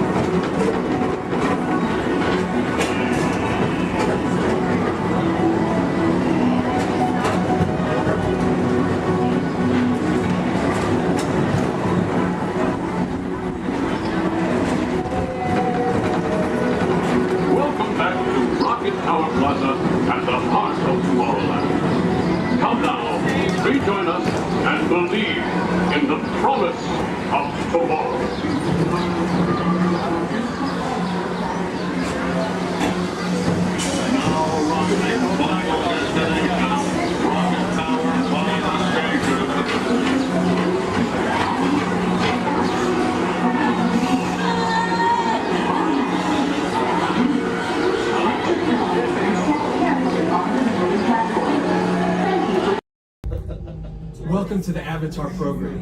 Soon, you're going to have a chance to undertake an amazing Navi rite of passage, flying on the back of this powerful animal called an Ikron, or as we call it, a Banshee. The way you're going to do this is by being matched to something called an avatar. And I'm here to help you guys get ready. But first, we have to scan you for Pandoran microparasites. Alright everyone, stay on your number and move your arms a bit. Okay, start scan. I'm here. Oh, I'm red. You've all got them. But don't worry, they're very common around these parts. Let's start the decon. Initiating GMR decon. Stay still over your number, you're not gonna feel a thing. You're doing great. You're almost done here. They're all clear. Great. Now let's go over how all this works. Like I said before, you're going to be matched to these things called avatars, which look a lot like the Na'vi. They're created by blending human DNA and Na'vi DNA. Once we match you to an avatar, thanks to a special link chair, your mind will be able to control that avatar. Using avatars to fly this way was all figured out by my boss, Dr. Jackie Ogden. She leads our science team, which is part of the Pandora Conservation Initiative, and we're here in the Valley of Moara studying banshees and their environment. Over a generation ago, this enormous company called the RDA created a lot of damage to the area through their bad mining practices and conflicts with the Na'vi. Just like on Earth, it can take decades for ecosystems to recover. One way to understand what's going on with an ecosystem is to study what are called keystone species. These are animals like tigers, jaguars, seals. The banshee is one of these important animals. Okay, to get you flying on a banshee, we need to find each of you an avatar. Let's prep the genetic sampling. I'm on it. Okay, first we need to find the compatible match of your genetic material with the genetic material of one of the avatar bodies that we already have. Once we do that, you'll be able to link to that avatar and fly. Help us out and move around a bit. Almost. Yes, got him. Now, let's find you your avatar matches.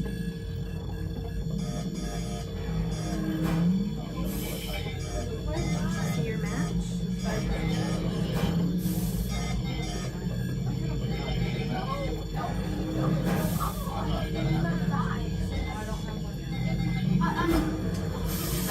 All right, you've all been matched with avatars.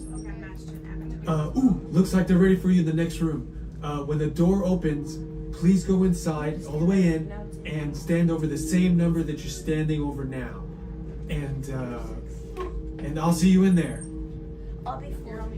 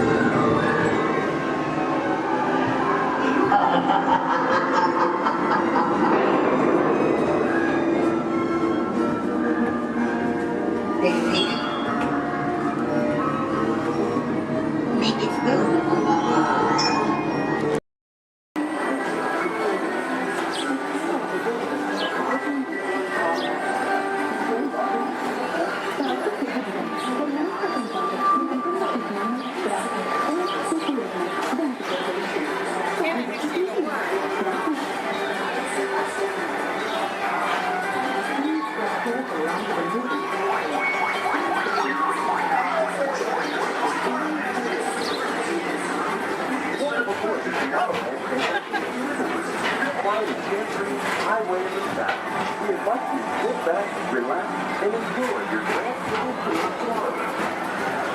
Along the way, you can preview many of the exciting places you want to be sure to enjoy today while visiting this land of tomorrow.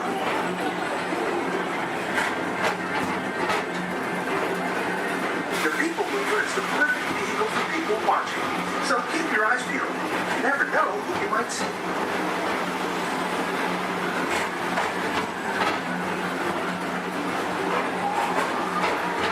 Coming up, Stage's Great Escape, where you can report for duty as a security agent for the Galactic Federation.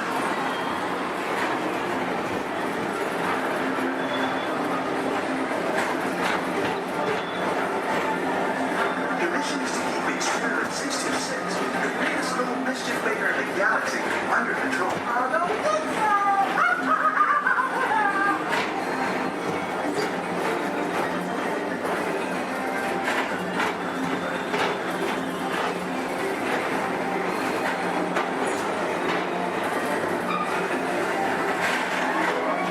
And now, Tomorrowland Transit Authority proudly presents Progress City, Walt Disney's dream for an experimental prototype movie to power. Progress City was the inspiration for Epcot, and many of its forward-thinking ideas have been realized throughout Walt Disney World.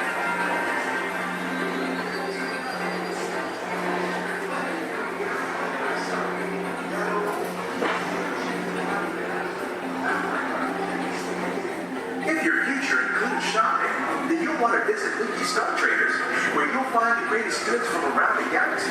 That's right. It's out of this world.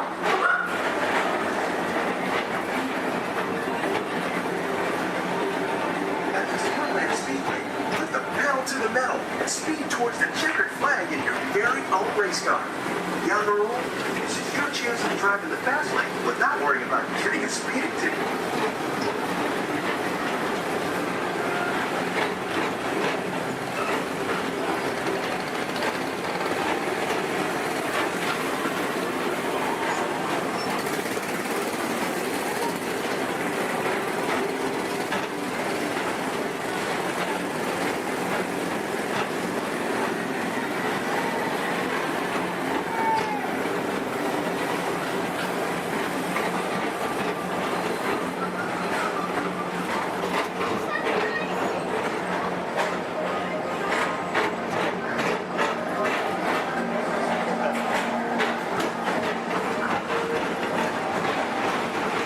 We're now entering one of the real wonders of our world, space travel. Blast off on a high-speed outer space adventure and complete in the cosmos.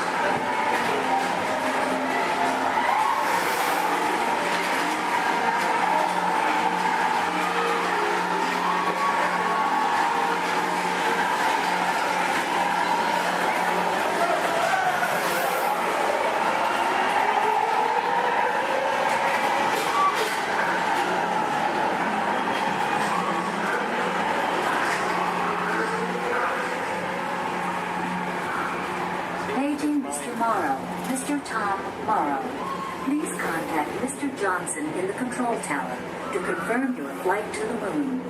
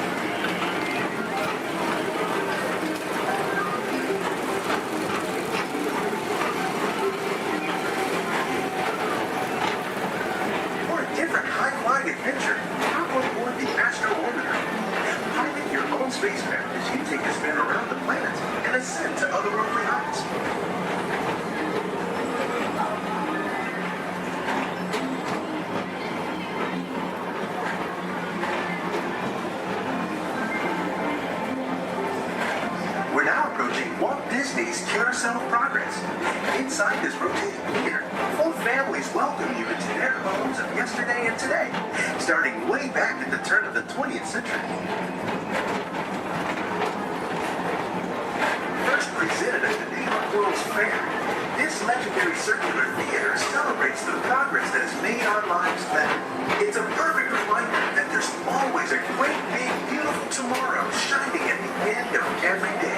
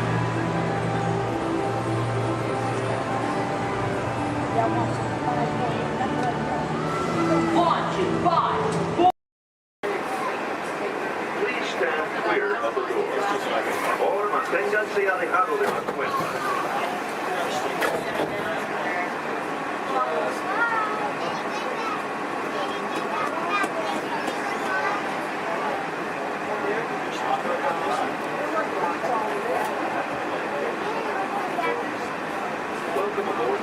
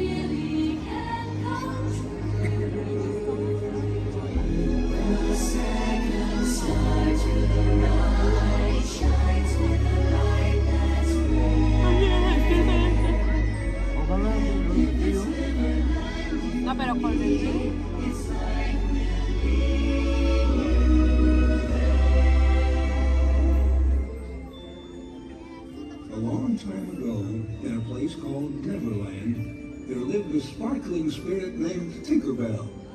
Legend has it that to this day she still flies over this magical land of fantasy. And the story is told for children of all ages that if you wish hard enough and believe strong enough, Tinkerbell will soar high above the magic kingdom and light our fantasy in the sky.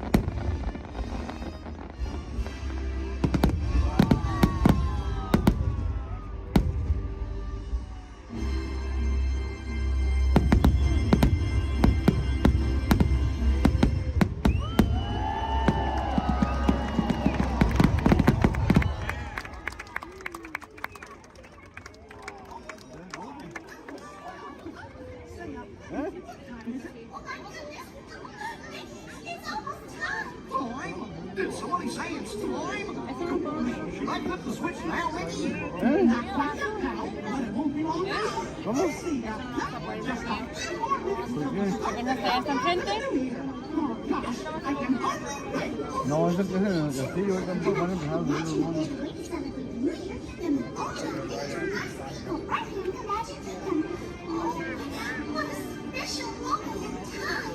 Climb isn't climb. Now, go over me. Take it easy there, Pooh. We still have plenty of time. Oh, no, we don't. No, this is it. Start the countdown clock. All right, Mickey. Starting the countdown clock. Okay, everybody. It's time to start counting down to the new year. Are you ready? Okay, then. Here we go.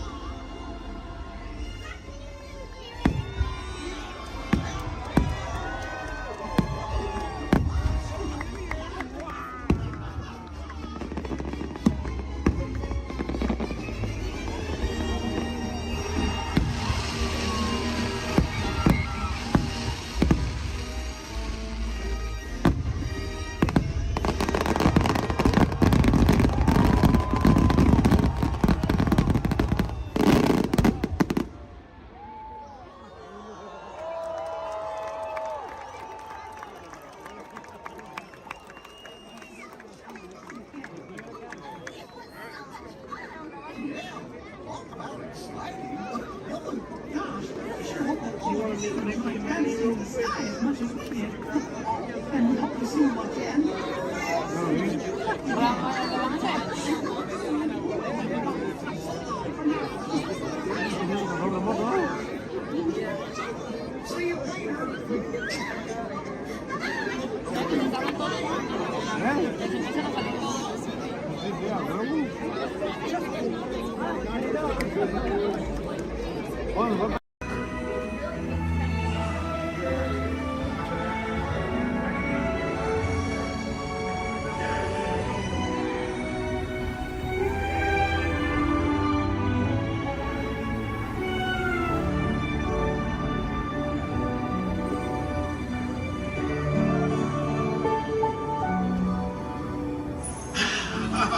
Voilà, venez, suivez-moi, je vous prie.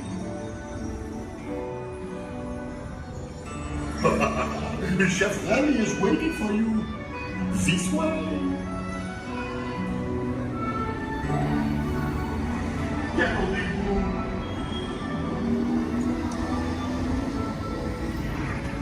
Oh, les verras, les invités pour le dîner.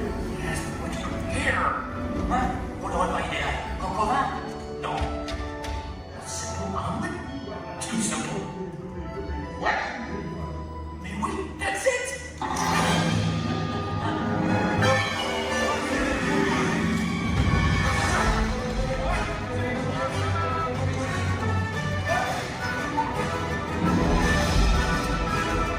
Vous êtes bien haut,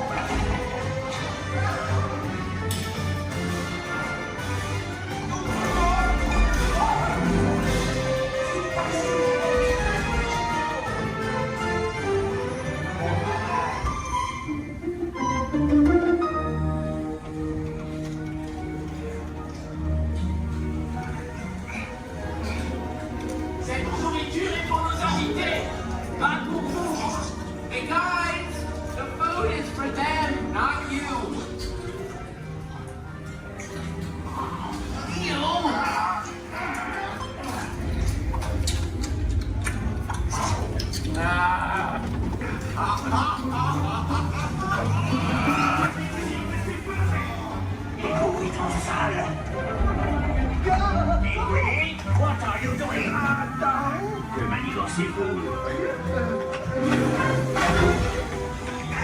Out of my way.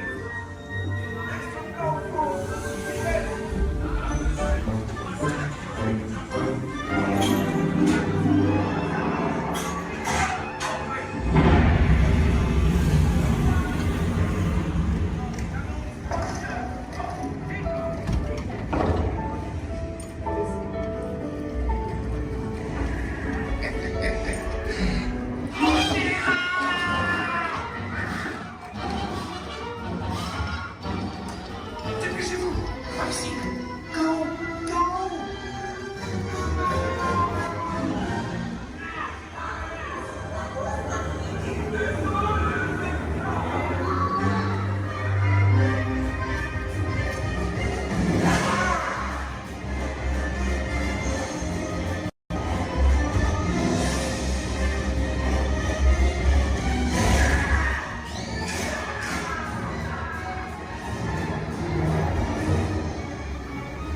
Come on! Rick's kitchen's just around the corner! Oui, oui, on est presque arrivé à la cuisine de Rémi! 3 entrepôts pour la douce. Une à point, une bleue et une saignante. Oui, petit chef. Il va aussi me falloir rapidement 4 ratatouilles pour la table.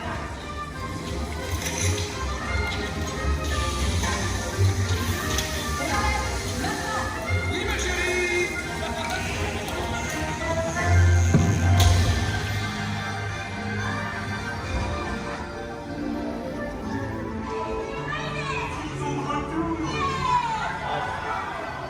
Hey! Thanks for coming, everyone!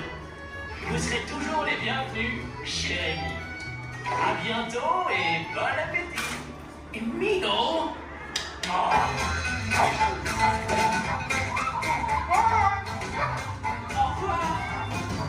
Little for you, and this way. You are always welcome at Bistro Shade.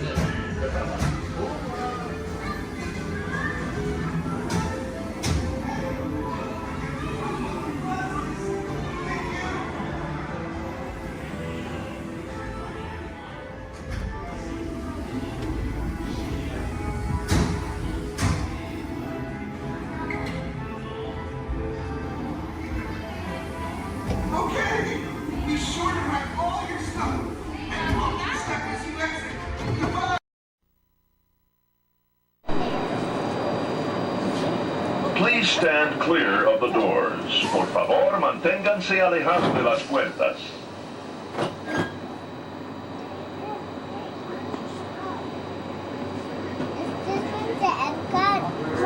Welcome aboard the Walt Disney World monorail to Epcot. For those of you standing, please hold on to the handrails throughout our journey and stay clear of the doors. For the comfort of others, no smoking, please. Thank you. As we turn south, you can catch a glimpse of the spires of Space Mountain in the Magic Kingdom.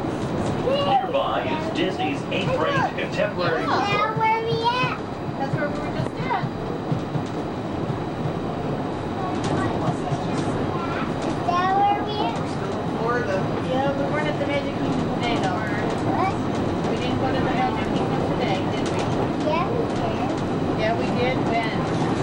We were at Animal Kingdom. Right now, we're kind of taking a little break.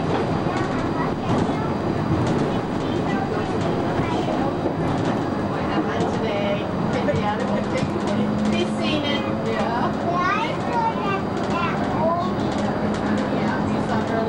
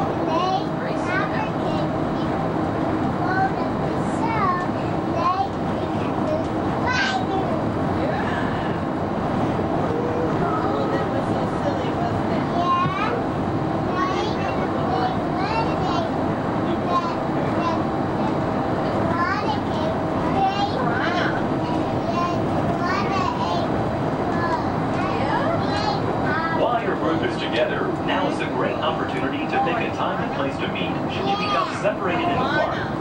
If you should need any assistance, please go to Guest Relations, located in Interventions East.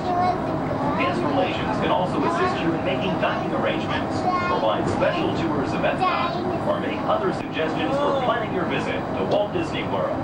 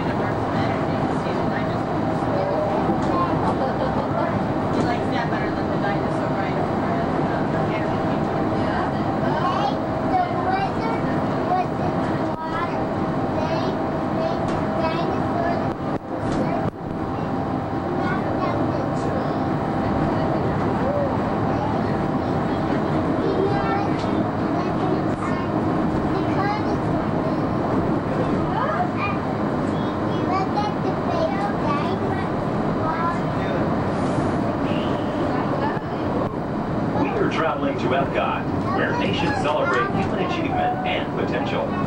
Its 300 acres are divided into two worlds, Future World and World Showcase.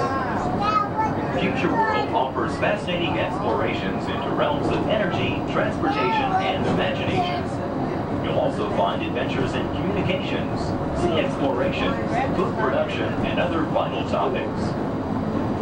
World Showcase is a community of nations, highlighting the accomplishments and cultures of people around the world. On the banks of the 40-acre World Showcase Lagoon are Mexico, Norway, China, Germany, Italy, the American Adventure, Japan, Morocco, France, United Kingdom, and Canada. Young adults from each nation represented in World Showcase are among your hosts, making this a true international exchange.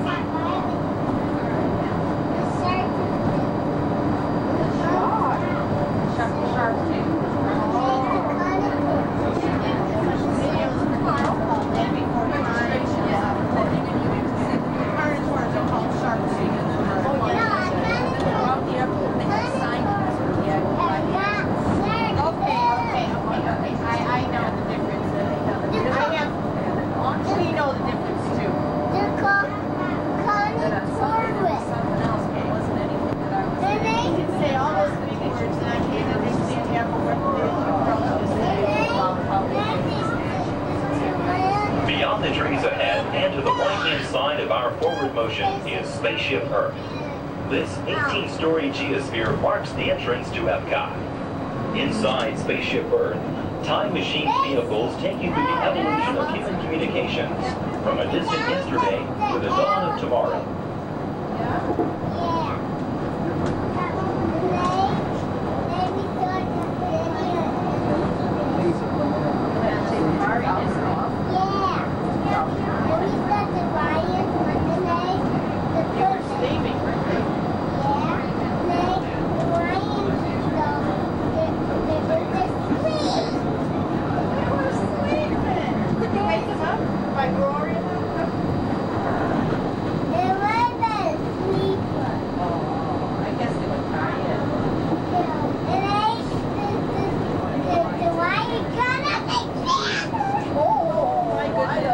Coming up behind Spaceship Earth is Interventions. Inside this hands-on area, you can explore and interact with the ever-changing technologies and products for everyday living in the near future. To the opposite side is the Universe of Energy. Inside, you'll find Ellen's Energy Adventure, hosted by Ellen DeGeneres and Bill Nye the Science Guy. Next is the Wonders of Life, where you'll discover Body Wars, which takes you on an amazing trip through the human body. In Test Track, you can experience the exhilaration of test driving a vehicle on the fastest and longest ride ever created for Walt Disney World. Coming into view is World Showcase. Directly across from us on the far shore of the World Showcase Lagoon is our host pavilion, the American Adventure.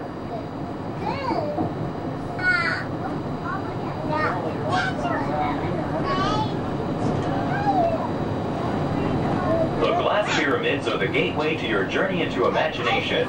Inside, you can find the 3D adventure, Honey, I Shrunk the Audience.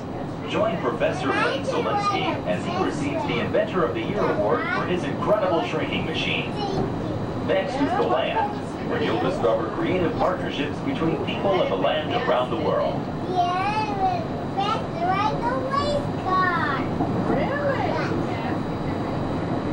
In the living seas, you can descend via hydrolator to Seabase Alpha and navigate the largest, most spectacular coral reef environment ever created by humankind. Ladies and gentlemen, we are approaching the Epcot monorail station.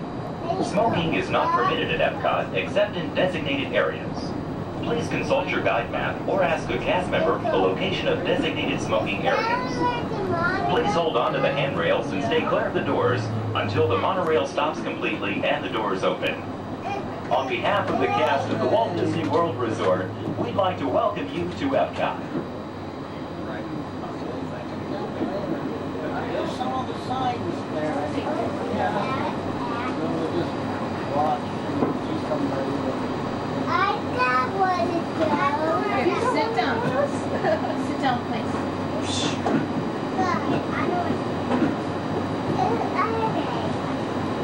Ladies and gentlemen, please remember to collect your belongings and take young children by the hand. As you exit, please lower your head and watch your step. Thank you.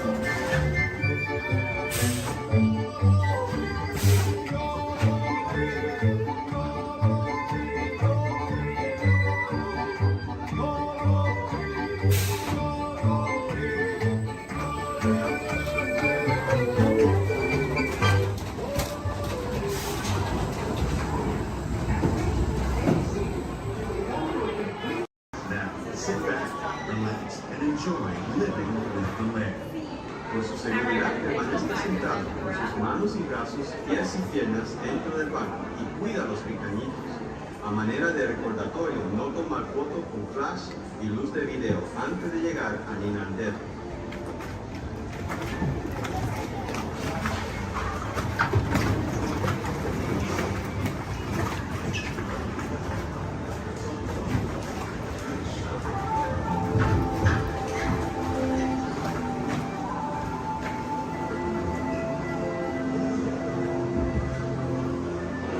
Welcome to the voyage of discovery and awareness of the richness, the diversity that offers surprising nature living with the land. Our journey begins as the night, sudden changes are sweeping over the land. Approaching storm may seem violent and destructive to us, but to nature, it's a new beginning in the cycle of life.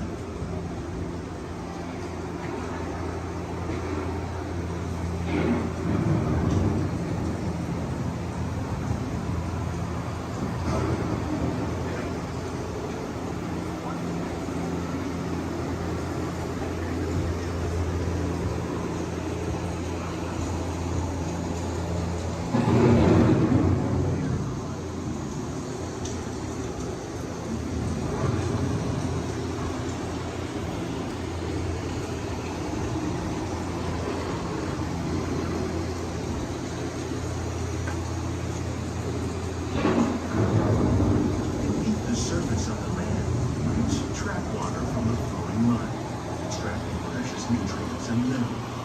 These elements, when combined with sunlight, create the diverse living systems of the planet.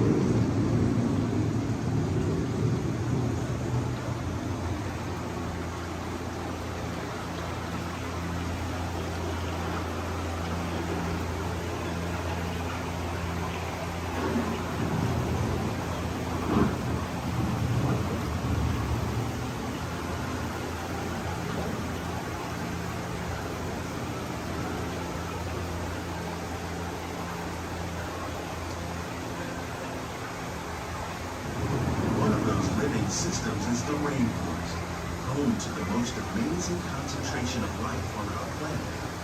These dense and beautiful forests cover only a tiny portion of the Earth's surface, but they contain more than half of its plant and animal species. Rainforests are also extremely rich in productive living systems, providing us with oxygen, food, medicines, and other elements essential to our lives.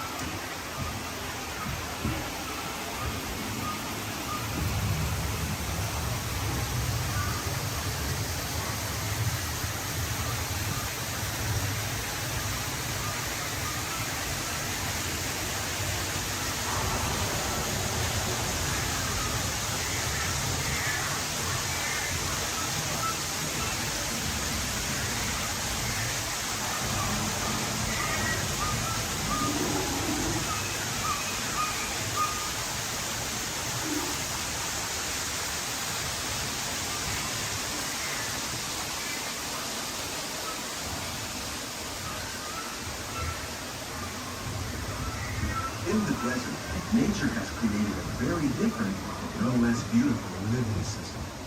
And while this arid landscape may seem lifeless, it is very much alive. The plants and animals that have learned to survive in these harsh conditions make use of what little water they can find and avoid the scorching rays of the relentless sun.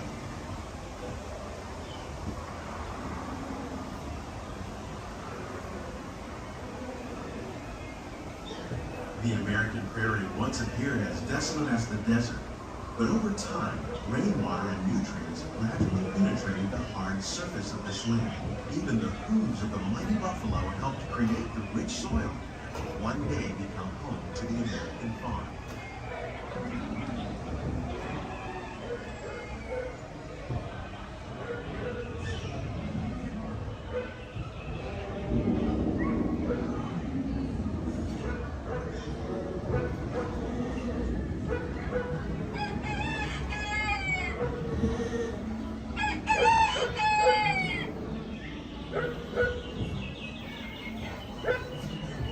Of all the forces at work on the land, humans have had one of the most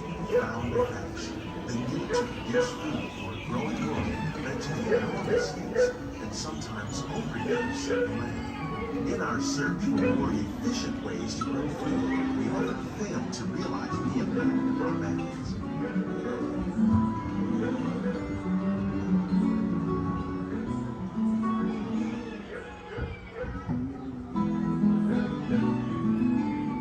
Today, we're learning to live with the land, discovering better ways to grow food that will assure both human and environmental well-being.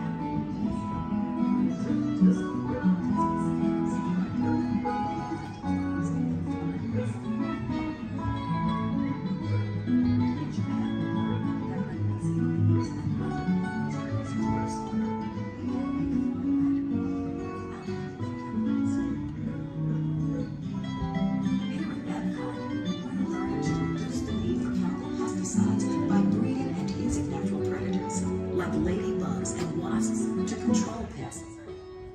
In the farmlands across America, we're learning that by plowing under vegetation containing natural fertilizers, we can enrich the soil without the use of chemicals. In arid regions, we're learning to produce food on desert seacoasts by developing and planting crops that thrive on salt water. In Japan, we're learning that by mixing leaves and other living materials into our soil, we can make farmland more fertile without the need for chemicals. Here at Epcot, we're learning to reduce the need for chemicals. How will we meet tomorrow's growing needs for food production, yet still respect the needs of the land? Some of the answers are being discovered just ahead. To help us maintain these carefully controlled ecosystems, and for your safety, please remain seated in your boat at all times.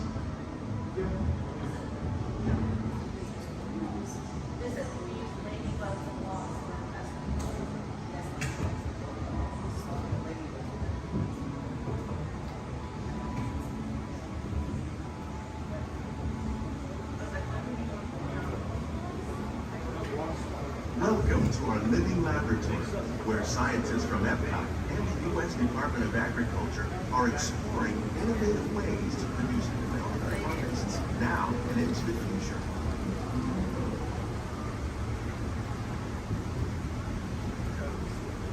The tropics are home to the greatest diversity of plants on the planet. Many of these, like papaya, bananas, cacao, coffee, and rice, are well known around the world. These are just a few of the edible plants that have been an important source of nutrition for people living in the tropics. Many are rich in vitamins and minerals, while others are well adapted to growing in less than ideal conditions. Some, like the water lily, thrive in wet, swampy areas and waterways. All parts of this plant, even the flower petals, are edible. The starchy fruit of the plant has long been used to make flour for baking.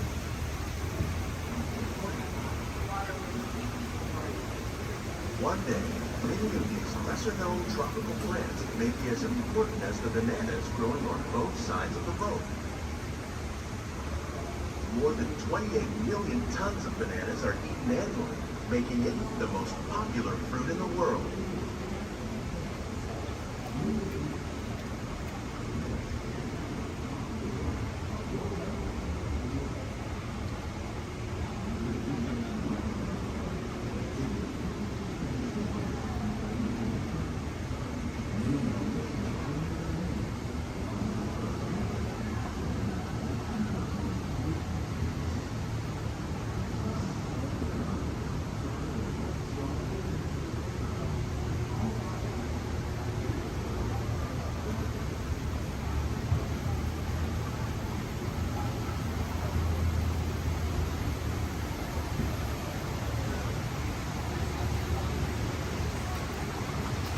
When we mention farming, you probably don't think of fish.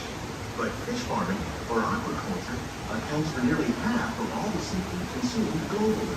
Tilapia, bass, and catfish, like the ones you see here, are three of the more popular crops raised by fish farmers. The sustainable system we're using here recycles the water in the tanks. As a result, we're able to save millions of gallons each year.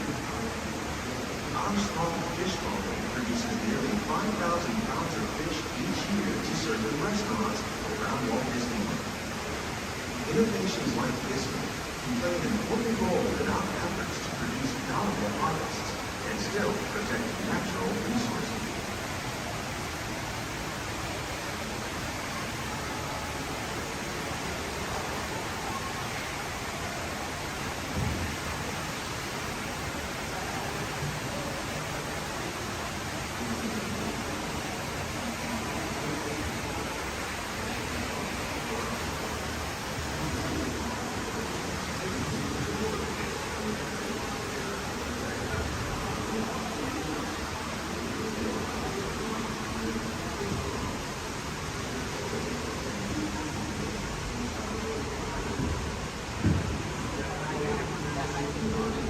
While there are more than 50,000 edible plant species in the world, most of us are only familiar with a handful that make up our everyday diet.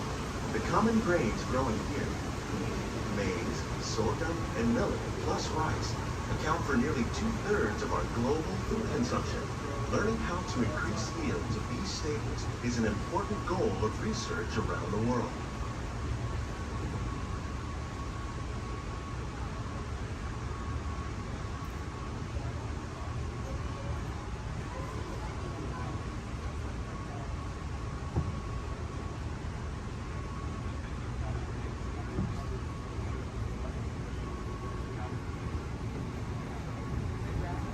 These plants are definitely on their way up.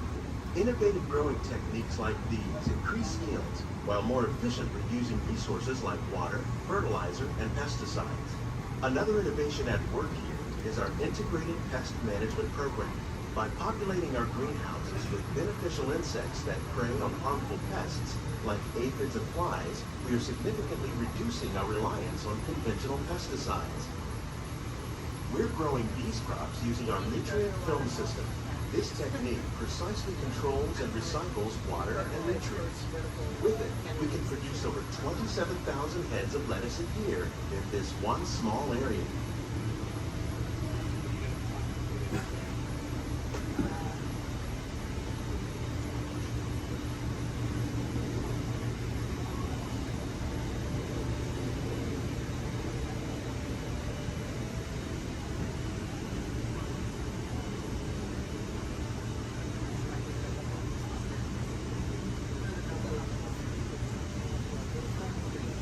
Some of our best ideas have been inspired by nature, like these fruit and vegetable trees.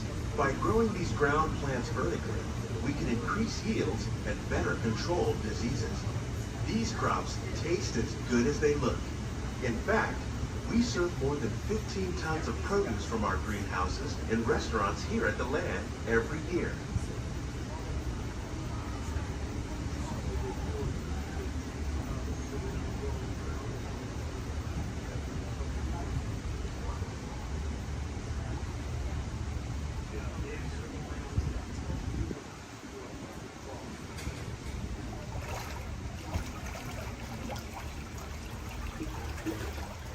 The future of agriculture may include innovative ideas like this vertical growing system. Plants grown in this way use a fraction of the space required by traditional growing methods. That saves water and increases production. The aquaponics system on your left combines hydroponics with aquaculture. The fish provide a natural source of fertilizer for the plants, and the plants help keep the water clean for the fish. It's another great way to produce more while using less. In our lab, Epcot scientists are working with the U.S. Department of Agriculture on a number of innovative projects. The goal of these efforts is to produce higher yielding and better quality plants.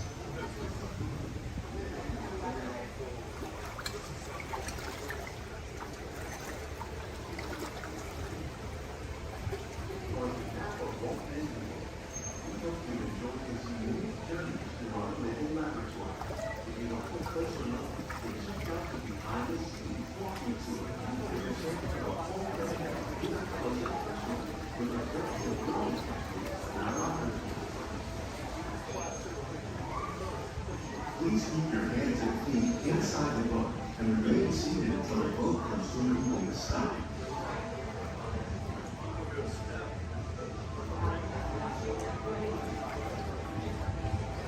These greenhouses represent just a fraction of the work being done worldwide to produce bountiful harvests for our growing population. Scientists, farmers, and even backyard gardeners are doing their part to improve the quantity and quality of foods that we all rely upon. Together, we can continue to find more ways to increase food production and protect our precious natural environment. Only then will we truly be living with the land.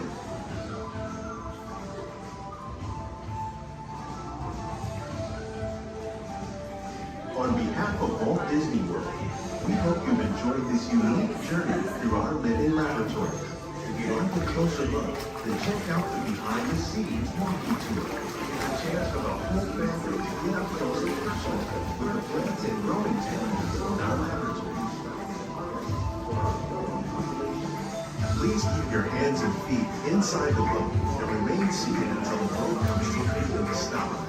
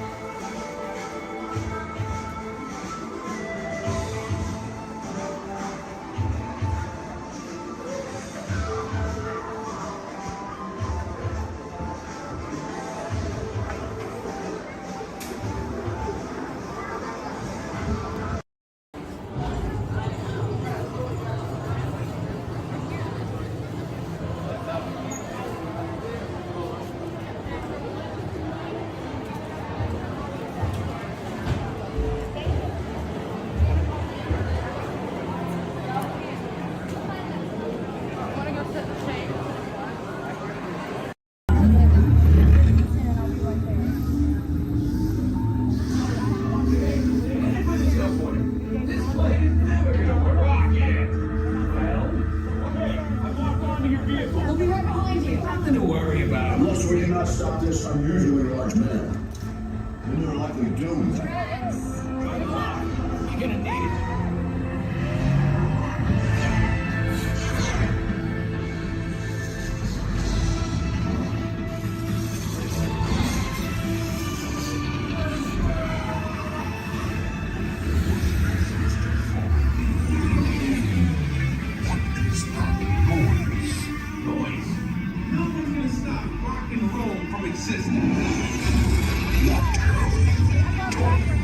What have we done? I think we're jumping back. All the way. Oh, Christ. We've got the fingers. The big bang. Let's be bigger. Gotta get that generator. It's the only way back. We got the generator. Oh,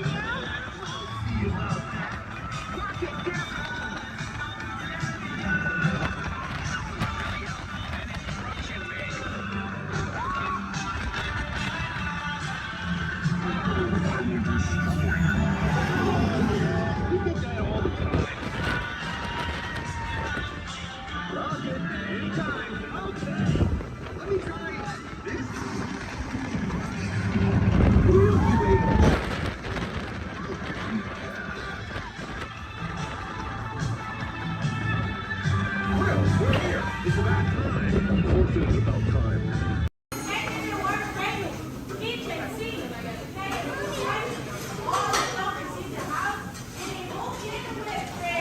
The whole can.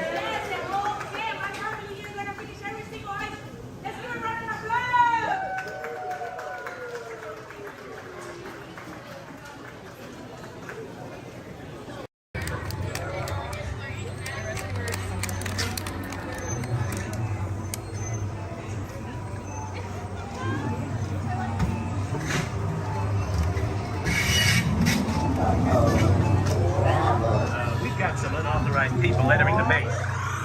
Wait, they got ET.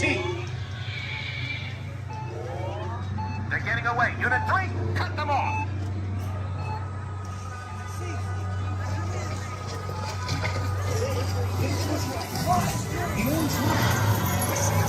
Let's go.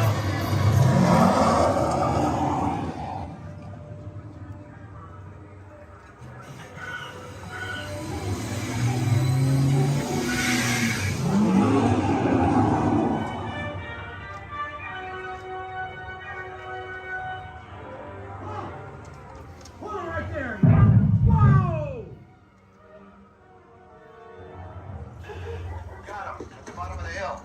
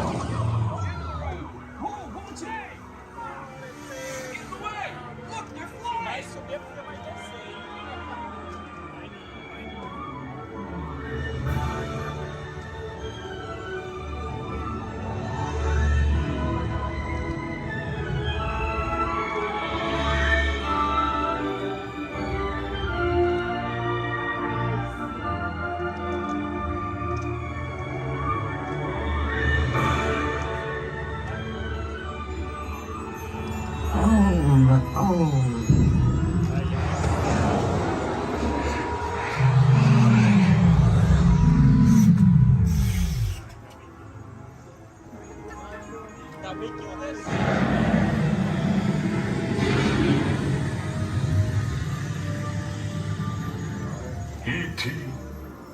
Go to Tickly. Hurry.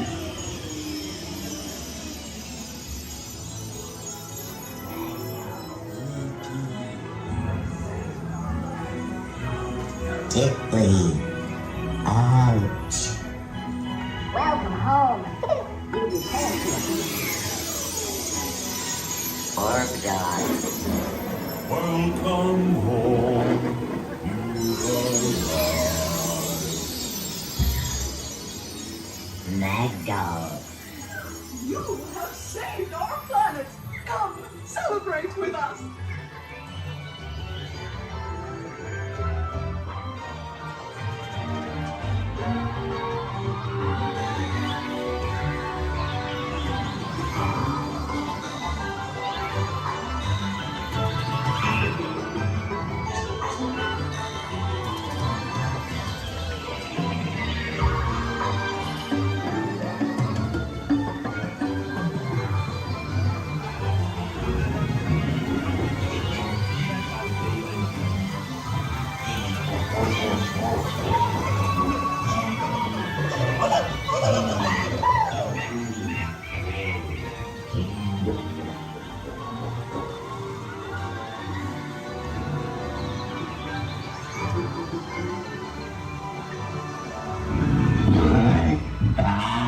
Dinosaur, Riley, Fran, Loopy, Pete, Tara, Brandon, Amanda.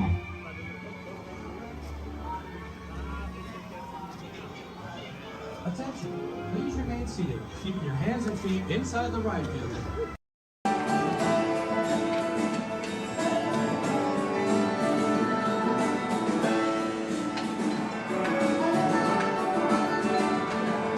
Hey, what's going on here? Where are we? Oh, look, we're on the wrong side of the screen. Oh, yeah. Wow. Hey, look. Bunny rabbit. Get off. Come on, let's go. Oh, hi, there you are. Hello, I'm Rosie. And I'm Colin. And we've got 5 or 6 hours of vacation slides to show you.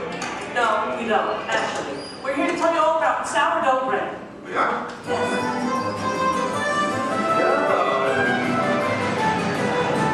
Okay, let's get started. Did you know that the traditional sourdough baking process goes back to the California Gold Rush? You're reading this, aren't you? No, of course not. I did some research. I made a few notes. So, my little encyclopedia, what exactly is sourdough? Well, it's a type of bread that doesn't use yeast as a leavening agent. These miners had agents? I don't think so. Look at them. Isn't it nice to see the guys helping with the dishes? Now, Colin, did you know to make sourdough bread you need a chunk of what's called starter or mother dough? Wouldn't you need mother dough and father dough? No, just mother dough. These guys here used to carry a chunk of it with them in their bedroll to keep it warm. Well, that's an image I'll carry with me through supper time. Well, we're not talking five-star restaurant here, we're talking grub. They would take the dough, put it on a stick, and cook it over the campfire. Isn't it true they used to strain their coffee grounds through a sock? They hope so. Oh, I love these guys. The Jefferson Airplane. No. This is the Bodine family. And this is Isidore Bodine. He's the one who perfected the sourdough starter. Tastes perfected to me. Yeah. By the way, did you know they are still using the same sourdough starter that Isidore mixed here 150 years ago? Excuse me? Must have made an awful lot of it.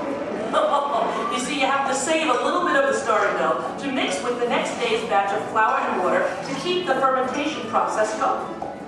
Hey, did you know that the strain of bacteria found in mother dough is Lactobacillus San Francisco? How did you know that? Internet. Hey, can we watch them bake something? Oddly enough, that's what we're here for. Great.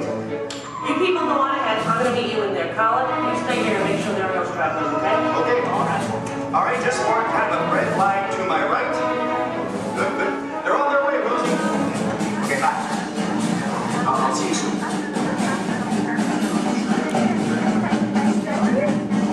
Okay, everybody, here we go. Come on in. There's plenty of room. Gather around the window right here. Make sure you can find a spot where you can see me on one of the screens. Come on, Colin. They can find their way, okay? It's not the California Trail. We lost a couple to coyotes along the way. Oh, that's so sad. Oh, well, what do you do? Yeah. This is the bakery. That should be obvious to everyone. Even to... What's that? Oh, and I have one for you. Is that me? Look at you. Okay, I'm ready to start baking. What do we do first? Okay. First you get a hunk of the mother dough and mix it with flour, add a little salt and water, and that's it. Voila, the entire list of ingredients. Right. Here's some dough. Let's bake it. Oh, not so fast. From start to finish, it takes bakers about 72 hours to make a loaf of sourdough bread. 72 hours? Yeah. Yeah, what's your hurry? Relax, and all the roses. Okay, so what's next? Well, you know, bakers actually think of dough as a living thing. So after it's been beaten up and kneaded by the mixer, it needs to sort of relax and calm down. Seems pretty relaxed to me. Yeah. In fact, almost catatonic. Right. I internalize all my tension. Well, what happens then? Well, then we drop it into that funnel over there, above the divider. The divider cuts it into nice, even pieces. So for this, it has to be relaxed? Yeah. Okay, fine. Oh, what happens then when it goes down that conveyor belt? Well, it goes into the rounder. Do you know what the rounder does? Oh, makes it into squares? No. Tetrahedrons? No. Polygons? Is that your final answer? Okay, so now the dough is round. Yes. Then we have my favorite machine, the overhead intermediate proofer. Wow, it's like a little Disney ride for bread. Attention, please keep your little buns in the vehicle at all times. The device rolls the dough over and over from basket to basket, takes it on a little trip, letting it, once again, relax. This is the most laid-back bread on earth. Come on, Rosie, you're teasing me. Can't we bake it? No, not yet. Next, the bakers lay the dough on screens and put the screens into oven racks. Then we bake it. Not yet. You'll have to go around the corner to the next window to find out more, okay? And you go on ahead. I'll stay here and get the stragglers. You stay with the nice lady. All right. All right. Everyone, follow me. Follow him, everybody. And you relax, okay? Okay. Come on.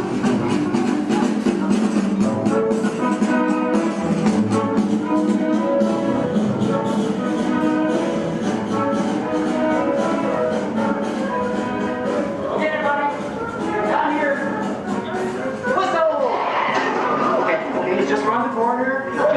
yourselves out along this window. All right? Everyone, can you see me? Oh, nice shirt. All right. All right? Okay. Well, this, I guess, is the oven. If not, I'm having some incredible hot flashes. Slap some garlic butter on me and I'm ready to go. Hey, Colin. Okay, where were we? We were getting ready to bake some bread. No, we weren't. What, are you trying to confuse me? Let me think. I remember the racks of dough. The racks of dough are taken upstairs to a refrigerated fermentation room. Refrigerator? Yes. Look, I know a thing or two about baking bread. Well, actually I don't, but I'm pretty sure you have to have heat to bake something, right? Sounds right to me. For a technical question like that, I'm going to have to call in an expert. I'd like you to meet my friend, Tony, the baker. Tony! Hi! Are you enjoying your visit? Oh, we're having a great time. We really are. But I'm afraid I have reached my limit of baking knowledge. Tony, call it here. Give us the lowdown. Don't you think we've coddled this dough long enough? Isn't it time to turn up the heat on this baby? Well, no. The dough needs time to ferment in a refrigerated, climate-controlled room. Now that gives the bread a better flavor, texture, and color. It takes about 13 to 16 hours. You know, I like a man who can cook. Then what happens? In the proof box, the dough is slowly brought up to about 95 degrees, 90% humidity. Why not just take it to Florida? All right, so it's baking now, right? Because it's rising. No, it's still fermenting. The dough triples in size now due to the expansion of trapped gases. Hey, listen, we all have trapped gas occasionally. Well, now the bread is scored, so it won't split with its base. Oh, so now I'm almost afraid to ask. It's time to bake it, right? Or do we have to take it out to dinner first? Maybe a bit of a rub-down. It's ready to bake. You're kidding. I hear they spin the bread around when they're actually baking. Is that true? That's right. And the mist of steam is sprayed on it from time to time. This gives the crust a beautiful reddish golden color. Oh, so I'm thinking I probably couldn't do this at home in the toaster oven. No, I don't think so. Listen, Tony, thank you so much. Yes. You were superb. I feel enlightened and rich for men. My pleasure. Bye. Bye-bye. You know what? I'm going to spray you down because I think you could use some of that golden Just color. a little on the... Okay, that's enough. All right, the hair. You know what I deep frizz. Ladies and gentlemen, the moment you've been waiting for. A masterpiece of the baker's art. What are you doing? Hey, what are you... Waiting for that. That's not yours. Tony gave it to me. He looked right at me. He didn't look at you. That was ours to share, Colin. No, it's mine. It's all mine. One piece, please. One little piece? A tiny piece? I'm telling Mickey. All right. Here. Yeah, you see? Here, don't tell Goofy I owe money. You do? Well, don't even ask. I don't even want to get into that. Goodbye, everybody. Have a great time here. Bye. I'm going to go eat. Sharon.